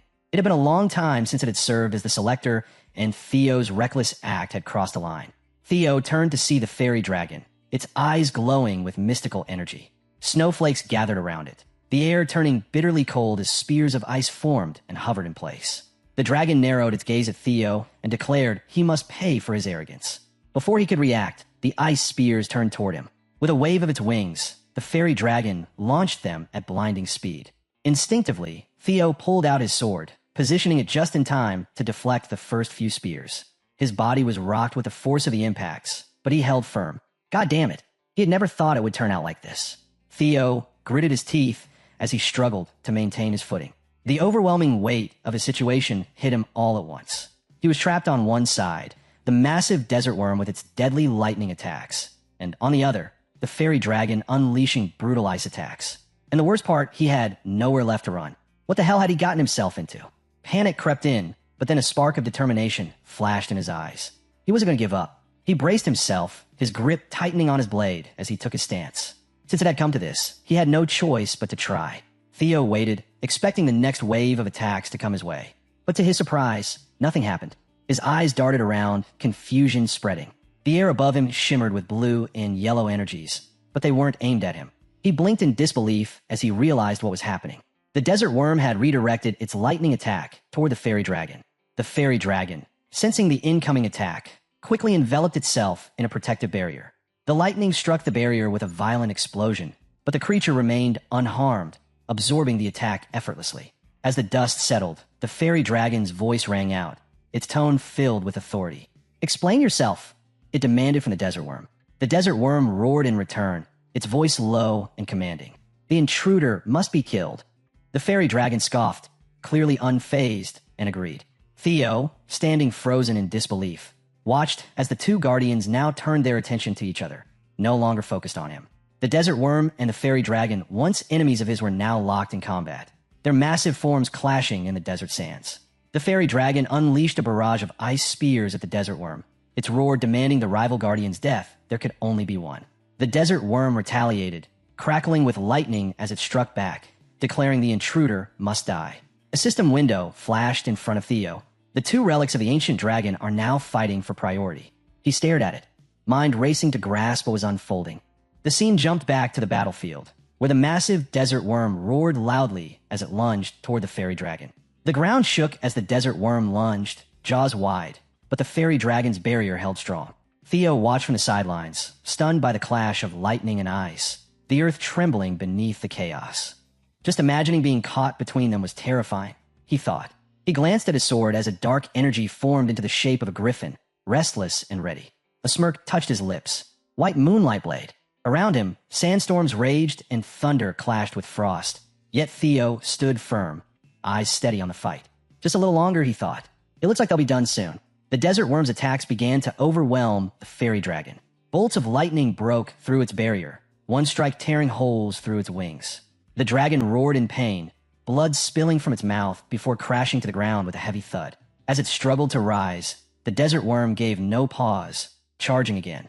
The fairy dragon, frustrated, narrowed its eyes and released its true power. A powerful aura spread across the battlefield, forming a massive snowflake pattern. The ground shook as ice spikes erupted upward, freezing the worm in place. Dozens of spears shot through the air, striking the creature with brutal precision. One pierced its mouth, shattering teeth and drawing blood. The worm thrashed, roaring in agony, but refused to fall. With sheer force, it crushed the spear in its jaws. Both guardians, bloodied and furious, locked eyes again. Then, with a roar, the worm lunged and clamped its jaws onto the fairy dragon. Gritting through the pain, the dragon retaliated, summoning more ice spears and driving them deep into the worm's body without mercy. Despite the relentless ice spears, the desert worm kept its crushing grip on the fairy dragon. The dragon clawed at its hide, but the worm's thick scales held firm. Desperate, the dragon summoned more spears, but the worm bit down harder, shattering the dragon's arm with a roar of fury. Theo saw his moment. Without hesitation, he charged into the fray, sword drawn and determination burning in his eyes. The fairy dragon, stunned, watched as Theo approached. With a sharp swing, Theo unleashed a surge of blue energy from his blade. It slammed into the desert worm, slicing deep and forcing it to release the fairy dragon with a pained scream. Theo didn't stop. He rushed forward again. "Run wild, Griffin," he muttered with a smirk. From his moonlight blade, the griffin burst forth, tearing through the air and severing the desert worm's head in a single, clean strike. The massive body hit the ground with a thunderous crash, blood soaking into the sand. The fairy dragon stared in disbelief. What the hell is this? It growled, shaken. Theo landed smoothly, still cloaked in dark energy. A system window appeared. Congratulations. You have successfully hunted the desert worm. 1 out of 2 recovered relics conquered. He smirked. As expected, killing the boss counted. One of his eyes turned blood red, pulsing with energy. Then the remaining one. He began, but the fairy dragon, still stunned, cut him off with urgency in its voice. The fairy dragon urged Theo to wait and talk. He turned to it, his expression calm, but his intent unmistakable. Unimpressed, he asked what there was left to discuss. Trying to reason, the dragon spoke in a steady yet desperate tone. This wasn't the right way to conquer the ancient relics. It claimed to be the wisest of all guardians, existing to test his wisdom. Closing its eyes, the fairy dragon began to speak solemnly about a riddle, but Theo's dark aura surged before it could finish. His eyes glowed with bloodlust, and his tone turned cold. He advanced slowly, sword in hand, declaring he had already proven his wisdom. The fairy dragon, now sweating nervously, tried to stop him, but Theo cut it off. He reminded it that he was the one who made both guardians clash in the first place. With a powerful leap, he raised his sword, eyes glowing red, and unleashed the griffin's full force once more. If the dragon truly was the most knowledgeable, then it should accept the fate coming its way. The fairy dragon's final words echoed in desperation as Theo's strike descended. A massive explosion erupted from Theo's strike, the shockwave shaking the battlefield for miles.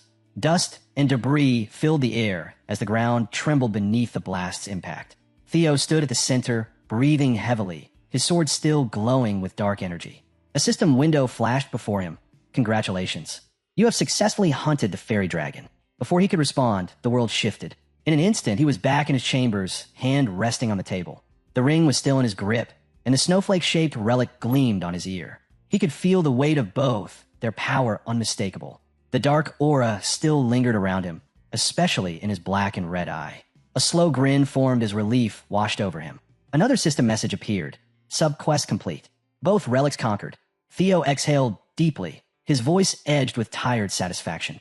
Now, can I finally... Before Theo could finish his sentence, a strange sensation overtook him. His dark aura spread, black lines crawling across the room. He glanced at the moonlight blade. It pulsed with even darker energy. A flicker of shadow appeared at the edge of his vision. His heart dropped. A griffin emerged, its eyes glowing with eerie light. Its voice, low and chilling, echoed in the silence. Theo Ragnar, I want to eat your heart. Theo froze as the griffin's aura twisted, spreading like a toxic cloud. Panic surged as black goo wrapped around his hand, then climbed up his arm, tightening fast. He cursed under his breath, realization hitting him. He had suppressed this once, but forgotten the white moonlight blade craved flesh. And now, it had absorbed both Guardian's powers. The dark mass coiled around him like living ropes, binding him tighter with each movement. The griffin stepped closer, its form engulfed in darkness, eyes locked on Theo. You mine now, Theo Ragnar. I'll swallow you whole and chase the moonlight again. The chamber dimmed into silence as the griffin's energy sealed Theo within a cocoon of shadow. There was no escape. As darkness swallowed him, Theo's eyes widened, then snapped open in a different dimension. He sat in a gray, swirling liquid that stretched endlessly, the atmosphere heavy and suffocating. Confused, he muttered to himself, "Where am I?" A cold voice answered from behind. You are inside the griffin's stomach.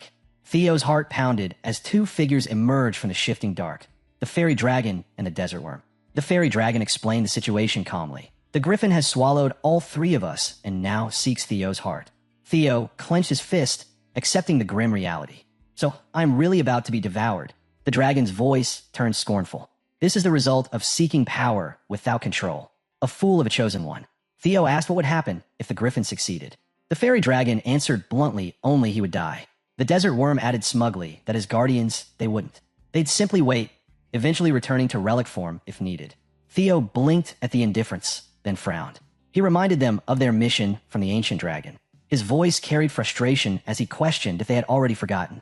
Both guardians froze, confusion flickering across their expressions. Theo narrowed his eyes, his tone sharp. Guardians were meant to aid the chosen one against the nameless monarch. If they let him die, the world would fall again. He hadn't realized how irresponsible they were. His mocking tone struck a nerve. The fairy dragon's eyes flared with frustration as it snapped back, furious.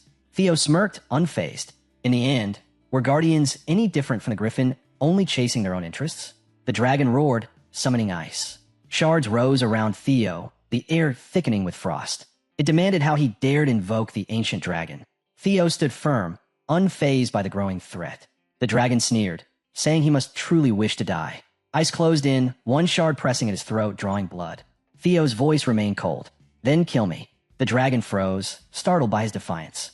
He met its gaze, bitter and calm. Stop threatening, and do it if they truly wanted to see the world burn with the relics. The words hung heavy. Neither guardian replied. The tension thickened, silence gripping the space. With a swift motion, Theo shattered the ice, trapping him, and grabbed a few shards, gripping them like makeshift weapons. The desert worm rumbled with approval, acknowledging the young, chosen one's bravery. Even the fairy dragon, though still irritated, admitted Theo wasn't bad. Its eyes lit with reluctant respect, impressed by his confidence. Moments later, the fairy dragon dissolved into blue energy, saying it would open the way out. The desert worm followed, its form turning into golden light as it agreed to assist. The swirling energies merged, forming a powerful portal. But before vanishing completely, their voices echoed this was all they could do. The rest was up to him. Theo faced the portal, a grin forming as he charged forward, gripping the ice shards. With one last confident shout, he leapt into the darkness, ready to teach the griffin a lesson. The scene shifted to another part of the gray liquid dimension.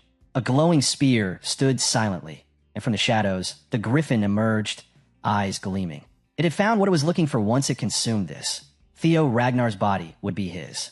But before it could act, its body was sliced clean in half. Blood splattered as Theo burst from its stomach, ice weapons still glowing. The griffin cried out in agony, but it was already over. Theo stood before it, gaze cold and focused. The griffin's form weakened, unable to comprehend how Theo had escaped. Theo smirked. He had drawn power for both relics.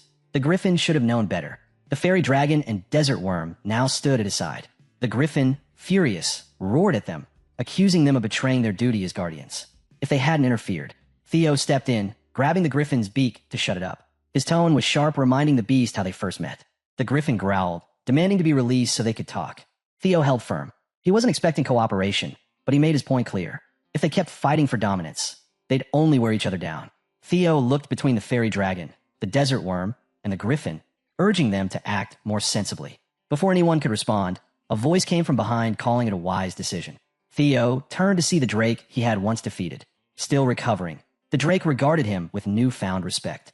It has been a while, it said. Stretching its wings, it explained, creating tension between sides was a way to balance power, a method used before.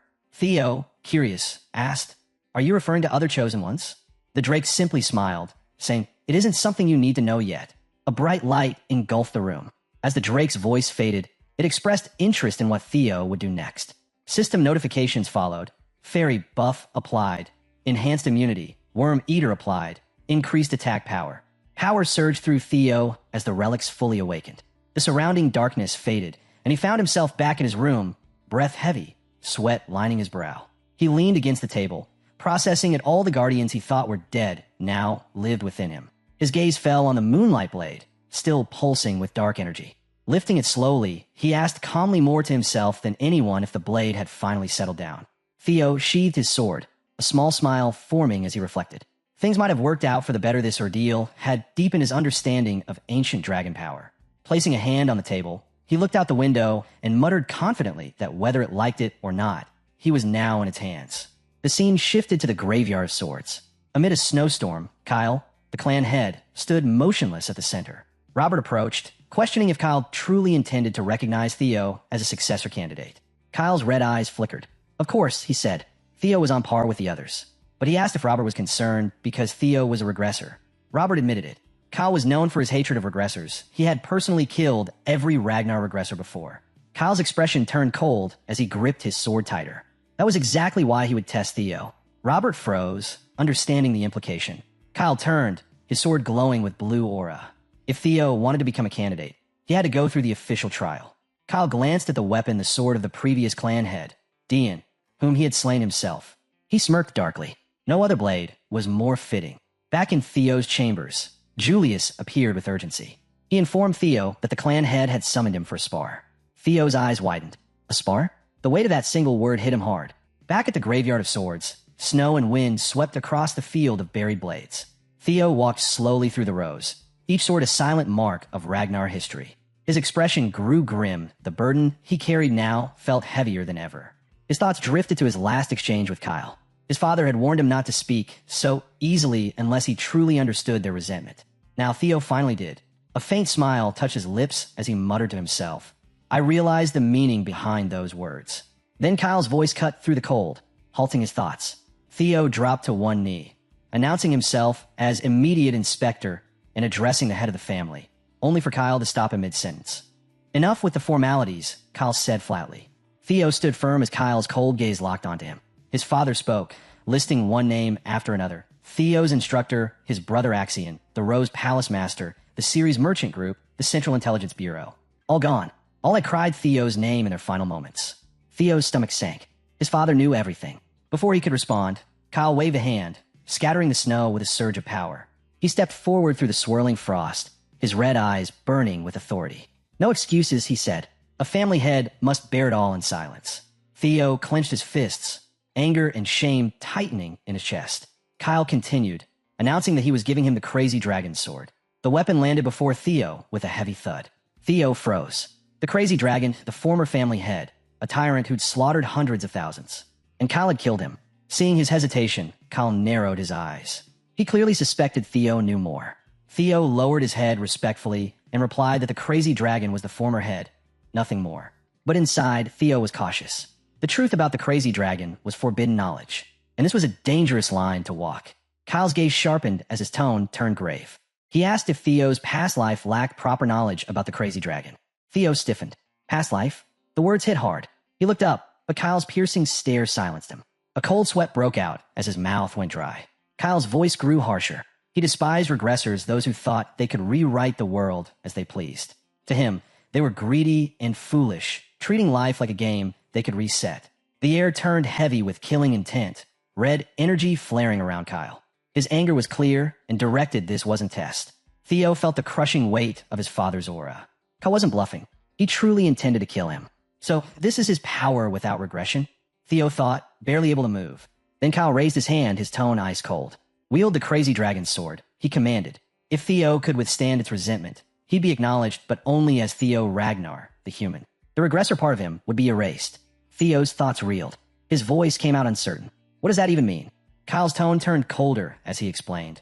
Everything Theo had gained since regressing every bond, every saved life would be erased. Anyone he met only because of regression would vanish. Theo's thoughts raced. He remembered the people he had fought for, the victories he had earned. Losing all of it for his father's approval felt unbearable. His fist clenched as he struggled under the weight of the decision. Still, he met Kyle's gaze and, with quiet resolve, said he refused if that was the condition. But Kyle cut him off sharply. He couldn't refuse.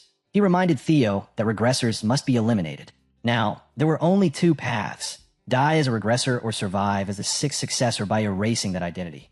Kyle's words were final. Theo's frustration boiled over. He admitted he had always wanted Kyle's recognition, but not like this. Gripping the moonlight blade, Theo swung with a shout of defiance. But before the attack even finished, Kyle struck. In a flash, Theo's arm was gone, torn clean off at the shoulder.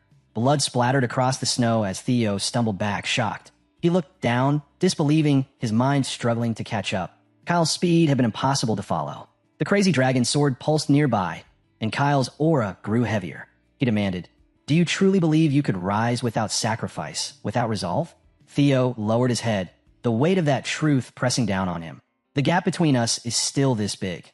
Theo thought bitterly, his heart heavy with the realization of how far he still had to go. Kyle towered over Theo, his voice cold.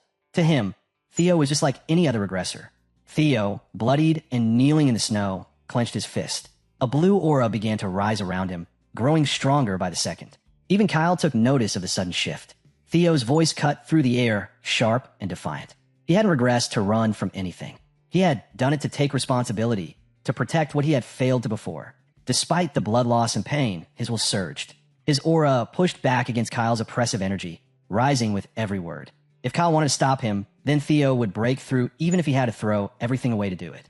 Focusing his telekinesis, Theo raised the swords buried in the graveyard. With a shout, he declared he would surpass Kyle. Kyle remained still, his expression unreadable. Then he raised his hand. From the ground, 100 swords rose at once, answering his command. Theo recognized the technique. It mirrored his own. Kyle gave a simple downward gesture. The swords launched. Theo moved immediately, meeting them head-on. He blocked, deflected, caught the midair his aura, fueling every reaction as steel clashed against steel. Sensing an opportunity, Theo leapt into the air, his blue aura flaring into the shape of a dragon. He charged at Kyle with everything he had, ready to end the fight. But just before impact, a sword struck from nowhere, piercing through his gut. The force stopped him midair. Blood spilled from his mouth as his aura vanished, and he crashed to the ground, struggling to breathe. His vision dimmed as he lay still among the scattered swords. Kyle stood over him in silence. His gaze lingered before Robert appeared from the shadows, kneeling respectfully. He hadn't expected Theo to fight so directly. Kyle nodded. It had been a long time since anyone had done that. Robert looked at Theo's motionless body. Unlike other regressors who used people and moved on, Theo had fought to protect. He was different. Kyle's eyes narrowed, a faint smile forming. A regressor who bore responsibility with his sword something rare. Without a word, Kyle reached for the sword still embedded in Theo. As he grasped it, golden light erupted from the blade. The energy surged into Theo's body, his eyes snapping open, glowing with the same light.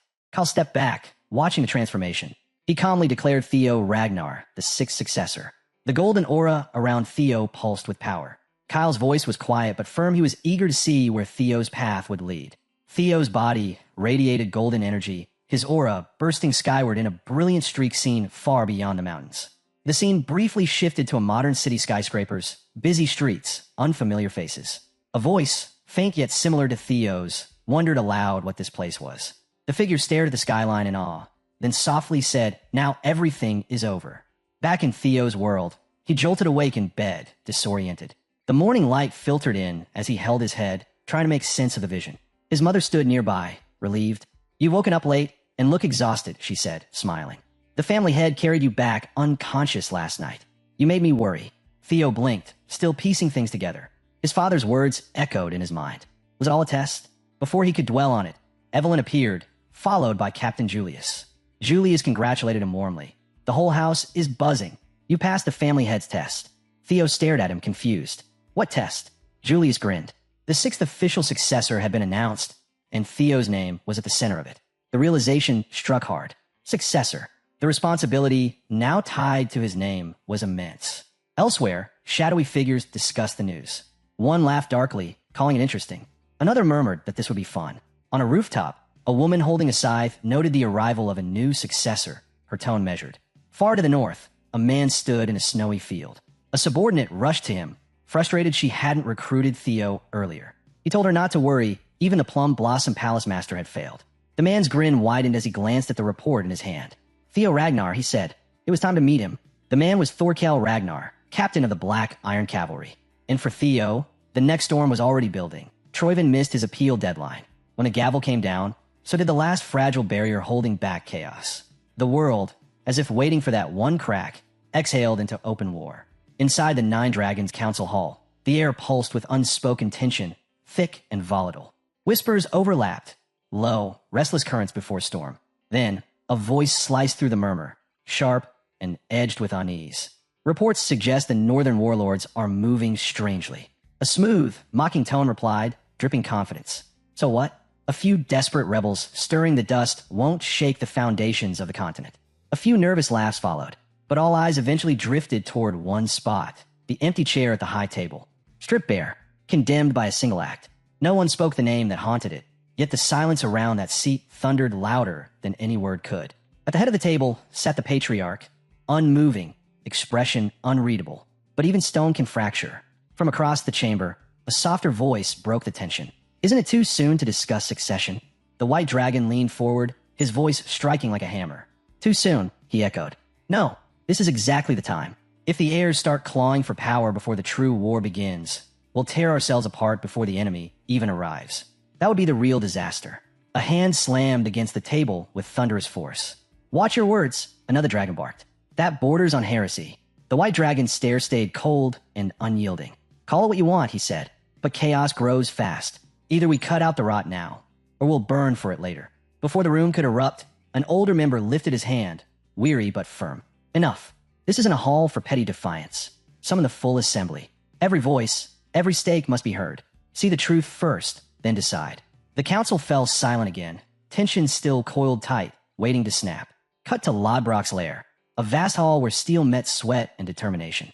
Theo moved through the air like a blade himself, every strike deliberate, every breath drawn through clenched resolve.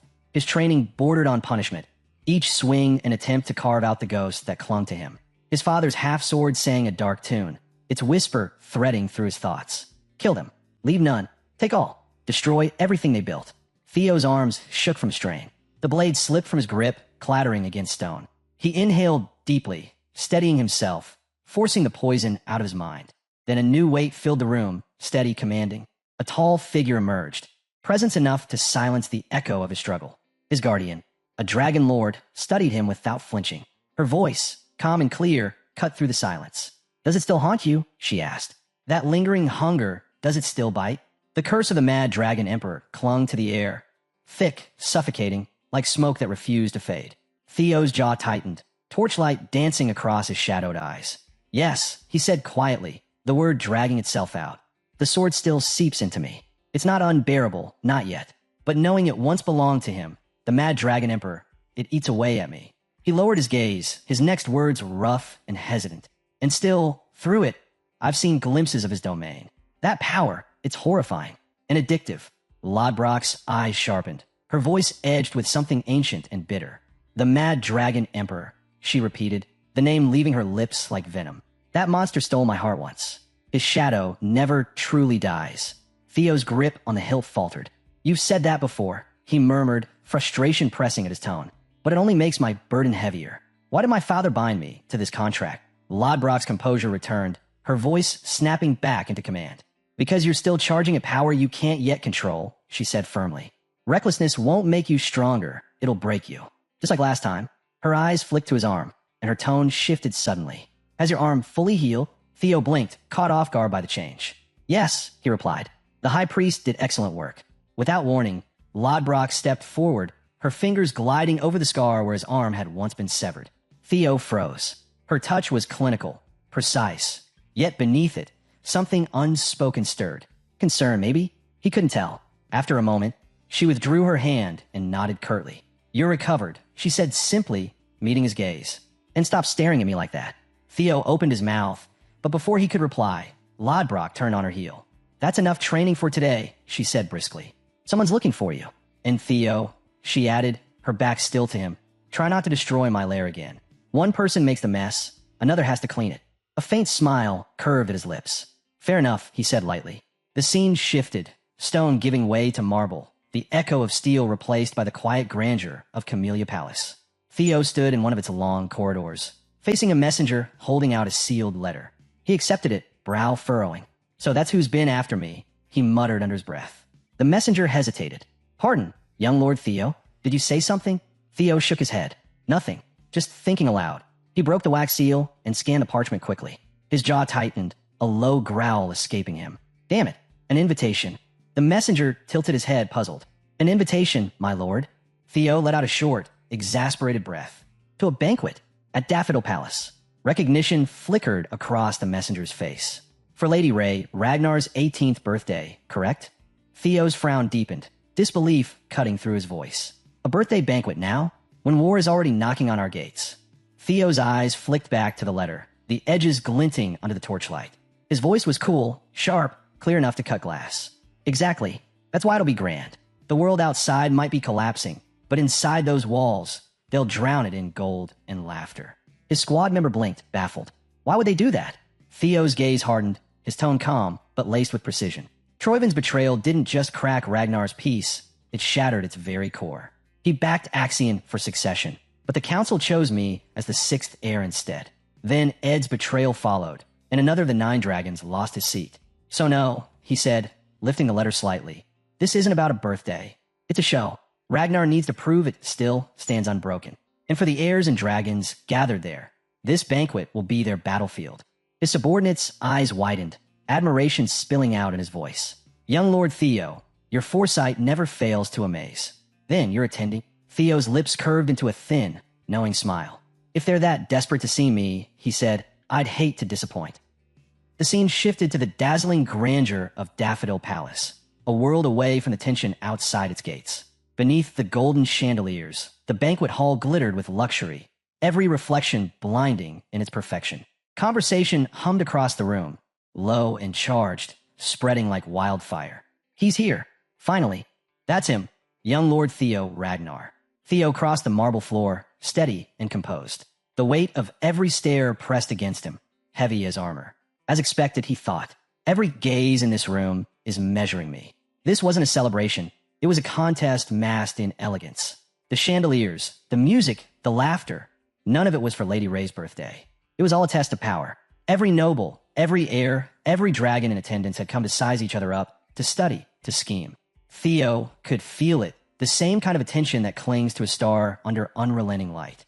Eyes followed him, searching for the smallest flaw. One wrong smile, one careless gesture, and they'd twist it into a weapon. If I want to make my mark here, he thought, it won't be with charm. One decisive move will speak louder than 1,000 words.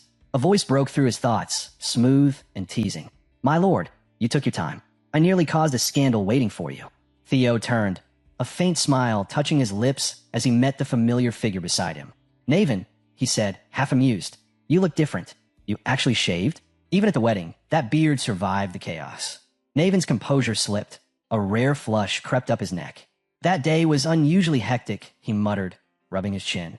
Their easy exchange drew attention from nearby guests. Whispers fluttered behind jeweled fans and crystal glasses. Is it that the one who survived the Bacchus family massacre? One murmured. Indeed, another whispered back. And now he leads them himself. Even after ruin, the Bacchus name still holds as one of the 6 pillars. The air shimmered with tension, thick enough to taste. Every word, every sidelong glance carried weight. Each one destined to echo far beyond these gilded walls. Then from the crowd, a voice rose, half mocking, half amazed. Unbelievable. The head of the Bacchus family calling the 6th successor Lord. The whispers spread like fire through dry grass. Envy and fascination tangled together, feeding the hall's restless energy. Naven caught it all, his grin widening with mischief. My lord, listen to them, he murmured. Every tongue here's wagging about us. You've completely stolen the show. Theo's eyes swept across the sea of faces, unreadable, calm, but calculating. Good, he said simply. It means the stage is ready. Then, lowering his voice until it was almost a growl, he added, now comes the part that counts. Before Naven could respond, the crowd shifted. A ripple of awareness swept the hall as a new presence cut through the noise, steady, deliberate, like steel drawn from its sheath. So this is Theo Ragnar. Theo and Naven turned together. A tall man approached, armored in black and gold, his bearing that of a seasoned commander. The light caught on his armor, gleaming like polished obsidian. His eyes, sharp and assessing, met Theo's with the precision of a warrior appraising his equal. I believe this is our first meeting, he said, his tone smooth but unyielding. I'm a 5th successor. Theo's mind sharpened in an instant, though his expression didn't waver. As expected, he thought. He moves faster than I anticipated. The man drew himself up with practiced grace. Thorkel Ragnar, he announced, commander of the Black Iron Cavalry.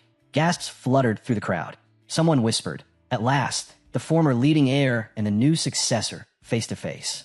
Thorkel's lips curved into a faint smile, polite in form, but cold in spirit. No need to be so tense, Theo, he said, voice smooth as oiled steel. I only wish to see the one chosen as 6th heir. Honestly, I'm just relieved it wasn't that naive child, Axion. Theo studied him carefully. The immaculate posture, the confidence born of discipline and legacy. Flawless, he noted, the ideal heir of the old guard. But in Ragnar, where strength crowns kings, can any man truly greet his rival with warmth? He extended his hand, his grip firm. It's an honor to meet you, commander of the Black Iron Cavalry, Thorkel Ragnar, Theo said evenly. I am Theo Ragnar, of the White Dragon Squad. For a brief moment, silence filled the hall. Then Thorkel's smirk deepened, twisting into something darker. A low, amused laugh rumbled from his chest, taunting, dangerous. In the next instant, the air exploded.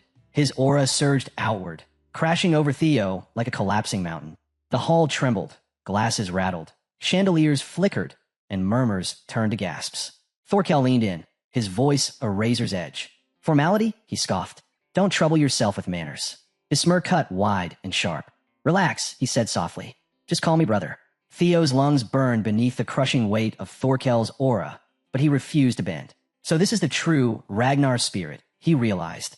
Overwhelm, or be overwhelmed. A surge of white energy erupted from within him, his own aura roaring to life in response. The air trembled as his power met Thorkel's head-on. Invisible storms collided, and the very air around them cracked under the strain. Gasps broke through the hall. Nobles stumbled back, clutching at their chests as invisible lightning arced between the brothers.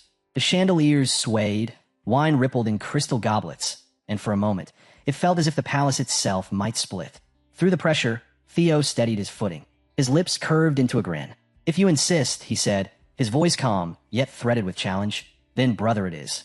The crowd fell silent. No swords were drawn, yet the clash was unmistakable. Raw will against raw will, heir against heir. The duel of successors had begun. Elsewhere in the Grand Hall, the crowd shifted as two new figures arrived, the Ranka siblings. The brother tugged at his stiff collar, scowling.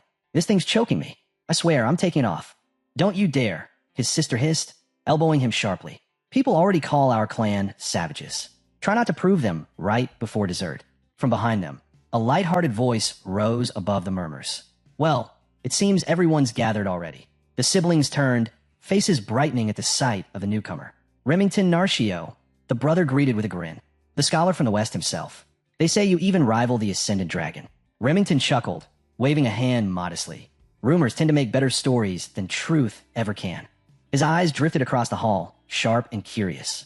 "By the way, have any of you seen Theo? I've been hoping to speak with him." Something about the white armor dragon cavalry. Before anyone could answer, a calm voice spoke from just behind him, cool and refined, yet carrying an undertone that silenced conversation. "Looking for Theo, are you?" Remington froze. Color drained from his face before returning in a rush of crimson as he turned. "A Lady Ray," he stammered, fumbling a bow. "Forgive me. How could I search for anyone else when the star of tonight's celebration stands before me?" Ray Ragnar lifted her wine glass, the gesture elegant, though her tone carried quiet fatigue. "It's fine," she said softly. "We both know what this banquet really is." But her hand trembled faintly, the calm in her voice cracking for a heartbeat. Her gaze slid past the crowd, past the laughter and the lights, until it fixed sharply on the center of the hall. Across the room, Theo and Thorkel's invisible clash still raged, their auras pressing against each other like waves in a storm. "Is that Theo?" One of the Ranka siblings whispered, eyes wide. Remington's lips curved into a faint, knowing smile. "Who else," he murmured, "would dare steal the spotlight from the entire Ragnar line?"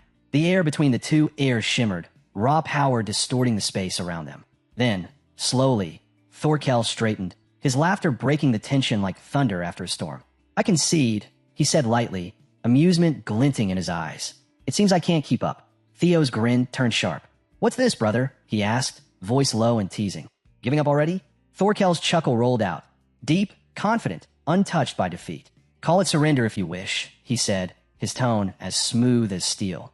"But I meant what I said. If I could return to my youth, I still wouldn't stand a chance against you, standing here now." Theo inclined his head slightly. "You flatter me, brother." But Thorkel wasn't finished.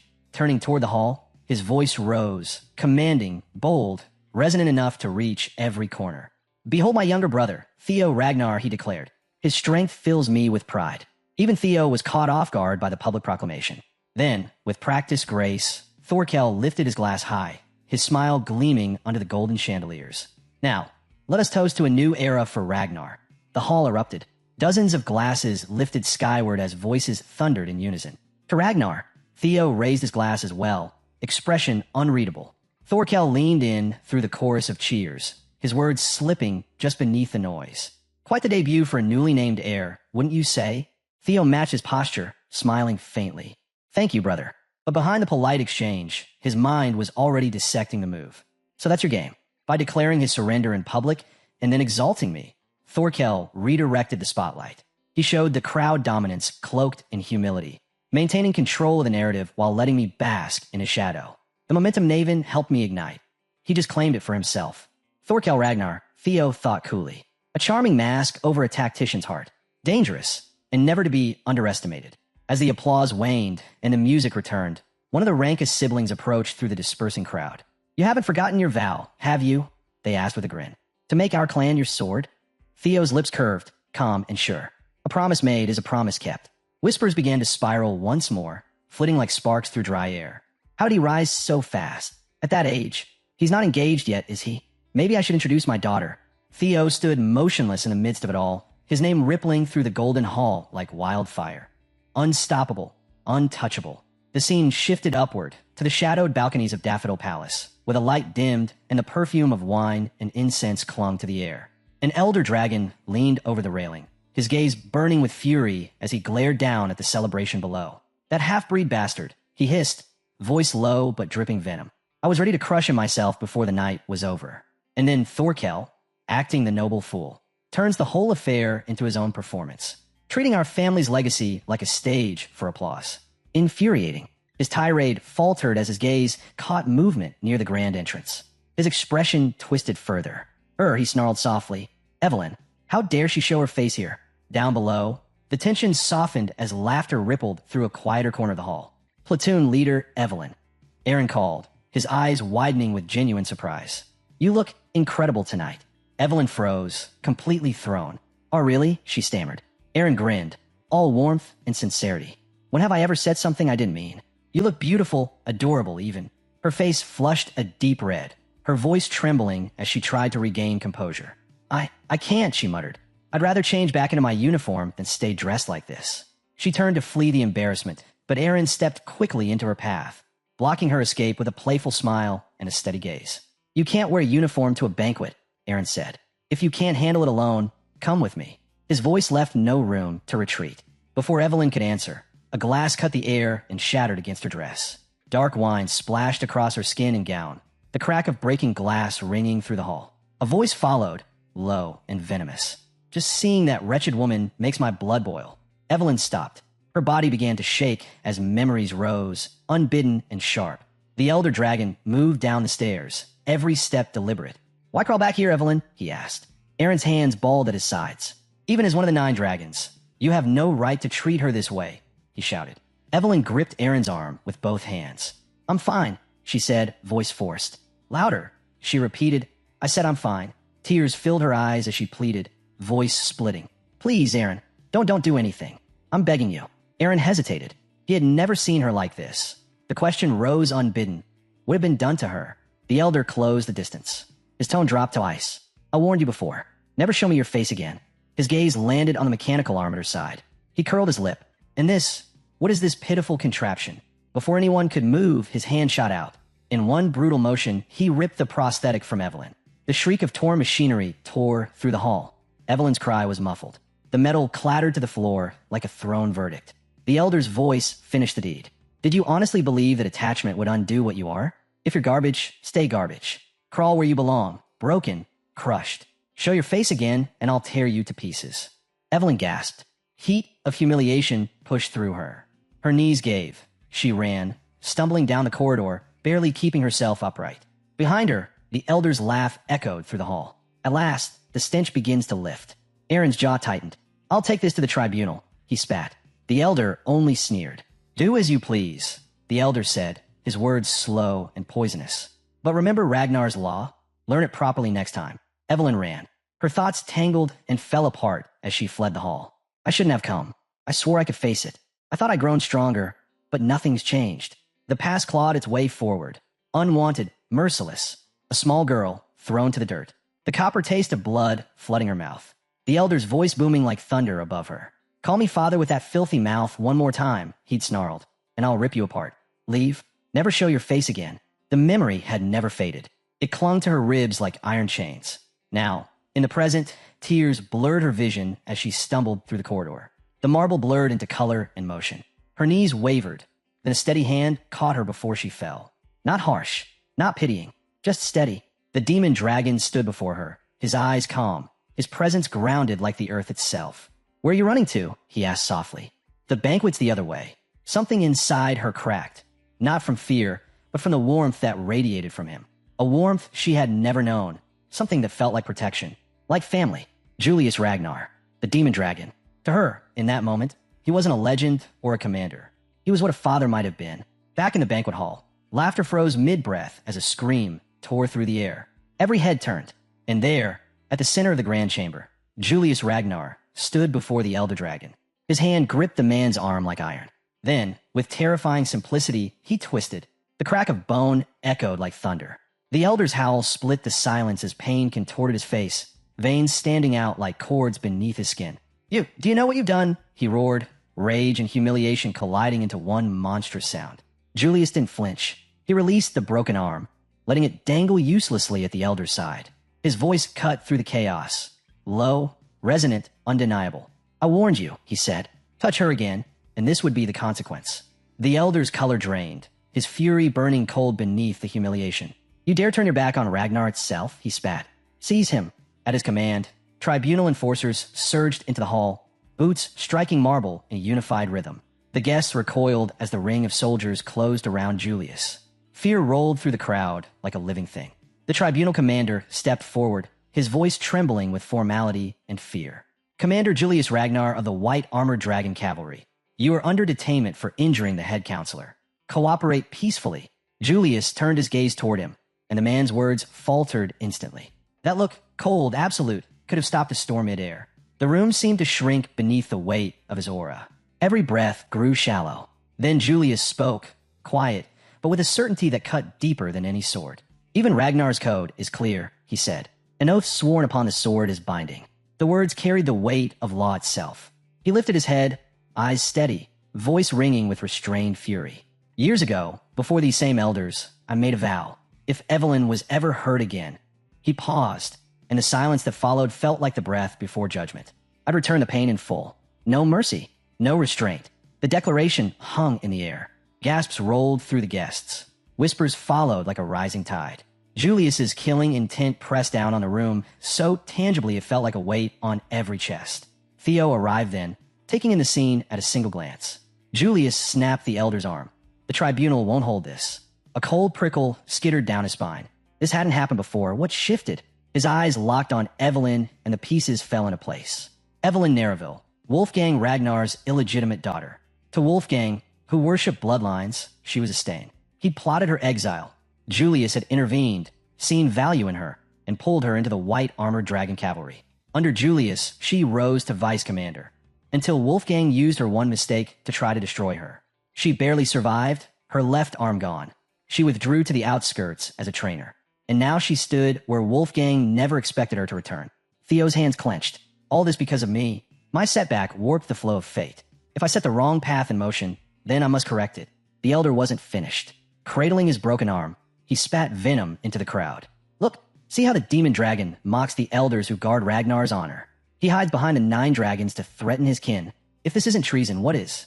Julius's fury flashed again, his reply cutting through the chamber. You dare speak of authority, you wretched coward. The hall trembled under the tension. Glasses rattled. Conversations died on the spot. Then Theo stepped forward. His voice cleared the chaos.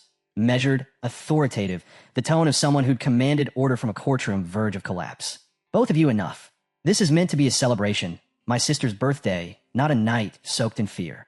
Julius's aura slackened, dimmed by Theo's steadiness. The elder froze, clearly not expecting intervention from the young heir. Theo scanned the room with a steady sweep. Then let's settle this the Ragnar way, a dual trial. Shock rippled through the guests. The elder recoiled, color draining from his face. Ridiculous. The demon dragon assaulted me openly. The guilt's obvious. No trial is needed. Theo inclined his head, measured. You're right. If we let this spiral, the clan will splinter.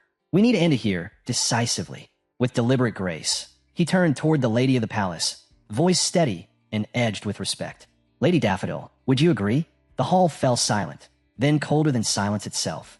Frost crept into the air as Neil Ragnar Tun, the ice dragon and mistress of Daffodil Palace, materialized in the chamber. Her arrival swept through the crowd like a blizzard, freezing every murmur mid-breath. Her eyes were glacial, her tone sharper than steel. This is my daughter's birthday celebration, she said, each word slicing the air. Tell me, what exactly do you think you're doing? The elder dragon, still clutching his broken arm, stumbled forward in panic. Lady Daffodil, please. You must understand. Look at what he... Enough. The single word froze him where he stood. I have no interest in your trivial disputes, she continued, her tone heavy with finality. As Theo said, we'll settle this swiftly. Consider this your last mercy. A low ripple of whispers spread through the hall. A dual trial? Someone gasped. But the counselors, they're all Dragon Gate swordsmen or higher. Exactly, another replied. Only the demon dragon could stand against them. The elder dragon hid a smirk, pleased by the murmurs. Perfect. Let them believe the odds favor us. He lifted his chin, arrogance seeping back into his eyes. 3 against 3, he declared. Best of 2 takes the victory.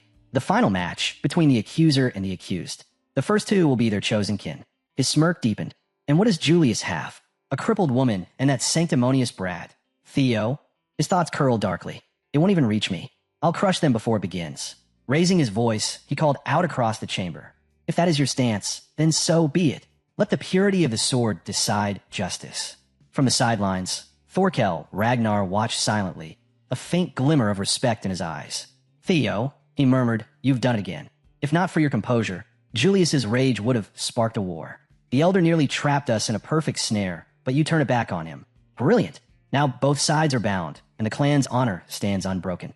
This will be worth seeing. The scene shifted. Outside, torches ignited one by one around the duel grounds, their lights spilling across the sand as the tribunal commander raised his voice. By order of the tribunal, he proclaimed, the duel trial of Ragnar shall begin. All magic is forbidden. Only the sword shall judge. His voice echoed across the field. Do both sides swear? No retaliation. No resentment, whatever the outcome. I swear, rumbled the demon dragon, his voice a rolling storm. I swear, the elder dragon replied, pride hard in his tone. The commander nodded once. Then let the first duelist step forward. From Julius's side, Ragnar entered the arena, calm, unwavering, the weight of the moment pressing around him. The torches flickered. The night itself seemed to hold its breath. The duel trial of Ragnar had begun, and the shock that rippled through the crowd struck like thunder over frozen stone. Among the watching crowd, one of the Ranka siblings leaned close to her brother, whispering under her breath, Rem, is Theo really going to be okay?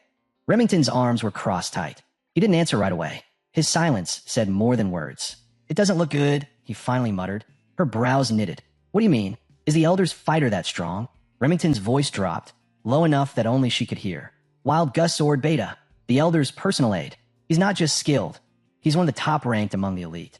If it were one of the counselors themselves, Theo wouldn't even stand a chance. But this matchup, it's still vicious.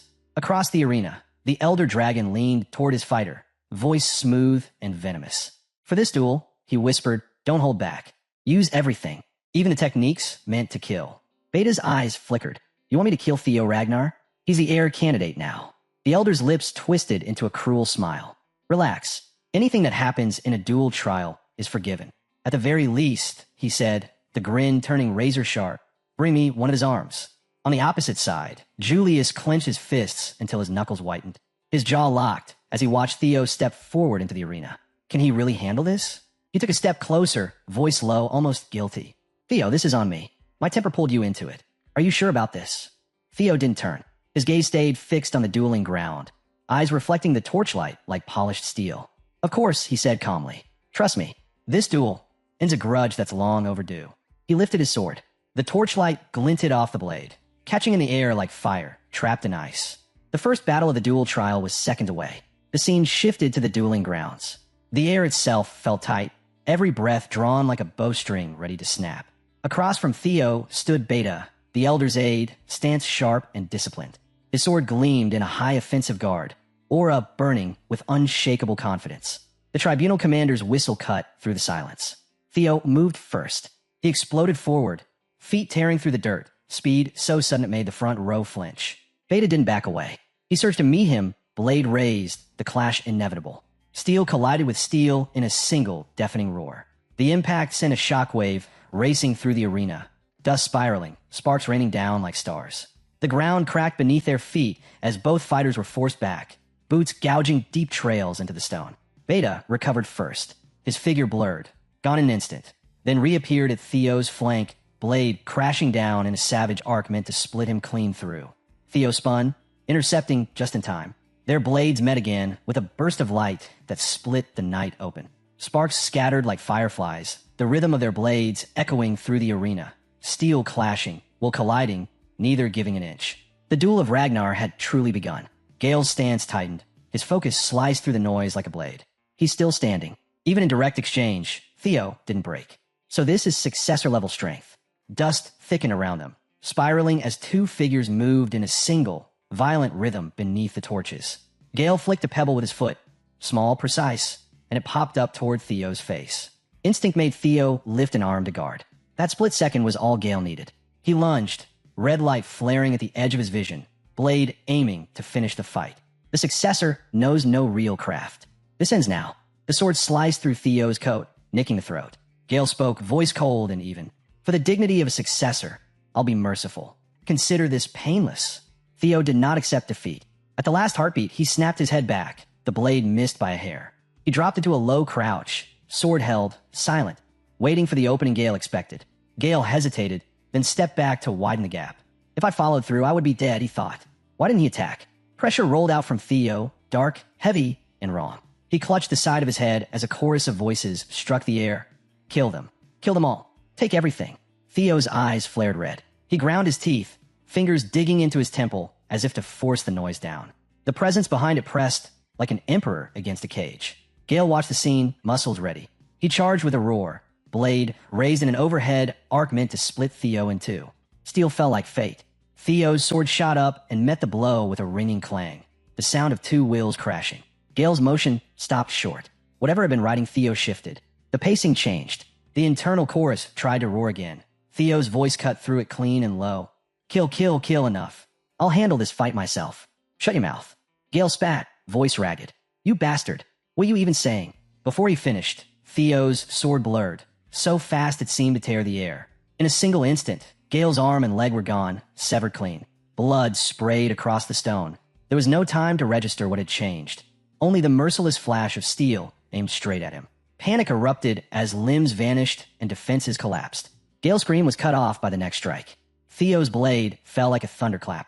The impact detonated at the arena's center. The ground split, shockwaves shredded outward, and dust, stone, and debris were hurled in every direction.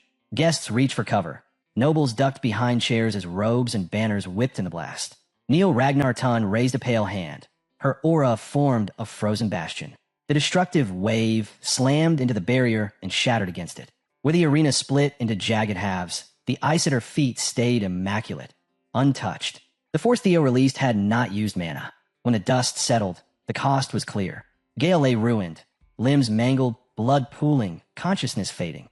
The tribunal commander raised his hand and called out over the stunned arena. Dual trial. First round victor. Theo Ragnar. Noise filled the hall. Theo did not smile. The faint red in his eyes ebbed, but the memory of the moment replayed in his head. The strange compulsion, the power that answered when he trusted it. It felt different from ordinary fury. Something else guiding his hand, pushing him. His breath slowed and the glow faded. He thought of the split arena and the force he'd unleashed. A dry, curious chuckle slipped out. Part warning, part calculation. Entrusting himself to grudges was dangerous. If he could learn to control that voice, master it, he could become far stronger. The tribunal commander's voice cracked the silence. Prepare for the second round. Both fighters stepped forward. Theo stepped back into place without hesitation. His boots struck the stone in steady rhythm. His voice cut through the charged air. The defense declares a consecutive battle. The hall erupted into shouts and disbelief. Across the arena, the elder dragon ground his teeth. Theo Ragnar, staying in for the second round as well, he hissed. Arrogant little fool. Fine then. If he wants to die so badly, I'll kill him myself.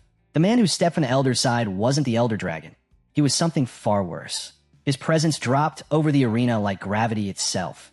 Immense, unyielding, absolute. Every step carried the precision of a veteran who had lived 100 battles, and I'll be counting on you, young blood of Ragnar, he said evenly, voice calm but heavy enough to silence breath. The name spread through the hall like wildfire. Paige Garson, the Sword of Mystics, a former Dragon Gate swordmaster, a man whose legend was enough to stop armies mid-charge. The Ranka siblings froze. Erica's voice trembled as she whispered, that sword. He's wielding it without mana? Halkus's grin broke wide. That blade's a monster. I like him already. But Remington didn't smile. His tone was quiet, drained of hope. This isn't like the last fight. Paige Garson isn't an aide, he's a weapon. They're not trying to defeat Theo this time. They're trying to kill him. Erica waved him off, laughing nervously. Come on, you're exaggerating. Sure, Theo might lose, but die? No way. Remington's jaw locked tight. His eyes never left the arena. No, this isn't a trial anymore. His voice hardened. It's an execution dressed as honor. On the field, Theo lifted his sword. His stance was steady, unwavering. Across from him, Paige Garson raised his weapon, a blade that hummed like a storm chained inside steel. The two stood facing each other, still as thunderheads before strike. The tribunal commander's whistle cut through the silence. Sharp, final. The second round had begun, but before the tension could break, Theo raised a hand. A calm, deliberate gesture. I yield, he said. The words hit like a thunderclap. The entire arena went still. For a heartbeat, even Paige Garson froze. His composure cracked, disbelief flashing into anger. What did you just say? He barked, fury cutting through his control. Theo smiled, quiet, dangerous, calculated. How could a mid-ranked examiner like me hope to match an elder? He said lightly. Even without crossing blades, anyone can see who would win. Any newborn could. He spoke as if moving pieces on an invisible board, sacrificing one to corner the king. Page Garson's face twisted. He slammed his sword into the ground, rage shaking through his shoulders, but there was nothing he could say. The silence that followed was suffocating, heavy as the aftermath of storm. Theo Ragnar just stood there, faint smile on his lips, as if this had been his plan from the very start. The tribunal commander's voice carried across the stunned arena. Official announcement, second round victor, Page Garson. The hall erupted in murmurs and disbelief. Some clapped out of formality. Others whispered in confusion, the sound rising like 1,000 overlapping voices trying to make sense of what they'd just witnessed. And through it all, Theo didn't flinch. He simply lowered his sword and waited, because this game wasn't over yet. It hit straight to the council's pride, someone whispered. Lord Theo's playing chess while everyone else brought swords. Another murmured, half in awe, half in disbelief. Even at full strength, they'd struggle against him. And with that arm of his, the third round's going to be savage.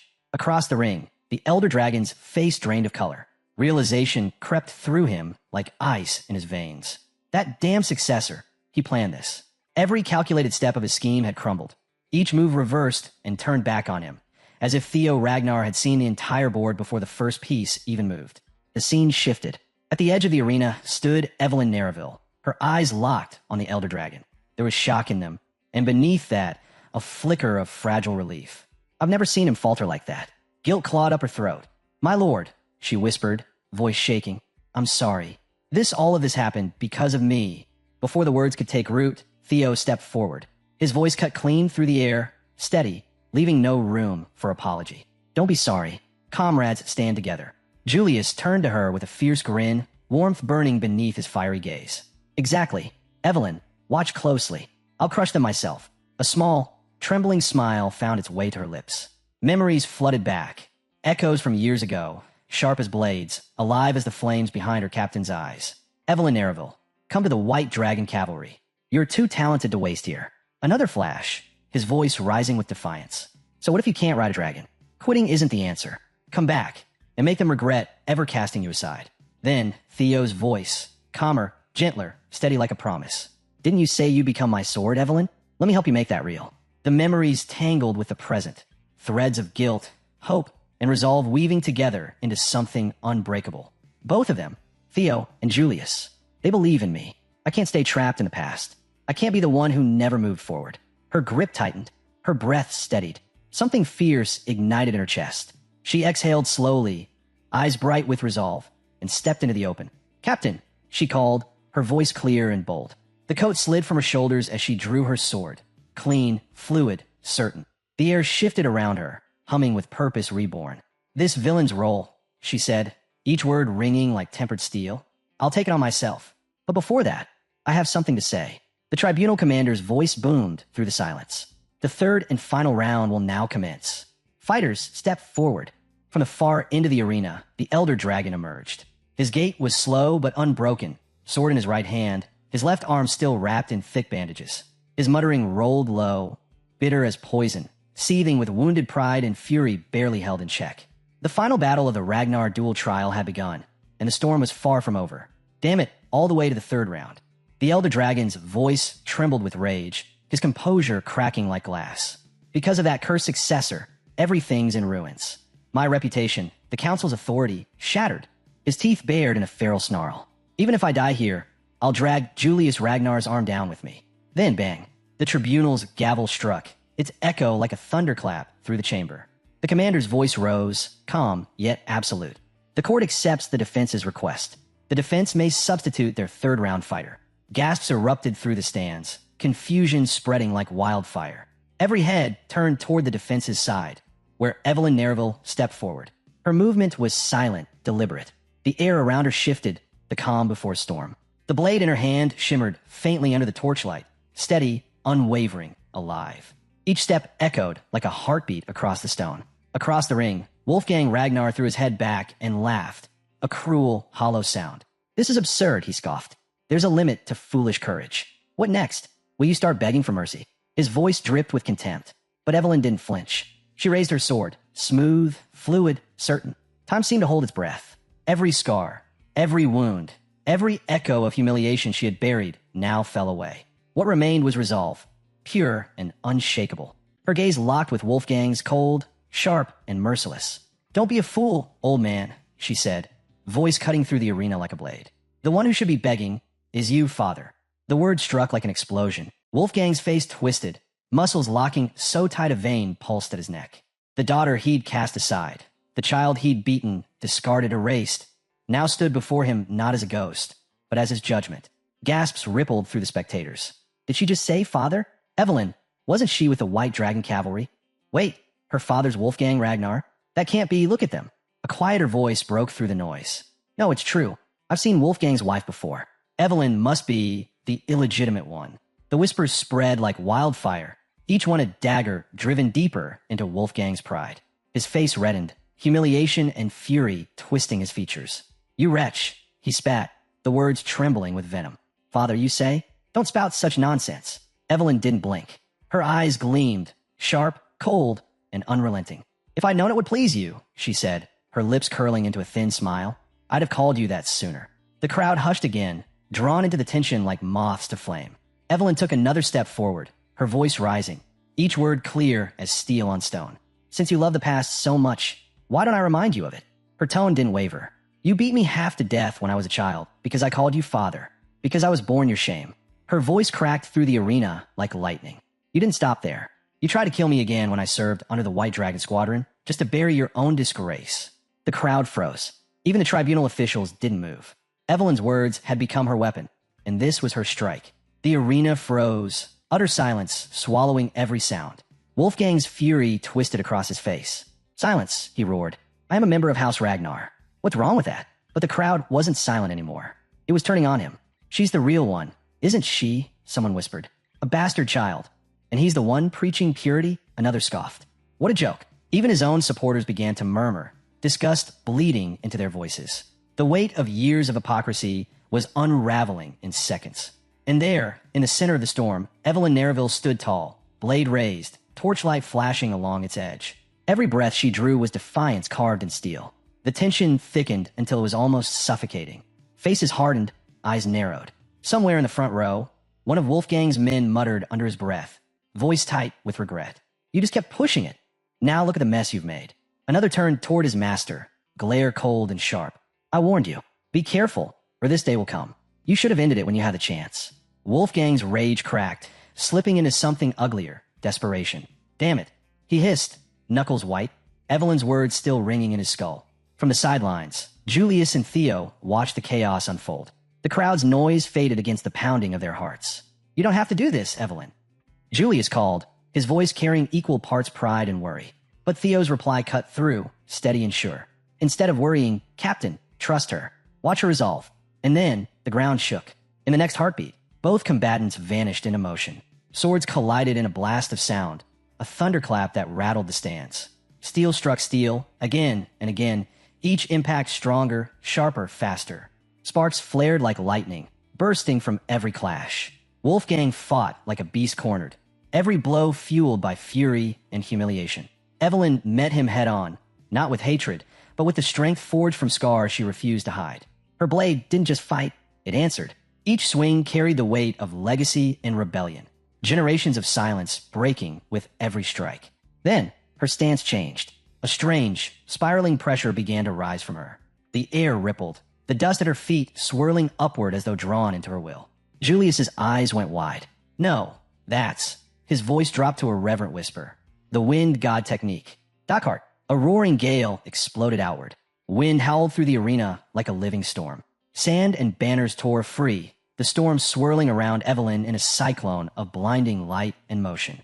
The pressure mounted with every breath she took. Her aura surged, alive and untamed. Wolfgang staggered, bracing himself against the gale that tore at his balance. High above, the senior members of the Elder Dragons leaned forward, disbelief etched into their faces. "Wind? Thunder God. That's the sword of windstorm," one murmured. "That's impossible," another hissed. That technique was erased from Ragnar's archives centuries ago. At the heart of the maelstrom, Evelyn stood unbroken. Her eyes locked forward, sharp and brilliant. Her sword moved like pure intent. Each strike measured, perfect, divine. She was the storm now, Down in the stands, the spectators could only stare in awe. She's not defending. She's driving him back, one cried. Unbelievable. How does she even know a windstorm technique? Another shouted. She's overpowering one of Ragnar's highest-ranked swordsmen. And as the winds roared, Evelyn's figure remained steady. Each movement a vow, each breath a declaration. The past no longer defined her. She was rewriting it, strike by strike. Theo watched from the sidelines, a faint smirk tugging at his lips. His gaze never wavered, his mind cool and precise, tracing the rhythm of every clash. No surprise, he thought, arms folding across his chest. The duel trial forbids mana. Only pure swordsmanship decides the victor. And when it's blade against blade, he let out a quiet chuckle. The truth can't hide anymore. Wolfgang's strength had always been borrowed, drawn from bloodline, heritage, and status. The kind of power that came from name, not from discipline. Without that inheritance, he was nothing more than a hollow relic. Pride without substance. Power without soul. He was never a swordsman, only the echo of one. In the arena, Evelyn's storm raged on. The wind shrieked like a divine wrath, swirling around father and daughter as if the heavens themselves were holding their breath. Every swing between them wasn't just combat, it was judgment. The ground trembled under the force of their strikes. The elder dragon's disbelief curdled into panic, then fury. His pride, the armor he'd hidden behind all his life, cracked with every clash of steel. His voice broke into a roar. Damn you, I'll kill you. How dare you defy me, you insolent child. Evelyn didn't blink. Her expression stayed composed, every motion deliberate, her focus absolute. She could see his next move before it began.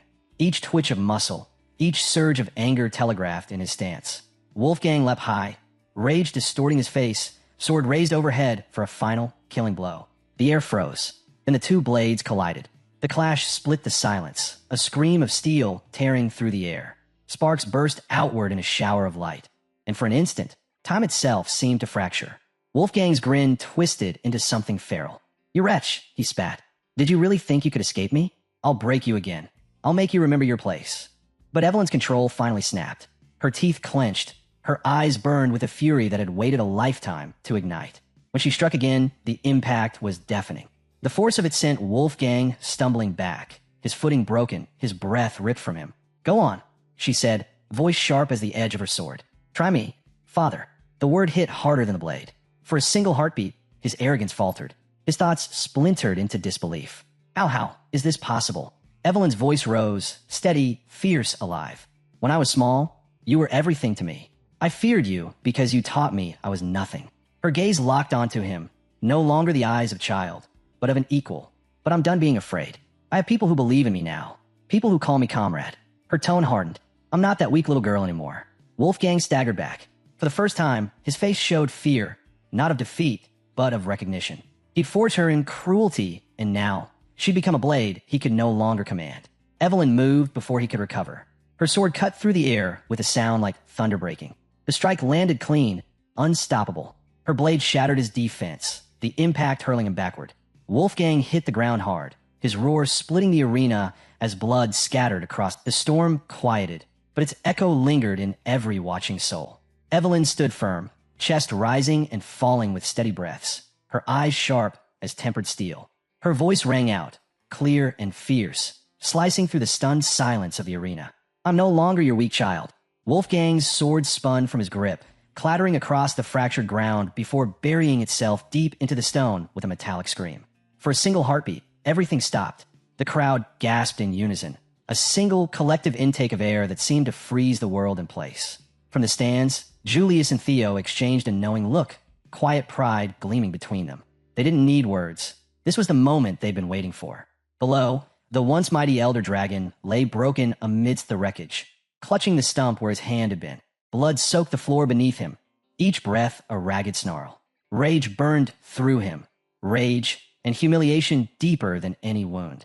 With a guttural roar, Wolfgang slammed his remaining hand to the ground, forcing himself upright through sheer, stubborn will. Damn it, he bellowed, voice shaking the arena. Don't mock me. This duel isn't over. Then frost bloomed. Crystalline ice spread outward from beneath him, crawling over the shattered tiles in a beautiful, deadly bloom of white. Wolfgang froze in place, literally. His arm locked mid-motion, encased in a shell of glimmering ice. For a moment, confusion flickered across his face. Then realization struck like lightning. The frost wasn't his. It was hers. From the far end of the arena, Neil Ragnar Tun, the ice dragon, stepped forward. Her presence alone was enough to turn breath into mist, her gaze sharper than the edge of any blade. "If you truly are one of the 9 dragons," she said, each word carrying the weight of absolute command, "then stop disgracing yourself and accept the result." The rage in Wolfgang's eyes faltered, his defiance crumbling under her gaze. His body shook, not from cold, but from the shame he could no longer deny. Then came the voice that sealed his fate. "The tribunal declares, third duel trial victor, Evelyn Nereville." For a heartbeat, silence. Then the crowd erupted. The arena exploded into cheers, shouts, applause, the thunder of boots against stone. A wave of sound rolled through the stands, washing away every trace of the earlier tension. Moments later, the tribunal commander raised his gavel once more.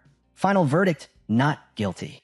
Evelyn exhaled slowly, the storm within her finally settling. She slid her blade back into its sheath, each movement deliberate and calm. She turned, walking toward Julius. Every step echoed softly, her composure firm, but her eyes warm once more. When she reached him, her smile bloomed, gentle, genuine, free. "Evelyn Nereville, reporting back." "Captain." Julius's chest swelled with pride, his usual composure breaking for just a moment. His voice trembled when he answered. "You did well, Evelyn. You've made us proud." Her eyelids fluttered shut, and a quiet smile touched her lips. Relief washed through her like a sunrise after a long night. "I'm not alone anymore," she thought. "It's because of them." A faint laugh escaped her under her breath. "It's all thanks to you." Around them, chaos spread through the Elder Dragon's faction. "Elder Council Head, are you all right? Your blade, here, sir. You're bleeding heavily. We need to treat you now." But Wolfgang would hear none of it. He batted away their hands, blood dripping from his arm, aura flaring in wild, uncontrolled fury. The chill from Neil's magic hadn't reached his pride, and that pride was burning hotter than ever. The dragon who had once looked down on all others now trembled, swallowed by his own wrath. And amid the chaos, Evelyn stood tall, unbroken, unbowed. For the first time in her life, she didn't need to fight for acknowledgement. She had already earned it. Wolfgang's gaze locked onto Evelyn, his daughter, his disgrace, his defeat. Murder burned in his eyes, raw and wild. He took a step forward, voice trembling with wrath, each word dripping venom. "You, Evelyn, Theo," and Julius turned at the sound of his boots dragging across the stone. For a heartbeat, they thought he would finally retreat in silence. But instead, he charged. Blood still streamed from his wounds, but rage gave him strength. His sword swung in a violent arc, fueled by blind fury and wounded pride. "Evelyn Nereville, you wretched girl, I'll kill you, right here, right now." His blade never reached her. A hand, massive, unyielding, caught his wrist mid-swing. The momentum died in an instant. The entire arena froze. Standing between them was Julius Ragnar, commander of the White Armored Dragon Cavalry. His figure loomed like an iron wall, broad shoulders squared, cloak fluttering in the aftermath of motion. His crimson eyes burned, quiet and terrifying. His aura rolled outward in a storm of raw pressure that made even the strongest soldiers step back. He stared Wolfgang down, voice low and steady, every syllable drenched in controlled rage. "Do you want me to tear off your other arm too?" The words hit harder than any blow. Wolfgang's face twisted, his breath ragged. Fury warred with fear. He knew, if Julius struck now, he wouldn't survive. His grip loosened. The sword slipped from his hand, scraping against the ground with a dull clang. "Why is it always you?" he spat, bitterness bleeding through his teeth. "Always standing in my way?" Before Julius could answer, a voice shattered the tension. "Invasion." A messenger stumbled into the arena, breath heaving, face pale with terror. "The Troiban family," he gasped out. "They've launched their attack. The northern front has fallen. All units, return to your posts immediately." The word struck like thunder. Julius's expression hardened in an instant. His anger shifted to grim focus. He turned sharply, cloak snapping behind him. "Theo, Evelyn, this is wartime. Return to the White Dragon Squad now." Both answered without hesitation, voices steady and resolute. "Yes, sir." They moved at once, urgency cutting through the air like steel. But behind them, Wolfgang's rage reignited, burning hotter than ever. His voice rose in a broken roar. "Those bastards! How dare they look down on me? Stop! The duel isn't over. I said stop." He stumbled forward again, veins bulging, eyes bloodshot with fury. And then the temperature dropped. A wave of frost rolled across the arena floor, swallowing the remnants of his rage in shimmering white. The air itself turned to shards of cold light. From the shadows stepped Neil Ragnar Tun, the ice dragon. Every movement of hers commanded silence. Her very presence froze the breath in every throat. Her gaze locked onto Wolfgang, glacial, cutting, absolute. "Lord Wolfgang," she said, her tone calm as winter's edge. "That's enough." The frost at her feet spread, biting into the stone, crawling toward him like judgment made visible. Her voice didn't need to rise. It didn't need power. It was power. Cold, merciless, and final. Hundreds of slender blades of ice shimmered into existence around Wolfgang, suspended in the air like a halo of death. Each one glinted in the torchlight, cold and sharp enough to carve the air itself. Neil Ragnarton's voice carried through the frozen stillness, calm, steady, and lethal. "I'll say this once," she said, her tone slicing deeper than any blade. "Do not bring shame upon the 9 dragons again." The elder dragon froze where he stood, trembling between fury and humiliation. "Lady Ice Dragon," he rasped, disbelief cracking through his composure. "Are you defying me? Ignoring the Elder Council's will?" Her answer came soft, deliberate, every word weighted with power.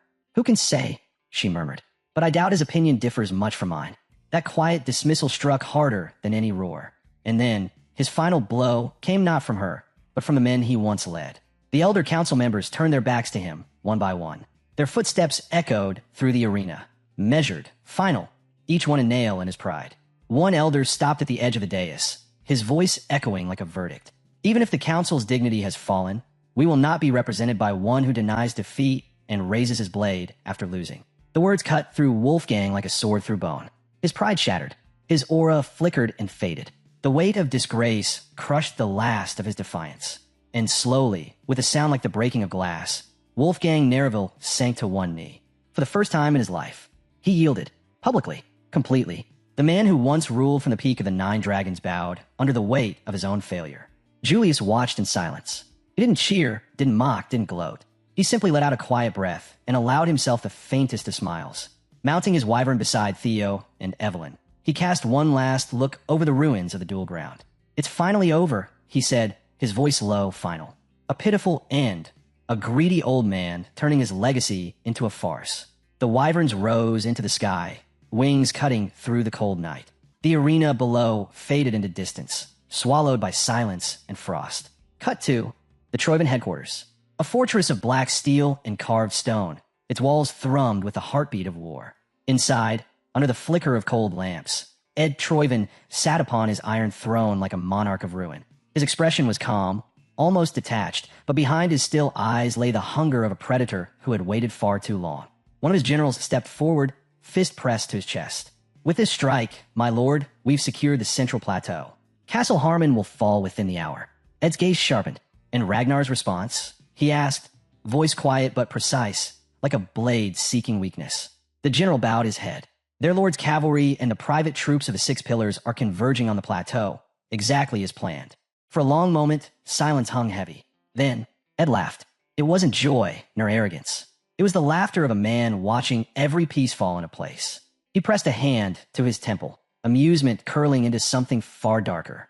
"Foolish Ragnars," he murmured, his tone like the edge of a knife. "They move exactly as expected." His fingers tightened on the armrest of his throne. "While they pour everything into the plateau," he whispered, eyes glinting with cruel satisfaction, "our real feast will be served right here." The camera lingered on his smile, sharp, knowing, merciless, before fading to black. The scene shifted to one of the castles belonging to the 6 noble houses, deep within Bacchus territory. Weary soldiers stood watch, waiting to intercept an incoming enemy assault. Leaning against the damp stone wall, one soldier muttered that their new lord was useless. Since arriving, the man had done nothing but lock himself away and drink himself senseless. In times like these, the soldier wondered if their lord even remembered he was supposed to be the head of the house. His companion scoffed, bitterness thick in his tone, saying calling him head of house was a joke. The place was drowning in debt, and anyone who could leave already had. Even knights and vassals who had served the Bacchus name for generations were gone. There was nothing left for the man to lead. Maybe drinking was the smartest thing he'd ever done. A third soldier laughed weakly and asked if Ragnar had sent reinforcements. The first soldier sneered. Reinforcements were a joke, just those freeloaders Sybil Dre and Eody Naren from the Ragnar support squad. He leaned closer, lowering his voice to a growl. All they did was drink and pretend to handle night patrols while passed out drunk. Support, he scoffed. It was all set up. Ragnar wanted to drive him out. Then he realized what the whole thing was really about. The scene shifted again, this time under the cloak of night. In the dark woods beyond the castle walls, the The same soldier knelt before a hooded figure cloaked in shadows. Bowing deeply, he reported that morale inside had already collapsed, the garrison barely functioning. The operation, he said, was as good as complete. The hooded man's lips curled into a cold smirk as he crossed his arms and turned to his men. With mocking ease, he said if the place was already finished, then they would end it quickly and return home before sunrise. The scene cut sharply back to the Bacchus castle. Inside, Sybil Dre lay fast asleep, a half-empty bottle dangling from his hand, his mouth open mid-snore. From the shadows, an assassin cloaked in black emerged, dagger gleaming in the candlelight. He thought how easy his job had become with the guards passed out drunk on duty. As for the rest of the booze, he mused darkly. The man could finish it in the afterlife. Then he swung his blade down. The scene snapped away. A hand slammed down on a table hard enough to shake the room. Inside the White Armor Dragon headquarters, Julius declared that Theo's request to invoke independent operational rights as a mid-tier swordsman was denied. During wartime, combat orders took precedence. There would be no exceptions. Theo stood firm. Reaching into his coat, he pulled out a sealed document and slid it across the table, insisting it was directly related to the war. Julius opened it and scanned the writing. His expression darkened as the color drained from his face. He asked if what he was reading was true. Theo stepped to the map, picking up carved battle pieces and swiftly rearranging them. He explained that Troyvin's main assault points, Harmon Castle and the Central Plateau, were only diversions. Their real targets were the floating archipelago and the Bacchus territory. Julius's eyes narrowed, thoughts racing. The plan fit too perfectly. Everything lined up. Theo continued, his tone calm but sharp. During the series' guild hostage incident, he said the Black Skull Group's movements had matched Troyvin's exactly. It was obvious now they were working together. The Black Skull's predecessor had been the Archipelago Shipping Federation, the very organization that managed all Imperial funds. Julius clenched his jaw as the realization struck. That connection explained how Troyvin's funding had grown so quickly. Their war chest had come from there. Theo nodded firmly. With control over the Archipelago's trade routes, Troyvin had gained enough capital to sustain a long war.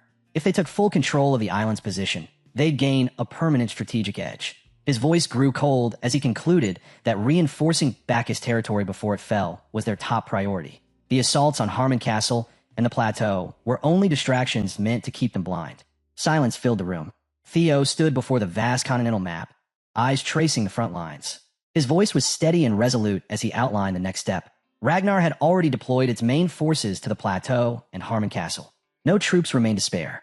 Theo understood the necessity of holding those positions, but that was precisely why he needed independent command, to reinforce Bacchus territory himself and investigate the archipelago, funding Troyvin's advance. He raised his head, confidence flashing in his gaze, and declared his resolve to end the entire operation once and for all. Julius leaned back, arms crossing as understanding dawned.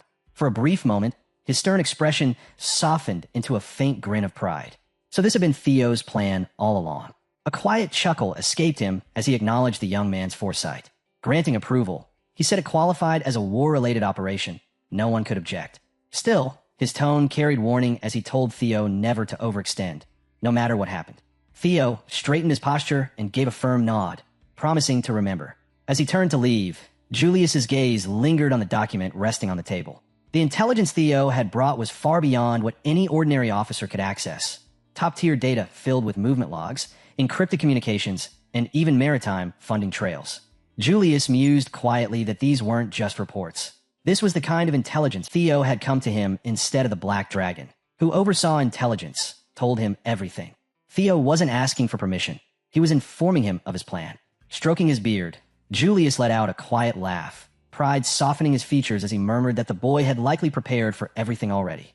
Back at Bacchus Castle, the blade swung down towards Sybil, only for the bottle in his hand to fly forward, smashing against the assassin's face with a sharp crack. Glass and sticky liquid sprayed everywhere as the man stumbled back, clutching his face in disbelief. A faint citrus scent filled the air. Orange juice. Sybil grinned wide, amused that his attacker had fallen for the act. He confessed he rarely drank and had only pretended to be drunk. His smile turned cold as he warned the man that he was wide awake now. Before the assassin could react, Sybil's blade flashed, swift, merciless. The dagger slipped from the man's grasp as his body dropped lifelessly to the floor. Chaos erupted as more assassins burst from the shadows, but the Ragnar soldiers were ready. Steel clashed and sparks flew. Within minutes, every intruder lay dead or dying. A soldier stepped forward, panting as he reported that all Vanguard enemies had been eliminated. Their leader nodded, ordering the beacon lit. The flames, he said, would declare that Bacchus still stood. His eyes burned with defiance as he vowed their swords would pierce Troiven's heart. Another soldier chuckled as he lit a torch, saying it was about time they reminded their enemies who they were. As he leaned forward to ignite the beacon, a wounded assassin, bloodied but alive, pushed himself up. Knife trembling in his hand, he lunged at Sybil from behind. Sybil and the others froze, eyes wide, realizing too late that one enemy still lived, until a single, clean slash cut the air. The assassin's head flew from his shoulders and hit the ground with a dull thud. Knave Bacchus stood behind him, sword humming faintly in the silence. His calm gaze fixed on Sybil as he warned coldly to stay alert. If anyone got hurt, how could he face their lord? Sybil straightened instantly, nodding like a scolded student. Knave blinked once before his stern look softened into a faint smile. He told Sybil to relax and make himself at ease. Sybil crossed his arms dramatically and muttered that if comfort was the goal, perhaps their lord should light the fire himself. Turning to the others with mock gravity, he instructed them to tend the beacon while he held a deep discussion with his conscience. Knave stared blankly before Sybil broke into laughter and promised to handle it himself. Their banter carried an easy warmth, but beneath it lingered an unspoken awareness of the coming battle. The torch touched the oil-soaked cloth, and the beacon roared to life. Flames leapt skyward, and one by one, other beacons along the frontier followed, until Bacchus burned like a blazing line in the dark. Archers rushed to their posts atop the walls, bows drawn, their faces flickering in firelight. On the battlements, Knave placed one boot on the parapet, eyes fixed on the advancing enemy. A faint smile touched his lips as he thought that perhaps this was what their lord had foreseen all along. Just how far ahead could Theo truly see? Below, Troiven forces charged, unaware of the trap waiting for them. Sybil's voice rang out over the fortress, shifting from playful to commanding as he shouted orders to defend Bacchus Castle and crush the raiders. Archers fired in perfect unison. The sky darkened under a rain of arrows, and screams tore through the field as Troiven soldiers fell in waves, caught completely off guard. High above the chaos, under the pale moonlight, our guy watched from his mount. A grin curved his lips as he tightened the reins. The fight had already begun, and they'd made it just in time. His eyes gleamed with excitement as he looked down at the battlefield, proud to see his old crew in action once more. Moments later, the battlefield fell silent as the last Troiven soldier dropped. The victory was hard-won. Troiven's forces had been driven from Bacchus Castle, and word of the defense spread swiftly. Lord Theo's command to secure the Bacchus territory had been fulfilled to the letter. He didn't indulge in celebration. He merely rolled his eyes at the noise, though he appreciated the outcome. Stepping through the ring of soldiers, he placed a hand on Sybil's shoulder and told him he had done well. The word struck Sybil harder than any sword. Tears welled in his eyes as he felt like a boy again, stunned that his lord hadn't noticed him. He stood frozen, soaking in the praise while comrades laughed nearby. One joked about being jealous, another clapped his back, calling him the luckiest of them all. Theo then approached Knave. Knave admitted he hadn't expected Theo to come in person. Theo replied that he had stopped by, just in case, though it seemed they hadn't needed him after all. Knave looked towards Sybil and the others gathered by the beacon, their faces glowing in the firelight. Boys moments ago, now men hardened by battle. He asked curiously where Theo had found men like them.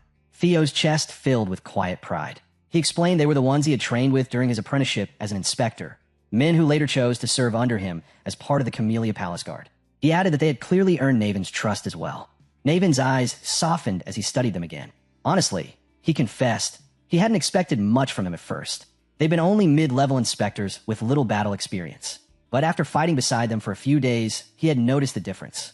Their skills were raw, yes, but their loyalty was absolute.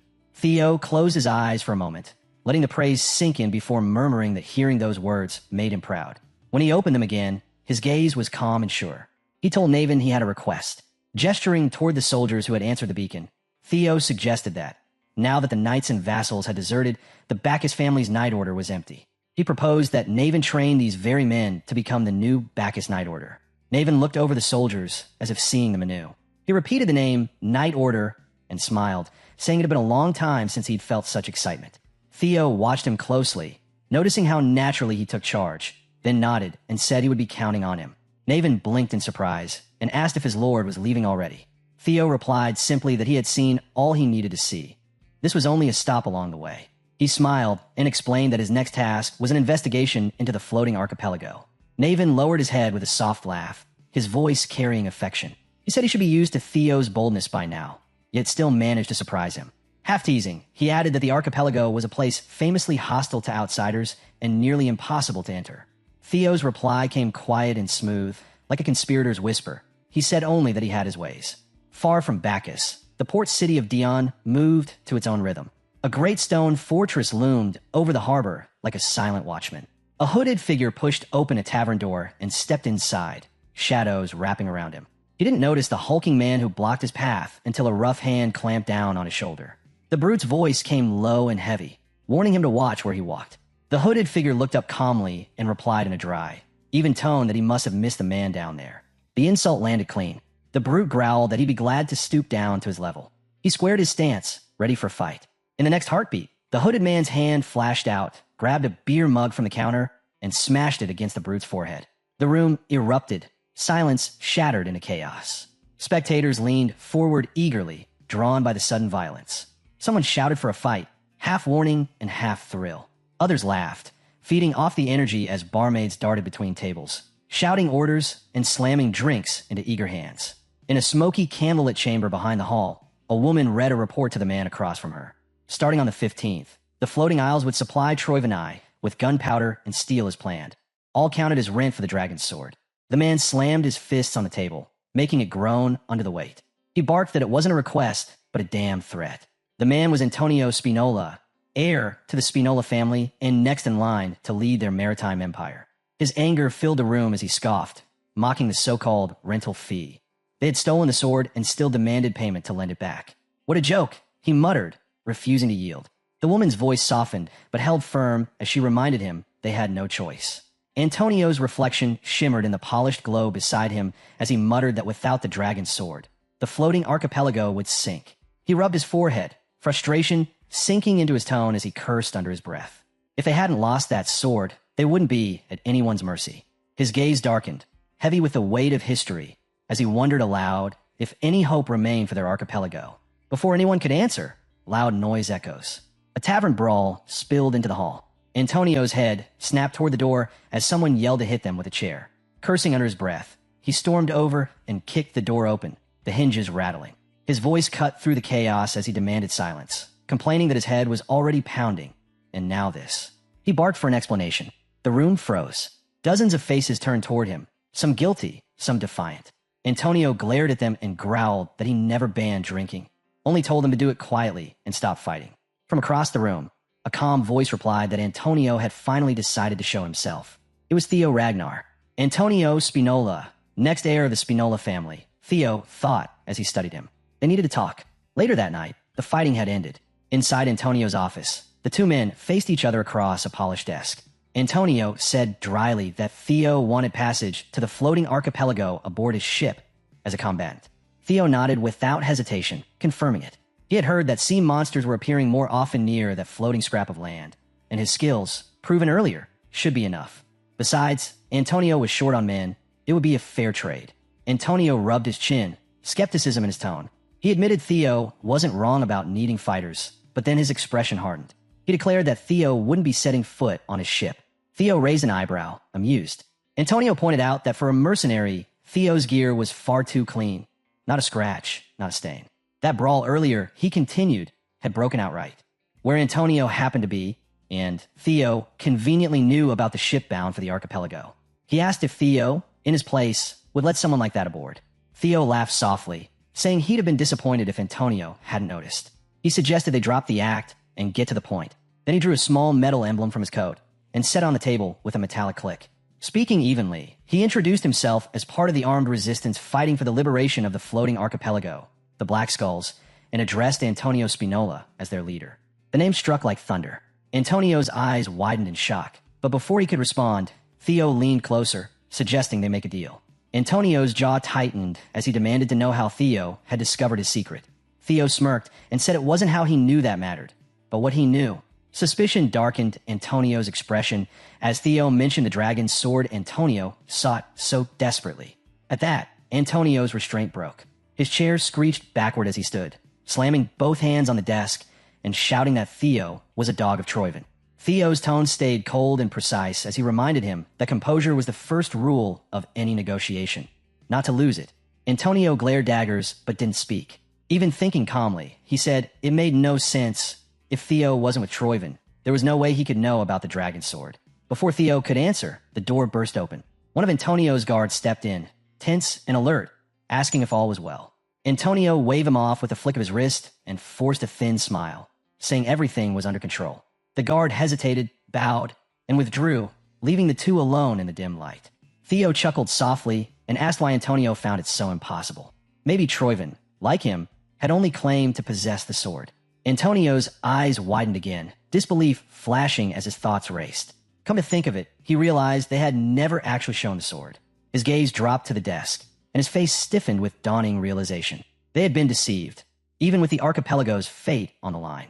Theo's smile stayed as he leaned forward slightly, tone calm but persuasive. He reminded Antonio that he had nothing to lose and suggested he listen. Antonio exhaled slowly, then sank back into his chair. His tone softened, though suspicion lingered, as he agreed to hear him out. Theo's expression grew serious. His eyes narrowed as he began to speak in a measured, deliberate tone about the legend and mystery of the floating archipelago. It all began, he said, with the tale of the hero Kriemhild. The name made Antonio tense instantly.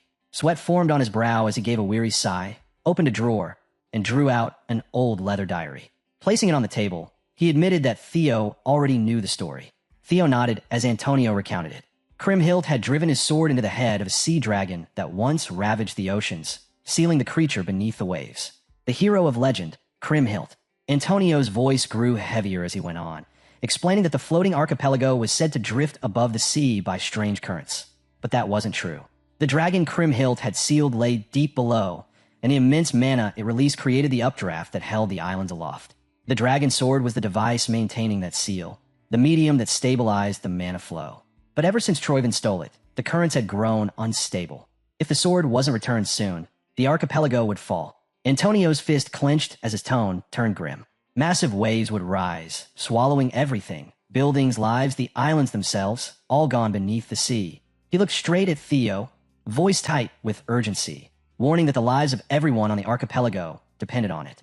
If Theo truly possessed the dragon sword and returned it, they would give him anything he asked for. Theo's eyes darkened as he thought it through. Giving it back wouldn't solve anything. Someone could steal it again, and he'd lose it for good. The sword's dark shimmer burned in his memory. Across from him, Antonio leaned in, his voice low but firm, saying the deal could stay. He asked what Theo wanted. Money, perhaps. Theo said he didn't need money. He already knew what he would do. He would keep the dragon sword and save the archipelago from it. All Antonio had to do was take him there. Antonio's face drained of color at the certainty in Theo's voice. The scene shifted to the sea where ships sliced through the waves, its bow rising and falling as it carried Antonio and Theo toward a horizon dotted with islands. Theo stood by the rail and spotted the view ahead. The floating archipelago hung above the sea, its harbor packed with ships of every size. From afar, it pulsed with trade and life. Once a proud trade alliance with customs so unique that even the emperor had granted it autonomy, the archipelago now bore the marks of conquest. Under Troyven rule since the Great War, it had been stripped and turned into a factory for military supplies. Theo watched a line of forges and felt a chill grip his chest. Near the war's end, many smaller isles had already sunk beneath the waves, erased from all maps. For Ragnar's sake and the archipelago's, every Troyven trace had to vanish. Before his thoughts went further, Antonio demanded to know if Theo had been serious earlier and reminded him of his promise to save the islands. He pressed on, urgency sharpening his words as he asked again about what Theo had said, the idea of stopping the islands from sinking by moving them. Theo's smile didn't fade. He told him not to worry. It could be done. The sea dragon under the archipelago, he said, was an ancient guardian. Later, Theo drew the dragon sword and set it between the summoned beasts. The drake leaned close, scales shining, while the fairy dragon hovered and the griffin stood tense. Theo asked what the sword looked like to them. The drake called it a relic. The sandworm said it was a relic of a primordial dragon. When Theo touched it, the blade spat small sparks. He wondered why it clashed with Ragnar. The fairy dragon said it was unclear. Maybe the guardian bound to the sword had abandoned its duty, fleeing from the relic itself. Theo's eyes widened. Did that mean? He began. The griffin shifted uneasily. The fairy dragon said such things had happened before, when a guardian forgot its purpose. The griffin had been the first to break the chain. Theo asked if one could really abandon the relic, pay the price, and still live. The griffin replied, no sane being would. Only that one had escaped and survived, But it wasn't easy. If Theo thought the mana leaking from it could lift an entire archipelago, he was right. Theo wondered aloud if he could move the islands by overpowering the Guardian. The Drake answered like a scholar. In theory, yes, but only if Theo could seal the creature again. Was he ready for that? Before Theo replied, the fairy dragon warned that, even weakened, the Guardian was among the strongest. The Griffin questioned whether Theo could even reach the ocean floor. Theo grinned, brushing off their doubts, saying he could handle it. Reaching the depths and sealing the Guardian was already part of his plan. The scene shifted back to the present. Antonio asked if the statue truly held the power to save the islands. Power even the natives didn't know. Theo remarked that Antonio was still doubtful even after seeing the Dragon Slayer sword. Antonio clenched his jaw and said he wasn't doubtful, only worried. His homeland's fate depended on it, and he hoped Theo understood. Theo sighed, saying he did, and that Antonio only needed to take him there. He would make sure to save it. A system alert flashed, showing a new subquest, Dragon Slayer's Sword. The goal: return the blade to its resting place, find the site, defeat the Guardian, and earn the right to wield it. The scene shifted again as night deepened. Beneath the calm surface, inside a dim cellar, Antonio had gathered his trusted men, soldiers willing to die for their home. Antonio pointed at Theo and said their mission was simple: guide this man to the Colossus of Cream Hill. Once there, Theo would take over. The soldiers traded tense glances as Antonio continued, warning them that the Troivan had already bribed the clan's head. Security around the Colossus was tight, but they'd use the old route, the hidden path that would bring them close.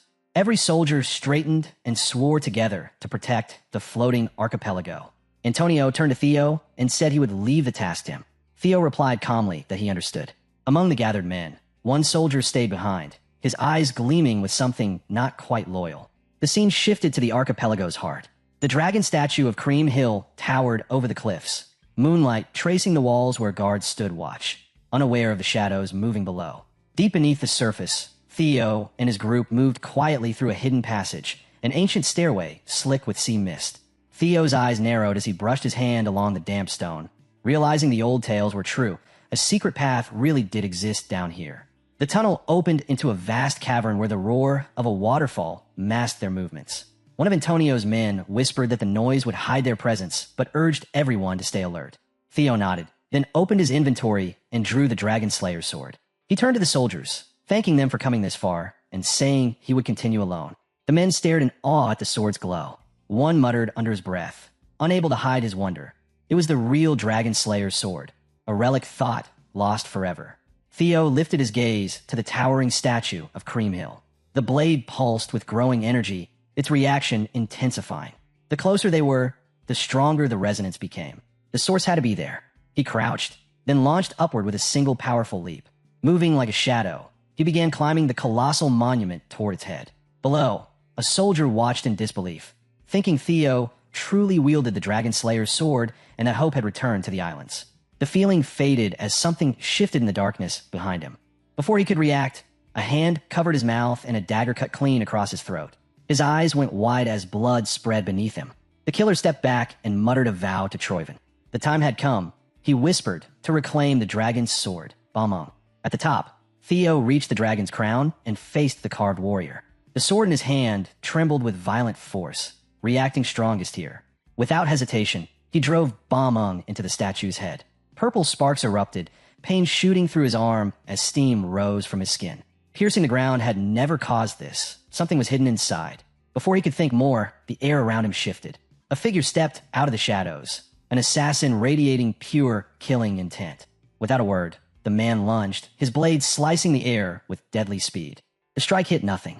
The assassin froze, shock flashing in his eyes.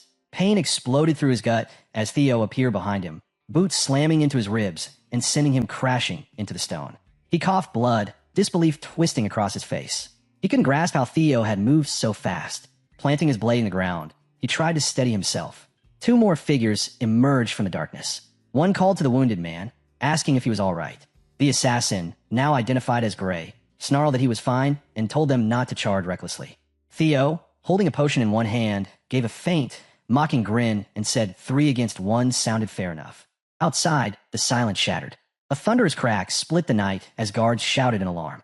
One pointed upward, voice shaking, telling the others to look. Everyone froze in disbelief as the statue of Cream Hill began to crumble. Massive slabs of stone peeled away and crashed to the ground. The guards below could only stare in horror as the once immovable colossus fell apart under the moonlight. As the camera sweeps across the fortress, the scene shifts to the ground outside the castle walls. Antonio paces impatiently beside his men, the torchlight flickering across his face. His voice cuts through the night, sharp and irritated, demanding to know why it is taking so long and what they're doing inside. A woman beside him, one of his officers, hurries forward, her tone tense as she reports that there is a problem. Gray and his brothers, the ones who entered with them, have turned against the guest. Antonio's jaw tightens. He grinds his teeth, cursing under his breath, convinced that Troyvin's lackeys have already infiltrated this deep. Inside, chaos reigns. The battle rages in a confined space. 3 assassins against 1 man. Blades clash and sparks burst with every strike as the air crackles with tension. Theo moves lightly, his form composed and precise, his balance unbroken despite the flurry of attacks. His expression remains calm, his mind elsewhere even as the enemy presses in. Then it hits him. Something is wrong. Their strikes are measured and deliberate, too restrained. When he opens a gap, they don't push in. They're not trying to kill him, but to stall for time. Theo narrows his eyes, realizing their true intent just as a low rumble echoes through the walls. The castle gates grind open somewhere below, and from the vibrations, he senses that the assassins' allies have already seized the 3rd harbor zone. They plan to hold positions and wait for reinforcements. A sharp grin forms on Theo's face as he raises his weapon, vowing that he will never allow that plan to succeed. The assassins hesitate, confused by his sudden confidence, unable to read his next move. Theo picks up a small stone and hurls it against the ground. It strikes with a loud crack, but the place where Bamung, the dragon slayer's sword, remains embedded does not even tremble. Then Theo moves, leaping back, dropping from the ledge as dust swirls around him. The lead assassin, sensing danger, orders his men to stop Theo at all costs. They give chase immediately, their movements swift and silent, dark figures darting through the collapsing chamber. Theo runs flat out, his breath ragged, sweat glistening across his face, but he is smiling, almost laughing to himself, certain that his instincts were right. A sudden chime rings in his mind, and a glowing message appears before his eyes announcing a new quest. The Dragon Slayer's sword Bamung seeks to return to its origin. It instructs him to find its resting place, defeat the Guardian, and prove his right as its master. Theo realizes then that he had once placed the blade in the wrong location. It must return to the place where it truly belongs. Ahead, the path opens into a ruined courtyard bathed in pale moonlight. Ancient runes shimmer faintly beneath the dust. Theo races toward the wide stone platform, feeling the sword's growing resonance. This must be the spot. He leaps high, faster than the assassins can follow, cloak whipping behind him. Midair, he twists his body, draws Bamung, and with a fierce cry, drives the sword deep into the heart of the stone. The impact sends a shockwave across the ground. A blinding light bursts upward, and the assassins, still in midair, are flung back like leaves in a storm. Theo lands on one knee, panting, his eyes wide with awe as the stone beneath him glows with ancient power. The assassins hit the ground hard, fear flashing in their faces as they realize what has been unleashed. A deep rumble shakes the entire fortress.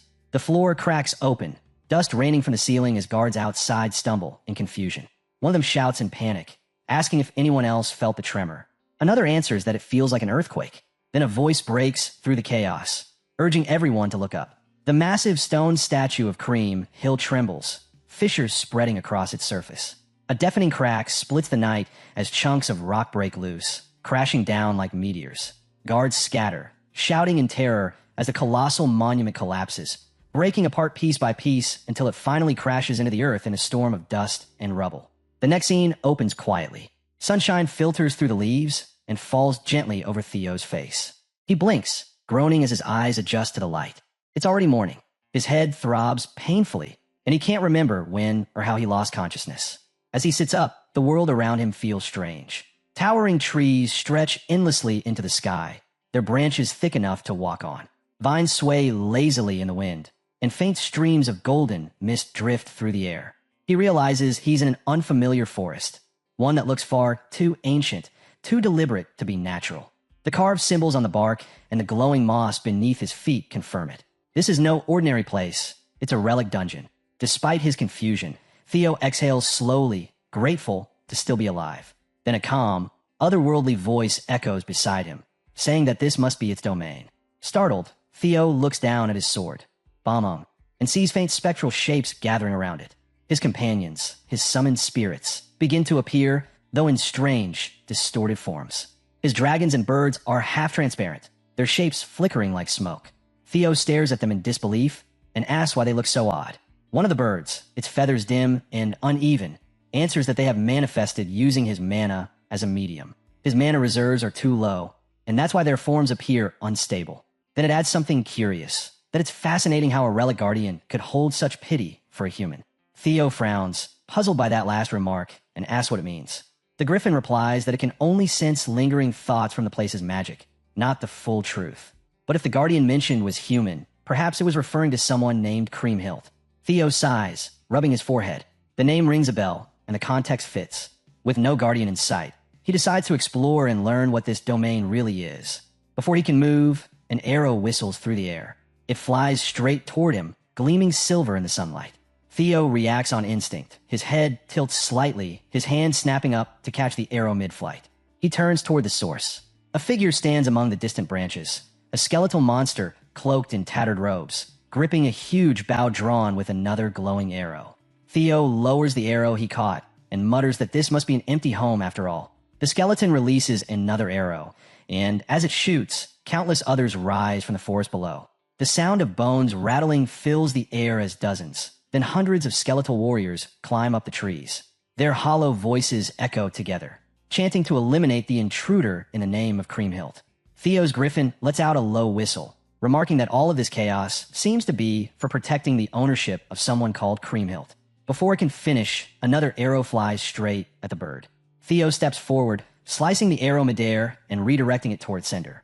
The deflected shot pierces through one of the skeletons, shattering it into a burst of bones. The bird stares in shock. Theo just shrugs, saying there are a lot of them, but they don't seem that tough. At that moment, another griffin materializes beside him, shaking its head. It warns that these aren't normal undead.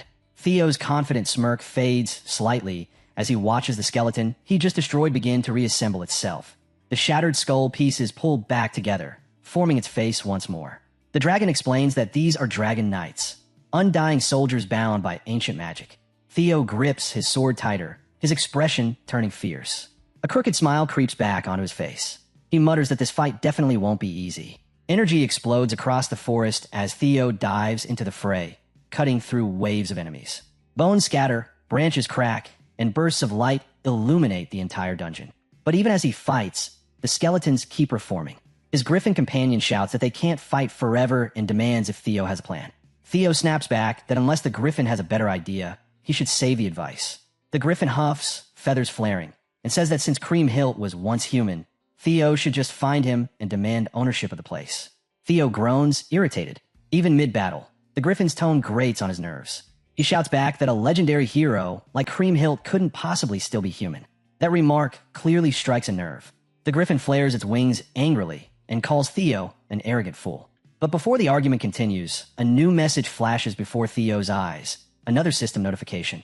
It reads, Leviathan's final gift. Dungeon ownership bound to Creamhilt. Retrieve remaining relics and claim the inheritance.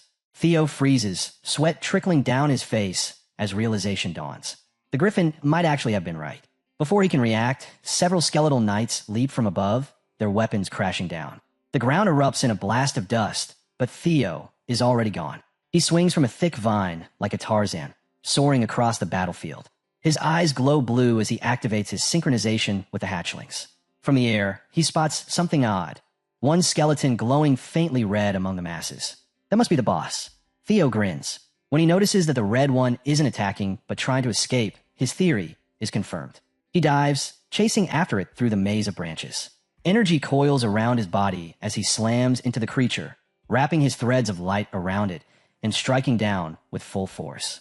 The ground trembles as the boss explodes into a shower of sparks and bone fragments. A system message appears again, thunder needed. Creamhilts remain secured. Collect all 206 bone fragments to summon the Guardian. Theo looks down at his bloody hand, clutching a piece of the monster's spine, the cervical vertebra. He exhales sharply and mutters that this must be the right path. He just needs to gather the rest. The scene shifts abruptly. Rain pours heavily along a stormy coastline. A man stands near the shore beside a cloaked figure, waves crashing behind them. The first man comments that the other arrived later than expected and asks if something went wrong. The cloaked man answers quietly that nothing serious happened. The rain simply delayed him. But when they look toward the dock, their words fade. The ships that once held soldiers are now filled with lifeless bodies piled atop one another. The air reeks of blood and salt. The first man trembles, demanding to know what happened. The dark figure beside him laughs softly, voice low and cruel. He calls the victims fools, pathetic members of the floating archipelago. He says the dragon slayer sword came right to them, and yet they failed to seize it. He steps forward into the rain, his mask glinting faintly. The system flickers over the screen, identifying him as Noil, ninth pillar of Troyven. From afar, the citizens press against their windows, staring through sheets of heavy rain at the massive tower looming over the city. No one looks away. Their eyes are wide, frozen in disbelief.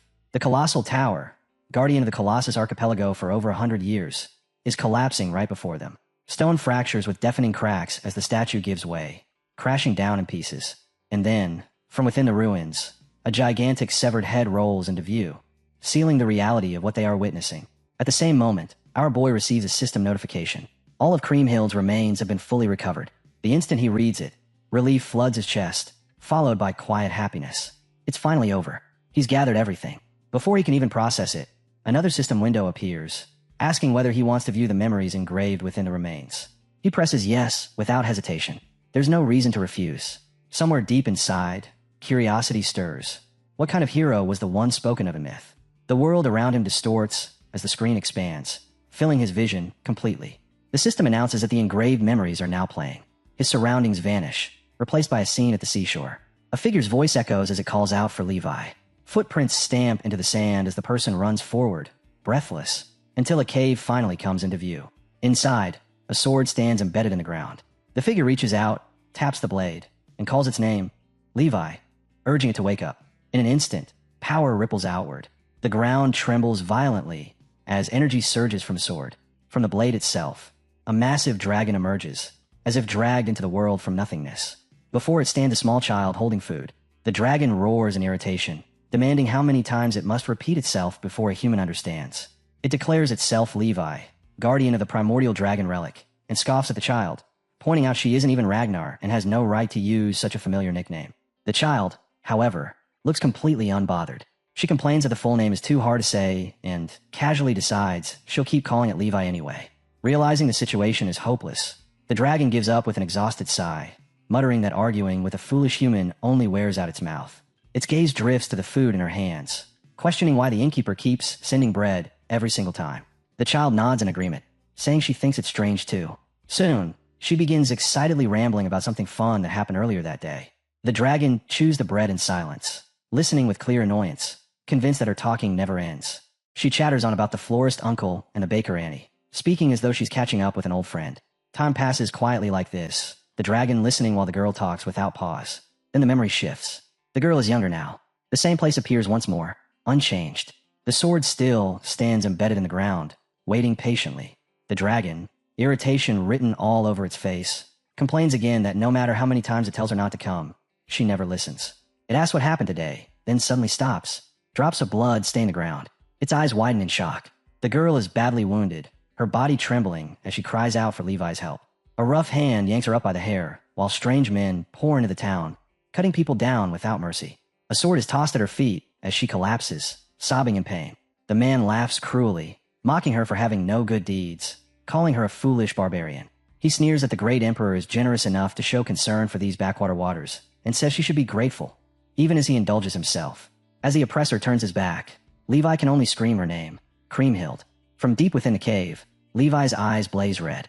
In the next instant, a violent blast erupts outward, and the oppressor is torn apart without even a chance to react. The memory shifts once more. The city is now engulfed in chaos. Houses burn endlessly, flames devouring streets and rooftops alike. Guards drag captured citizens through the roads, forcing them to march.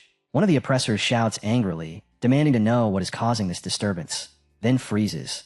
Both captives and soldiers fall silent, as they sense something far more terrifying than anything they've ever faced. From above the burning city, dragons descend. Fire rains down, doubling the destruction. Panic explodes as people scatter in every direction, screams mixing with the roar of flames. The oppressor stands motionless, unable to comprehend where such monsters could have come from. Then the scene reveals her. The same girl, her eyes filled with pure hatred, rides atop Levi as he soars through the sky. She is ready to bring ruin upon the world that wronged her. A guard finally spots her and shouts that a girl is riding a dragon, instantly realizing she must be controlling them. He orders everyone to kill her first. On the ground, soldiers and civilians activate defensive magic circles, shields blooming into existence as the command echoes across the battlefield. Above it all, she continues riding Levi, her chest heavy with guilt. She apologizes to him, admitting that he was meant to wait for the chosen one, and that because of her, everything changed. Levi answers calmly, telling her not to cry so bitterly, reminding her that everything ended well in the end. Still, sadness lingers in her eyes as she softly calls his name. Suddenly, she senses something wrong. A massive, blinding light forms above her head. She looks up and realizes a powerful defensive magic circle has been deployed around her. Levi reassures her once again, telling her there is no need to feel sorry anymore. As she looks down, she sees the people below chanting her name, Kriemhild. In that moment, she understands. The attackers have been driven away. The battle is finally over. Later, the people approach her, asking if it was truly her who brought the dragon. When she admits it, a man steps forward and loudly declares that she is the one who saved them, together with the dragon. The crowd's gaze changes. Fear fades from their eyes, replaced by gratitude, as they look at her not as a monster, but as their savior.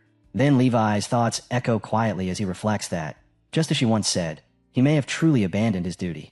Even so, his heart feels strangely calm. It was not the will of the primordial dragon that guided him in the end, but his own choice. And through that choice, he was able to protect her smile. For him, that alone was enough. The memory shifts to the attacker's territory. A man sits atop his throne, trembling with fury. He cannot accept that the great imperial army was defeated by nothing more than a so-called barbarian girl riding a sea dragon. To him, it is an unforgivable disgrace. He admits his own mistake, realizing he grew careless, assuming the region was too insignificant to matter. Now, filled with rage, he decides to dispatch the royal guard and reclaim the land without delay. Soon after, the royal guard launches a second, overwhelming assault. Levi is nearly fatally wounded before massive chains bind him to the ground. The remaining survivors are captured, and yet the soldiers cannot comprehend how a creature like Levi still refuses to die. One of the imperial generals steps forward, coldly reasoning that if the girl is truly Levi's master, then she must know how to kill him. He presses his sword against Kriemhild's neck, forcing her into an impossible choice. Levi speaks calmly, his voice steady despite the chains. He explains that he is a guardian and cannot truly die. Instead, he will fall into a deep slumber. When the time comes, and with the magic still sealed within the relic, the chosen one will be able to put him to rest properly. The imperial captain listens briefly, then dismisses his words without concern. Around them, soldiers raise their spears, aiming them toward the captives' throats. Levi falls silent for a moment before softly remarking that it seems they were given more time together than he ever expected. Overcome with emotion, Kriemhild drives her sword into the ground and begs him to stop, insisting she can endure it herself. Levi gently tells her that perhaps her fate was sealed the moment he broke the rules. He urges her not to blame herself for protecting her people and promises to help her one final time. He tells her, honestly, that he truly had fun. Tears stream down Kriemhild's face as she finally understands what he intends to do. With trembling hands and a heart on the verge of shattering, she lifts the blade and drives it into Levi's neck, sending him into deep slumber. Levi collapses, and the imperial soldiers freeze in shock. Moments later, that shock turns into relief, believing the greatest threat has finally been eliminated. Then the air changes. One soldier notices something wrong and stiffens. Without warning, the sea begins to roar. Massive waves rise as the water surges forward, and a monstrous tsunami crashes onto the land. People scream as walls of water close in, dragging countless lives beneath the surface. The imperial troops are swallowed whole, trapped like ants in a flood. In their desperation, they cry out to Levi for salvation, but his sword stands planted in the ground, and he remains lost in slumber. From afar, history continues to move forward, and the truth becomes clear. Kriemhild was never the fairy tale hero that later generations would describe her as. Instead, she raised a protective barrier around her people, lifting them high into the air while the invading forces were swallowed by the raging sea below. She was never a hero born from glory or praise. She was simply an unfortunate girl who wanted nothing more than to befriend a lonely guardian. The memory shifts once again. Someone suddenly appears behind our boy. He turns around and finds Kriemhild standing there, looking at him quietly. The moment her eyes meet his, she understands. She tells him that he must be the chosen one Levi waited for all those years. Her voice trembles as she admits that because of her, Levi was never able to fulfill his duty, and that burden must have weighed heavily on him for a very long time. With both hands, she offers the sword to our boy, asking him to make Levi happy in her place. Our boy answers calmly, saying it doesn't seem like that's necessary. Kriemhild looks at him in surprise as he explains that Levi already looked happy enough. He lifts the sword slightly, letting her see it clearly. In that instant, realization dawns on her. Her eyes widen, then slowly soften, and a gentle, peaceful smile spreads across her face for the first time. The scene returns to the drowned battlefield below. Warning shouts echo through the air as officials warn of further collapses and order everyone to stay back. From above, a mysterious figure surveys the entire area. The citizens gasp as they notice someone standing in the sky, confused about what he could possibly be doing there. Only then do they realize it is our boy himself, quietly speaking with Kriemhild as the long-buried truth of the past finally comes to light. The meeting takes place inside a floating archipelago hall, suspended high above the ground. Representatives from various factions stand gathered in a wide circle when 3 figures step inside. One of them wears a mask, the 9th novel servitor of Troyven, Noel. He glances around and casually remarks that everyone gathered faster than he expected. Spinola immediately snaps back, questioning how Noel can remain so calm. He points out that their plan is already falling apart.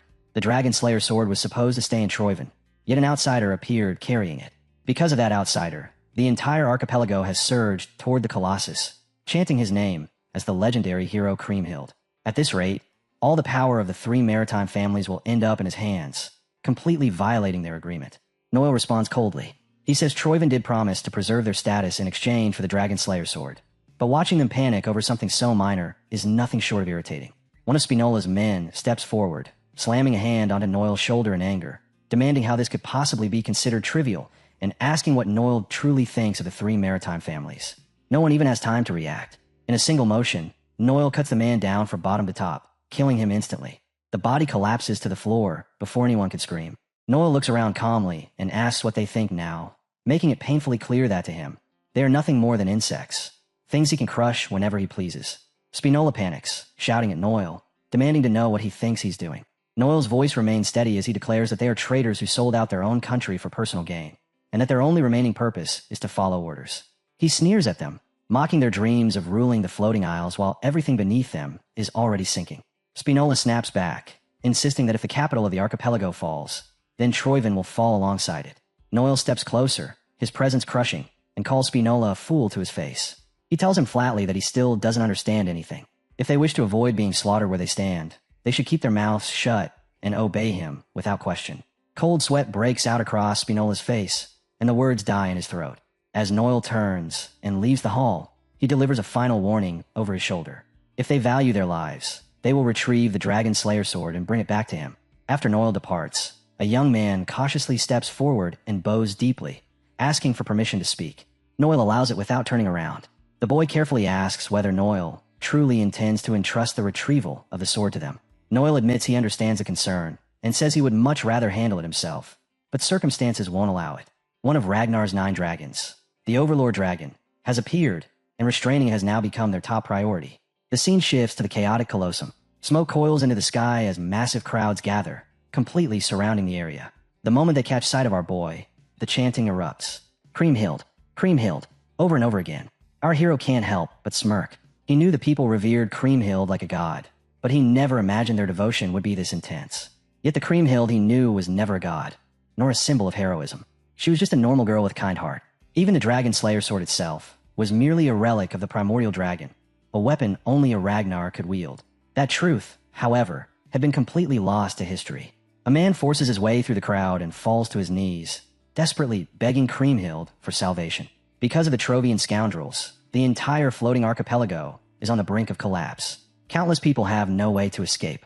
If she has even the slightest mercy, he pleads, she must save the archipelago. Our hero finds the situation oddly entertaining and decides to play along, for now. He raises the sword high and declares that he will do whatever it takes to save the floating archipelago. With those words, he leaps down from above, landing firmly on the ground below. A young woman steps forward with deep respect and says they have been waiting for him. She introduces herself as Marty, the highest priestess of the Kriemhild Temple.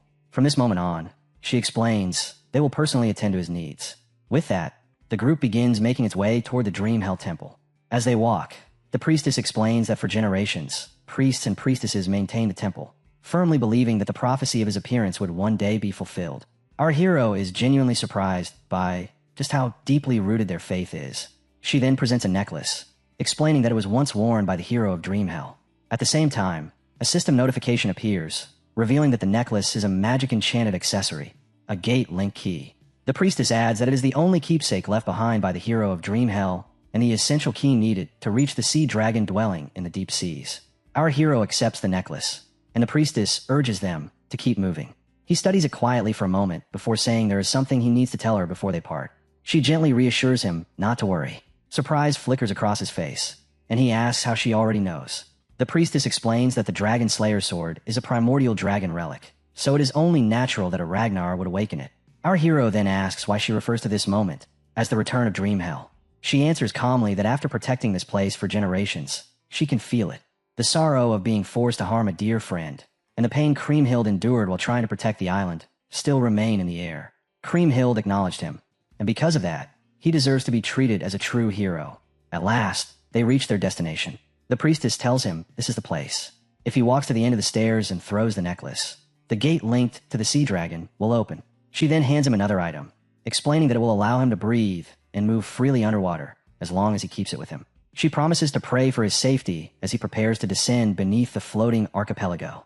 Back at the temple, the people continue worshipping what they believe to be their god. Suddenly, a weapon slams into the ground with a deafening crash, silencing the crowd. A barbaric-looking man steps forward and shouts for everyone to stop. He announces that the three maritime families have completed their investigation and concluded that the person seen earlier was a terrorist who falsely impersonated the hero Kriemhild. Shock ripples through the crowd as disbelief spreads. The man continues, declaring that an operation is already underway to recover the Dragon Slayer sword that was stolen. He orders all citizens to disperse immediately. This decision comes directly from Spinola, who believes he has chosen correctly. Anyone who dares to resist is crushed without mercy, forced to accept the decree. Spinola knows his reputation will be stained, but without the Dragon Slayer sword, his life is already forfeit. Compared to that, reputation means nothing. If necessary, he is prepared to kill everyone present. He draws his sword and gives the order that from this moment on, regardless of reason, anyone who stands in their way is to be eliminated. His army surges forward, cutting down anyone who shows even the slightest resistance. All of this bloodshed is for a single purpose, retrieving the Dragon Slayer sword. Meanwhile, our hero walks calmly down the stairs, completely unaware of the chaos erupting behind him. As he steps into the water, a strange sensation courses through his body. He pulls out the necklace and throws it forward. At first, faint ripples spread across the surface of the water. Then the pendant reacts. The sea begins to boil violently, waves twisting as if seized by an unseen force. The water tears itself open, forming a hollow passage directly in front of him. Without hesitation, he moves forward and enters. The moment he passes through, the water closes behind him like a sealed gate. He continues descending deeper into the sea, gliding through the dark waters as strange creatures slowly drift into view. With the sword in hand, he realizes he has made it inside, but he has no idea where to go next. Suddenly, he feels something. He turns sharply, yet there is nothing behind him, only clear water. The sensation doesn't disappear. His instincts scream again, this time from the front. The instant he turns, he finds himself completely surrounded. Massive dragon sharks emerge from the darkness, their enormous bodies circling him, red eyes glowing ominously. He recognizes them immediately. The sea serpent guardians of the deep sea, infamous for their hostility. Their jaws open wide, rows of teeth ready to tear him apart. Instead of panicking, our boy simply grins. He stares at them calmly, amused by the sight. If creatures like these are already appearing, then there's no doubt about it. He's on the right path. Outside, chaos erupts as Spinola's enforcement armies clash with the resisting crowd. The people form a rough defensive wall, desperately blocking the soldiers from pushing forward and entering the temple. Confusion spreads rapidly. Voices rise as they question why the maritime families are suddenly acting this way, and it doesn't take long for them to realize that the claim of terrorism sounds like an obvious lie. At that moment, the priestess steps forward and shouts for everyone to stop. Her voice cuts through the noise as she demands answers. How dare they label Kriemhild a terrorist without a shred of evidence? She swears upon the spirits of the priests who protected this temple for generations that Kriemhild is a true reincarnation. Then she turns her gaze on them, accusing them in return. Why are Troivan forces trespassing inside Kriemhild's sacred sanctuary? Her voice trembles as the truth dawns on her. They even stole the Dragon Slayer sword. Was it not Troivan who ambushed the three maritime families to obtain it? The crowd explodes in rage. People scream at the guards, accusing them of siding with Troivan after stealing the sword. And now they want to hand Kriemhild over as well. This time, the people refuse to back down. They swear they will protect Kriemhild no matter what. Spinola snaps. A woman standing behind him hurriedly suggests that the crowd has gone too far and that they should retreat for now. Spinola rejects the idea without hesitation. He gives a cold order to the Troivan mercenary squad to eliminate anyone who stands in their way. With that command, the heartless army moves. Civilians are slaughtered without mercy. The people have no armor, no real weapons, barely anything to defend themselves with. The temple guards, armed only with spears, are forced to watch as innocent lives are cut down one after another. One of Spinola's men urgently warns him that such brutality will destroy his reputation and trigger massive backlash. Spinola shuts him down instantly. He coldly asks whether reputation will save their lives now. Rumilon freezes as the realization hits him. Spinola has completely lost himself. Spinola roars that they already betrayed the archipelago once, so there is only one path left now, to become Troivan's loyal dogs. He repeats the order, screaming for them to kill anyone who stands in their way, promising to take full responsibility for the bloodshed. With madness burning in his eyes, he declares that they will reclaim the Dragon Slayer sword at all costs. The enforcers surge forward again, treating the people like nothing more than livestock. Temple guards and civilians fight side by side, shouting that they will never let anyone lay a hand on Kriemhild. They form another desperate defensive wall, refusing to retreat. One brave man charges straight ahead, only to be met by a merciless volley of thrown spears. Then everything changes. A man who looks exactly like Spinola leaps into the battlefield, narrowly avoiding a spear as metal crashes violently against metal. With swift, decisive strikes, he cuts through the front line, forcing the army to halt. Spinola watches in disbelief as his forces are suddenly unable to advance even a single step. He curses them furiously, screaming that they are useless. And then he sees the man clearly. Antonio Spinola. While deflecting another spear, Antonio calmly greets his father, as if it had been a long time since they last spoke. Spinola explodes in rage, accusing him of abandoning the hero's path just to make such a pathetic choice. Antonio shatters a spear with his blade and fires back, demanding to know if this is what Spinola calls pathetic, betraying their own country and slaughtering innocent civilians. The word strikes Spinola like a blow. His own son is standing against him. Antonio raises his voice and orders the Black Skull members to subdue every one of these cruel men. With that command, the battlefield finally balances, and the real fight begins. Antonio shouts for everyone to protect the people at all costs. Deep down, Antonio knows this won't last. Their numbers are fewer, their strength lacking, and their equipment inferior. They can't hold out for long. Silently, he prays that our hero finishes his task quickly, unaware that the danger awaiting him is just as great. Far below, our hero faces the sea serpent dragons. He draws his sword, fully aware that he never expected guardians like these, especially not in such overwhelming numbers. Yet something feels wrong. The serpents don't attack. They simply surround him, watching in complete silence. Slowly, he relaxes and lowers his stance. A thought crosses his mind. Is it the dragon-level energy flowing from the sword? Trusting his instincts, he slightly opens his arms. One sea serpent cautiously moves closer and nudges him, almost as if asking to be petted. A system notification appears. The sea serpent trusts you. The sea serpent has recognized you as its master. A cool glow spreads through the water as another message follows, announcing that his taming skill has activated and a sea serpent has been successfully tamed. A familiar sensation washes over him, the same feeling he had when he tamed Umbra. Emotions flow through the dragon's heart, linking them together as one. The emotions carried through the bond are curiosity mixed with fear. Our hero immediately understands. It is Levi's energy that drew the sea serpents to him, and because he carries that same presence, they allow him to move freely among them. It almost feels as if they're speaking to him, or perhaps he's hearing them in his own way. A faint sense of warmth settles in his chest as he realizes he's gained allies in this deep, dark blue sea. He gently pats them, assuring them that he'll handle everything. Then he gives the order for one of the serpent dragons to take him to Levi. The creature immediately lowers its massive body, allowing our boy to climb on, before plunging straight down into the abyss. They travel for a long time at an insane speed. Water tears past them violently, blurring his vision. The pressure is so intense that his gloves rip apart, and brutal shockwaves crash against his body. He quickly notices that the deeper they descend, the more twisted the mana currents become. The pressure keeps climbing, clear proof they're nearing their destination. Suddenly, a system alert flashes. The hatchling synchro has been activated. Our hero's eyes shine as he finally sees it. At the very bottom of the sea rests a colossal blue dragon, breathtaking in scale, calmly lingering in the depths. This is Levi. He expected Levi to be this deep, and the sheer magnitude of its magic is overwhelming, on par with his own. But something feels wrong. The mana is distorted. It doesn't match the memories of Dream Hell. It feels corrupted. At that moment, his two minions appear and warn him that Levi is no longer the same. The being lying on the seabed is far more dangerous than anything they've encountered before. Our hero asks if it's really that bad. One of them reminds him that he already carries similar energy himself, so he should understand how volatile it truly is. His eyes widen as realization strikes. That energy, demon shadow toxin. The minion confirms it. That dragon is the source. Before them, Levi's once majestic form is now engulfed in pitch-black energy, radiating something deeply unsettling. The minion explains that Levi has completely lost reason after being overtaken by the demon shadow dragon's influence. Levi is no longer himself. The scene shifts to a ruined temple steeped in an eerie atmosphere. The interior looks as if it was torn apart by an unknown catastrophe. Standing calmly amid the destruction is Noel, who states that even if their nations are on the verge of war, there is something that must be addressed first. He faces a man lounging casually on a throne, wearing a smug, relaxed smile. Noel addresses him as the Overlord Dragon. The man responds lazily, saying it really has been a long time. This Overlord Dragon is Roll.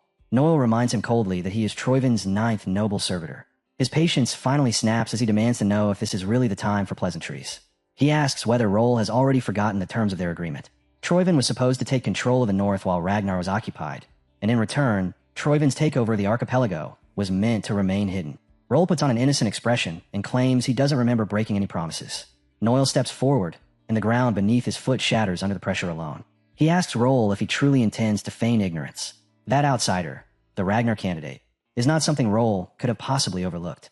Noel's eyes blaze berserk red as killing intent floods the ruined temple. He demands the truth, warning that if Roll is lying, their agreement ends here and now. The scene shifts back to our hero, who is still struggling to process the reality of the demon shadow toxin. He cannot understand how something like this could have happened and begins to suspect Troiven's involvement. His minion agrees, explaining that once the Dragon Slayer sword was drawn and the seal broken, Levi should have protected the archipelago. What makes no sense is how anyone managed to poison a guardian dragon in the first place. Whatever method was used, it was unnatural. The demonic energy has completely consumed Levi's reason. He's on the verge of going berserk. They watch Levi's erratic movements carefully. One minion suggests retreating while Levi still hasn't noticed them. Barahio immediately disagrees. He draws his sword and says this is their best chance while Levi remains unaware. Activating hatchling synchronization, he senses the toxin spreading at an alarming rate. The source is clear, Levi's head. The corruption has nearly engulfed the entire forehead. Our hero makes his decision. He'll destroy the source first. He surges forward, aiming straight for the core with the very tip of his blade. Just before he can strike, violent electric shocks explode outward from the core, blasting him back through the water. A swirling vortex of energy slams into him like a fired bullet and drives him straight into the seabed. Pain shoots through his body as he realizes the dragon possesses a terrifying defensive mechanism. Even so, one thing is now certain. He's found the critical point of the demon contamination. As he forces himself back up, Levi, completely consumed by dark energy, charges toward him. In that instant, our hero knows he could be devoured whole. He barely slips aside as Levi smashes the surrounding area into drifting dust. A minion urgently warns him that escape is impossible. The only option left is to attack the forehead again. Underwater, his speed and strength are heavily restricted, while Levi takes full advantage of the deep sea's resistance. Our hero desperately searches for an opening when Levi suddenly opens its jaws, charging a devastating attack. A green, tearing wave of energy erupts toward him. He barely manages to evade it, shifting fully into a defensive stance. The blast grows darker, more violent, and then something changes. A sea serpent dragon rushes in, wrapping around our hero and yanking him out of harm's way. Relief floods his chest. With the serpent's support, the situation finally begins to shift in their favor. He immediately gives the order. Charge straight for Levi's forehead. The demonic energy is densest near the crystal embedded there. As they close the distance, our hero leaps off mid-charge and attacks once more. Recalling his battle with the Griffin, he activates Griffin Talon, pushing his limits as he prepares to subdue an overwhelmingly powerful enemy. He follows it up with Fury Buff, reinforcing his body to withstand the demonic backlash. Every resistance he possesses stacks at once. Demonic resistance, reduced Drake fear, everything, just to endure the crushing magical pressure bearing down on him. He swings the Dragon Slayer sword and unleashes Hyopo's quintuple dragon claw. A colossal beam of blue light erupts forward, towering like a massive laser. The impact is catastrophic. The core begins to fracture as our hero strains to remain upright, continuously pouring his power into the attack. At last, the core shatters completely. Relief washes over him. Behind him, a blinding yellow light bursts outward as Levi's corruption dissolves. The dark mist drains from the dragon's eye, and clarity returns at last. Levi gazes forward and sees his true master. He calls out Kriemhild's name, then freezes. As his vision clears fully, he realizes the one standing before him is not her. Our hero lowers his blade and apologizes, explaining that he is not Kriemhild. His name is P.O. Ragnar, the Chosen One, and he has come to deliver the news of Kriemhild's passing. Images of her satisfied smile flash through his mind as he speaks. Levi understands. He realizes that Kriemhild endured everything for his sake. Before the weight of those emotions can settle, the minions urgently push him to move. There is no time left. They must return to the relic. Another minion asks Levi to lend what remains of his strength to the Chosen One as a guardian's final duty. Levi explains that he once defied the will of the primordial dragon and abandoned the relic. From the moment he left, he ceased to be a true guardian. After being infected by demonic energy, his destruction became inevitable. Even though our hero restored his reason, Levi's end was already sealed. Before that happens, Levi offers to give all the power he has left, warning that the burden will be immense. Our hero accepts without hesitation. Levi admits he likes that confidence and asks him to use this power to protect those Kriemhild wanted to save. Our hero swears it upon his sword. Levi thanks him, his form slowly turning spiritual as he says he can finally return to his friend's side. The ocean trembles as an enormous surge of energy spreads outward. Levi's presence rapidly begins to fade. The minions panic, sensing the Guardian sequence collapsing. At this rate, the entire archipelago will sink. They urge immediate absorption. Our hero remains calm. He tells Levi not to worry and begins absorbing the power, promising that he will move the entire floating archipelago himself. Above the surface, the land shakes violently as the world responds to what is unfolding deep beneath the sea. As mentioned before, a circle of power forms, designed to seize Levi's strength and move the entire floating archipelago.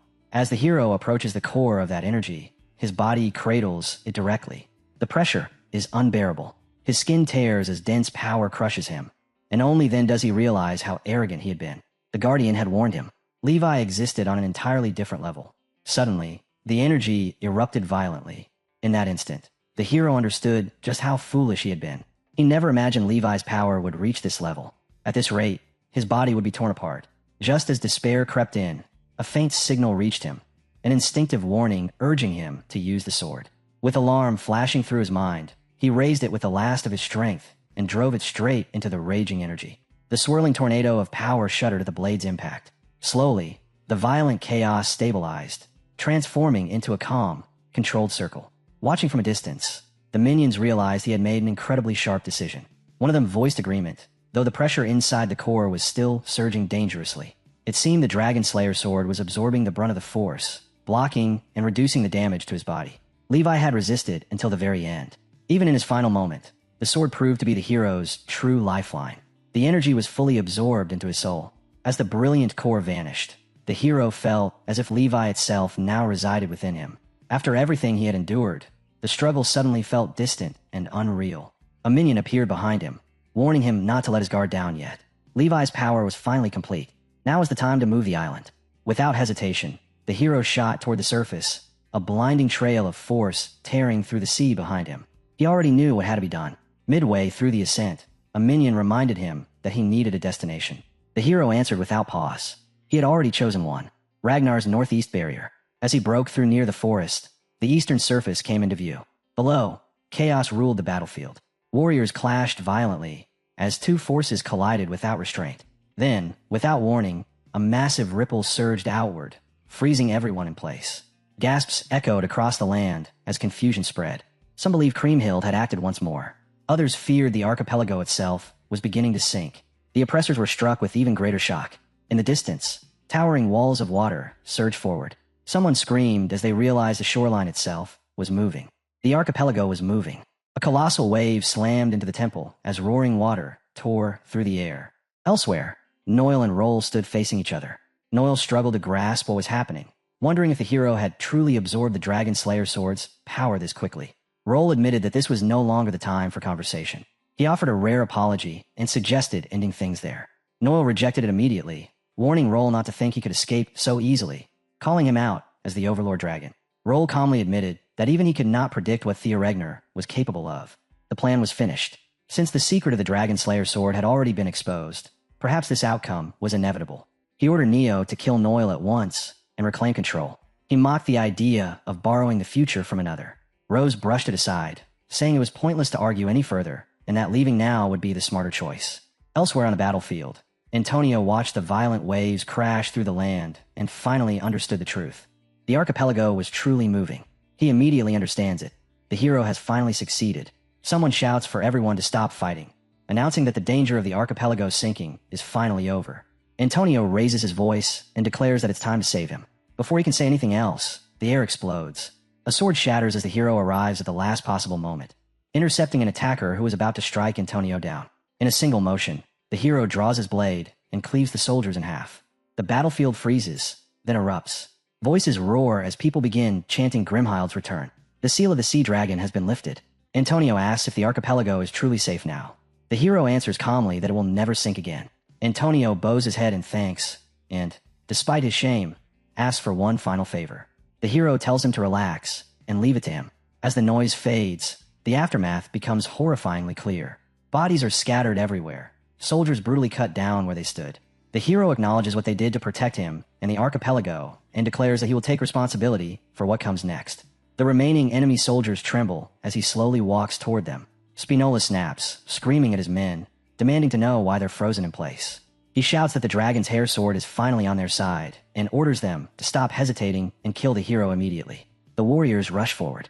Dark energy erupts from the hero as rage surges through him.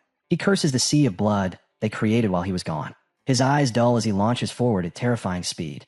Then, something registers. His instincts scream, and he roars for everyone to get down. A razor-thin red line slices across the battlefield.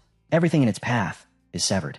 Spinola and the charging warriors are cut apart instantly, crimson marks flashing across their heads before their bodies collapse. The slash doesn't stop. It continues onward, cleaving buildings, stone, and steel alike. Seconds later, everything touched by that line gives way. Structures split apart. Severed heads hit the ground. The battlefield is reduced to ruin. A strange, wave-like distortion lingers in the air, as if space itself had been cut open. Our hero stares at the devastation in disbelief. He curses the nobles and guardians, calling them foolish pirates, blaming them for the chaos for failing to handle a single child properly. Behind him lies Spinola's severed head. His son staggers toward it, trembling as he calls out to his father, sweat and tears streaming down his face. The hero tells him to pull himself together and evacuate the civilians. The archipelago will need him. The boy nods, understanding the weight of that duty, even as grief crushes his heart. The hero turns and walks away, thinking that even after coming this far, all he could do was stop the attack. From another direction, a dark figure slowly approaches, overflowing with hatred. It curses the hero's arrogance and declares that this is the end of his smug act. It vows to tear him into so many pieces that even his father wouldn't recognize him. Something far more dangerous is approaching.